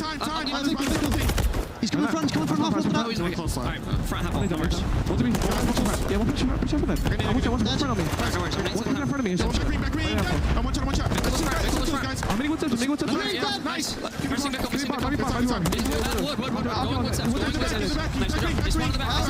Elbow weak. Line down. Elbow. Nice, thank you. I'm going. Could have spawned the back. I think they did.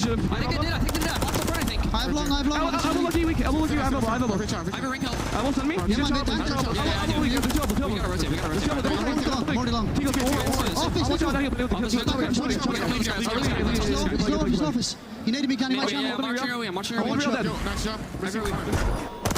These boys are twisted. There is no lack of energy, and on the rotation, they're winning the gunfights as well, but down by 30. Thieves trying to kick things up and fight back. Security is name of the game right now. Nasty banged up. Here comes Ghosty to pick it up. He gets his.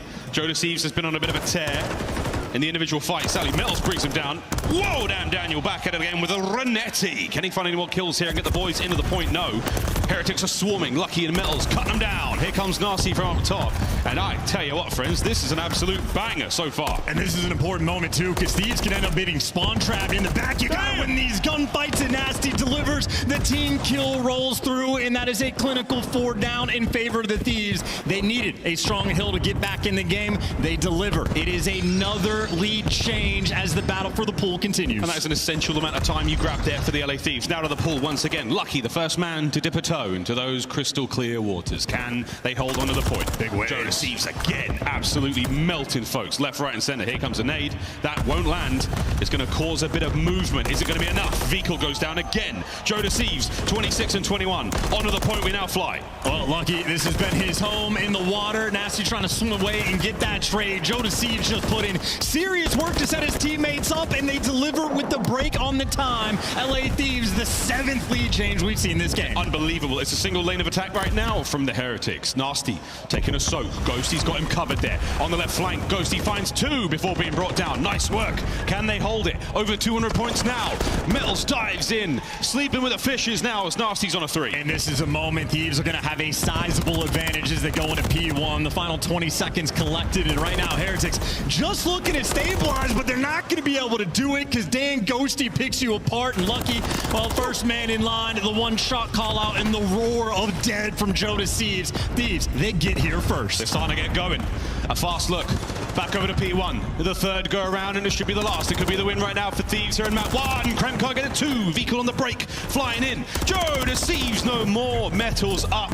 And that's the Heretics in the point. And they recognize the flip as well. So Heretics going to keep off the pressure. And nice shots from Metals as well. 2 players make it into top blue. And right now Thieves just want to go for the contest and not hand away this time to Heretics. Someone get out of that top window. Got to fly forward. Get in there, boys. But right now Metals is keeping you suppressed. Keeping you at bay. Over 200 now for the Heretics.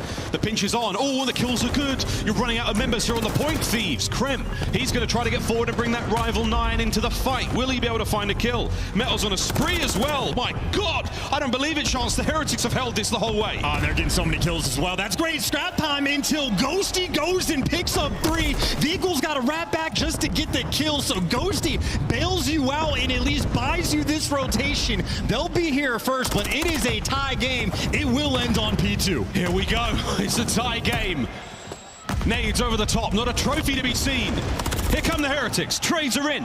Joe Deceives on the outside by the kiddie pool. Gets pinched. Metals is in. Vehicle is there. All down to Ghosty on the break alone. He's waiting for the timing. He's waiting for the timing. He cannot get it because Lucky is shredding him. Thieves, now it's desperation. You got to fly into the hill. 10 for the win. Here we go. Krem backs on up. Waiting for an opportunity for the boys. 1 break. 5 seconds. Vehicle 4. Looking for the 5th. Snaps are good. Nasty Ghosty get theirs. Oh my God. It's down to Joe Deceives. They're on spawn. That's the map. Miami struck first.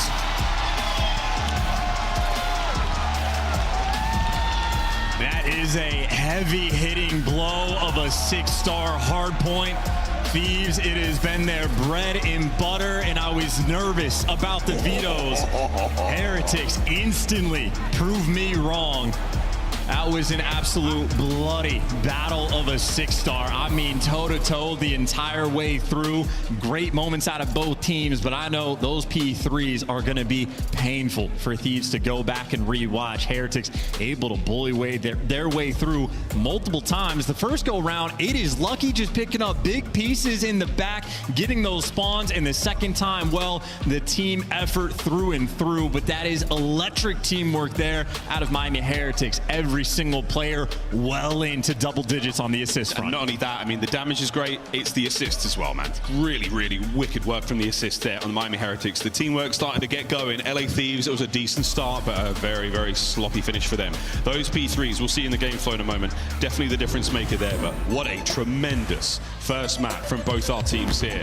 Here's our scuff play of the game, and it's the final few moments here. What a hold from the Heretics. And these are some ridiculous gunfights that are being won as well. LA Thieves, by the way, let them walk straight into the hill before the gunfights actually start to commence, so they do not do a good job of sort of buying that pressure and figuring out where Heretics are going to be attacking. And then ridiculous gunfights like this. Lucky with this slide, able to wallbang a bush and get it through, and they just get complete control. LA Thieves caught off guard, and then you're trying to break into this. It is absolutely hell trying to guess what corner to check. 4 corners. You only have to look at 2 if you're the Heretics there, and they managed to win the back and forth, the to and fro bait and switch war. That was an unbelievable run. I mean, Ghosty's 3-piece on point at P1 to give them a fighting chance towards second was incredible. But you're seeing the absolute roar, the thunder from the Miami Heretics roster. They came into this tournament winless on LAN, and look at that game flow, Chance. That is an absolute war of attrition. Heretics with the smallest of leads up until the second set of rotations, and then it's just a back and forth battle. But in a game like that, that is a war of attrition. It is exhausting. Like, those call-outs were just lightning fast, endless, everybody bringing the energy. And for Thieves to suffer the L to kick things off, it is not going to be easy to bounce back to, especially going into 6-star, where Miami Heretics, they have had the hot hand. 2 wins already in this tournament on this map. Obviously, the first that they were able to get on LAN. It has helped carry them through this tournament, and they get it once again. I get it again. Well, he's managed to slip through the vetoes. Thieves have obviously got a trick or two up their sleeves. But right now, they're going to need a little bit more than magic to get through this roster. The Miami Heretics, a late resurgence here in the major for them. They're managing to stay alive in the most difficult of circumstances. They bring down Vegas earlier today. Can they bring down the Thieves as well? And this would be a spectacle as well. Again, for the extra 15 CDL points you get, it is going to go such a long way. But so far at this tournament, the 3-0 record there for Miami, 2 of those do come on 6-star. We saw the stats, Des breaking it down. Metals right now, he has been perfect on the opening duels front. He has been the main slayer, has a 1.7 KD in this game mode. Absolutely lethal threat. Not too shabby though, of course, for Thieves, 2-1 overall, and still the stats are almost there, just ever so slightly behind Heretics. So we know it's going to be a good game, and this is certainly going to be one where you cannot afford to make mistakes on either side. You will get punished, especially so where Heretics seem to have found their flow state. On this map, they are happy. They've mixed up speeds. They've run it down at times. They'll pump the brakes. They'll be play measures. They've shown us a little bit of everything. And the weirdest thing is, I feel like we've been on this journey with them, Chance. We almost know some of the plays. We know how much they love the A-bomb site. We know the smoke retakes they like to go for. We've seen a couple of good looks from them. But if we've seen it, so have the Thieves. I mean, yeah, you make no mistake, right? The coaching staff of Thieves are going to be breaking down the VOD. It's one of those situations where you can pay attention to it. How many, tricks can you have in the bag? Well, they're going to be mixing it up, willing to attack either site. Of course, this first round without any trophies, maybe less aggressive than some of the rounds we'll see in the future. You can see a nice 2-2 split there for Miami, but the A site has been left open. And in the series we saw from the Heretics before, if they get the bomb down for free, their execution after the fact has been flawless. Joe Deceives, he knows something's up. I think he's holding it, but he's probably doing it at the rival line. He and Vikal are about to share thoughts and feelings in a moment, and not in a friendly way. There's the opening trades, and they are done. And that was over by the B side of the map. That's where the Thieves have presence now. Oh, and I see the bomb from the Heretics going that way as well. Yeah, we might rotate in this a bit of a TDM. Might little square up towards the middle of the map. Vikal versus Ghosty on the Chow. Ghosty, great damage on 2 players and barely gets out with his life. Heretics, not a lot of time wasted. They're going straight towards A as Kremp is taking so much space. His second kill in the round. Man advantage for Thieves, and they're here to not let this bomb get planted. Bomb's going to get planted. Metals, he's got to get away with his life as well. Vikal now gun up, ready to get into the fight. Cut down, it's Kremp once again on the flank. He's looking for an ace if he gets one more here. Stun check, Joe Deceives gets it. That's going to be the defuse. The LA Thieves, they start things off strong. Yeah, the Bermuda Triangle as well, just to decide who gets the defuse, but credit to Kremp on that round. Obviously, deliberations still taking place. Let Joe Deceives spin in some circles for the victory lap, but Kremp popping off in that round, and they might have let the plant happen, but they're just buying time and being the distraction for Kremp to have the free flank. So nice moves there, and obviously credit to Ghosty as well. Gets the damage done, gets out with his life. A well-orchestrated round. Yeah, it's hard to understate how important a moment like that is. Dealing damage and managing to escape and stay alive is very difficult to do at this level. You saw the route he took across the couches and over the sort of DJ box. That's not easy to do at this level. Not easy to do in that high-octane pace, and it's so easy to get tunnel-visioned. Kudos to Ghosty for not going down there. Kremp, though, 3-piece. See if he can't find a few more. He's on a spree. Yeah, he's got the MCW in hand as well, so he'll be posted up and maybe waiting for an aggressive play. Speaking of which, Vikal down low. Joe Deceives, you can see he is concerned about it. Heretics for the moment, they have Lucky watching the crossover towards B. Everybody else stacked up on defense. This is the exact setup that Heretics want, and a wasted stun there from Joe as he actually talked about Lucky watching the cross. Well, Nasty, he's made it out. Thieves are taking space again. Moving across towards that B side of the map. Lucky's playing very patiently here. He's going to be in a position to dive over the wall towards that B-bomb, or maybe stop the players getting up here and checking this. But a fast plant would be expected. That trophy in position is going to help out. A little bit of noise being made here, so Lucky might be able to start making some calls. Here comes the rest of the Heretics, no doubt. Lucky wants the freebie kill, can't get it, and ready for the trade. So Lucky just trying to stay alive. And he's got intel on a few different players, but just waiting on the reinforcements. Heretics getting grouped together. Big group up. Whoa, there's so many thieves up here now. I can't believe it. They've both been brought down. Real from mid-steps is in trouble as well. He has to back up. Wow. Krim gets a 5, and Real, surely, he's brought down now as well. And this is give it to Kremp if you can find it. Number 2 on the minimap, going to be hunting down Real, who wants to get out of dodge. Oh, don't look down. He doesn't feed the spree. And Real's never played with Clayster, but he has learned from the expert. Well, this is one of those maps where we've talked about it to no end. There's a million ways to throw yourself off this big bad boy. I have no idea where that horn came from. I'm not sure if the stream heard that. It's an in-game sound. But where? The elevator. And I think there's a huge cow somewhere, but we'll get back to that later. Krem's still on a 5. One more kill, gets streaks. Little mixy on this map. Not always incredibly impactful, but can be fantastic. Hit and miss, quite literally. Krem gagging for it over here. Yeah, and Real's got to fight against Jodeci's potentially inside of you. That could be the difference maker. Real finds the timing, goes on the flank, but Jodeci's fries him. Good comms there. I think Ghosty tagged him up on the cross. Oh, Krip has eaten nothing but frags so far in this round. And V-kill over the top. Oh, that's a big win. Can't get the second, though. Ghosty with the trade. No crews, but that's fine. You've still got the man advantage now, all down to Lucky. And this is a tough spot to be in with an MCW. You know, Jodeci's could be around any corner with the rival, and they're moving as a pack. 2 players together, and it doesn't make a difference. Teamwork and coordination on point. LA Thieves, they are making this look easy, and I love the decisiveness, especially in the previous round. They get geared up together, bomb down. You know Lucky's above you. Hunt that man down. Similar situation here, getting grouped up together, making sure no clutch potential, going to be able to roll through. And even just for that first blood, Real, he seized the moment, had an opportunity, had great timing on Jodeci's. Ghosty was watching his back, though, got some great tags in. Set his teammate up for the easy first blood. 3-0 so far for the LA Thieves here on 6-star. They're looking to bounce back after what was a very tough hard point. If you've just joined us, we're halfway through this, potentially. Nades up from Lucky.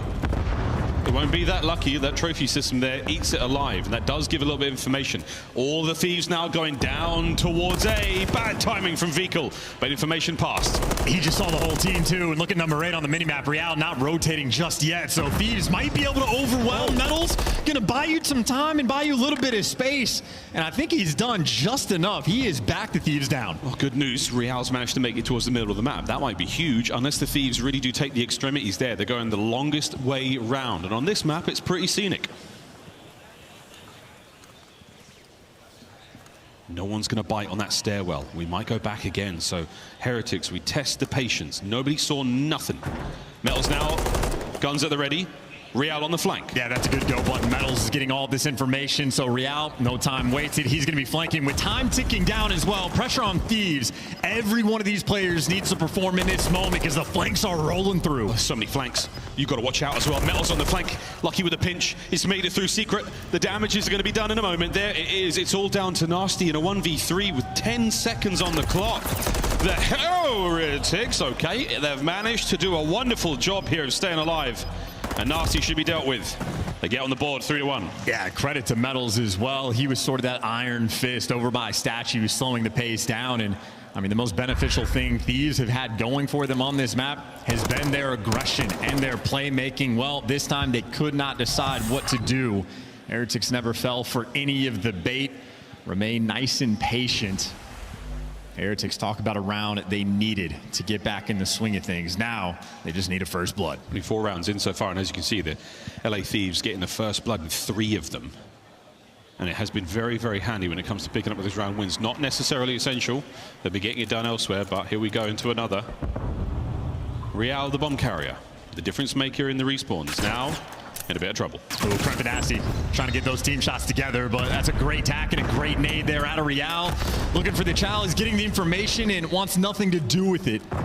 Getting out of dodge, wrapping back, and in the meantime, look at where that nade just landed. Metals a peach. With Thieves are flying. Thieves are flying. Oh, an awkward fight, but they managed to walk away with at least one. Now disperse. Don't let anyone get lined up.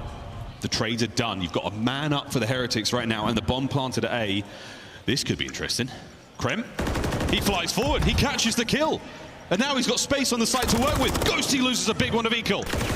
And that's Krem from behind. It's 2 in a row for Miami. Dude, that is an absurd round from Heretics. Again, Metals has been perfect. Maybe not at this point in this map, but perfect in the opening duel category.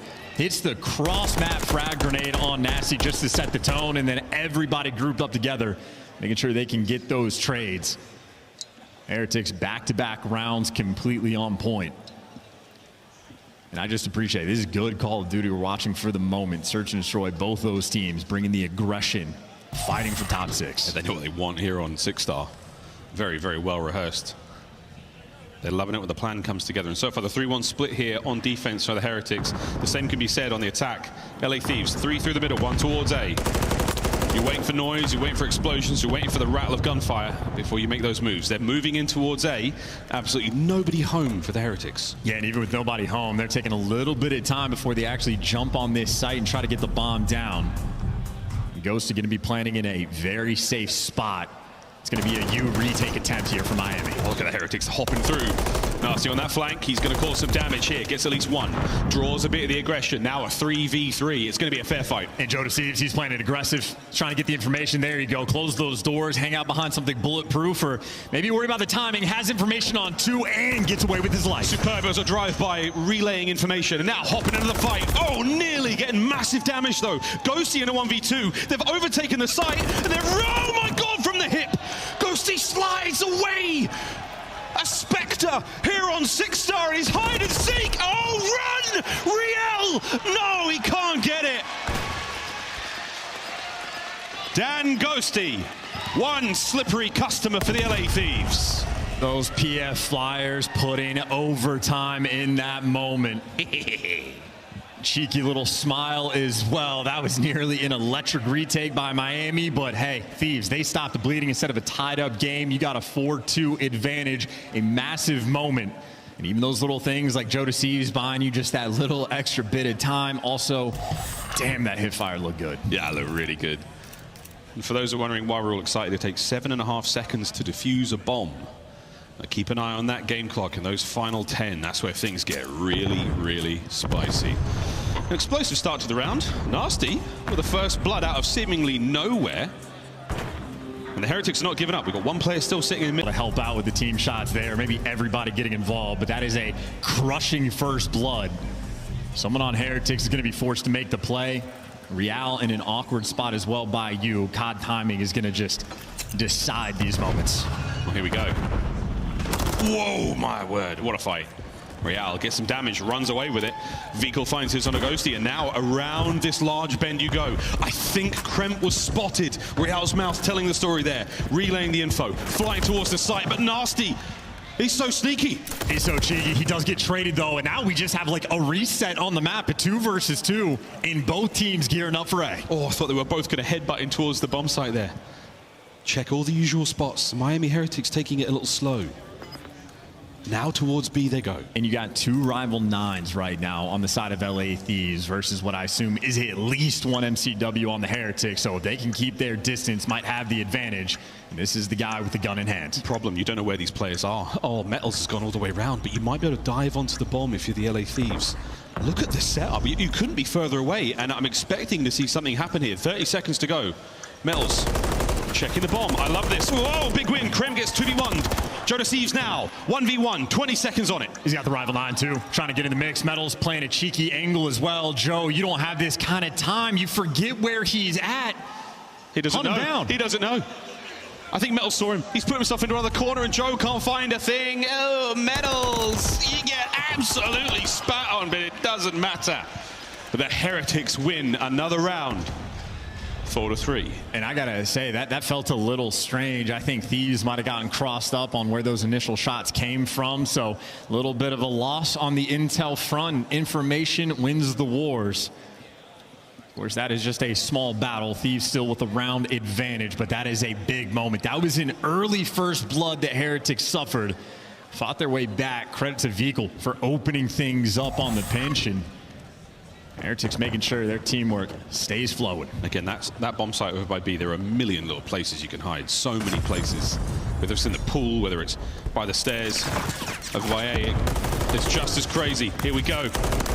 All sorts of hate being thrown at one another here in the battle towards the bomb site. Yeah, Thieves are really playing for Miami to get over aggressive. You had Nasty just waiting for a pinch to roll through, but they've been on point when their calls are decisive. And right now, Thieves roaming as a team straight towards the site. And Lucky, he's felt the pressure. They've jumped on this before, so he's ready for this action.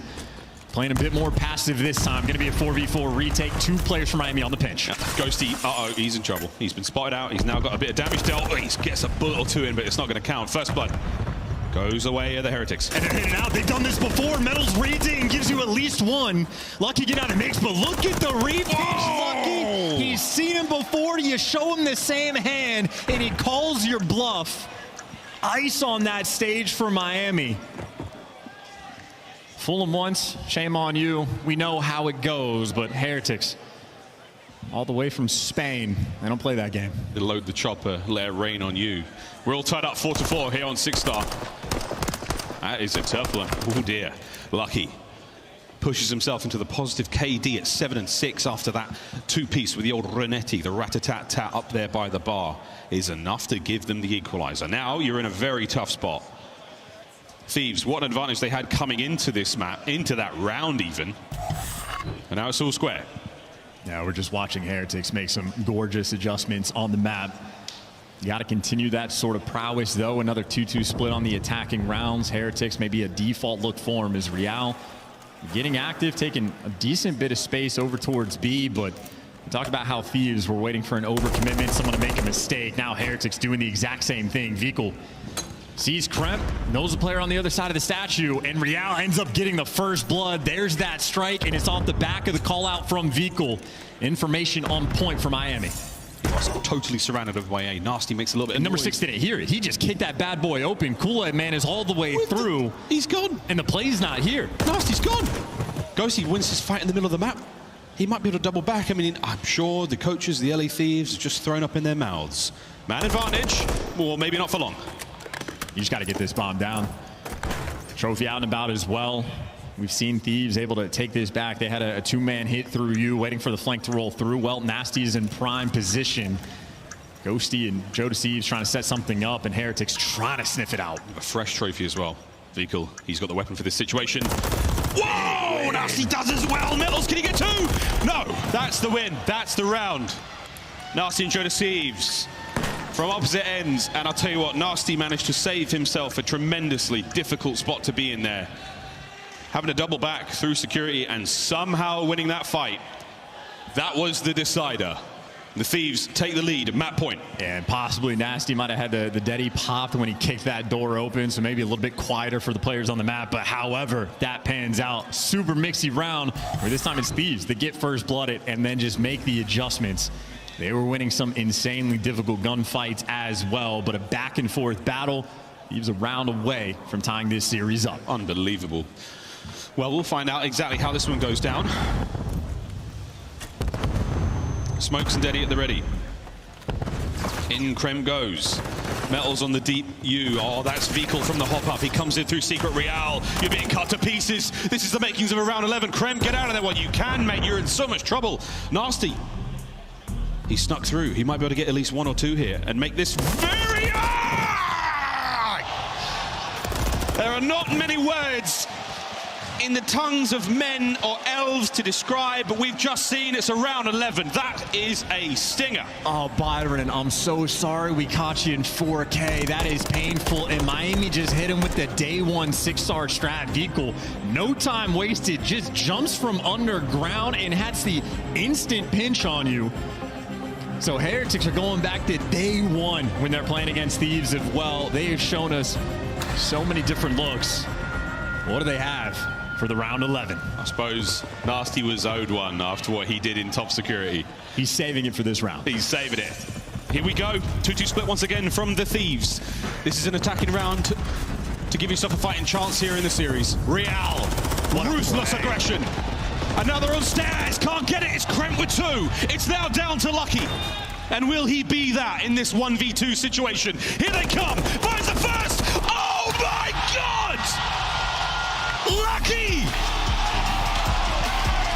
Dios mío, how has he done that? I can't believe what we've just seen. A replay will be needed. That's 2-0 in the series, and that is one hell of a two-piece. And we have just witnessed the birth of a brand new call-out. No longer Palm Tree from the LA Thieves. They're calling that the lucky spot for the rest of the year. Wow.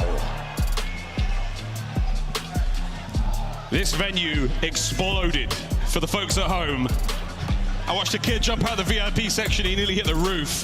What an unbelievable closeout to the round. The Thieves had it in the bag. That's what the CDL is all about. And think about how emotionally damaging map number 1 was. A bloodbath from start to finish where the pace has been electric, and Heretics close it out on the final hill for the exact same style to happen in map number 2. These might collapse, they might break down. Those are 2 very difficult maps to bounce back from, and Lucky will send shivers down their spine. Spicy stuff here at the Matamei Athletic Center as we now roll into a commercial break on the other side of this absolute banger. We've got ourselves a game of control. This series has not gone the way anyone expected. The Miami Heretics have certainly come to play. LA Thieves, though, not out of this one yet. We're almost ready to get to this break. And when we do, folks, compose yourselves. I know we have to, and most of the folks in the venue do as well. We'll be right back after this.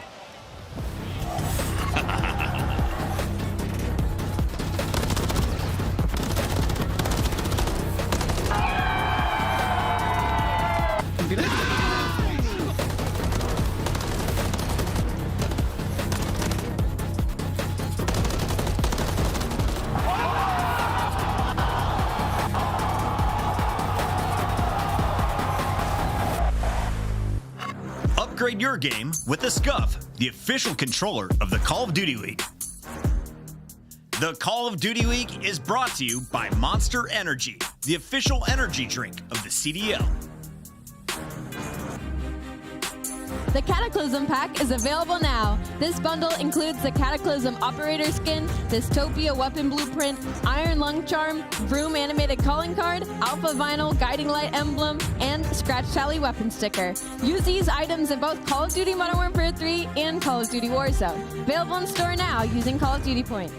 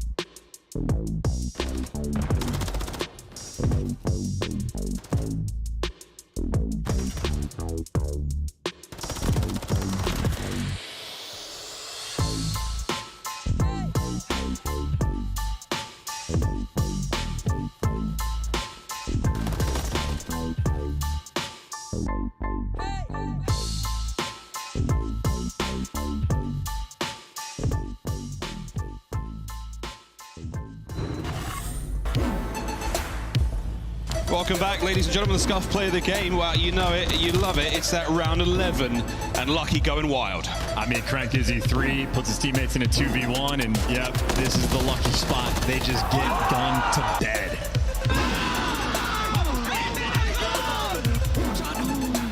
Lucky, not only did he get the 2-piece, but he absolutely bodied his player camera as well. And the Thieves simply unbelievable. A very, very bitter sting as they roll into this control now. Down 2 in the series. An elimination matchup. They go home if they fall here. The Heretics march onwards. And what a deserving tournament from them, man. They have just been outstanding. Coming into this match, the absolute underdog. Coming into this tournament, I mean, I don't want to say it, but everyone knew they were a free win. They were a free win. They couldn't win a map on land. And now they've eliminated Vegas and they've got the Thieves on the ropes. Well, I think they're also showing the difference being able to start in a winner's bracket. Even if it's just an L from like a top 4 team, you get that initial match, you get the vibes flowing, you understand yourselves and get used to the environment. You don't just kick things off in a bad spot. So Heretics, they have been flowing. However, now this is quite literally the opportunity for Thieves to get back in the series. Miami have not been strong in control. They have not been good on high rise specifically. They know exactly how they're gonna play. Someone right now for Thieves got to step up in the leadership category and really try to drive it home. Nice gunfight wins by Thieves. That is all for Heretics. Welcome to your spawn. Welcome to your spawn, boys. Get cozy. You might be here for a minute. Real fights his way out. Beautiful shots. Big tags, keeping Real at bay. He won't be able to get into the fight for a moment without feeling very brave. And here comes the hit. Lovely comms. Ghosty caught unaware. There's a contest on A for a moment there, but B, that's where the boys will be for now. And Heretics have done this quite a few times. They're not afraid to leave one guy on the point, let everybody else slay. So Real doesn't care about the objective. Leave that for somebody else. Fly forward and get some kills. It is the Miami way. Oh, Fecal nearly with hip fire. Ghosty and nasty find theirs, respectively. Bit of breathing space to work with here. They try an exploding propane tank. Already claimed a single soul here in the round. The other one's already exploded, so we won't see any more. But 35 seconds and the Thieves get on the board first. Yeah, Miami playing for the kills, and they did not get any of them. So now in a tough spot, trying to waltz their way through. Kremp just going to slow him down. Might get shut down, but not a lot of space taken on the map. Heretics, again, surrounding the B zone. And Nasty going to fall as well. Always a mixy one indeed, but Ghosty for 2, and they're not playing a corner. They're not playing the objective. They are challenged. The challenge. Ghosty looking for a 5. Might get it. Gets it. Can he get streaks before the round closes out? 10 seconds. Go for it, Dad. Go for it. Give us something to scream about in the next round, because this has been an electric opener. Oh, nearly. That would have been something. What an electrifying start here. Thieves, they come out hot after that egg on their face in the round 11. That was 18 deaths for a round that barely lasted more than 2 minutes. Whoa. Heretics, again, they will run it down. They will play at lightning speed, and they have struggled on the attacking rounds. On defense, though, make no mistake, Miami can absolutely bounce back. This series has been any indication. We're going down to a round 5, down to the wire, some 1 versus 2. Lucky might just have to clutch up again. Well, Lucky has to get a kill before he can clutch up. He's 0-5 so far. From hero to 0 kills. We'll say if he can get him in this one. Wouldn't be too surprised. Control can be exceptionally wild. Watch out for that one. Ghosty cleans up. That propane tank on that side of the map, and the boys now going to make their way forward. And Real, I mean, sliding to the aggressive side to hand Ghosty a very nice cruise missile. Of course, the propane tank more dangerous than the cruise missile on this map, but Ghosty might be the absolute machine. 9-2 start. This is what you needed from your AR. Might get chopped down towards the middle of the map, but a little bit of work towards the objective. But Thieves don't get that second tick. Get welcome back to their spawn as well. Heretics, nice clearance on defense. Yeah, lovely work. Beautiful shots there out of vehicle. Not enough for the MCW of Joe Thieves. Gets the better of him. And stout defense there from Real, taking his time out of his very busy schedule to drain the zone. Woohoo! Nice shots from Metals. The old drop shot. Never went out of fashion. Still just as good. Lucky, at least able to get on the board with 1 kill, but you see, playing the objective Thieves right now, swarming this B zone. 3 players make it, all 4 nearby. Love to see teamwork on high rise. Well, watch out for this though. Lucky gets himself his second on the round. B should get captured unless, whoa, it's done. Nice work there, 3 in the feed. Vehicle flying into the fight, a little too late though. You might be able to transition to A immediately. Noble and home for the Heretics. So much better when you actually play the objective Thieves. They have done their homework, and now everybody just trying to work their way out. Krem not going for the double stack, but in prime position to get some extra kills. It's nice timing. If they can get the kills, though, that's the question. Watch out for Lucky. He's going on the roundabout flank. He's going to cause some serious damage if the timing works out. Massive win from Nasty. Keeps the flank safe. A is open for a moment, but you've still got map pressure for the Thieves. Here's Ghosty, power position, able to get 1, and knows Real has him in his sights. Wants to take the route, though. That is 1 propane tank explosion done. Ghosty, that's heads-up awareness. That's just awkward timing, but nobody on Miami is watching this. Ghosty will get up for free. And Real dead to rights. That's 3 in the feed. That's 3 in the feed. That's a big deal. Here comes the stack. 2 players on it. Oh, nice work out of Metals. Nasty gets there in time. Might be able to cause some cause for concern for the players on spawn. Can't get any more out of their life. Shots in a Lucky. You've lost the attack now. It's complete. Heretics with a second to breathe. 1:10 still to go. Yeah, whether you're making a good play or bad play, the worst thing you can do is hesitate. Nasty, well, wanted to turn and throw the trophy, but gets caught in no man's land. Still, though, a 13v9. Heretics, they will always throw away lives. 14-6. Ghosty is cooking. A couple more shots there into the players over towards the A side of the map. Not going to amount for too much. Once again, the Heretics, they may be down on the life count 10-7. But they're still holding this one together. And this is an awkward fight that Lucky doesn't lose. Joe Thieves the lone man for his squad on this side of the map. Heretics pulling it back slowly, Chance. And Thieves are going to have to touch the objective at some point just to stop the clock. 30 seconds isn't enough time to get the 6 kills, but for the moment, able to get an extra one. Ghosty wants to make the investment, force him indoors. If you got to run into blue, you're going to die. Number 6 Metal's going for it. There's 1 death. You know, Beagle's in the shack, and you get 2 players on the point. They flood out on the point. Here comes the pinch.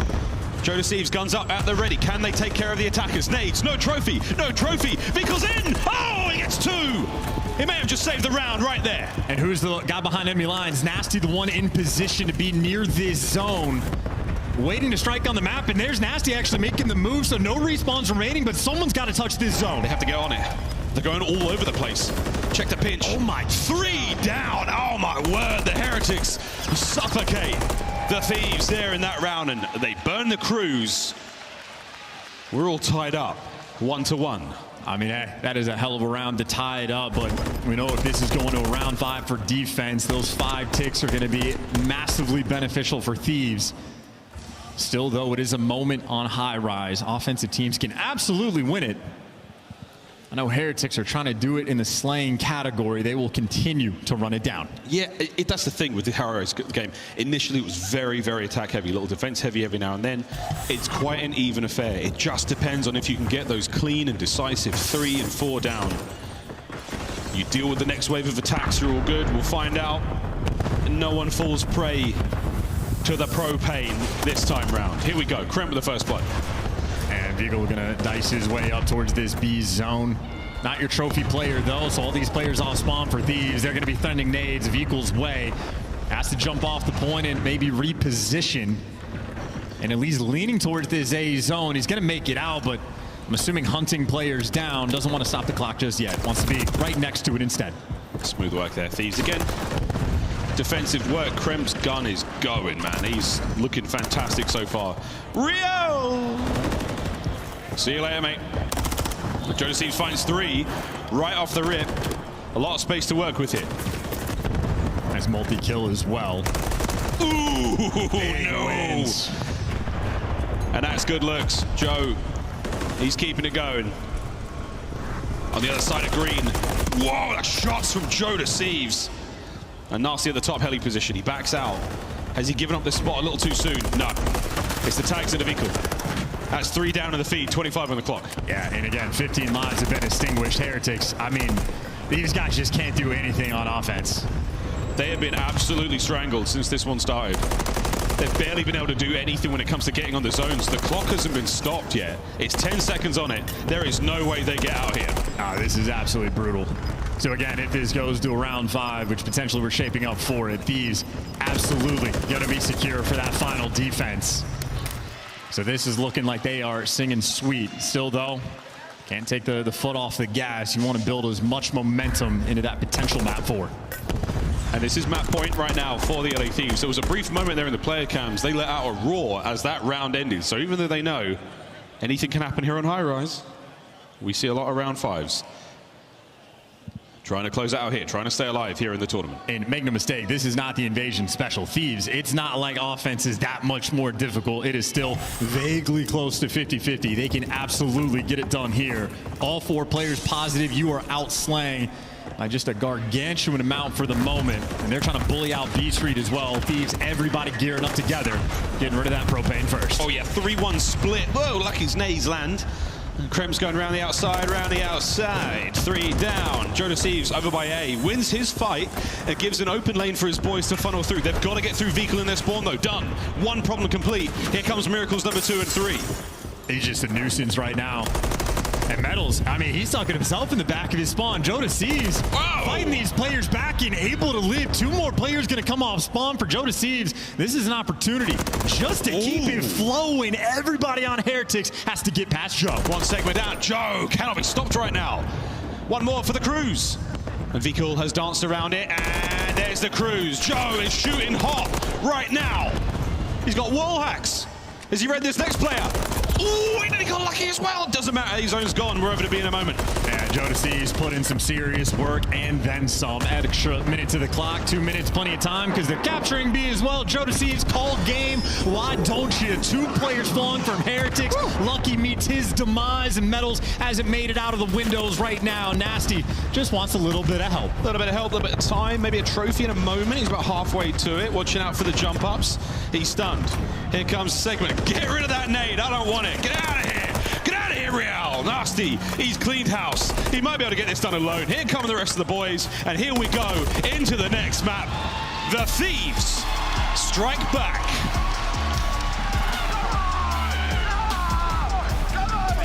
And it is painful to watch Miami Heretics on a high-rise control, but for Thieves fans, nothing but guts and glory. Popping off there in the feed. If there was any issues of confidence for the LA Thieves, they might have just got it on that map. Every single player positive. It was not even remotely close. +6 for Ghosty, +9 for Kremp, 7 for Nasty, and +8 for Jonas Thieves. Absolutely bullying performance on the high-rise control. The good news for LA, we get to keep it on a respawn. If you outslay it by 25+ kills, oh, you're going to be feeling good into the next map. Oh yeah, not a problem whatsoever. I don't think confidence was the problem. It was composure in not letting these wonderful leads go to waste. We might have a series on our hands now, folks. It's been a long day of COD. Game 5s, Game 4s. We have another one now here. Nasty, what an opening he had on the map. And the rest of the Thieves joining in suit. What a superb respawn. Yeah, I mean, look, we're watching Miami get near the objective, have a couple players nearby, and just all of them individually decide, I'm good. I want to run into the windows. I want to play for the spawn kills, which they haven't really been effective at. So Heretics continue to not make adjustments on this map, continue to get punished for it. I know it's already May, so maybe not a ton of time we've had this year to practice. I'm just kidding. I don't like it. But hey, we're going to see a map 4 back to Hardpoint, where Heretics have been in a much better position. And of course, even if we do happen to see a Game 5, Heretics Search and Destroy, they have been absolutely class, flawless in that game mode. That is where they've really shown off the teamwork. Jonas Thieves, this last spree was something special. That scuff of his working overtime. He's putting it through the ringer here on this map. It didn't let him down, and he didn't let down the team. Gorgeous work there from the Thieves. They keep themselves alive here in the comp. And that is, again, when the going gets tough, this is where you really see what these squads are made of. That final capture on B as well. No shenanigans. Even little things. Nasty throwing the frag grenade away. Like, get it out of here. Like, we just want this space to be safe. Trying to remain composed, trying to reset. Sub base though, man. I mean, keep your composure. Good luck. This one's going to be a banger. And this is an interesting one too, because 6-star, that is LA Thieves map pick. So this is actually what Heretics wanted. They're happy to see the sub base. It's sort of an old map for these guys. They got a 5-2 record, I believe, overall, but they've sort of been distant from it. A lot of teams not willing to play it against them, but with the new maps in the mix, well, some of the old ones get to see a new light. So Heretics, again, they can just wash away that control. Not a situation they are unaccustomed to. So I think now we're back towards the series where the battle will recommence. Teams have been toe-to-toe outside of the control. Hard points so far.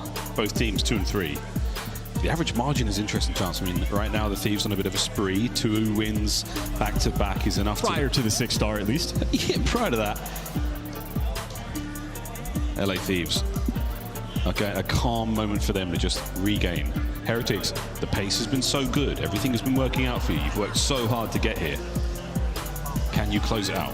And this is like the tradition right now in COD tournaments where we're seeing players on LA Thieves. They're sipping Monster. It's late at night, and of course, if they win this series, they got to get back to the grinder tomorrow. So this is desperation time and a desperation effort. This is solidifying yourself away from the pack, an opportunity to make a run at the major, an extra 15 CDL points. It just takes a massive weight off of your shoulders. Both of these teams hungry for this moment. Again, we keep bringing up the road to champs and the standings these teams have got. Any wins and losses at this stage with these sort of incredibly close teams, it hurts so much. The winners, the spoils, the losers may not see champs. Here we go to sub base, map 4. The Heretics, after their absolute wild run across 6-star, they're still sitting at match point. This could well and truly be it for the Thieves.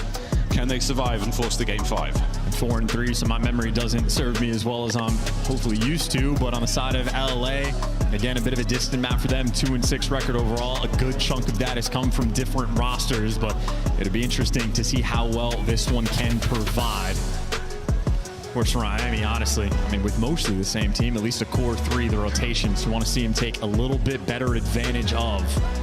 I know these guys, again, are happy to play with the quickness, but especially that P4, you want to get there first. So they've got the quickness. If they're down with the sickness, we go into P1.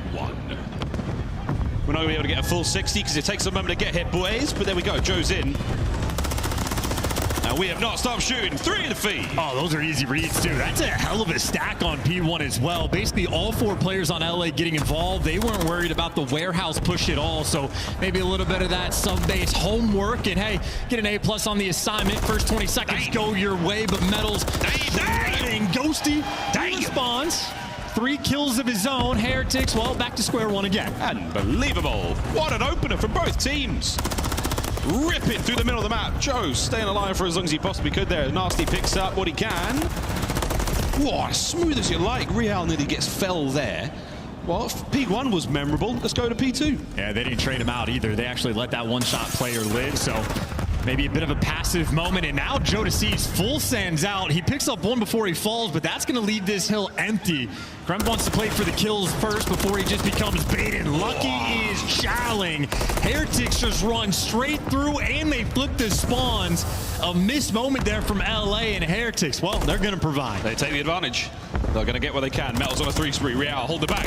Woohoo, gets 2. You like that. Metals keeps his spree going. That's now 4 in a row. And this is the grueler, too, because Metals is playing cutoff kills towards the middle of the map. He's on a 5 spree. How is this dude 5-0 after the opening break? He's sending it as well. Ghosty's going to have to back up. He's got his gun at the ready. Daniel, don't do it. I told you not to do it. He's got streaks now. And now look at the spawn flip, too. This is perfection out of Metals. You get the cruise, you flip the spawns, you buy yourself a rotation, and you're still getting the scrap time because Vikul is winning the gunfights at old. The only player now that can make a play is Nasty, but what is he supposed to do? Standing between 3 players, well, he gives you 1, but he's got such a long way to go. Metals is playing so sneaky right now. Look how far away he's run. They do this again. Wow. Another early P3 streak. Here we go.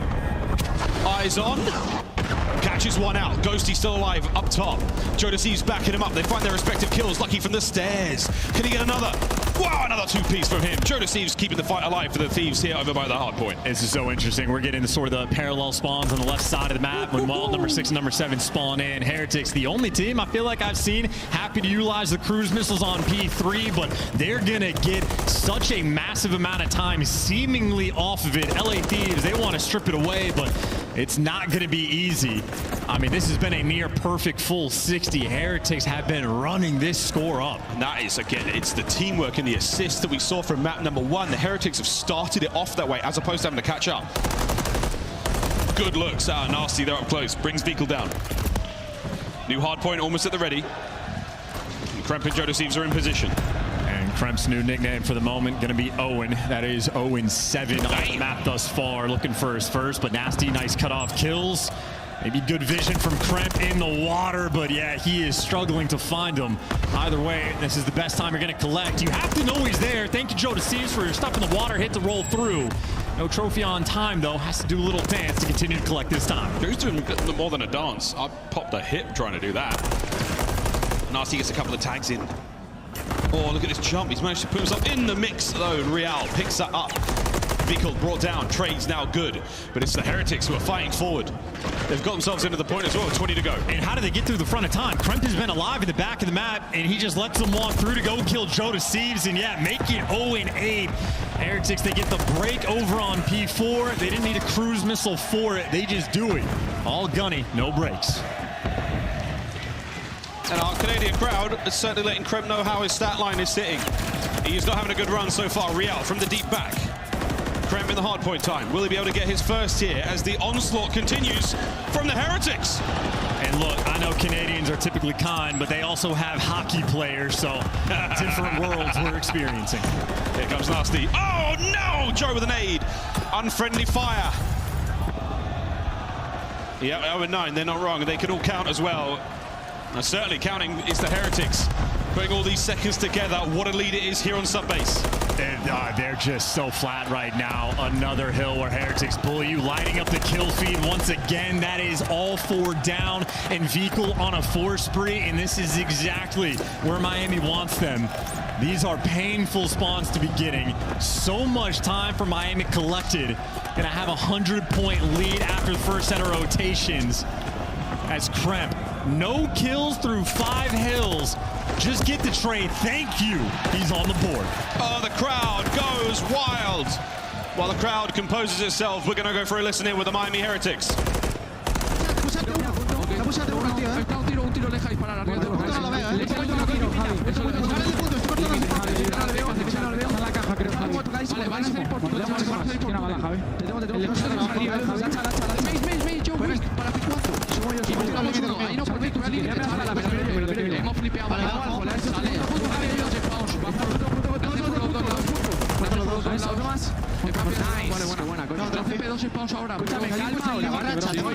Escuchad, silencio todos. Vamos, silencio. Vamos a ir por la derecha y vamos a poner la racha. Veis dos, uno un tiro. Seguir forzando a la derecha y pegamos racha, bro. Conmigo un tiro muerto, otro mal punto y otro. Usar la derecha que pego racha. Déjame en el scrap. Déjame en el scrap, chaval. Voy a pegar la racha, Aguantar. Vale, tenéis uno por debajo del T1. Os puse al límite y uno es cristalero. Te lo mato.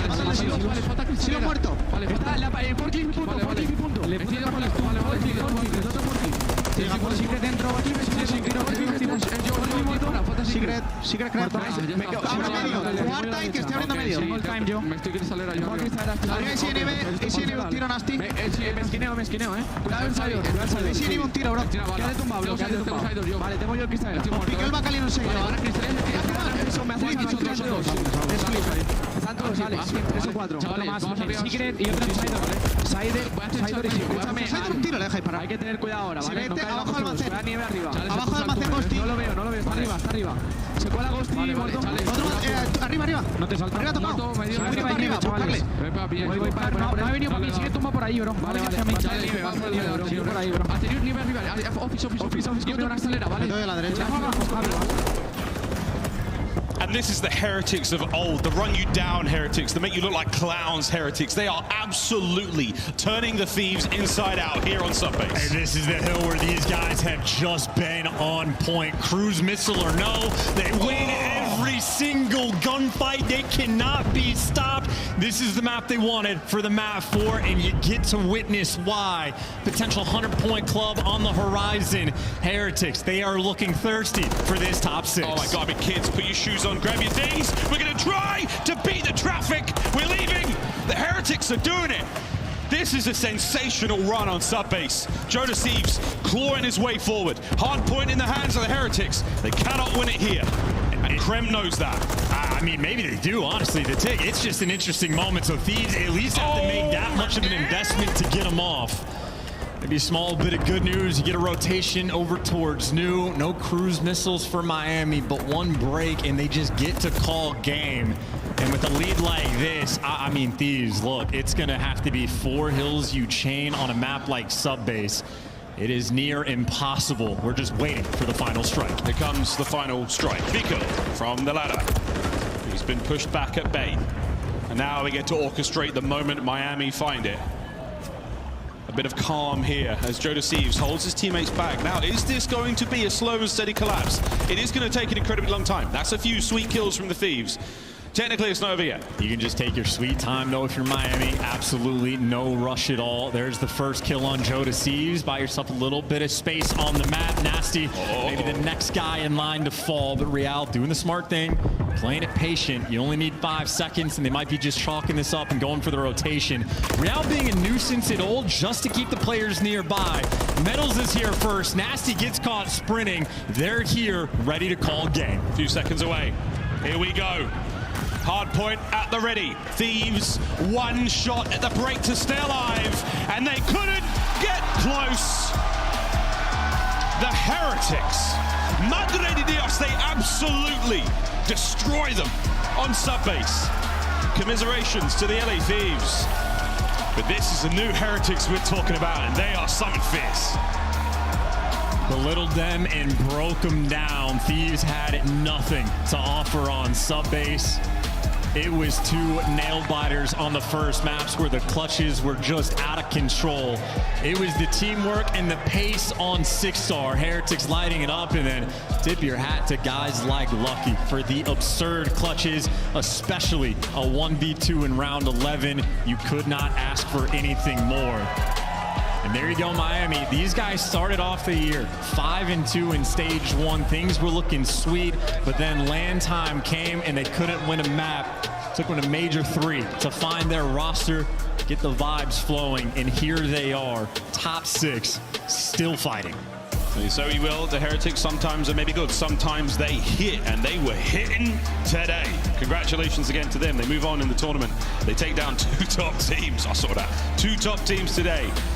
Again, according to their standards, the Vegas Legion and now the LA Thieves. That is an absolute smacking. From P3 to P5 with the final set there, I mean, what? They had time to orchestrate that moment of really, let's just win this thing. No chance for any hiccups, no mistakes. Kudos to them. Aside from the high-rise control, let's face it, they're still not going to high-rise or control. Heretics looking fantastic. Hey, they've just carved themselves out a very unique play style that certain teams are going to be able to struggle against. I'm very interested to see Miami as well in the upcoming days, how they're going to handle the vetoes, because they have some lethal threats in maps like Subbase. Going to be an interesting team to see play tomorrow. Indeedy. Well, for now, we're going to throw to the main stage. Real is on stage with Guy. Very excited to hear what he's got to say. Thank you so much, Miles and Chance. Call of Duty fans all around the world, show some love to the Miami Heretics as they win another series this tournament. In Real, we know the story with Miami. First 2 events, you wasn't winning a map, but here in Major 3, you win 2 series. Maybe you're the secret sauce to the squad. How does it feel to get a win in front of the crowd? I mean, it feels insane. I just think I'm the key of the team right now. I don't know. I'm just feeling insane. You're feeling good and feeling insane. Yeah, I don't know. Now, talk to me about the comeback on map number 1. You guys were down in that hard point. Well, it was a close battle back and forth. How did it feel to close that one out and then head into the round 11 S&D with Lucky clutching the 1v2? I mean, On the first match today against Vegas, first map, we trolled the same lead, and we thought about that before we started the match. We said that when it was close, just to regain, just chill and do something together. Yeah, and do something together, and that's exactly what y'all did right there. And then with all the clutches in the series, big win for you. What do you want to say to the fans that's been sticking with you guys throughout all these majors and supporting you here? I just want to say I appreciate you all, even the haters. We love you all, and thank you so much. And also, if you want to say something in Spanish, by all means, feel free to. Okay. Simplemente en español, quiero dar muchas gracias a toda la gente que nos apoya, los que están día sí, día no, y los que siguen apoyando aunque nos vaya mal. Everybody, show some love, vamos, to the Miami Heretics as they lock this series in. Chris, let's close the day out. Miami Heretics, welcome to a day 3 on land. We're going to see it for the first time this year, and a lot of people, not just here in the venue, but online, are excited about it. Nameless, you called it again, man. You have been on point this weekend. How do you see it going down? Man, listen, Miami Heretics, they've just made great strides forward. I thought throughout stage 2, they actually got better at their hard point, and in this stage, just refining small things. And when you bring in a guy like Real, best believe he's putting up numbers. You're going to be winning those HPs, and they win 2 of them in this series. And, you know, you look at LA Thieves in the veto process, it looked a little wonky. Like Miami, they get rid of Rio, and you're like, why did they do that, right?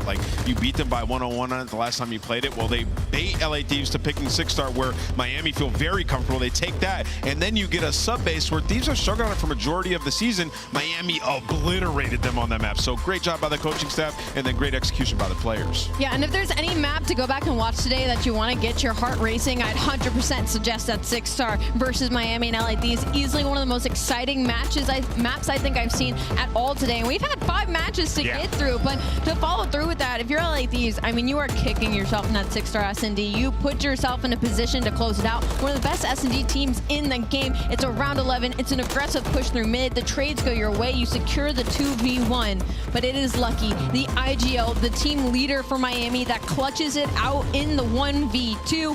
And then following it, it is a dominant high-rise. This is not a map I expected Miami to be good at. Maybe if you asked me earlier in the season when they were setting the pace for the league, sure. But at this point in time, this was not a map I thought they had in their map pool. And I think this will take a lot of the rest of the league by surprise as well moving forward. Yeah, they wanted to avoid that Game 5 at all costs. Yes. If you're Miami Heretics, right?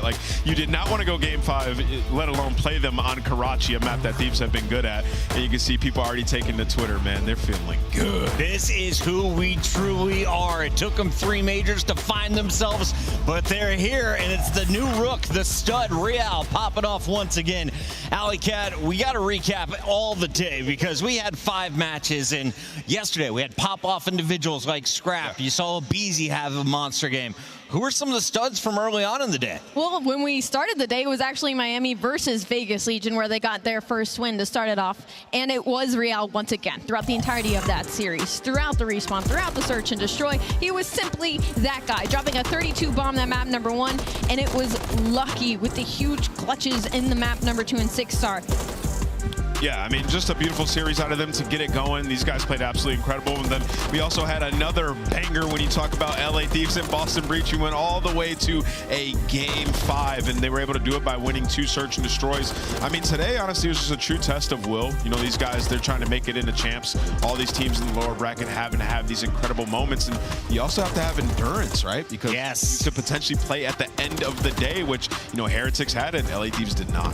I was just wondering, did LA Thieves run out of gas here today? What is going on here? Dan Ghosty, where are you in my Game 4? Seemed like the rest of the team simply couldn't finish as Kremp just 5 kills in that last game. But Kremp was popping off in the Boston series, and that's where I want to take our second set of series. It was great communication from the squad overall.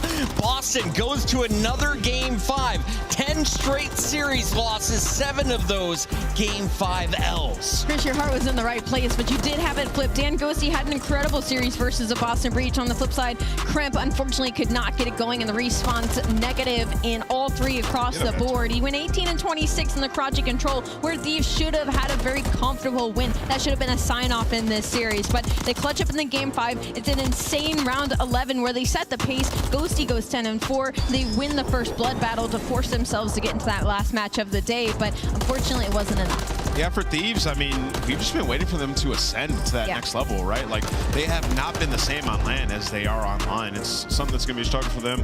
That being said, they still accumulated a decent amount of points from their online performance the last 2 stages. They're still in it, no doubt, to make the champs. Joey deceives. Keep your eyes on the new Joey D. The man was really fun to watch on High Rise. Seattle Surge, though, still in the tournament on a Saturday. Now, they're still playing for their spot in the top 6, though, and they got to go up against Clayster and crew. But when they matched up against Accuracy in Minnesota, this seemed kind of like a heavyweight fight that was one-sided affair with Seattle throwing the haymakers. Yeah, Seattle looked incredible today. And honestly, like 04 showed that he does have what it takes to be up on that stage. Everybody performed, and they get it done by winning all the respawns. Just so impressive.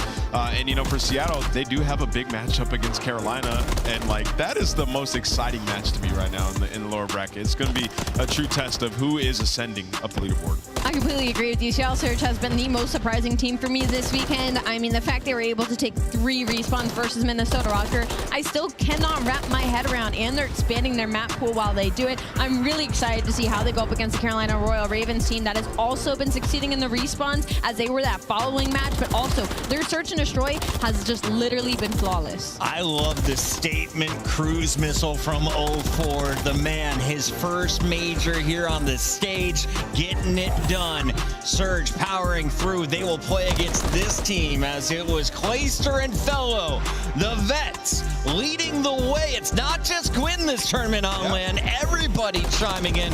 And Carolina may be looking the strongest we've seen from them all season, Nameless. Yeah, absolutely. You know, we've been talking about Gwyn for a long time throughout this stage, but it was Clay and Fellow, the ARs. You could see why we're always talking about the ARs and their performance, because when they play well, it's that. They dominate teams, and they absolutely obliterated LAG today, a team that we talk about getting better on LAN all the time. Didn't even have an opportunity to get any momentum, but really just a great team effort. Probably the best hardpoint we've ever seen from Carolina. And in the interview, you heard Clay, like, the confidence is there. They believe that they can go deeper than just a top 6, top 4. Let's take a look at our numbers as we have started to add up the points for our teams. Your standings very much affected as we are looking for the final 8 to make it the COD champs after Major 4.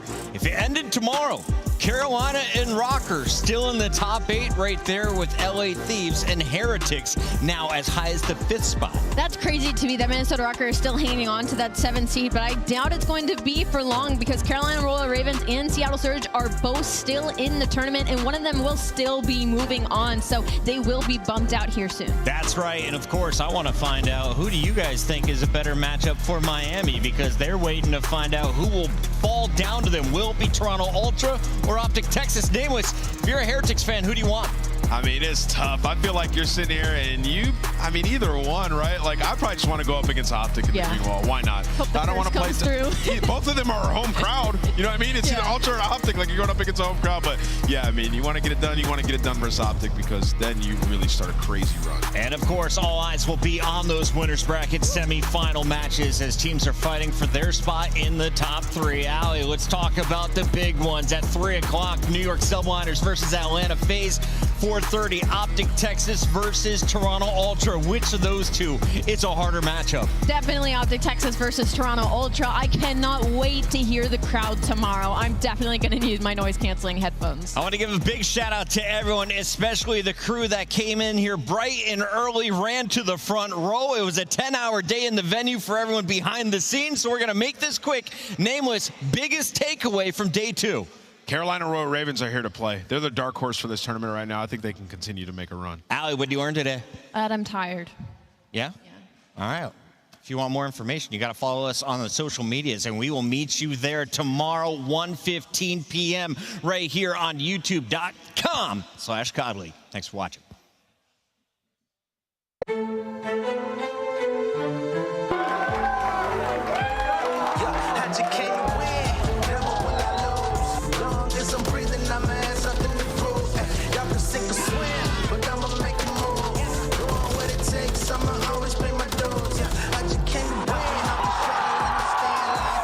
I was always underrated, now I'm in the top 10, making big plays. I was grown for the big stage, screwed it up, about to take it over. I'm going hard on a rampage, I'm back up on my grind.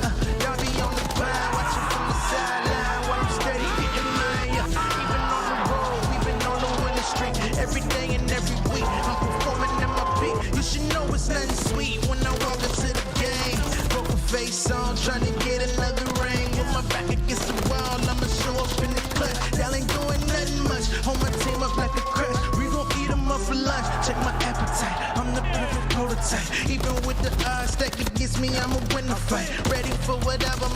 tougher than leather. I'm bigger than ever. My game plan is too clever. Came to win, never will I lose. Long as I'm breathing, I'm ass up in the proof.